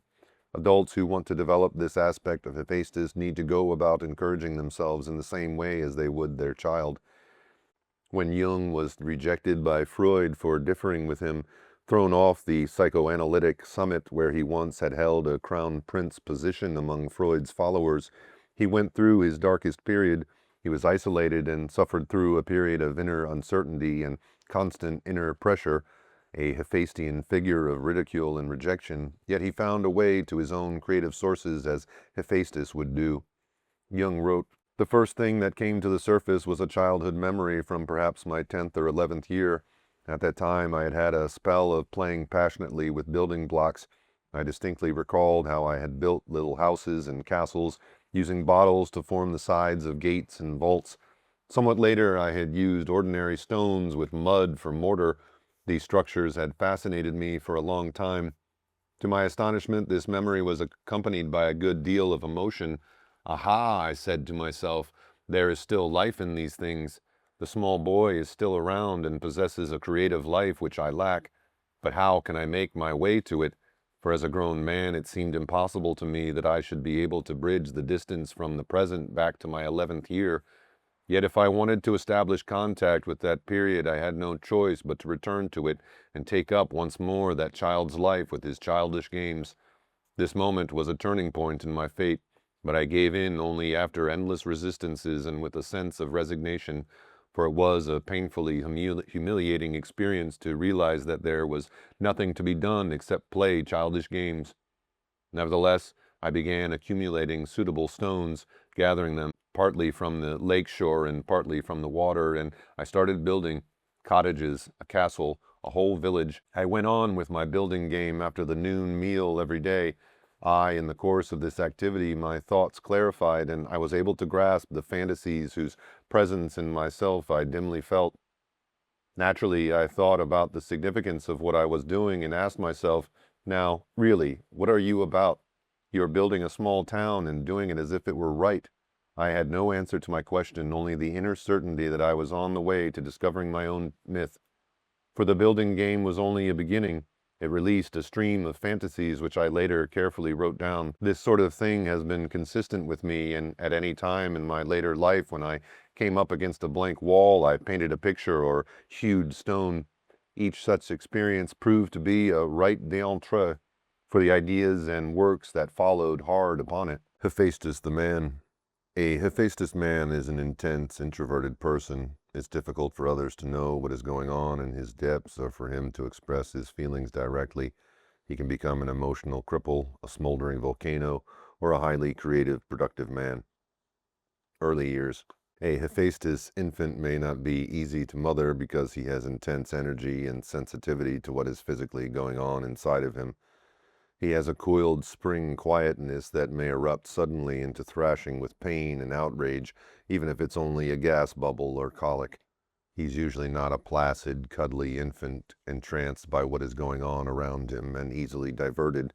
Sometimes his little body even feels as if it's more dense than another child who has a lighter personality. He has a mind of his own, and he becomes absorbed in what engages him, not in what someone else wants him to pay attention to. If early life is difficult and he, like the god Hephaestus, is rejected by his mother for not living up to her expectations of what a baby should be, or if he has the misfortune to be born into an abusive household, then these personality traits intensify. He isn't a baby with a naturally sunny personality who can win people over. Thus, if he is not accepted and loved as he is, he can become a withdrawn, brooding child. In school, he may be a loner, a child who observes from the periphery, the one who doesn't fit in and never seems to be in the center of activities. More interested in things and machines than he is in people, he needs others to relate to him through what he is making or doing, often in solitary play. The teacher or mother who draws him out usually does so by being attuned to what has engaged his interests, often through being attentive when he shows her what he has made and explains how it works or how he made it. He can win self-esteem if he is appreciated for his individuality, loved just for being himself, and actively encouraged to follow his own interests, rather than forced to be the one who is out of step in the crowd. This support allows him to live unencumbered and to develop his creative abilities later in life. His parents. The mythological Hephaestus was a rejected son, and rejection can be the fate of an Hephaestus boy as well. If his mother is like Hera in wanting a baby to enhance her own esteem as an accomplishment or a competitive act, look what I can do. Feet. And if she births a baby who doesn't live up to her expectations, which is almost always the case for this type of non-maternal, narcissistic woman, she will reject him for not being perfect. If life imitates myth in that the newborn is in some way deformed, then total rejection is a possibility. For a mother who needs the child as a means of self-enhancement, a defective child deals her ego a severe blow and becomes a source of humiliation. She may overreact to whatever is deformed and resent and reject him totally, thus creating an emotional cripple. If institutionalization is possible, she will immediately rid herself of him and then forget him there. His father's rejection and abuse also may cause crippling, as in the alternate myth. Since a Hephaestus boy doesn't naturally cue into what other people want of him, isn't diplomatic, and has intense feelings, he may trigger rage in an authoritarian father, especially one who is also an alcoholic. Such a father may beat him, perhaps even for siding with his mother, which was what provoked Zeus.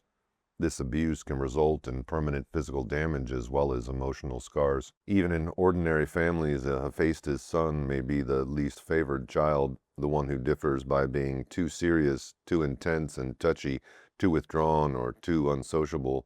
He is often criticized for his lack of success and ambition and compared unfavorably with others. A Hephaestus boy suffers twice over from this rejection and slights, first from the negative experience and then from taking it in and brooding about it. In an ideal situation for growth, however, a Hephaestus boy has parents who are pleased with the way his hands and mind works. They value him and encourage him to grow as he is naturally bent and help him become more at ease socially while validating his introverted nature. Adolescence and early adulthood. If the young man Hephaestus has been fortunate enough to discover a means to be creative and has embarked on developing his skills and his artist's eye, then adolescence and young adulthood mark the beginning of coming into his own through creative work. He may achieve this initial success through having his talent nurtured by craftspeople who recognize his talents and provide the tools and the skills for him to develop. He may enter a different world, a big city arts and crafts school, for example, where he has a niche for once in a school situation, and through his work as a means of expressing himself and of becoming friends with others. As a child, introspective Hephaestus may have had a strong feeling that he didn't belong in his own family. Now, as a young man, he may leave home to seek his true parentage. People more like himself who work with their hands on the land, artisans or artists. If he has been rejected and abused, he may be a brooding, angry, and depressed teen who fantasizes revenge. Hephaestus doesn't strike back with his fists. Instead, he devises elaborate plans to humiliate his persecutors, where he may become a graffiti artist on the sides of subways and buildings.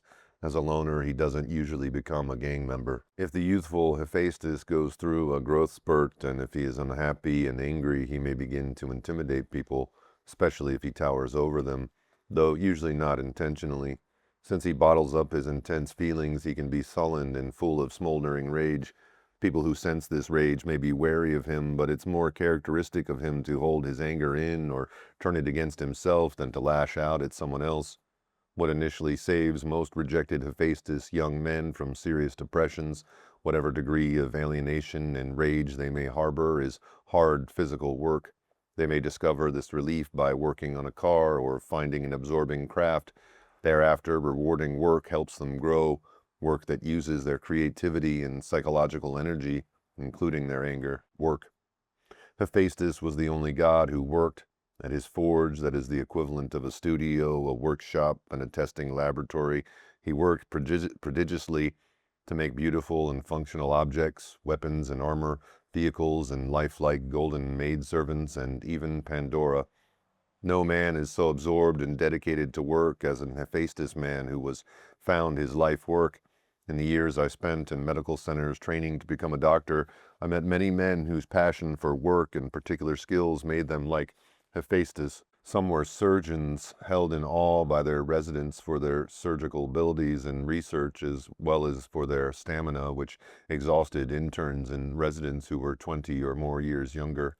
As medical students, we wondered how these men led even a semblance of ordinary mortal life. One neurosurgeon routinely took on 6-hour operations, and once, we were told, did an operation that took 20 hours, wearing out whole shifts of assistants. Some heart surgeons, especially in the early years of perfecting procedures that are now fairly commonplace, seemed to live at the hospital. When not operating or making rounds on patients, they were in animal surgery trying new techniques, or at postmortems learning what had happened when a patient died. They had a passionate intensity for the work that could easily be inferred but otherwise was not expressed. Like the god who made Pandora and the lifelike golden maidservants, the surgeon works on making a human body function. He or she is a skilled craftsman, a highly developed artisan, To assist at an operation of an Hephaestian surgeon is to watch an artist. If such a man resembles Hephaestus in his personality, he is also an inwardly intense man with few social or political skills. He receives recognition solely for his work. Apollo is the other medical center god who dwells in the articulate physician who has star-quality gifts of diagnosis and theory, which he can communicate well.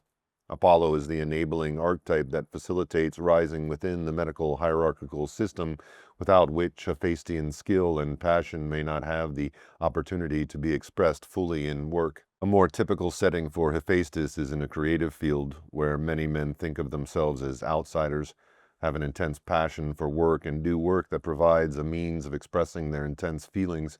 A painter, an architect, and a metal sculptor come to mind as exemplars of the Hephaestian men I have worked with as a psychiatrist.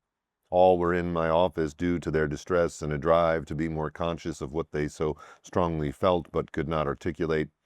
Like Hephaestus' surgeons, they were intensely engaged in their work, working schedules equally heroic but unheralded as such.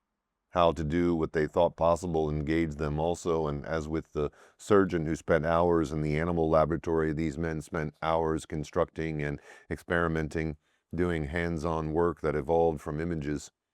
For a Hephaestus man, work is more than a job, or a source of status, or a livelihood.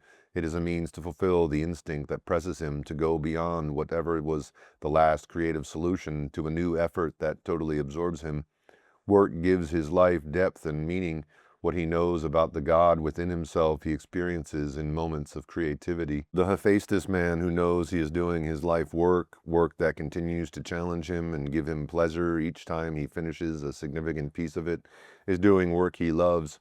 This work often feels to him intimately related to his own evolution, an expression of his psyche made tangible. If in addition it provides the means to live well and receive recognition, then he is fortunate indeed. A significant proportion of Hephaestus men are not so fortunate. To fulfill a deeply held work instinct, a man must first discover work he loves, have the opportunity to develop the skills needed, and then have the opportunity to do it. Also, he works best as a loner, motivated neither by profit nor influenced by competition. The corporate world is foreign and meaningless to him. He cannot sell himself or his products. When he is successful, that is because his work speaks for itself and for him, and because someone else or some other archetype in him has a business sense.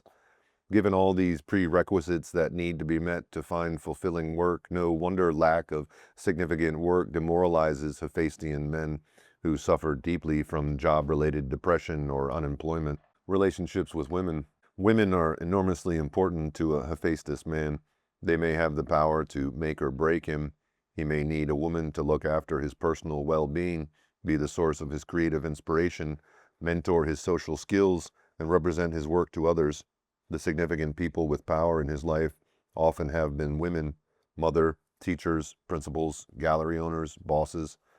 Given his genuine admiration for women with intelligence, assertiveness, or beauty, he is drawn to women with these qualities and then may give them power over him. If a woman can perceive his depth and sensitivity and in turn evoke his imagination, she can become a major event in his life. However long or short in duration, the relationship will live for years, perhaps forever, in his inner world. For most Hephaestus men, significant relationships are few and far between. His intensity and introverted nature make him ill at ease. His behavior may even be inappropriate, and he's no good at initiating cocktail party sociability. The dating game is one he avoids. The Hephaestus man, or the Hephaestus part of the person, is capable of doing inspired work that comes out of the depth of his inner life, through which he draws images and emotions from the collective unconscious of humanity. The intensity of his feelings, especially for a woman he cannot have an everyday relationship with, and thus cannot ever make her into an ordinary woman, may move him into creative work from the depths of his soul. Such seemed to be the case when the noted painter Andrew Wyeth, a man of studied reclusiveness, revealed in 1986 what Time magazine described as his stunning secret: 246 works, all of the same woman, whom he identified only as Helga, done over 15 years. She clearly inspired his best as well as most prolific work. Relationships with men. A Hephaestus man is not a fraternity brother sort of person. He is repelled by the superficial, extroverted camaraderie and fraternity men who later become members of corporations and professional organizations find him too unlike themselves.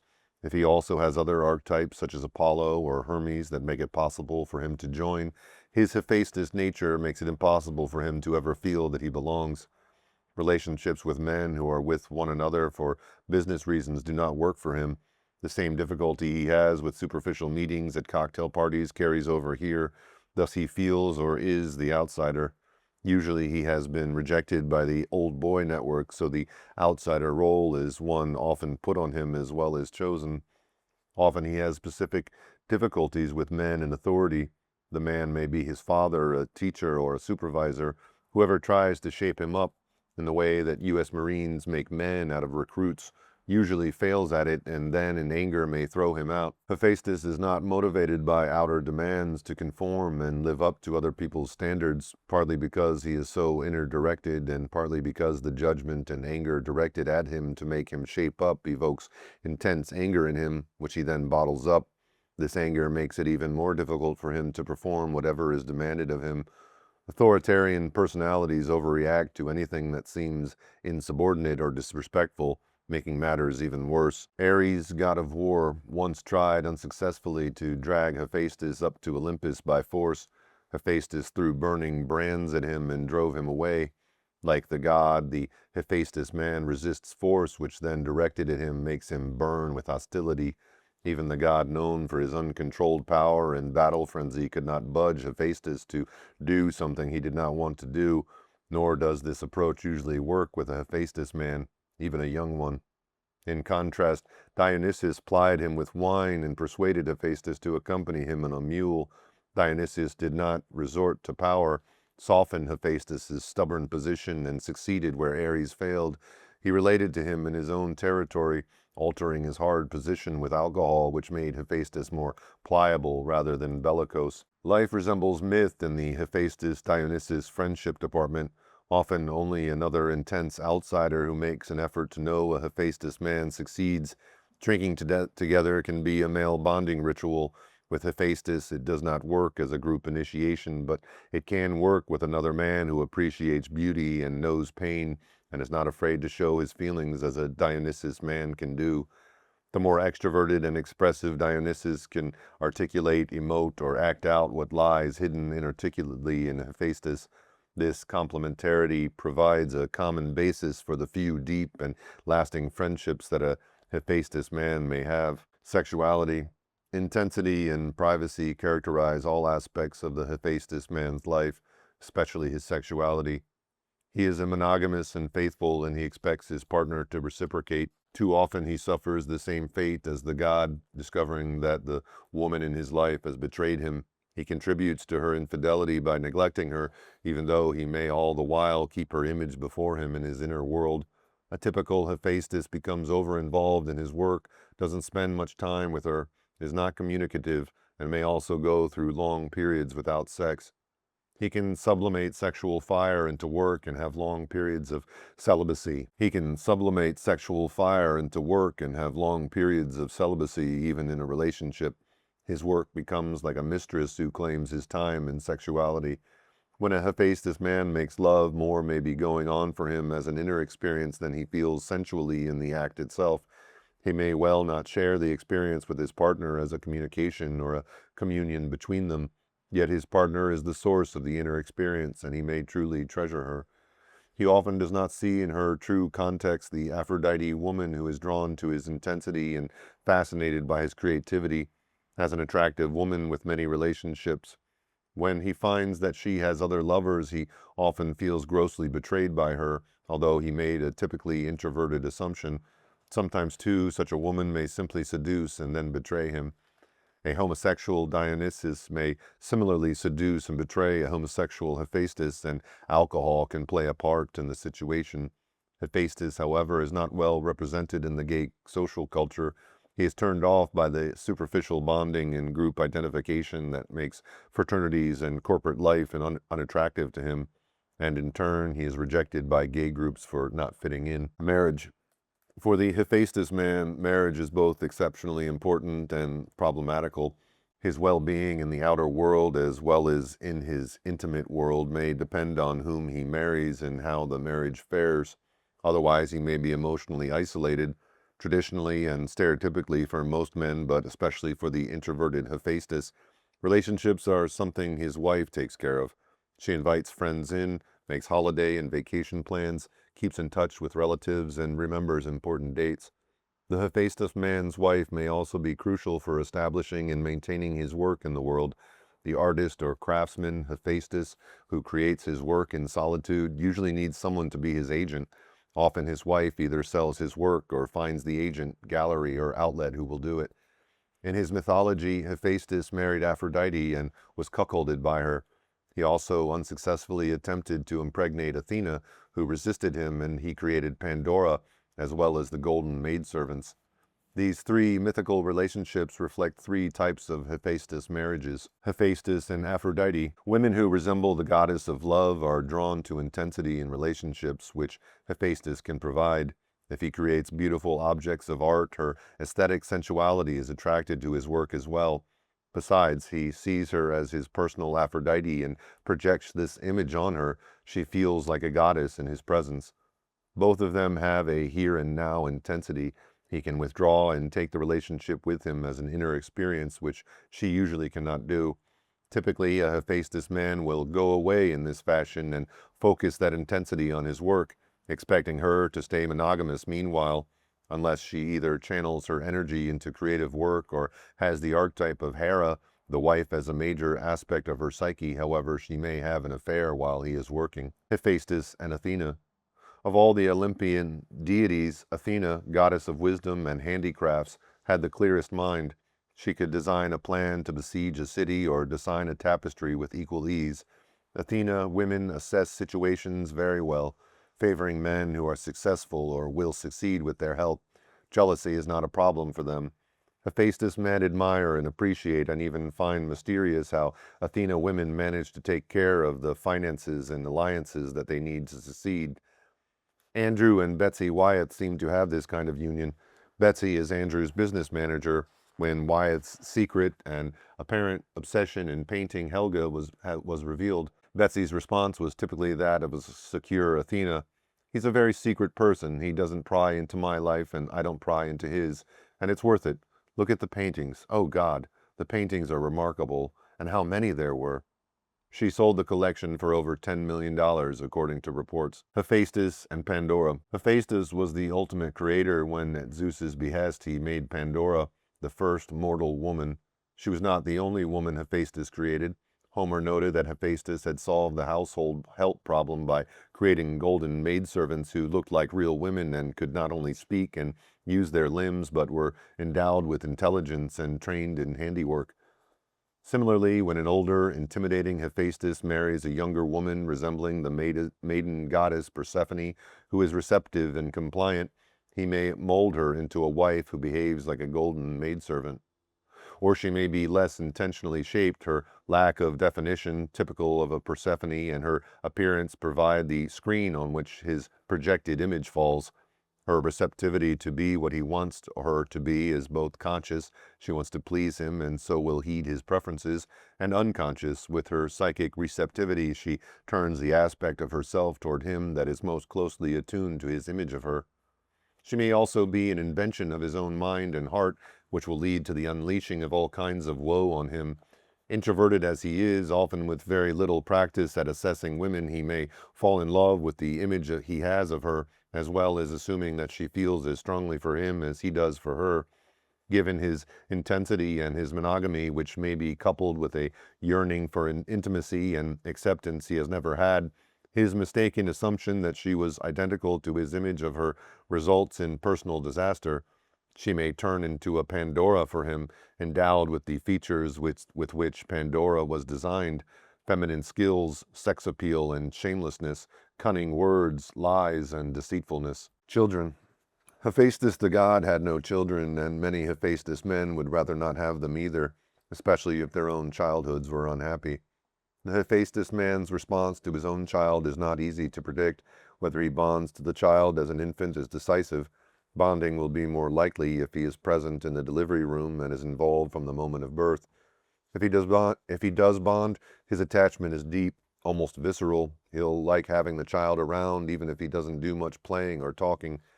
Children may feel him to be a distant, brooding man who is irritable when they interrupt him, angry at the noise they make, and unaware that his expectations are inappropriate for their age. One such daughter relates that when she was only 6 years old, her father demanded that she make him some coffee and was furious when she didn't know how. There are some predictable problems between Hephaestus' fathers and their children, made worse by his chronic anger and depression and his need to be in control. For example, his communication is rarely direct and explicit. The children often learn to tiptoe around, intuit, and infer what his reactions will be. Often his children will balk at his authority because his reasons for what he does are subjective and he doesn't communicate well. Also, he often dislikes change, and growing children and adolescents change all the time. Friction results. Angry, controlling Hephaestus fathers with malleable daughters can mold them into golden maidservants who do what they are told. They will stay under his thumb. He stifles their autonomy and requires obedience, constricting them and making later victimization or domination by another man more likely.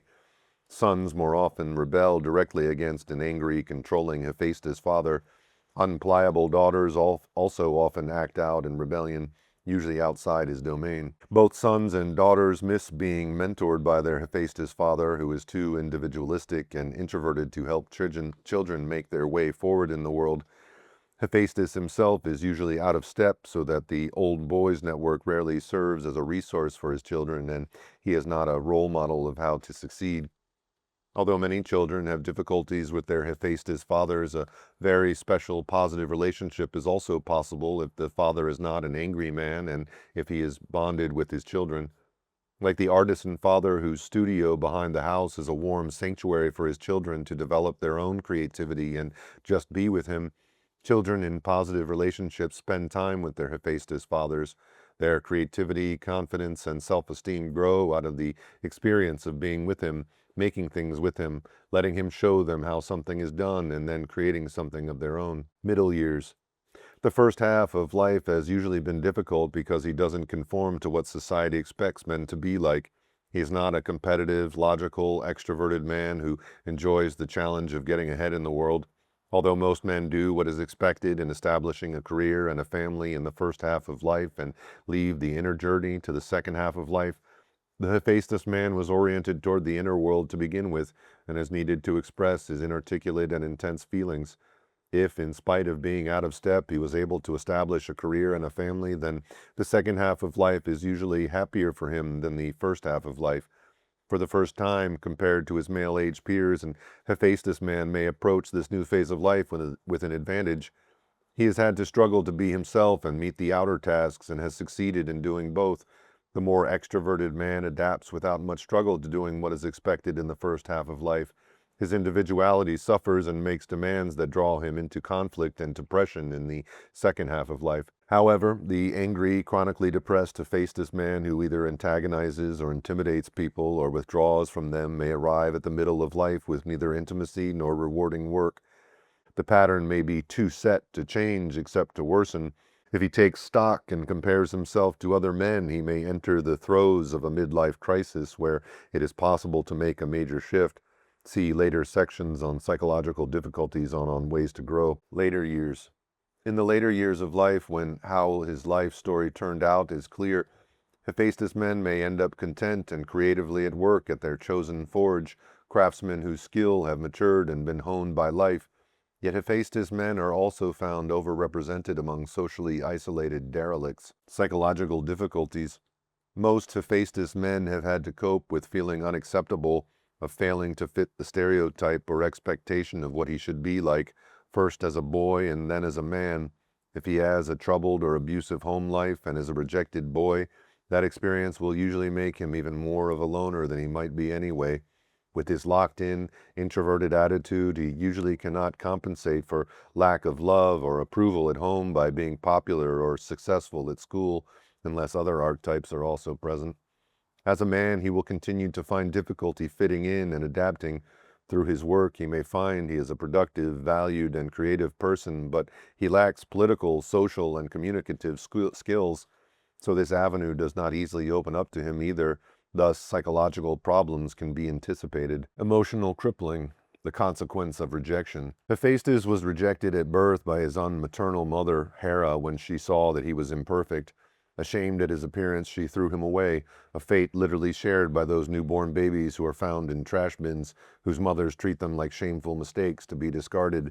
This fate is also shared metaphorically by a great many other babies as well, who do not live up to the expectations and are rejected emotionally.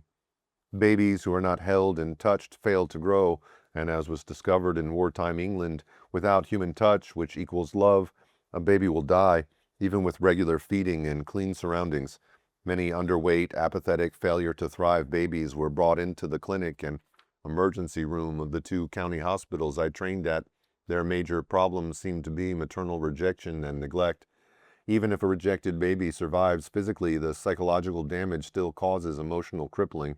Such a child lacks a basic trust that the world is a good place and is anxious and mistrustful. He begins life as a loner because he had no one with whom to bond.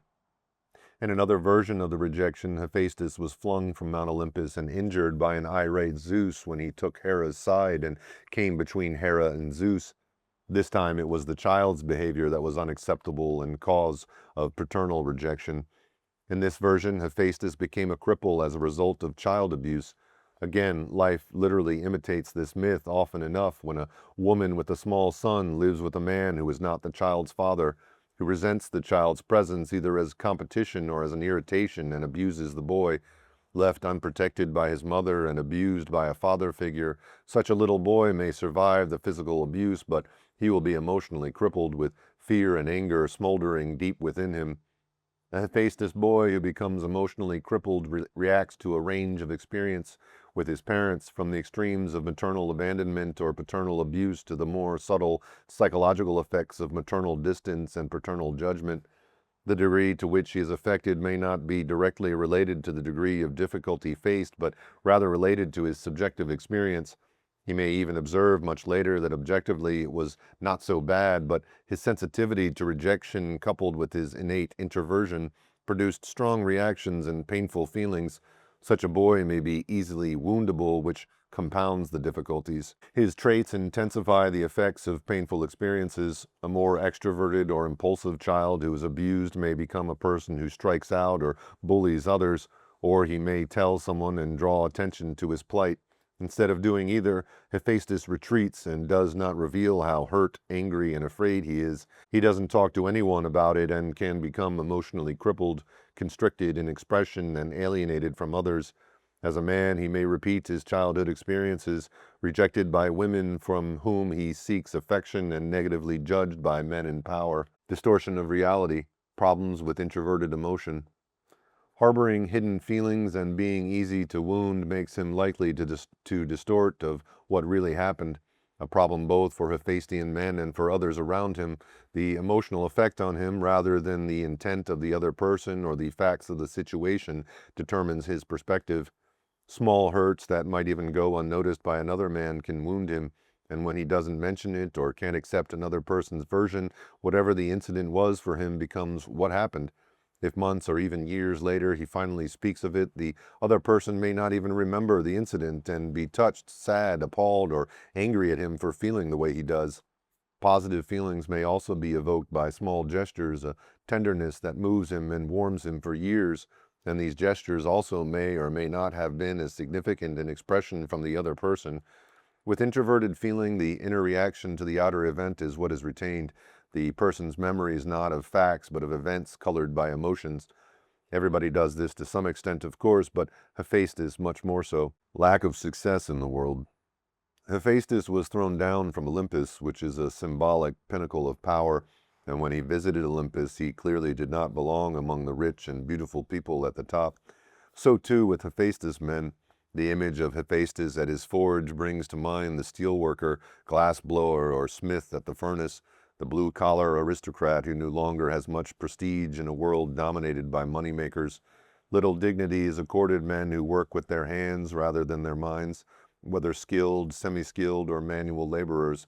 The Olympian heights are populated by men who do not make anything tangible themselves. They are the deal makers and investors.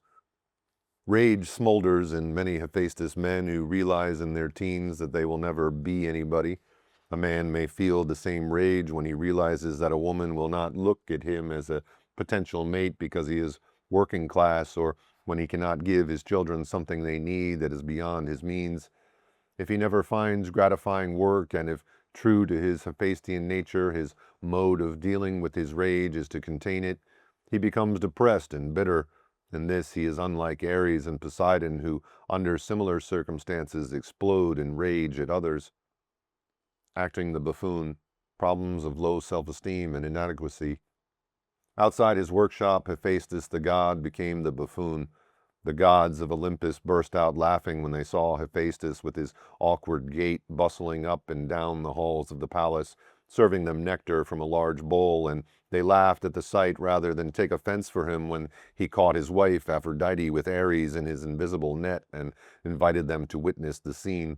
In his psychological interpretation of Greek mythology and the Greek family, Philip Slater, authority of the glory of Hera, saw in his Hephaestus role as clown his resignation from manhood. Hephaestus conveys the interpersonal message: "You have nothing to fear from me, nor is there anything about me which should arouse your envy or resentment. I am merely a poor lame clown ready to serve you and make you laugh with jokes at my own expense." The Hephaestus man who follows this pattern usually inadvertently becomes the clown. With his out-of-step, introverted personality, he is continually doing something inappropriate which evokes laughter or ridicule. He is the kid whose school garb leads others to make derogatory, humorous comments, or who doesn't know what to say to the most popular girl in the class and says something quotable and laughable. He is the boy who overreacts when teased and then gets unmercifully pummeled.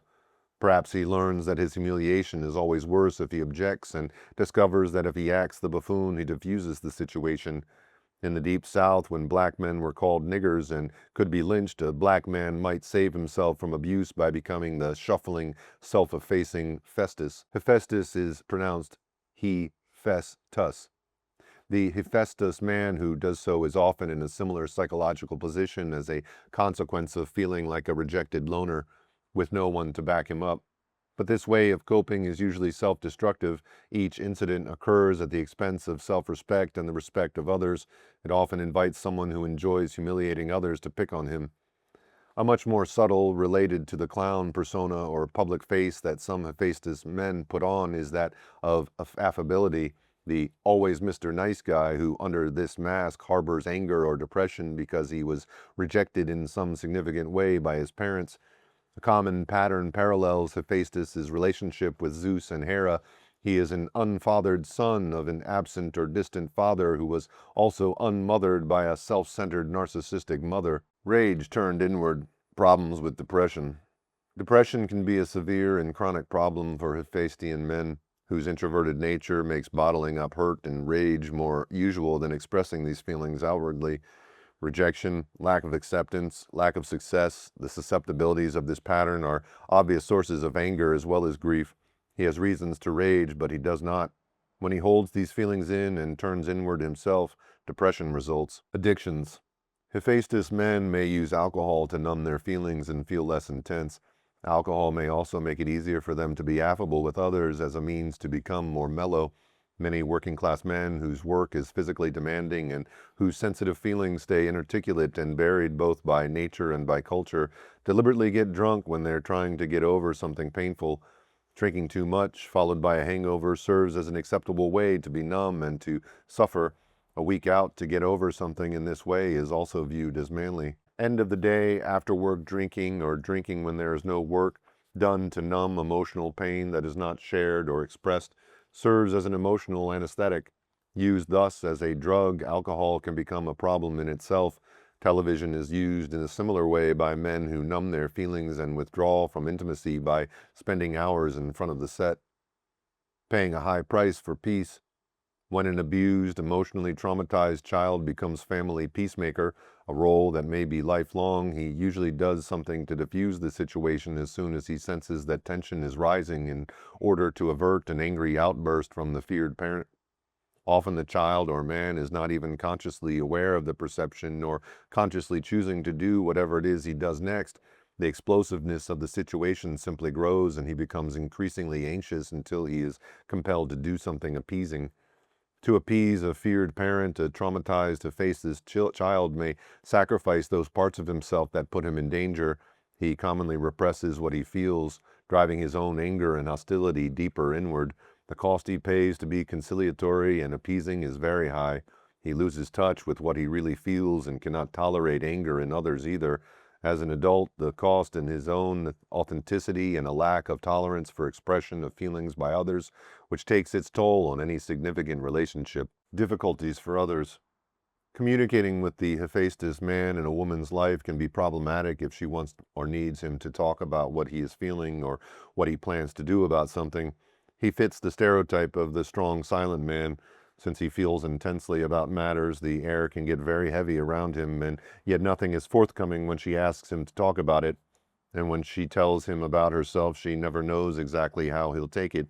Years later, she may find he was very disturbed or moved about a conversation to which he seemed to have no response at the time. Attempts to change him and make him more communicative may or may not work, usually not. A woman who is married to a Hephaestus man must often decide if she can let go of wanting communication from him. Abusive relationships. The strong, silent, angry man who feels impotent, drinks too much, and erupts in rage at those closest to him is the father so many adult children of alcoholics had. Although Hephaestus usually bottles up his rage, when he hits the bottle, the lid on that rage may come loose. Their daughters often have glimpsed the sensitivity and the pain in their fathers, or known of skills that never were either developed or rewarded. They grow up with a soft spot in their hearts for such men, a hope of making life meaningful for such a man, and a tolerance for abuse. These women are susceptible to being in abusive relationships as their mothers before them were. Role reversals. If the Hephaestus man has difficulty making money because he is an unpaid artisan or because those hiring do not need his skills or appreciate his personality, then a woman who loves him may have to be the major breadwinner. Roles also may become reversed when tasks arise in which one of them has to negotiate for something. If she has the more logical mind and more social skills, she often represents them both in the world. In role reversals, she may take pleasure in her own competence and accept the situation, or she may resent it and him. He, in turn, may be appreciative or resentful, given the power of what ought to be. A relationship that goes against tradition is usually stressful for both. Ways to grow. If the Hephaestus man is rejected or devalued for being out of step and as a result feels that there is something fundamentally wrong with him, growth begins when he gets the idea that there was something wrong with how he was treated. Next comes discovering and valuing who he is through what he does when he is being authentically himself, and growing beyond the Hephaestus archetype to develop other aspects of himself. These last two tasks are what every Hephaestus man or woman needs to do. Know thyself. A Hephaestus man needs to take Apollo's dictum, know thyself, to heart. He can begin by seeing how much like Hephaestus he is and what that has meant. He must see how he fit or didn't fit into others' expectations, how he felt he was a socially inept buffoon when he tried to act like a verbal, social, and recreational-minded Olympian, and must remember, in contrast, his absorption and mastery of something he created, usually with his hands. Objective knowledge about the archetype and subjective knowledge about himself can help him to discover what gives him a sense of competence and meaning. If there are traumatic or abusive situations in his life, then psychotherapy may be essential because his nature is to keep everything to himself, to withdraw from people and be depressed, his rage bottled within him. Besides a need for catharsis, he needs the empathy and perspective of another person. In the process, he also develops his ability to communicate and be more verbally expressive. Know others. Even a very introverted Hephaestus usually has some significant people in his life. Unlike the comfortably reclusive Hades, Hephaestus feels deeply and reacts strongly to people who affect him emotionally. Thus, he needs to learn how to be in relationships in a less purely subjective way. He especially needs to know that this is what I feel is not necessarily the same as this is what really happened. The strength and intensity of his subjective reactions distort the reality of what the other person actually did or said to him. Only through dialogue, which he often avoids, can misunderstandings and misperceptions be cleared up. Dialogue provides the means through which to appreciate differences between people who are important to each other. This objectivity is especially important for Hephaestus, who otherwise may misrepresent his own subjective picture as reality. A more extroverted person usually starts out with more information to go on, so the situational context is ordinarily part of his or her picture. The subjectively feeling introvert, however, usually needs to get the picture from the other person, and only dialogue can provide that picture, developing other archetypes as helpers. If the Hephaestus boy stays in the educational system through college, he will probably develop communication skills, Hermes, objective perspective, Apollo, and strategic thinking, Athena, and perhaps even ambition, Zeus. Developing these aspects in himself greatly aid an innate Hephaestus to be motivated and function effectively in the work world. They enable him to learn and develop the skills through which he can do the work he wants to do, negotiate to be paid adequately, receive recognition, find a position, or sell what he creates. In short, they enable him to do the creative, hands-on work that expresses his Hephaestian nature. Yet the world often doesn't honor Hephaestus, and the other, more rewarded archetypes may not develop. The man or woman may then work a lifetime at something that will never be more than just a job, however much he advances, because it isn't deeply satisfying, creative enough, or personally meaningful. For him, being a highly skilled craftsman is more fulfilling than being in a downtown office doing research work in a laboratory is far more satisfying than being in the sales office doing surgery, far more absorbing than chairing the department of surgery. Becoming more than Hephaestus. When a Hephaestus man finds work he loves, the problem arises of becoming so absorbed in work that he does not develop any other facets of himself or make space for others exist. Other potentials in him are kept locked away, and even if he identifies with positive qualities of this archetype, it limits him. Here the man must realize the need to be more than Hephaestus in order to free time and energy and make choices that will allow him to grow. Being chosen by Aphrodite. Aphrodite, goddess of love and beauty, chose Hephaestus for a husband. He did not vie for her and win her or court her. Analogously, a love for beautiful things can just be present in a working man's psyche, not there as a result of effort or study or even exposure to beautiful things. This is a gift from the goddess of love and beauty, who thus chooses him. Then, when he makes things, however functional the thing may be, his craft is married to beauty and love, and it becomes manifest in the shape, balance, and material. To do otherwise goes against his integrity of craftsmanship and aesthetics. To remain faithful to his inner standard and to have his work grow, he must honor the union. Others may not appreciate either his craftsmanship or the aesthetic element in his work, and he may be pressured or tempted to devalue this as well.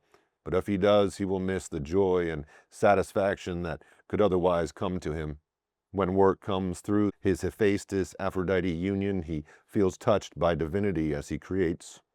He is an inspired instrument through which beauty becomes manifest in matter. Reparenting Hephaestus.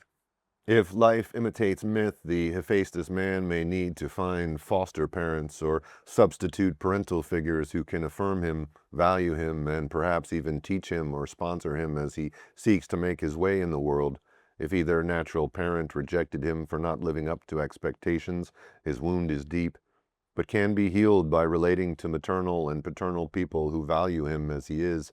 Often he needs earth parents who show him how to do tangible things that require skill and physical effort to replace his rejecting sky parents who stressed achievement and wanted him to climb the ladder of success. Ultimately, he needs to find and develop attitudes within himself that support and validate him in what he is doing. And then, as he works at developing his creative talents, the promise in the myth of Hephaestus is that he will overcome adversity, humiliations, and handicaps. Chapter 10. Dionysus, god of wine and ecstasy, mystic lover, wanderer. To affirm the Dionysian is to recognize and appreciate the place of pain and death in life, and to tolerate the full range from death to life and from pain to ecstasy, including the wounding in which one is delivered, from the flat ennui of numbing conformity to cultural and familial expectations. Tom Moore in James Hillman edition Puer Papers. Dionysus was the god of the most blessed ecstasy and the most enraptured love, but he was also the persecuted god, the suffering and dying god, and all whom he loved, all who attended him, had to share his tragic fate. Walter F. Otto, Dionysus, Myth and Cult. Dionysus as god, archetype, and man was close to nature and to women. The mystical realm and the feminine world were familiar to him. He was often an unwelcome and disturbing element, a cause of conflict and madness in mythology, just as Dionysus can be in a man's psyche. Dionysus the god. Dionysus, known to the Romans as Bacchus, was god of wine and the god of ecstasy and terror, of wildness and the most blessed deliverance. He was the youngest of the Olympians and the only one with a mortal mother. The grapevine, the ivy, the fig, and the pine tree were dear to him. His animal symbols were the bull, goat, panther, fawn, lion, leopard, tiger, ass, dolphin, and snake. His domain extended to all nature, and especially to its life-giving and seminal moisture, the sap rising in a tree, the blood pounding in the veins, the liquid fire of the grape, all the mysterious and uncontrollable tides that flow and ebb in nature. In his mythology and his rituals, Dionysus was surrounded by women, by mothers and nursemaids of the young Dionysus as the divine child, or by enraptured lovers, the frenzied Maenads or Bacchae, who were possessed by the god Dionysus. He was portrayed either as an infant or more usually as a youthful man with a wreath of ivy or vine leaves on his head, wearing an animal skin draped around his body and carrying a staff called the thyrsus, tipped with a pine cone and often wrapped with vine or ivy leaves. Genealogy and mythology. Dionysus was the son of Zeus and Semele, a mortal woman who was a daughter of Cadmus, king of Thebes. Semele had attracted the love of Zeus, who impregnated her while in the guise of a mortal man. Jealous Hera found out and was determined to avenge herself on Semele and her unborn child. She appeared to Semele in the form of her aged nurse, Beroe, and persuaded the unwary girl to make sure of her lover's divinity by insisting that he visit her in the same splendor in which he appeared to Hera. That night when Zeus came to be with her, Semele begged him for a favor, and Zeus swore by the river Styx, making his oath irrevocable, to do whatever she asked. Semele, who had been tricked by Hera, asked him to appear before her in all his majesty as chief god of Olympus. She did not know that this would result in her death.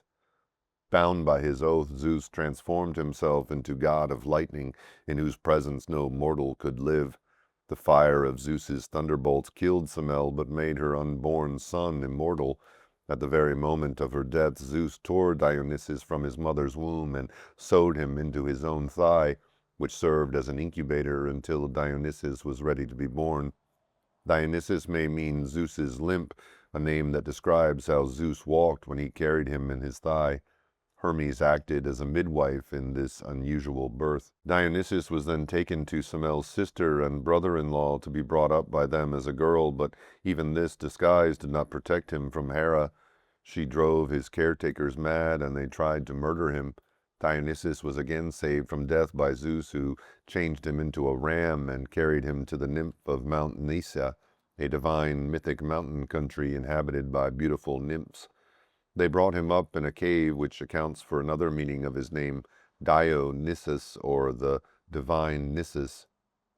There his tutor, Silenus, taught him the secrets of nature and the making of wine. Silenus is usually portrayed as an aged, kindly, and sometimes tipsy old man who was also part horse. Madness and violence. As a young man, Dionysus traveled through Egypt and from India to Asia Minor, crossing the Hellespont to Thrace, and from there to his birthplace, Thebes in Greece.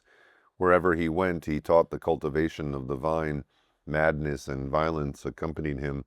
In some myths, he was driven mad by Hera and committed murders. In other myths, people who rejected him became mad and violent. For example, after King Lycurgus rejected Dionysus, Lycurgus went mad and killed his son with an axe, thinking he was cutting down a vine. Women who rejected Dionysus were similarly affected. The daughters of King Proetus and King Minyas, who had rejected him were driven mad and in their frenzy killed their own sons by tearing them to pieces. Upon his return from India, the goddess Cybele or Re, both pre-Olympian great mother goddesses, purified him of murders he committed in his madness and significantly taught him her mysteries and rites of initiation. Thus Dionysus was a priest of the great goddess as well as a god himself. Marriage to Ariadne. Ariadne, daughter of King Minos of Crete, fell in love with the Athenian hero Theseus. With her help, Theseus entered the famous labyrinth, killed the Minotaur, and retraced his steps until he made his way out. Theseus and Ariadne then set sail for Athens, but he callously abandoned her on the island of Naxos, where she would have killed herself in despair if Dionysus had not saved her and made her his wife. For Dionysus's sake, Zeus made Ariadne immortal. She was most closely related to Aphrodite, goddess of love and beauty, and was worshipped on Cyprus as Ariadne Aphrodite. In their mythology, the Greeks had made Ariadne, once the Cretan moon goddess, into a victimized mortal, and through Dionysus she was again deified. Resurrection of his mother Semele. Dionysus descended into Hades to bring his mother Semele back to life. Together they then ascended Mount Olympus, where she became an immortal. Like Ariadne, mortal Semele had in early pre-Hellenic times been worshipped as a goddess associated with the moon and earth. In Greek mythology, Dionysus is the only god who rescues and restores instead of dominating or raping women who represent diminished earlier goddesses whose people and worship had been conquered. Worship of Dionysus.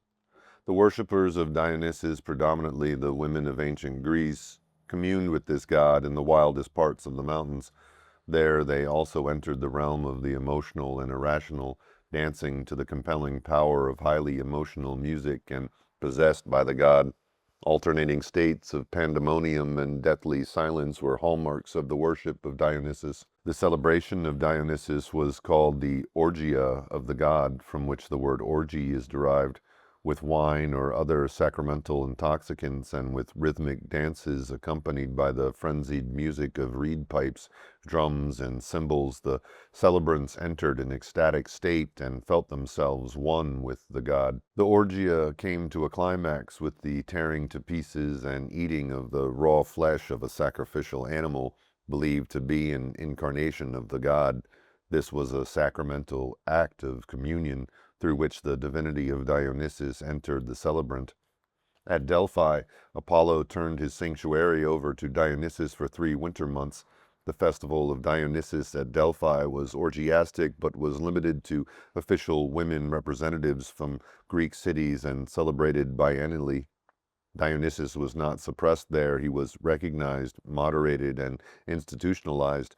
Also at Delphi, women celebrants began an annual sacred dance with the ritual discovery and awakening of the infant Dionysus in a cradle. At the festival of flowers, Anthesteria, that marked the beginning of spring in the Mediterranean, new wine was brought in and ceremoniously blessed before a large mask of Dionysus. The eye of the mask stared directly at the worshipper, for whom the god himself was present in the mask. Dionysus had a significant place in Orphism, 6th century BC, which took its name from the mythical poet Orpheus. In Orphic theology, the infant Dionysus was torn to pieces and devoured by 2 jealous titans, but his heart was saved by Athena, and he was reborn through Zeus, in some versions as the son of Semele. He was worshipped as Zagreus, the Orphic name of the underworld Dionysus. The fate of Dionysus. Life and death are intertwined in the mythology and worship of Dionysus. His grave was in Apollo's sanctuary at Delphi, where he annually was worshipped as a newly awakened infant. He was an adult god who died, a god who spent time in the underworld, and a god who was a newborn child. Dionysus the archetype. The Dionysus archetype has powerful positive and negative potentialities, stirring up the most ethereal and the basest of feelings, creating conflicts within the psyche and with society. It is an archetype that is present in some men who are mystics and in others who are murderers.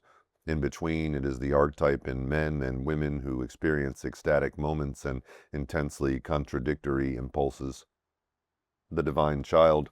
One of the images representing Dionysus was that of the divine child. The divine child archetype carries with it a sense of specialness of person and of destiny. In dreams of contemporary people, the archetype is often represented by a precocious infant who talks to the dreamer or who in some other way is obviously not an ordinary child. The person feeling that my life has a sacred meaning or that there are both human and divine elements in my psyche occurs when a person comes in touch with the divine child archetype, which often heralds the beginning of an adult spiritual journey or path of individuation. However, due to the instinctual intensity of the Dionysus archetype, an ego is very susceptible to being overwhelmed by it. If he identifies with the divine child archetype, he or she will often find it difficult to adapt to ordinary life. He will expect special treatment or recognition and will harbor resentments when his specialness is not honored and he is expected to do his share of mundane work. Psychologically speaking, he becomes inflated by an overblown and undeserved sense of importance. If the Dionysus archetype is repressed and with it the divine child aspect, other difficulties ensue. Feeling inauthentic or out of touch with some vague sense of not heeding something important or leading a meaningless life. The Dionysus archetype is actively repressed in men. From childhood on, boys are discouraged from having any girlish traits or from being a dreamer, the mystic aspect of Dionysus, or from being sensual and being told that they mustn't touch. The eternal adolescent. Dionysus and Hermes are the two archetypes that most predispose a man to stay in eternal youth, or as Jung called him, the puer aeternus, regardless of his actual age. The Dionysian version of the archetypal adolescent is an intense and emotional person who becomes absorbed in whatever is his or her current passion, forgetting the obligations, assignments, or appointments that he may have had. Consequently, he cannot seem to commit himself to working steadily towards achieving long-term goals, nor is he likely to make a commitment to an enduring relationship. Regularity and constancy are foreign to him. Like the god Dionysus, he may wander through many places, attracting women to him, disrupting their normal lives, and then moving on. The Dionysian version of the archetypal adolescent is an intense and emotional person who becomes absorbed in whatever is his or her current passion, forgetting the obligations, assignments, or appointments that he may have had. Consequently, he cannot seem to commit himself to working steadily toward achieving long-term goals, nor is he likely to make a commitment to an enduring relationship. Regularity and constancy are foreign to him. Like the god Dionysus, he may wander through many places, attracting women to him, disrupting their normal lives, and then moving on. He can be very moody. One moment he may be in profound despair, the next ecstatically transported to a new high by someone or something. He is drawn to whatever intensifies experience for him, mood-altering or hallucinogenic drugs attract him, as does music. In the 1960s, the hippie movement was an expression of this aspect of the Dionysian archetype with its use of LSD and marijuana, the wearing of bright colors and sensual materials, being flower children, having love-ins and celebrating the sexual revolution, dropping out of school and jobs. This identification with Dionysus may have been a phase for most, but for some who remained eternal youths, the lifestyle continues. They're now aging hippies with gray hairs in their beards. They may have several children, but the pattern continues. The Dionysian archetype of eternal youth was personified by the rock star and the rock culture. Jim Morrison of the Doors and Mick Jagger of the Rolling Stones embodied the archetype in the 1960s. David Bowie took up the pattern from then through the 1970s into the 1980s, and Prince and Michael Jackson followed it in the 1980s. Most of these stars have cultivated an androgynous appearance as well, and many also have had a darker side which was emphasized by the punk rockers. The mother's son. Dionysus's mother died while he was still a fetus. In his mythology and worship, he was surrounded by foster mothers and nursemaids who were inconsistent and unstable in their nurturing. Later, Dionysus descended into Hades to find his mother. Often men who are identified with this archetype also seem to be seeking an idealized woman who is both mother and lover, seeking unsuccessfully to find her in a series of relationships. This is especially true when there has been a physical or emotional separation between mother and son. The archetype may also predispose a man to have an inner psychological relationship with the Great Mother. Then he feels himself associated with the maternal world, possibly drawn toward expression of maternal instinct via caretaking occupations and domestic interests that are more traditionally feminine, or the connection with the Great Mother may be a spiritual one, especially now with the return of the goddess as a spiritual principle into the culture, perhaps expressed through becoming a follower of a charismatic woman religious leader. The result may also be a man who feels intimately related to women, who much prefers the company of women, who is a lover of women, merging with them in the ecstasy of lovemaking, and who intuitively understands women's experience. D.H. Lawrence, author of Lady Chatterley's Lovers, Sons and Lovers, and Women in Love, is an example. Women often are drawn to take care of the Dionysus man, just as he seeks to be mothered by them. In his need, he seems a motherless boy, which evokes maternal feelings.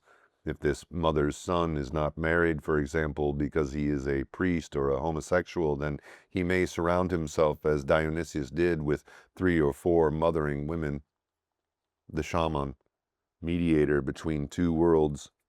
In the tribal society of the Native American, the shaman is very important as the mediator and intercessor between the invisible world and the physical world.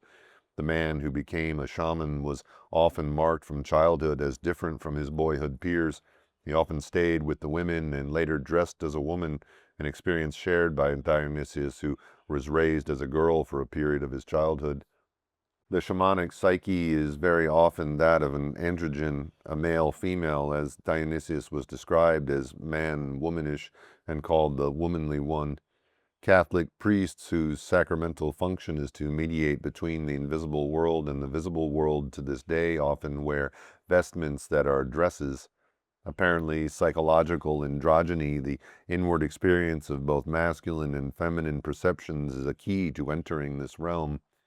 The shamanic vision is of non-ordinary reality, the altered state of consciousness of which Carlos Castaneda and Lynn Andrews write in their books about their own initiations by shamans or medicine women. In Jungian psychology, which values development of the feminine in men, the invisible world is the world of archetypes, dreams, and active imagination. Dionysus called women out of their ordinary lives to revel in nature and to discover an ecstatic element in themselves. Essentially, he initiated them into a shamanic experience. Dionysius the god was an initiate and priest of the great goddess.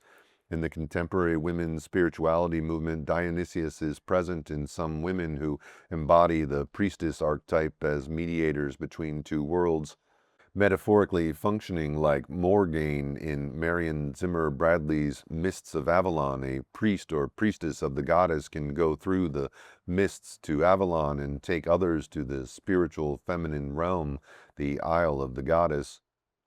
To be a man with a shamanic personality in a culture that emphasizes getting ahead in the world is to be out of step. The adolescent religious mystic who has an ecstatic vision of the Madonna feels as unacceptable as the taker of hallucinogenic drugs. Both, like Dionysius, also seems to others to be courting madness.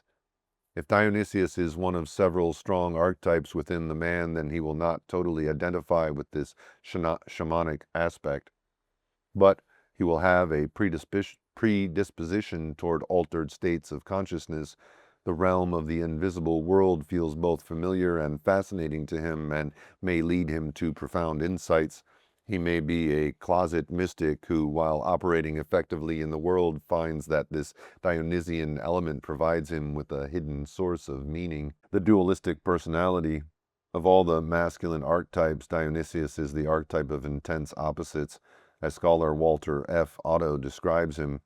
His duality has manifested itself to us in the antitheses of ecstasy and horror, infinite vitality and savage destruction, in the pandemonium in which deathly science is inherent, in the immediate presence which is at the same time absolute remoteness.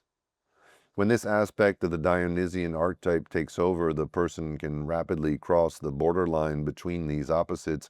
Major emotional shifts are precipitated by minimal events. To be in a relationship with a man or woman who is crossing back and forth thus is to be treated like an exquisitely precious and valued person one moment and like a terrible monster the next.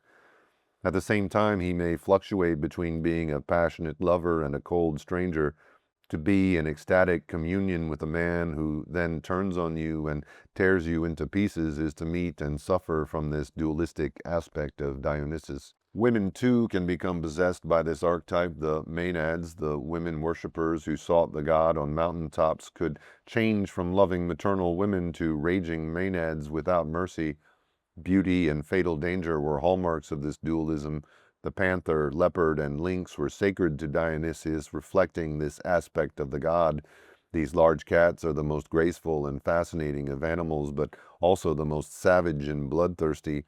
Whether or not the Dionysian tendency for extreme and intense feelings repeatedly disrupts his life and is inflicted on others depends on how strong the archetype is and how stable and strong the ego is.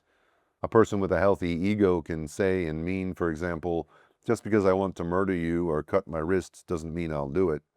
If the ego is unstable and has experienced severe emotional trauma, a mass murderer can result, such as Charles Manson, who was a mystic, a lover, and a killer. In the presence of a strong and stable ego, however, the Dionysius archetype adds breadth and depth of feelings, increases the possibility of peak emotional experiences, and intensifies erotic, spiritual, and physical reactions. The persecuted wanderer. The motif of severe persecution and flight is part of the mythology of Dionysus and his women followers. For example, due to the hostility of King Lycurgus, Dionysus was beaten and forced to leap into the sea, while the women who worshipped him were beaten unmercifully in their horror-stricken flight. In his mythology, Dionysus traveled through the known world of the Greeks, often encountering hostility as he called women away from their household hearths and looms to follow him to remote mountains for ecstatic revels. From his conception, Hera, the goddess of marriage, was his deadly enemy. No wonder, considering the clash of values these two deities represent.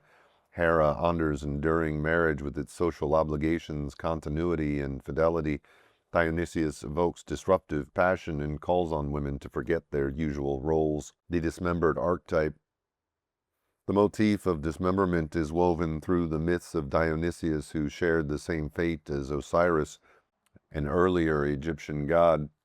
Later, the crucified Jesus Christ had the role of the divine Son who suffers death and is resurrected. The Dionysian archetype predisposes a man or woman to the possibility of psychological dismemberment or crucifixion caused by his inability to reconcile powerful opposites within. Being on the cross between two opposing tendencies is a common affliction of a Dionysius man. He may, for example, want to both merge with a lover and leave her. Dismemberment, metaphorically having difficulty keeping it together or feeling split into many pieces, is common for such men. The dismemberment motif is especially strong when the Dionysian archetype comes together with religions that emphasize guilt, such as the Judeo-Christian religions, which say, if thy left hand offend thee, cut it off. Since mysticism and sensuality are two aspects of Dionysius, a young man may be drawn to Catholic mysticism, for example, yet feel he is a terrible sinner because of his sensual feelings or erotic images. Dismemberment dreams involving swords, knives, and self-mutilation occur in men and women whose inner conflicts are often irreconcilable with their religion. Cultivating Dionysius. Many non-Dionysian men suffer from emotional aridness and are out of touch with their deeper emotions. Some lack sensuality, let alone ecstasy, even if they have sex often. For them, cultivating Dionysius could be life-enhancing. The Dionysian focus is on the moment, not on some goal further down the way. There is an openness to be moved by what happens between people or inside oneself in response to events. Dancing and lovemaking are realms in which Dionysus is especially important to enable intensity, spontaneity, and merging with the music or with the lover.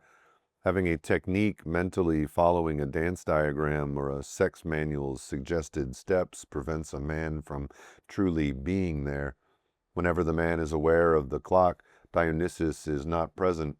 Whenever other thoughts crop up that take the man out of the immediacy of the moment, Dionysus has left. Whenever the man is unaware of having a body, he is not attuned to Dionysus. To invite Dionysus to be present may require getting out of one's usual environment, out of one's usual clothes, out of one's habitual persona or roles.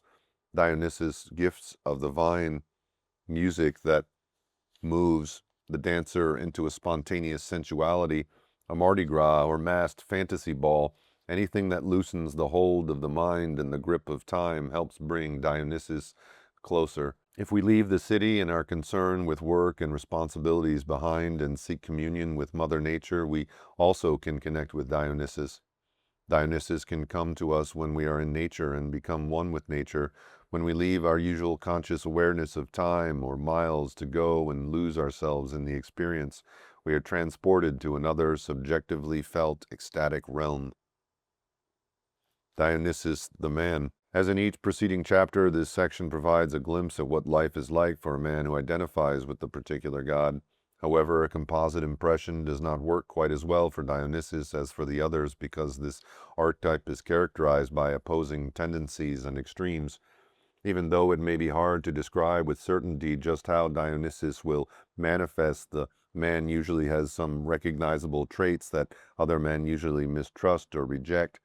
By old boy standards, the Dionysus man is likely to be either too feminine, too mystic, too counterculture, too threatening, or too attractive and too fascinating for them to be comfortable with. Dionysus disrupts mundane life not only by calling others to revel, but by making a mundane life difficult or impossible for him to live. Early years. Dionysus the god had two unusual early experiences that offer some insight into what are psychologically analogous experiences for some men who come to be identified with Dionysus. The god was raised as a girl, and his mother surrogates were driven mad and murderous. If a parent has stereotyped expectations of what a boy should be interested in, roughhousing, mechanical interests, and sports, then a Dionysus boy who follows his own interests will probably be told in one way or another that he's behaving like a girl. Little Dionysus gravitates towards what the women are doing because he loves to use his five senses. He wants his world to be full of sensual experience. He likes the feel of silk and fur, is interested in colors, can be enraptured by music. The kitchen with its smells and tastes is much more interesting to him than the garage. The theater is infinitely more fascinating than the ballpark. Clothes are more captivating than computers. This natural interests usually invite others to call him a sissy for acting like a sister, a girl. If his interests don't set him apart from what he is supposed to care about, his emotionality will. A young Dionysus is rarely able to be a stoic, even when expected to be. Chances are he has been told that big boys don't cry, yet he cries easily and laughs gleefully too.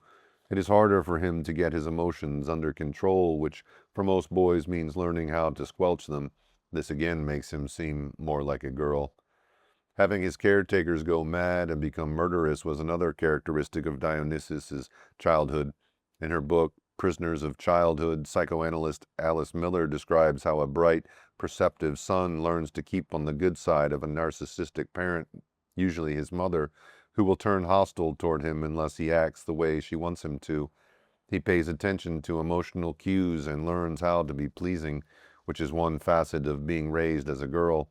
If his mother's or his father's emotional reactions are extreme because of a borderline psychological state of mind, he will be her precious love one moment and be exposed to raw, rejecting hostility, murderous rage the next. With a parent who acts like this, most of Alice Miller's patients learned as boys to stifle their emotional responses, which then never developed, and instead to live in their heads. When Dionysus is the major archetype, however, a boy is often not able to do this. Instead, he may run away, become a delinquent, make dramatic threats, or develop physical symptoms. His parents. Whether the Dionysus boy has a positive self-image depends more on his parents than with most other types of boys because he doesn't fit into an all-boy mold, and so the world beyond his family is not validating. However, lack of paternal approval is a common experience for a Dionysus boy, who, by being himself, never seems to please his father. However, lack of paternal approval is a common experience for a Dionysus boy, who, by being himself, never seems to please his father. Attempting to be the son his father wants him to be with varied success is a typical experience. The god Dionysus himself had a powerful father who cared about him. In his mythology, Dionysus, more than other sons of Zeus, was cared for by his father, who began by being both a mother and a father to him, and whose protectiveness continued after his birth. Later, Zeus made Ariadne, Dionysus's mortal wife, an immortal. To have a loving and improving Zeus father who accepts him and supports his choices is ideal for a Dionysus boy whose personality and masculinity are thus affirmed. Furthermore, Dionysus was the youngest son of Zeus, and regardless of actual birth order, a Dionysus boy behaves like a youngest son. He is playful, can live in the moment, and lacks concern with success. Most Dionysus boys seem to be mothers' sons. They are more like their mothers than their fathers in interests and in personality. If they have an emotionally distant or rejecting father or were raised by single mothers, they often over-identify with their mothers and feel alienated from other males and from their own sense of masculinity. Mother-son alienation can also occur when he does not live up to her expectations of what a boy should be like. This is especially likely when his mother is archetypally Athena, the most logical of the deities and the patron goddess of heroic men. She is a mentoring mother who can help her son in the world, but she's not a particularly maternal woman. She is disappointed and frustrated by his lack of ambition, and he misses having a motherly mother, which he will seek in other women. Adolescence and early adulthood. Adolescence is usually a crisis period. Everything about this period is intensified for a Dionysus. His emotional moods swing both higher and lower than with other teenagers. His questions about his sexual identity are greater, and he falls in love with girls or boys or both with alarming intensity. Use of drugs is a definite risk. Outrageous dressing is likely. He doesn't care about grades, an indifference that increases as everything else intensifies. His parents typically become alarmed, and school authorities may be equally polarized. His lack of conformity or fitting into the mainstream, which was always present but may not have been so obvious now, may become blatant. Sometimes the conflict lies within the Dionysus boy rather than between him and others. His effort to conform and repress the Dionysian part of himself now becomes more difficult. Emotional breakdowns may occur as the boy feels himself at odds with himself, torn up into pieces. Severe mental disturbance can result. When a repressive religion and family condemn even having impure thoughts, then his feelings of guilt and sin can be profoundly disturbing.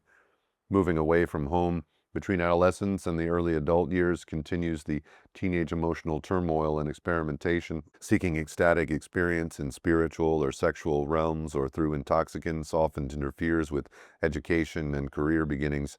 This is often a time for experiential brinksmanship, which can be extremely risky. But it is also possible to explore and express the Dionysian elements of the personality without risky extremes if he was seen and valued for himself while he was growing up, and if he also got some helpful guidance. For example, since Dionysus lives in the immediate present, he needs to be patiently taught to consider today what comes due tomorrow, as well as what and how to learn from past experiences, lessons he otherwise often fails to apply. Work. If seeking the ecstatic moves him toward the mystical and the religious, a young Dionysus may become a priest, drawn to the ritual and the mysticism of the sacraments and the ceremonies, or he may join an ashram where drumming or chanting may be used to alter consciousness. Even more Dionysian are the sensual mystic experiences of tantric yoga or the sexual practices of the Bhagwan Sri Rajneesh's followers. In this setting, his work is defined by the religious community, which suits the non-competitive Dionysus very well. A Dionysus man is not attracted to a competitive career fueled by personal ambition, nor is he interested in the academic world of ideas. Developing competency at something that takes years of study or practice goes against his grain, and achieving power and prestige is not personally meaningful to him. No wonder, then, that the world of work is a problem area for many Dionysius men. There are many unemployed underachievers and a few spectacular successes in the work world. Some Dionysus men are successful in the creative spheres where talent and the experience of grappling with their dark side or their Dionysian conflicts can come together in their work. Eugene O'Neill's play The Iceman Cometh reflects the author's years of uncontrollable drinking. Another playwright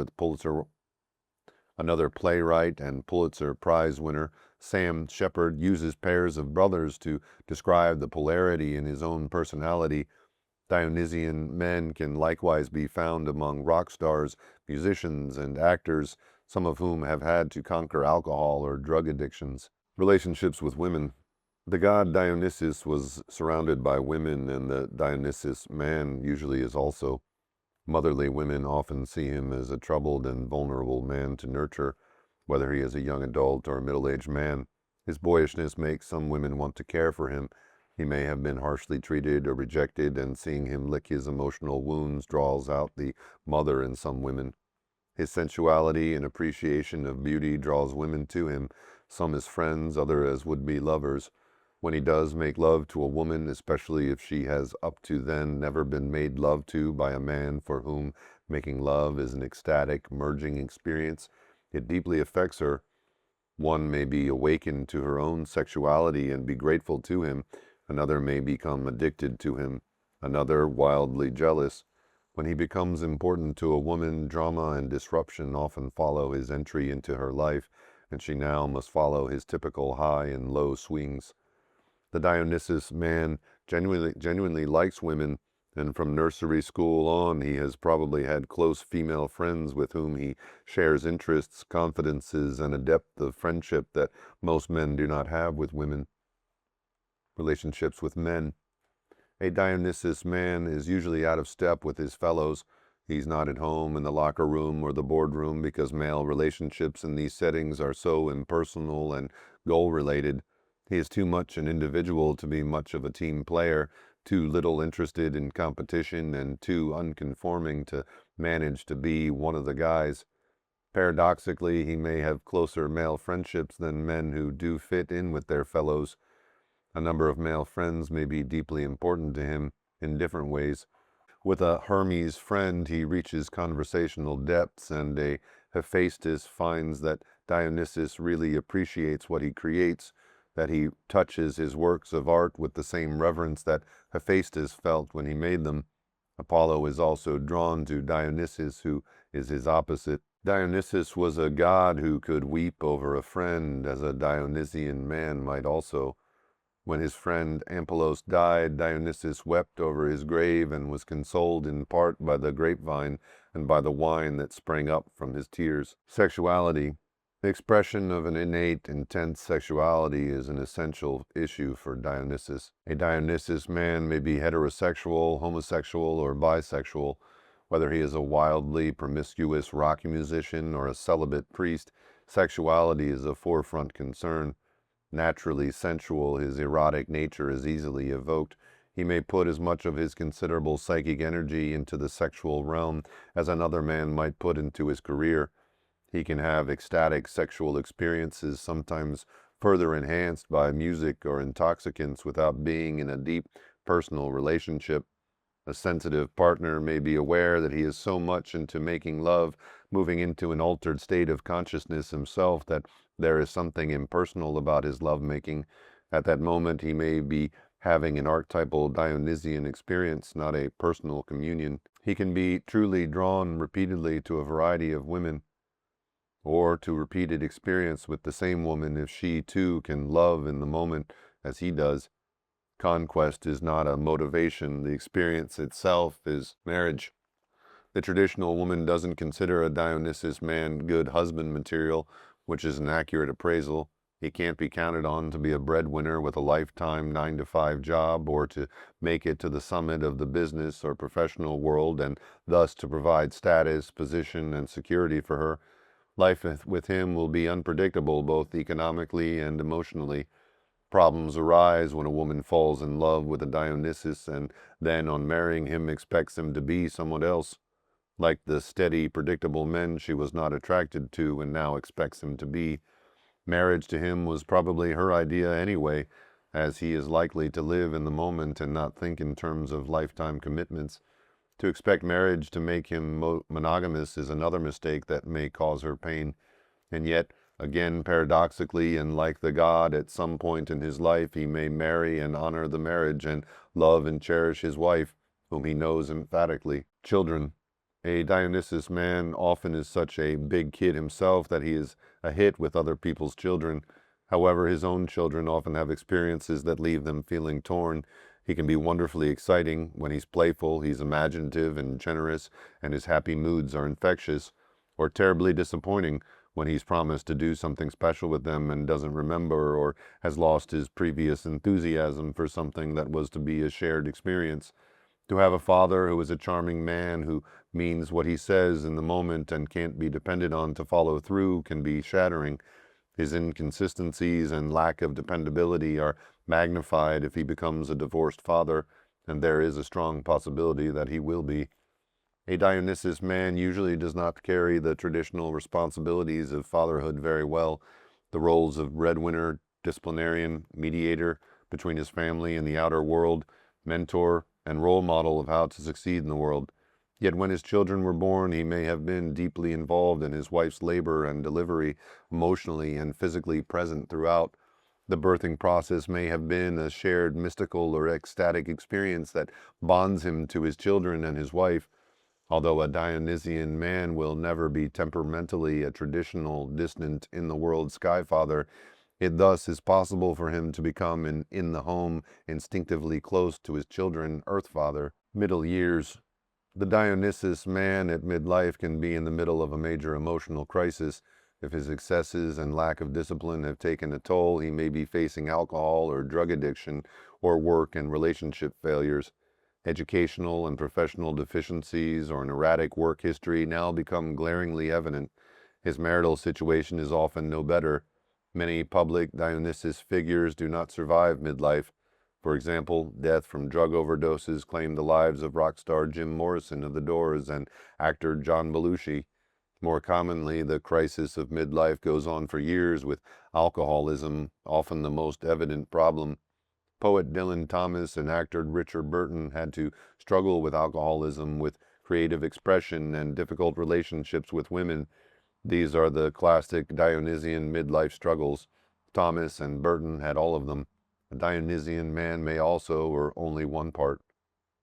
Through heroic efforts to stay with meaningful work and to work through relationship issues of intimacy and commitment, a Dionysus man can, however, evolve into a man with depth and maturity who stays intense and integrates his ecstatic and creative moments into his life. Later years. The Dionysus man's passage through midlife determines which of three patterns his later years will take. One common pattern is the continuation of the midlife struggle with alcohol, work difficulties, or relationship problems without resolution until death, which often comes prematurely. A second pattern involves the combination of a Dionysian archetype and inherited wealth, which predisposes a man to stay the eternal youth inappropriately into old age. Whatever his sexual orientation, he usually has young companions as sexual partners, and having tried or done everything, life takes on a jaded quality. A highly individual life of depth and meaning is hard-won third possibility. Having integrated the Dionysian into a mature personality, the man is able to live fully in the moment, that moment being part of a tapestry, an emotionally rich life that has continuity and commitments. Ecstatic experiences provide him with a sense of a spiritual oneness that underlies reality, of being part of nature and part of humanity. This spiritual integration makes death the next experience to embrace fully when it comes. Psychological difficulties. When Dionysus determines the emotions and behavior of the man in whom the archetype lives, his potential for major psychological difficulties is greater than with any other archetype. How much damage results depends on the power of the archetype. How much damage results depends on the power of the archetype, how strong it is, relative to the weakness of the man's ego. Only a man with a strong and healthy ego can appropriately restrain the archetype's influence and choose how, when, with whom, and under what circumstances the Dionysus in him is lived out. Moreover, a moralistic and puritanical society directs stronger negative messages at Dionysus than perhaps at any other archetype. Another reason why Dionysus leads to psychological difficulties. Self-esteem problems can result, as well as adverse effects from repressing the archetype. Distortions in self-perception, low self-esteem, and inflation. Our cultural stereotype of what a boy or man should be like tells a young Dionysus that there is something wrong with him. He learns very early that he is too emotional or too intense or interested in things that only girls care about. His self-esteem naturally suffers. On the other hand, the divine child aspect of the archetype gives him a sense of specialness and privilege that is unrealistic. Often he fluctuates from one pole to the other, now feeling inadequate to the task at hand, next feeling that he is about to embark on what will make him instantly famous. Lacking constancy of self-perception and having so much of his positive self-esteem based on purely subjective feelings may make it impossible for him to get a realistic sense of himself or his worth. The reaction of others to him is often equally inconsistent. People react negatively and positively to him, hardly ever just neutrally. Staying the eternal youth. The god Dionysus was a youthful god. One famous description of him was an elegant young man with long hair flowing over his shoulders, clad in a purple robe. In this myth, he was kidnapped by pirates who assumed he was a king's son for whom ransom would be paid. The image is quintessentially that of a privileged eternal youth, and when this archetype goes hand in hand with wealth, what results is the sensuous playboy, the young Ali Khan, for example.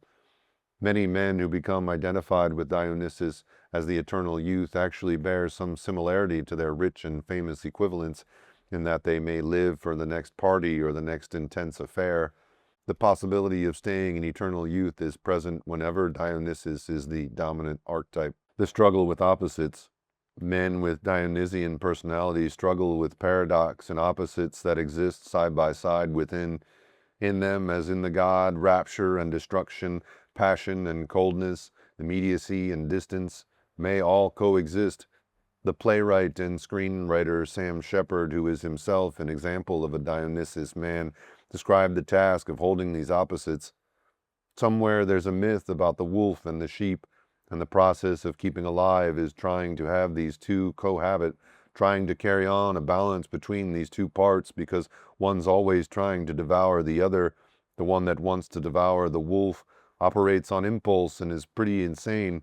There's definitely a struggle going on, and it's answered in different ways. Some people do it with drinking or drugs. The difficulty is trying to accept that this is the condition you're living with, the condition of these two parts banging up against each other and the constant threat of being overthrown by one. Psychosis as a potential. Dionysus was known as the god who was mad and the god who drove his followers insane. He sent the mind reeling. When he suddenly appeared, his maenads were transported into ecstasy and rapture, frenzied dancing and raging fury.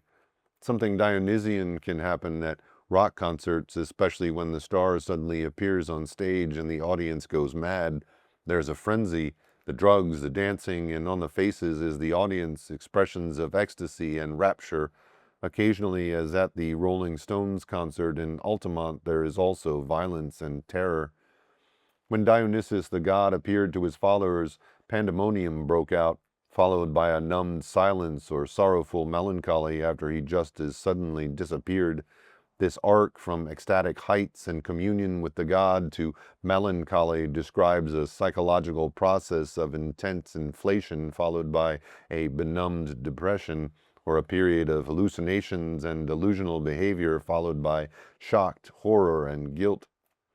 Friedrich Nietzsche, the German philosopher who wrote Thus Spoke Zarathustra, experienced 11 years of degenerating mental illness, equating his madness and the disillusion of his psyche with the dismemberment of Dionysus.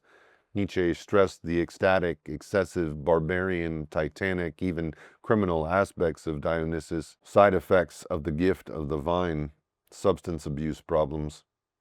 The worship of Dionysus involved drinking wine or other sacramental intoxicants in order to attain a state of communion with the god. His followers felt that they were taking the god within themselves and were God-possessed. If he seeks ecstatic or altered states of consciousness through the use of drugs, a contemporary Dionysus is susceptible to substance abuse problems. He may risk his mental and physical health if he takes hallucinogenic or mood-altering drugs. When I was an emergency room psychiatric resident at San Francisco General Hospital in the 1960s, people were often brought in under the influence of hallucinogenic drugs and stimulants they had bought on the streets. Drugs that they took to feel good brought them paranoia and terror, or put them in physical danger as they disregarded traffic or heights, or threatened the safety of others if they acted on delusions or misperceptions induced by the drugs they had taken. A decade or more later, hallucinogenic designer drugs that differ by a single molecule from prescribed drugs are being made by sophisticated, profit-minded chemists to stay one step ahead of whatever is on the illegal list. The risk now is to young urban professionals. Drugs sold as promising a God experience have in some instances led to death. Contemporary users find that drugs taken to provide a temporary high may be followed by hangovers, despair, and addiction. When people sought communion with Dionysus, he induced ecstatic heights followed by melancholy and depression, or hallucinations followed by horror and guilt. It's no different today. Communion with God can be a major unconscious motivation for drinking that leads to alcoholism. Bill W., co-founder of Alcoholics Anonymous, had an exchange of correspondence with Jung that illuminates this connection between alcoholism and spirituality. Bill W. wrote to tell him of the importance of a conversation that Jung had had in the 1930s with Roland H., that had played a significant role in the founding of AA. Roland H. was an alcoholic and former patient of Jung's, whom Jung in this conversation told that he could not help. When he, Roland H., then asked you if there was any other hope, you told him that there might be, provided he could become the subject of a spiritual or religious experience. Taking Jung's words to heart, Roland H. then sought and found the spiritual experience that did help him. Jung replied, his craving for alcohol was the equivalent on a low level of the spiritual thirst of our being for wholeness, expressed in medieval language, the union with God. You see, Jung wrote, alcohol in Latin is spiritus, and you use the same word for the highest religious experience as well as for the most depraving poison. The helpful formula, therefore, is spiritus contra spiritum. The phrase spiritus contra spiritum translates into the principle of using spiritual communion against the addiction of alcoholic spirits, substituting God in whatever form that has meaning for that individual for alcohol. When the use of alcohol or any other substance is motivated by Dionysus, a man or woman is seeking spiritual communion through these means. When this is the case, it's no wonder that a relationship with God helps bring about sobriety. Psychosomatic symptoms. Dionysus was thought to enter the body of his worshippers, much as alcohol courses through blood vessels, affecting the senses, influencing both body and mind. When Dionysus is a strong archetype, that man is embodied. That is, he reacts with his body, which is for him a sensory organ, and he feels emotions in his body. Being totally in his body when he dances or makes love is the positive expression of this embodiment. Having his body react psychosomatically is the negative aspect. He is susceptible to conversion symptoms, hysterical paralysis or blindness, for example. Anorexia is another expression of his susceptibility to mind-body illness. He also can become fearful of having something wrong with his body because he expresses emotions through his body and is highly aware of his body's sensations. He will be disturbed by an ache or a pain that another man who lives in his head would not even be aware of. Psychological difficulties for others. If a Dionysus man is a significant man in a woman's life, it goes without saying that her life is not boring. How tumultuous, how joyful, or how painful depends on him, on who she is, and on the structure of the relationship. Is it an unusual friendship or a new affair? A living together arrangement or a marriage? Equally important, what hopes does she hold for the relationship? If there is a hopeful Hera, goddess of marriage, archetypal wife, in her who expects a torrid affair to turn into an enduring monogamous marriage, the relationship could be disastrous to her, exposing her to her own worst shadow aspects, her vindictiveness and jealousy. However, Dionysus is most often a significant figure at a time of major transition. He may enter a woman's life and call her away from hearth and home to revel, and in doing so he may break up her home and marriage and activate the passion and the anger that she has repressed all her life. first as the good girl and then as the good wife. The major casualties may be her children. The period after a marriage has ended because the husband has left is another transition time when a Dionysus man often enters a woman's life. Here he is again an initiator, a sensual man who arouses her eroticism and emotionality. He may introduce her to intoxicating drugs, to pulsating music, or to ecstatic meditative practice. Or a Dionysus lover may enter the scene after the life has gone out of a marriage. Recall that Dionysus the god transformed women into frenzied maenads who shared his fate and could be torn apart and dismembered or cruelly persecuted. This is the darkest potentiality of becoming involved with a Dionysus man. Here, women who are like Persephone in their susceptibility to be abducted into the underworld as a metaphor for significant depression and loss of reality are the most vulnerable. Also, because of their chameleon-like adaptation to a powerful personality, they can become compliant followers of a Charles Manson, or like kidnapped and abused Patty Hearst can come under the domination of a criminal Dionysus. Moreover, although Dionysus was a male god who called to women, the archetype can be lived through both men and women, and those who respond can be of either sex or both can be of the same sex. Ways to grow. The psychological work that the Dionysus man or woman must do in order to grow is more complex than others because the archetype is more complex, and observing and accepting ego is needed. Other archetypes may have to be developed not just as a means of becoming less one-sided, but for survival. Two major tasks may have to be undertaken: a heroic encounter with the unconscious and a committed relationship, in order for him to have the ordinary life he eventually seeks, though it's not likely that he ever will be an ordinary person. Developing and observing and accepting ego. A person can contain or embrace this archetype without repressing it, going mad, doing violence, or being thrown out of ordinary company if he has a strong observing ego that accepts whatever thoughts and images that come to mind, whatever sensations are felt in the body, whatever passions surge up without judgment and shame or having to act on them. If Dionysus is a powerful archetype in you, you may find simply knowing that this is the attitude to strive for to be helpful.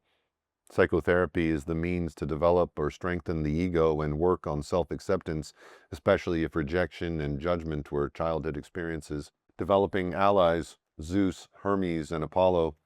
In the mythology of Dionysus, several gods gave him crucial help.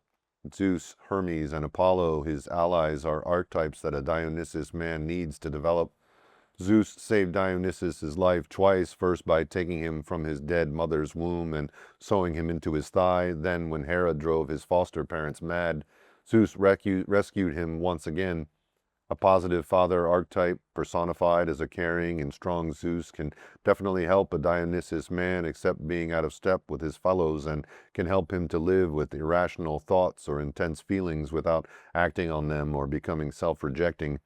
A Dionysus man can develop a positive father Zeus archetype in himself naturally if his actual father loves and accepts him. This development can also be fostered by a positive relationship with a father figure, mentor, or therapist. Hermes was midwife at Dionysus' birth, or the god who took Dionysus to his foster parents. As the messenger god, Hermes easily traveled among the underworld, the earth, and the heights of Olympus. The ability to go from the depths to the heights without getting trapped emotionally is an ability that Dionysus men need to cultivate. A Dionysus man exists in the present, which is the only reality for him. Consequently, if he descends into the pits and is depressed, it feels unending and eternal to him. This despair can lead to thoughts of suicide as the only way out. Hermes, however, knows that wherever he is only temporary. Hermes was also the communicator god. By learning to put his feelings into words and sharing them with others, a Dionysus man develops his aspect of Hermes. Others often then can help him gain a wider perspective, which is helpful. Rational Apollo is the third ally that a Dionysus man needs to develop. In his rituals, Dionysus shared Delphi with Apollo. Both gods were worshipped at Delphi. Dionysus in the 3 winter months, Apollo during the remainder of the year. These two gods are the traditional opposites. Apollo is the rational, linear thinker who valued clarity, who, as sun god, could see everything from an objective distance. He is a personification of left brain function. Dionysus is the irrational, emotional, embodied god who was subjective, in whom opposites and contradictions occurred side by side. He personifies right brain function. Both need to be present in a man's psyche. A good education is the means through which a Dionysus man usually develops the Apollo archetype's ability to think rationally. The hero's task, the journey to the underworld. If he is to grow psychologically, the Dionysus man must leave behind his identification with the divine child and eternal adolescent and become the hero. Psychologist Eric Newman, in his classic description of the origin and growth of male consciousness, writes of the need for the androgynous sun lover to become the hero. To do this, Newman says that he must deliberately expose himself to the unconscious and the non-ego, which is the darkness, nothingness, the void, the bottomless pit, the underworld, the primordial womb of the Great Mother, where the ego can dissolve into the unconscious and be devoured or overcome by irrational fears, the monsters and evils of the unconscious. The hero must endure the perils of the underworld and emerge with his ego intact and strengthened by the encounter. In his mythology, the last thing that Dionysus undertook before taking his place on Olympus was this hero's task. He was determined to rescue his mortal mother, Semele, who had died and now was in Hades. One access to the underworld was through a bottomless pool in the marsh of Lerna. Dionysus dived in and in due time came to the dark house of Hades. There he secured his mother's freedom and led her up to the earth and then to Olympus. Psychologically, Dionysus separated his personal mother from the Great Mother, overcoming his fear of the unconscious and the masculine ego's fear of the devouring feminine. When a man can love and react to his mother, as well as any other woman, as a life-size woman who has no terrible powers over him, who cannot emasculate him, he has accomplished an equivalent act. He has freed his personal mother from the Great Mother. His adolescent ego has become a heroic ego. He has grown up. Personal, committed love, finding Ariadne. In his travels, Dionysus came across Ariadne on the island of Naxos. She had been abandoned there by Theseus, who had used her to help him kill the Minotaur and escape from Crete. Halfway home to Athens, Theseus sailed off while she was asleep on a lonely beach, where Dionysus found her. Dionysus loved her and honored her. For Dionysus' sake, Zeus made her an immortal, granting her eternal life and eternal youth. Erotic relationships for a Dionysus man are likely to be intense and ecstatic. The sense of merging that he readily recreates leads both he and his partner to feel that they are extremely close, and yet some personal connection can be missing. The experience is impersonal or transpersonal, like Dionysus's many relationships with his maenads, until he finds himself with compassion and empathy for a particular woman, as Dionysus the god may have felt on finding abandoned and a betrayed Ariadne. Only when he forms a bond to a person whom he loves, also when he is not making love, does a Dionysus man move beyond being an archetypal lover into a personal relationship. Part 4. Finding our myths. Remembering ourselves. When we know who the gods are, they can tell us more about who we are. In some of them we can see reflections of ourselves, as they mirror the grandeur, meaning, and limitations of the archetypes we live out. Other gods tug at our memory, and we recall that we once did know them. In another, we might see the face of the god we rejected. The archetype we feared made us unacceptable. After reading about the gods, which of them did you find has shaped your personality the most? Now you may know why it was easy for you to succeed in the world and at what cost, or why success in the world has been so difficult to attain. Travelers on the way to Athens, metaphorically those men and women whose goal is success, who seek to be at the center of power, commerce, or intellectual achievement, were caught by Procrustes, placed on his bed and either stretched to fit or cut down to size. Procrustean has come to mean arbitrary, often ruthless disregard of individual differences. Conformity is the contemporary Procrustean bed. The stereotype of what a man is expected to be does violence to men's psyches. A man then becomes cut off from parts of himself that don't fit, or the part that does fit is stretched to occupy the space. The world as we know it is a place where men are shaped by the patriarchy to be lonely heroes. Men are expected to leave their mothers and renounce any sameness with them. Fathers are distant and withholding of themselves. Men compete with other men, deny vulnerability, reject what is unaccepted, and repeatedly separate from less able companions and go on. Psychological dismemberment results when men and women are cut off from archetypes that didn't fit the Procrustean bed, as well as from attachments to people that they are expected to let go of as they go on. Furthermore, because control of emotions is part of the male stereotype, a man also becomes cut off from his own feelings. The next chapter, Finding Our Myths, Remembering Ourselves, is about reconnecting with what we have been cut off from and finding the way home. The homecoming we seek has to do with being accepted and loved, welcomed as we truly are, embraced in our totality. The missing god is the last chapter of the book. He is the predicted son who would supplant Zeus and come to rule gods and men. This is the archetype that can become the ruling principle in a man's psyche, and if it did in enough, would change the culture as well. Chapter 11, Finding Our Myths, Remembering Ourselves. For men, life is a series of separations and disidentifications, beginning with mother, whom they must leave and whom they must not be like.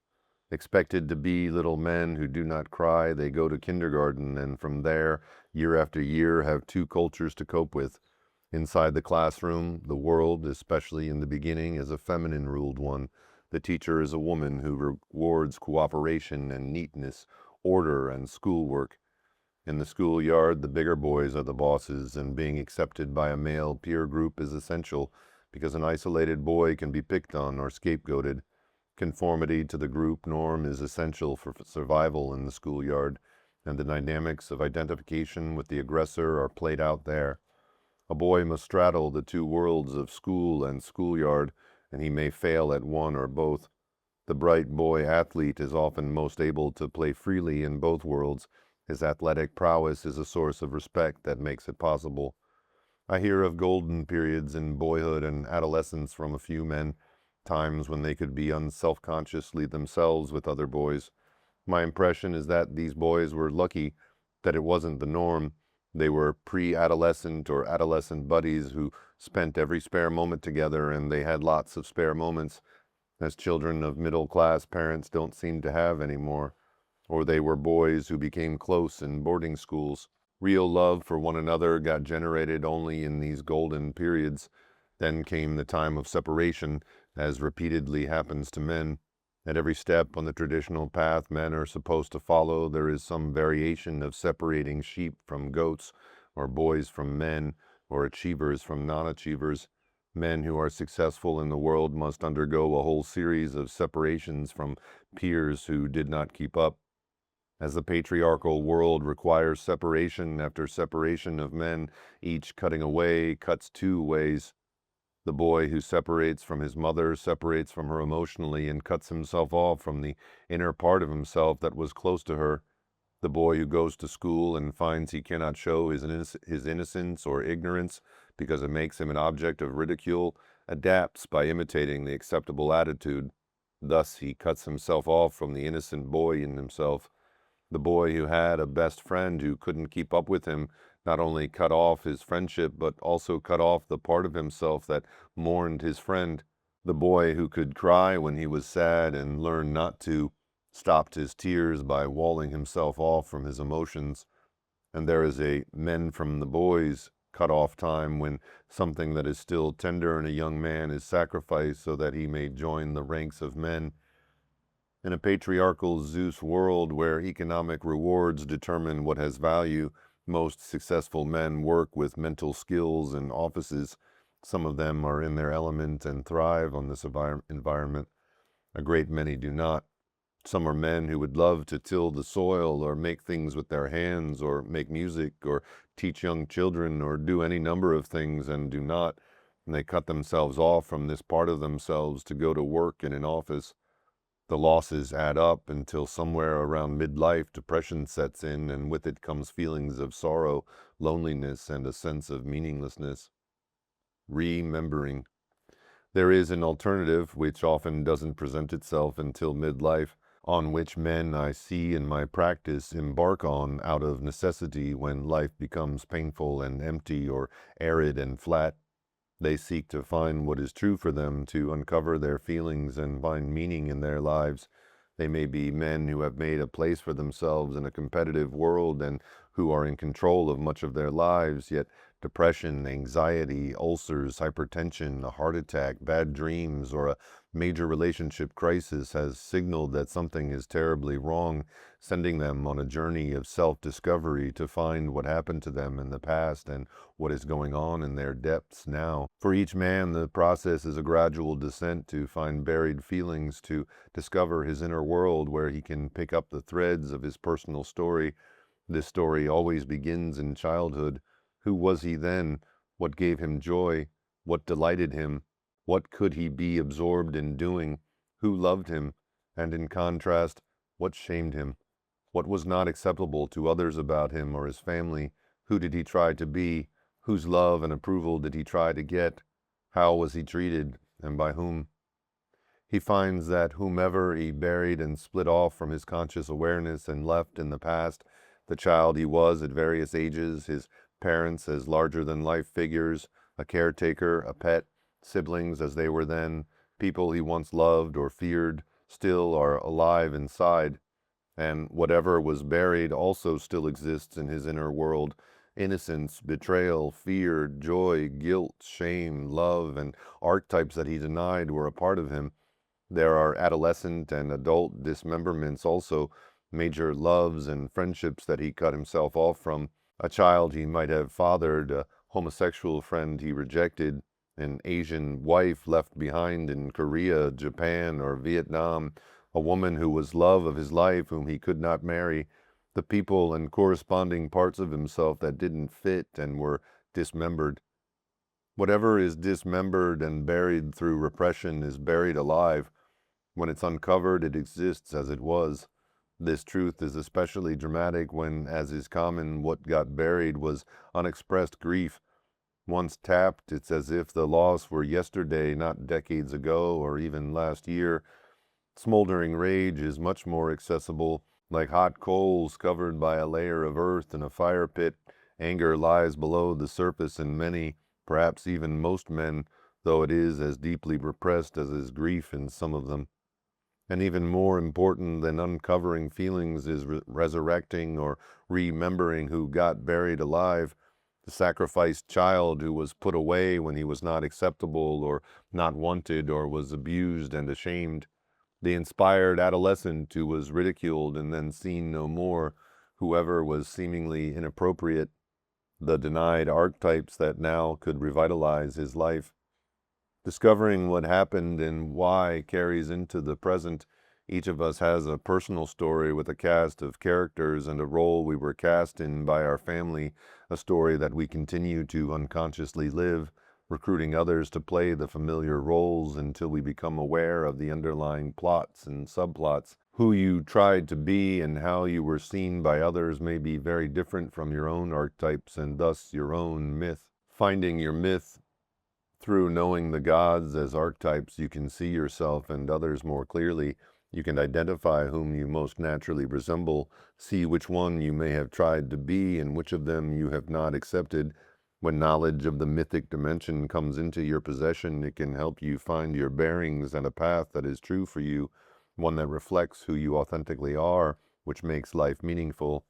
If you had aha reactions as you read this book, your intellect and feelings came together as personally known intuitive truth. Your heart or your body affirmed what your head was learning. However, if knowledge of the gods has so far only been intellectually grasped and myths are only old stories, then you still don't really know and are missing the heart of the message of this book. For knowledge of the gods is only a means to empower authenticity. Its value lies in making it possible to say, "This matters to me," and to act accordingly. Paradoxically, it is still necessary to find your myth, even if you were told them all and related to none of them personally, for you don't need to know what your myth is, you only have to live it. How? In the following dialogue, mythologist Joseph Campbell tells us, how is a person to go about finding his or her myth? A young man in a lecture audience once asked Campbell, who responded with a question of his own, "Where is your deepest sense of harmony and bliss?" "I don't know, I'm not sure," he answered.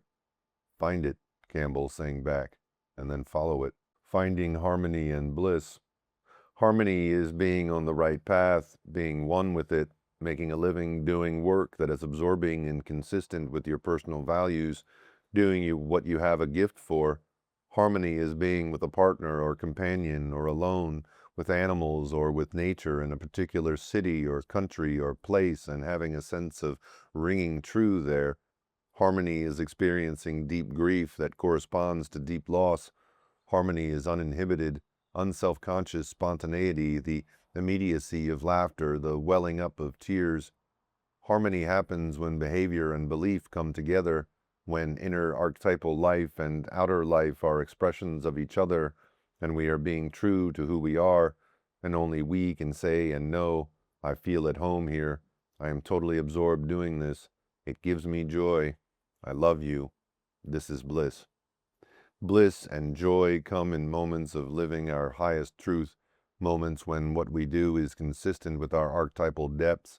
It's when we are most authentic and trusting and feel that whatever we are doing, which can be quite ordinary, is nonetheless sacred. This is when we sense that we are a part of something divine that is in us and is everywhere. The courage to act. To know what really is important to you, to have a real sense of who you are and what would be deeply satisfying and archetypally true is not enough. You must also have the courage to act. As noted earlier, our word courage comes from the French word cœur, heart. Courage is a willingness to act from the heart, to let your heart lead the way, not knowing what will be required of you next, and if you can do it. There are crucial forks and stepping off places in every road. What should you do when compassion for an outsider conflicts with belonging to a group, for example? For men, group conformity is a powerful force, and the cost of going against the group is to risk being outside of it, possibly to have the hostility of the group then turned on you, be shunned, or be linked with whomever the group devalues. With this as the possible penalty, do you go along with the group when the group goes against a person or a principle that matters to you? There is a cost to pay either way. Many a man feels guilty to this day for something he did with a group he was in. He may keep it as a dirty secret, may repress it from his mind, may become phobic or paranoid, or the experience may give him courage to act differently next time. As one man said to me, "I didn't lift a finger and just watched what happened. I will never forget, and I will never let it happen again." When a man decides to act on his principles and from his heart and goes against the group, he takes a risk. It is likewise a risk for him to leave work that pays well to seek work he loves with no guarantees, or set out to manifest a dream, or for love abdicates a secure place in the world. In these situations he takes a fork in the road, leaves the broad road traveled by others to live his own personal myth. By acting from his heart and doing what is true for him, he will probably travel at least at the beginning without other companions. By acting from his heart and doing what is true for him, he will probably travel at least at the beginning without outer companions. But he very likely will not feel alone, for ego and archetypes are connected. The gods are with him. When a man or woman follows the bliss and acts from his heart and his authentic being, that commitment seems in turn to energize the world. I have a card tacked up on a bookcase, a quote from Goethe that says, "What I have experienced myself and over seen to be true for others." It says, "Until one is committed, there is hesitancy, the chance to draw back, always ineffectiveness, concerning all acts of initiative and creation. The moment one definitely commits oneself, then providence moves too. A whole stream of events issues from the decision. Whatever you can do or dream you can, begin it. Boldness has genius, power, and magic in it." The geography of the journey. In each of the separate chapters about the gods, the sections on psychological difficulties and ways to grow provide specific information about the difficult psychological terrain associated with a particular god or archetype. Psychological difficulties are the shadow areas of the particular archetype. If we are taken over by the dark side of an archetype, it will possess us until we differentiate from it and struggle free from its hold. Others may help us. We may be unconscious of the negative effects of something we do and even resist knowing this until a series of confrontations brings this to light. Or we may be overly critical or fascinated by another person's actions or attitude that turn out to belong to an archetype that we need to acknowledge as part of ourselves. In the shadow, as Jungians define it, lies everything that is yet unborn or not yet conscious within us, which includes the positive potential of archetypes that have not yet seen the light of day, as well as whatever our conscious attitude deems unacceptable and keeps hidden there, which are the same as the contents of the psychoanalytic id, the missing feminine presence. Powerful goddesses are notably absent from patriarchal mythology or theology, just as mothers and wives are either powerless or unimportant in the stories of the Greek gods. In Greek mythology, the father god is supreme, and the struggle of fathers and sons the important conflict. Though not the subject of this book, real mothers are major presences in the lives of real mortal men, and women have enormous significance in their lives. Even more unseen and unacknowledged is the influence of a man's anima, which Jung described as the largely unconscious feminine side of a man, which affects his moods, emotional bonds, and how he perceives women. Psychologically perceptive men who read goddesses in every woman saw the goddesses in themselves. They found that a feminine archetype corresponded to the feminine part of themselves, or that the image of a particular goddess is who they sought in woman. The goddesses and their influence are largely in the shadow in individual men's psyches, and what they represent has been minimized or devalued in the culture, as in mythology. A guide on the journey, Hermes. In ancient Greece, travelers prayed to be accompanied by the messenger god Hermes. Hermes' gifts of communication, quick thinking, inventiveness, friendliness, and even a little larceny all helped travelers. Contemporary men and women whose occupations literally take them on the road may know only this part of the archetype, but for those who also see life as a spiritual journey, Hermes is known as the guide of souls. This Hermes, the guide of souls, speaks through Joseph Campbell when he advises us to follow the bliss. This Hermes is Yoda in Star Wars, the wise, gentle, ancient being who helped Luke Skywalker master his own fears and not be taken in by illusions. This Hermes is Jung writing about the archetypes of the collective unconscious, bringing his whole inner world into the intellectual awareness. This Hermes bridges worlds with his understanding and brings word to us of the realm of the soul. He knows that the soul exists after death. He travels between the underworld and the highest places in the sky world and knows the terrain in between. This Hermes can discern the purity of an experience, just as the substance mercury will only bond with precious metals. He is a guide on the path to individuation who helps us know what is personally authentic and supports our potential for growth and wholeness. When we listen to this Hermes, we recognize the truth of what he says. Since Hermes, the guide of souls, is an archetype, it is part of each of us, potentially available to everyone, especially when we contemplate where we are on our journey and go inward to get our bearings. Hermes is called by a variety of names. People with a spiritual outlook sometimes call Hermes the inner guide or inner voice.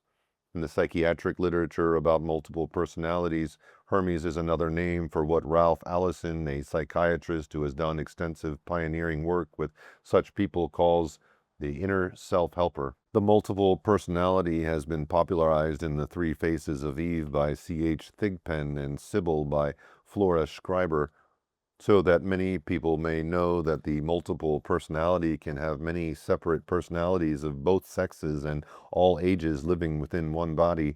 These personalities are cut off from one another and usually have limited or no knowledge of one another, which is not surprising since each developed as a means to forget and get away from intolerable abuse and pain.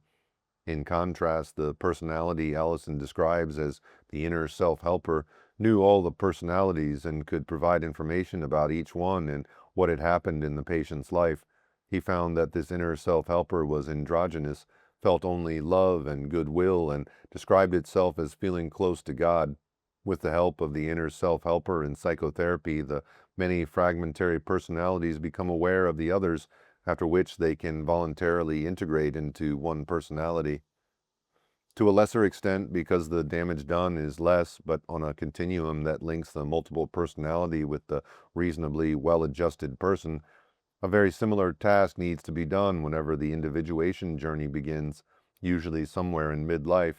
The task is not to knit together separate personalities, but to reconnect with cut-off parts of ourselves. Psychological dismemberment takes place in the first half of life of most men, who do to themselves what Procrustes did to men on their way to Athens, cut off whatever didn't fit. To heal and make whole takes remembering. To do this, we must go downward or inward to find the pieces and bring them back to light.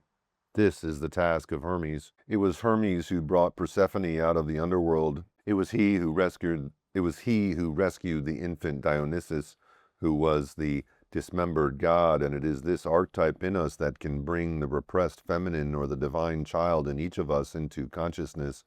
Thus his task is not only to find what was personally repressed, but also to resurrect archetypes that have been culturally buried. As deities, Hermes and Hestia, goddess of the hearth, were paired together as part of the structure of the home. A herm or stone pillar representing Hermes stood at the doorway of each house. Within and at the center of the household was Hestia's hearth. These two deities, one as guardian and guide, the other as the source of warmth and illumination, symbolize aspects of the archetype of the self. Hestia, the sacred fire in the temples of the gods. In ancient times, the traveler might seek to visit the temple of a particular god or goddess, to invoke help or pay respects to a deity when the road taken took him by a temple. On our life journey, we are like these travelers who came across the temples of different gods on different stretches of the road. The vicissitudes of life constellate situations that are archetypal, so that on one part of the journey we encounter a particular god or archetype. At another place we visit the temple of another god. If we were to go inside the temple of a god, we would also find an unseen goddess was there. This was Hestia, the eldest Olympian, who was present in the temples of all the other deities. Hestia was goddess of the hearth and temple. She was the fire at the center of a round hearth, an image that is a three-dimensional mandala, symbol of the archetype of the self, which Jung considered the center of the personality, the archetype of meaning and wholeness. Hestia's presence made house and temple sacred places. A new bride took the fire from her family hearth to her new house, and only then was it sanctified. The fire colonists brought to new temples from the home temple made the new building sacred. Hestia's fire was thus both the center and the connecting link. Hestia was an anonymous goddess in that she had no persona, no characteristic outer appearance. Thus there were no paintings or statues of her. She was a virgin goddess, which meant that she had a one unto herself quality. She did not need anyone else to feel whole and intact. As a goddess, she is an archetype in women, but she clearly is a presence in the psyches of many men as well, men who need physical order, free of clutter and noise in order to feel centered in themselves, men who need and enjoy solitude, finding it gives energy to other aspects of themselves, men who have a sense of wholeness and intactness. Hestia was the fire at the center of a round hearth in the temple of each deity, an image that corresponds to the sacred dimension of each archetype. When what you do gives you a sense of meaning that feels deeply connected to who you really are, an archetype is active in you that specifically relates both to the activity and at the same time to the self. A man or woman who is totally absorbed creating something in his studio or workshop, for example, is in a psychological space that metaphorically corresponds to being in the temple of Hephaestus. When an ecstatic quality enters lovemaking and there is a sense of communion, love is being made in the temple of Dionysus. When an athlete on a playing field enters a timeless moment and feels as if he has all the time in the world to make a pass, even as opposing players are charging towards him, he is a centered Aries, who in the midst of action is simultaneously in contact with his own inner still point, symbolized by the fire at the center of the hearth in Ares' temple. When mortals met the gods and goddesses outside of the temple, they no longer were in the precinct of Hestia's hearth. then the encounter with the god as that with the archetype might well be beneficial, but it could also be risky, with negative or destructive possibilities. Gods often took people by surprise and overpowered them. They forced their will on mortals, seduced, abducted, or punished them. Correspondingly, an archetype can seduce or overpower a man or woman. When this happens psychologically, that person now identifies with one god who takes him over. The businessman who has been taken over by the Zeus archetype, for example, throws himself totally into acquiring position and power. He has no personal life, and no one seems to matter to him. Identification with one god's positive or negative attributes inflates the importance of this one archetype. To identify with a god also makes you feel important. This personal inflation is what makes the identification with a god seductive. In contrast, when you feel gratitude for the experiences of harmony and bliss that come when you do work you love, or are with people special to you, or enjoy solitude, you are aware that there is depth and meaning in your life. That consciousness and thankfulness parallels visits mortals made to the temples of their gods. A mortal entered a temple by choice, conscious of what he was doing. Within the temple he encountered an image, usually a statue of the god. He felt the presence or energy of that particular deity. Although he focused on the deity whose temple it was, Hestia was also present in the fire and in the clean-swept temple. This is a metaphor for a man or woman who lives authentically because he is in conscious relationship to one or more activated archetypes through which he feels centered, and that affords a clarity and certainty that there is a sacred dimension in his life. Homecoming. On a journey, a traveler might enter the temples of many gods or goddesses, or he might pass them all by, or he might stop at the temples of only one particular deity. He counted himself fortunate, as indeed he was, if Hermes accompanied him as guardian and guide. However far his journey took him, each traveler also looked forward to an eventual homecoming. Hermes could accompany the traveler as far as the door where the herm or stone pillar stood. Then the traveler crossed the threshold and was home. Home was made sacred by Hestia's presence in the fire at the center of the round hearth. The home fire welcomed the returning family member or the newborn one. In ancient Greece, a newborn was ritually made a member of the family when he was 5 days old. In this rite, the child was carried around the hearth by his father and introduced to Hestia and to his family. This ritual of acknowledgement and welcome of homecoming consciously recognized new life as part of the whole. It's possible to come home. Home is a psychological destination where we connect with a spiritual center. Just as in ancient Greece, home was a sacred place of homecoming because Hestia was there. As a symbol of the self or the center of the personality, we experience our own Hestia as an inner still point associated with a sense of wholeness. We find Hestia whenever we enter a sanctuary and find a welcoming hearth. It may literally be home, or a place of solitude and peace, or in the arms of another person, or at play, or at work, or in a place of worship, or in nature. Wherever and whenever we find ourselves at home, we also find harmony and bliss, and we are living our personal myth. Chapter 12. The Missing God.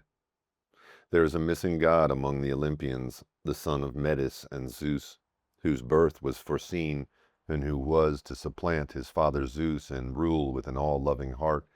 For him to be born, Metis, feminine wisdom, would have to emerge once more into Western culture and into our consciousness. A son of Metis and Zeus would have had an exceptional pair of parents. When the great goddess in her several aspects was the mother god, fatherhood was not important, possibly not even recognized. When the sky father gods established patriarchal supremacy, the pendulum swung the other way. Goddess and women were subjugated, which has been the historical and theological condition for several thousand years now. Male gods have had dominion, and none of them, either in Greek mythology or Judeo-Christianity, has had both a strong and wise mother and a powerful and loving father. Few humans have either. Zeus, father archetype in transition. In his mythology as a sky father, Zeus changed. He began as a threatened father who swallowed Metis to abort a son he feared would defeat him and take over, as his father Cronus had feared and hence consumed his children, while Cronus's father Uranus, the first father, had buried his. Zeus then became a father of many children, the Olympians, and the lesser deities and demigods. He was a distant father who approved of some of his many children, rejected others, and was often protective of them from afar. He was thus unlike his father and his grandfather before him. They had no positive paternal feelings and did not want children. But with his son Dionysus, the youngest Olympian and the child whom he rescued and then nurtured himself, Zeus had made yet another change.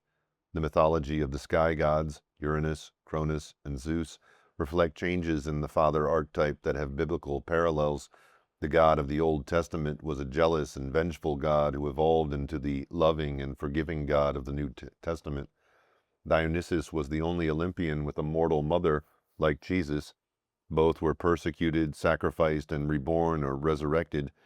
Images of Dionysus as a divine child are sometimes mistaken for the infant Jesus, the child held by the Black Madonna of Montserrat, for example, holds what looks like a pine cone or upside-down pineapple, the thyrsus, a symbol of Dionysus, the Black Madonna of Montserrat. The father archetype is changing, and as more men shift in this direction, a new father archetype has come into the culture.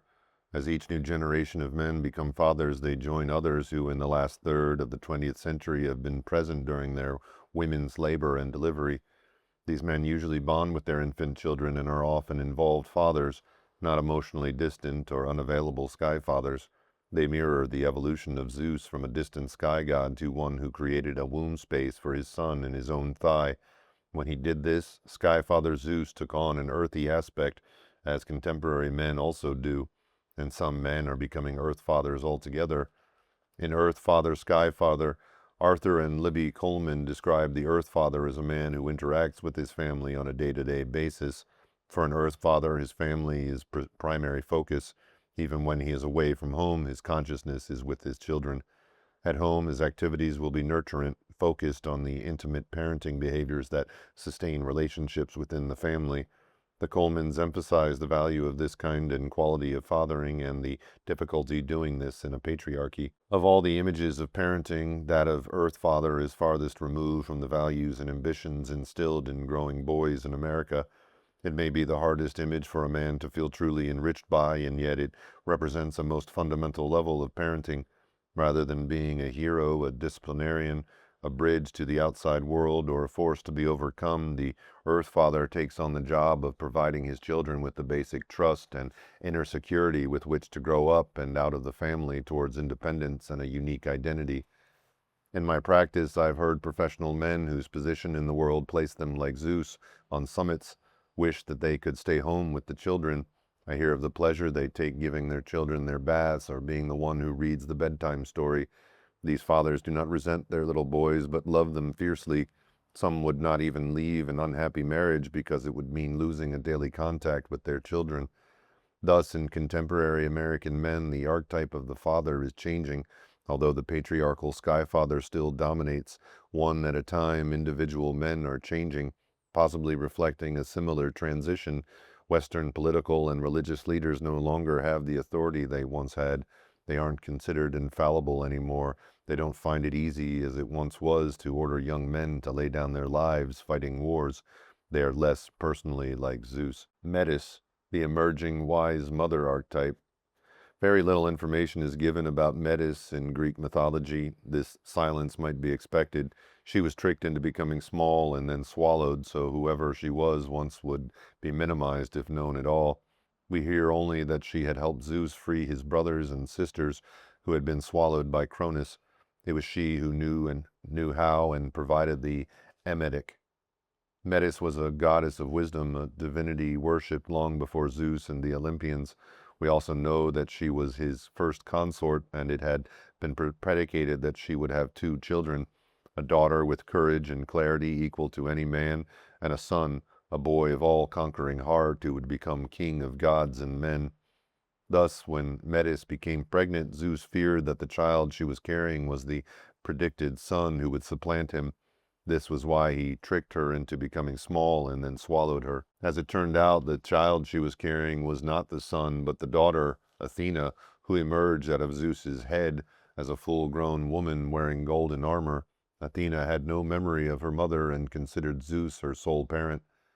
Metis, as divine feminine wisdom, was indeed swallowed by the patriarchy and disappeared from the Western world.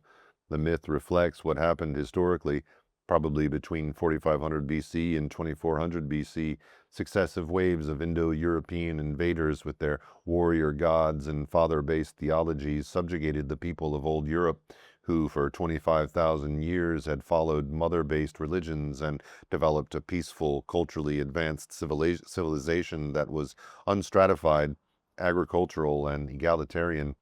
Because their cities were unfortified and exposed, and because they lacked military skills, they were conquered by the horse-riding, sky god worshipping invaders who imposed their patriarchal culture and religion on the defeated people. The goddess, known by many different names, became the subservient consort of the invader gods, and her attributes and powers were absorbed, swallowed, or came under the domination of a male deity. Even the power of giving birth or creating life, which had been the natural realm of women and the goddess, became co-opted, and sky gods now created life through their words and will, or gave birth through the head.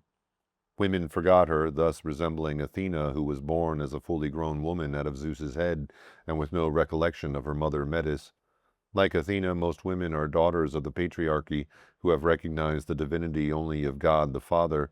Women have not, until recently, remembered a time when God was a woman. Lost to memory was the existence of God the Mother, the goddess, the feminine face of God. In the last decade, Metis is re-emerging and being remembered in a contemporary women's journal, Women of Power. This renaissance is described. The ancient spiritual voice of woman now speaks its long-hidden wisdom and becomes an active force for the conscious evolution of our world. This emerging voice speaks of the recognition of the interconnectedness of all life, the awareness that everything has consciousness and is sacred, the remembering of ourselves as sacred beings, and the loving of our psyches, bodies, and emotions, the empowerment of women and all oppressed peoples, the creation of world peace, social justice, and environmental harmony, the activation of spiritual and psychic powers, the honoring of woman's divinity and reverence for the earth, and the celebration of her seasons and cycles and those of our lives. Women's spirituality is re-emerging into our culture as a dimension of the women's movement, and the renewal coincides synchronistically with significant new archaeological discoveries showing evidence of the historical matriarchal period. This long, peaceful, goddess-worshipping period of history is described in The Goddess and Gods of Old Europe by Marija Gimbutas, in When God Was a Woman by Merlin Stone, and in The Chalice and the Blade by Rianne Eisler. The Nag Hammadi scrolls, known more widely as the Gnostic Gospels, about which Elaine Pagels has written a book by this title, reveal that Sophia, or a feminine aspect of God, was known and honored by the Gnostic Christians. Eastern Orthodox Christians worshipped Sophia. Her greatest shrine, the Hagia Sophia, the Church of the Holy Sophia, or Holy Female Wisdom, was built in Constantinople, now Istanbul. Roman Christians later claimed that it was dedicated to a minor virgin martyr. In Jewish mysticism, Sophia's name was Shekinah. Metis, Sophia, and Shekinah are different names for the same forgotten feminine wisdom that was once deified. For many centuries, feminine wisdom by any name has been unseen and been forgotten. If seen, it was not defined as wisdom. For many centuries, feminine wisdom by any name has been unseen and been forgotten. If seen, it was not defined as wisdom. For example, when it came to making ethical choices, women used to be defined as being less ethical than men. Carol Gilligan, in her book In a Different Voice, suggested that most women might perceive an ethical situation differently from most men, valuing the person and relationship over abstract principle, and that this choice did not reflect inferior ethics but different values. When affiliation values are considered equal to principle, then compassion and justice can exist together. and both are completed by the other. Carol Gilligan here voiced a Metis position with the courage and mental clarity to confront and do academic battle, a contemporary Athena who has remembered Metis. We see women speaking up about their perceptions and values all the time now in their personal lives, as in the academic world or workplace. And the first time ever, perhaps, it's possible for women as a group, for there always are exceptional individuals, to become strong and wise mothers who do not have their minds or wills swallowed up by their husbands, do not shrink from voicing their values, and if necessary can intervene and protect their sons and daughters. The son of Metis as a new archetype. Although the archetype of the son with a loving heart has been present as Jesus in the West and as Krishna in the East, their presence in the culture did not change the basic power structure of the patriarchy. Zeus on the mountain top with his thunderbolt has continued to be the ruling principle in the culture and will remain so as long as we look to superior force or weapon superiority for our security and consider isolation from others both possible and desirable. For a long time, Zeus's position has seemed logically unassailable, but now we have seen how radioactive particles from a nuclear accident at Chernobyl near Leningrad contaminated milk in the Netherlands, and how the destruction of rainforests in Brazil can change the atmosphere of the Earth, and how a nuclear war leads to a nuclear winter for the planet. We become increasingly aware of our interdependence, of how we share this planet and its fate together. Zeus is still the ruling power principle, but what will happen to Zeus as our consciousness grows that his thunderbolt cannot be used without destroying life on Earth?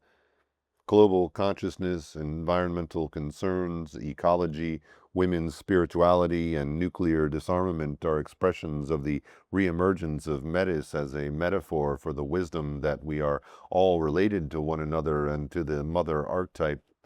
This is a time of cultural transition, a time of remembering Metis as feminine wisdom, as Mother Nature, as the sacredness of earth or the divinity of God. The mother returns to the culture at the same time that the father archetype, as seen in contemporary men, is changing. New archetypes and morphic fields. In a new science of life, the hypothesis of formative causation. New archetypes and morphic fields. In a new science of life, the hypothesis of formative causation, 1981, Rupert Sheldrake, a theoretical biologist, proposed a radical new theory of how living things learn and assume new forms. His theory provides an explanation of how new archetypes can come into being and thus how human nature could change. Sheldrake's hypothesis is this: when a behavior is repeated often enough, it forms a morphogenetic or form-shaping field. This field, which Sheldrake now calls morphic, has a kind of cumulative memory based on what has happened to the species in the past. All members of the species, not just living organisms, but also protein molecules, crystals, and even atoms, are tuned into their particular morphic field, which ranges across space and time through a process called morphic resonance. In the realm of crystals, for example, the theory says that the form or structure the crystal takes depends on its characteristic field. Moreover, a new compound would be hard to crystallize the first time, but after that first time it should get easier and easier to crystallize because of the influence of the morphic field, or memory, of each previous crystallization. This fact is very well known among chemists, notes Sheldrake. Applied to us, Sheldrake's theory explains how fundamental or archetypal changes in human beings might also come about. At first, a change in attitude or behavior is difficult, but as more and more individuals change, it becomes progressively easier for other people to do so, and not just through direct influence. According to Sheldrake, people tune into the new pattern within the morphic field through morphic resonance and are affected by it, explaining how change becomes progressively easier. At some point, the number of individuals needed to tip the scales is reached. There is a new archetype in the collective unconscious. Sheldrake himself equated the two ideas. The approach I am putting forward is very similar to Jung's idea of the collective unconscious. The main difference is that Jung's idea was applied primarily to human experience and human collective memory. What I am suggesting is that a very similar principle operates throughout the entire universe, not just in human beings. The 100th Monkey, a contemporary myth. The 100th Monkey is the name of a new myth. It's a story that has arisen, been repeated, and written about only in the last 2 decades. It is of very recent origin, and yet, like Greek myths that tell of the Trojan War, it's not clear where fact ends and metaphor begins. The story was based on scientific observations of monkey colonies in Japan.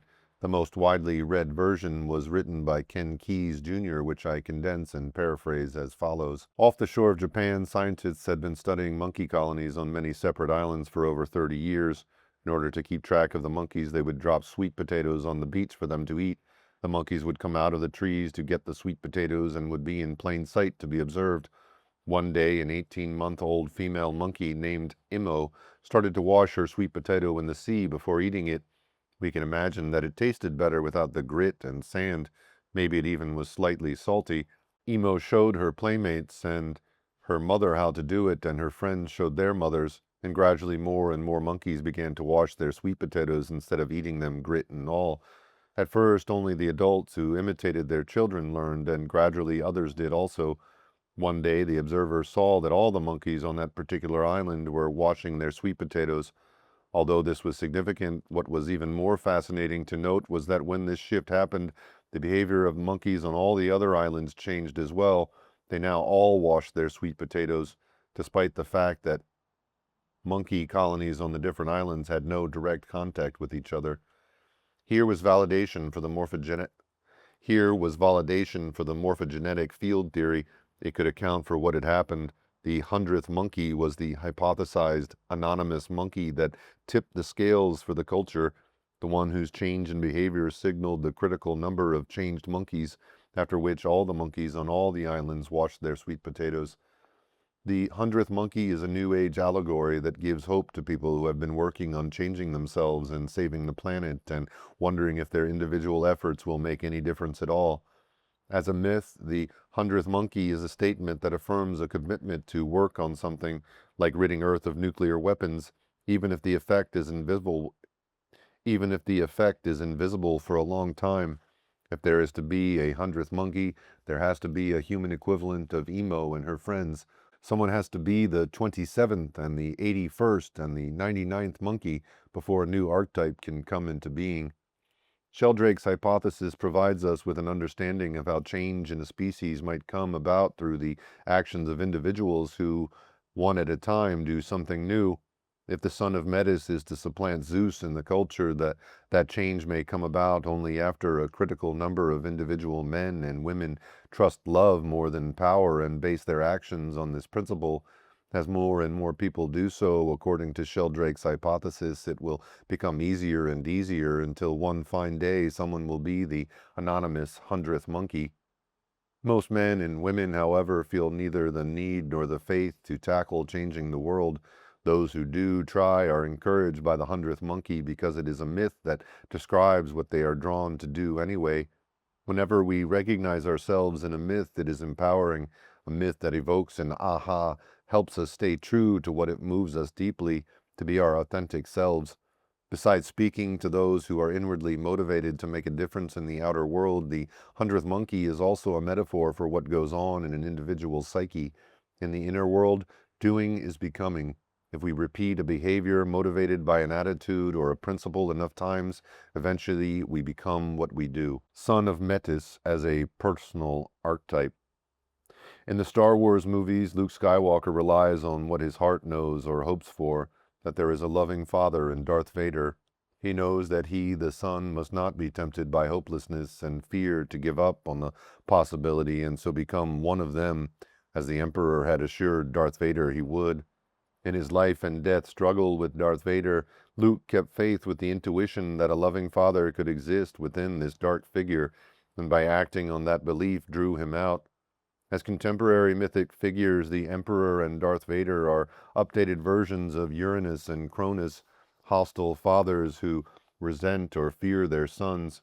Luke is the son with the loving heart who defeats the negative father in order to liberate the loving one.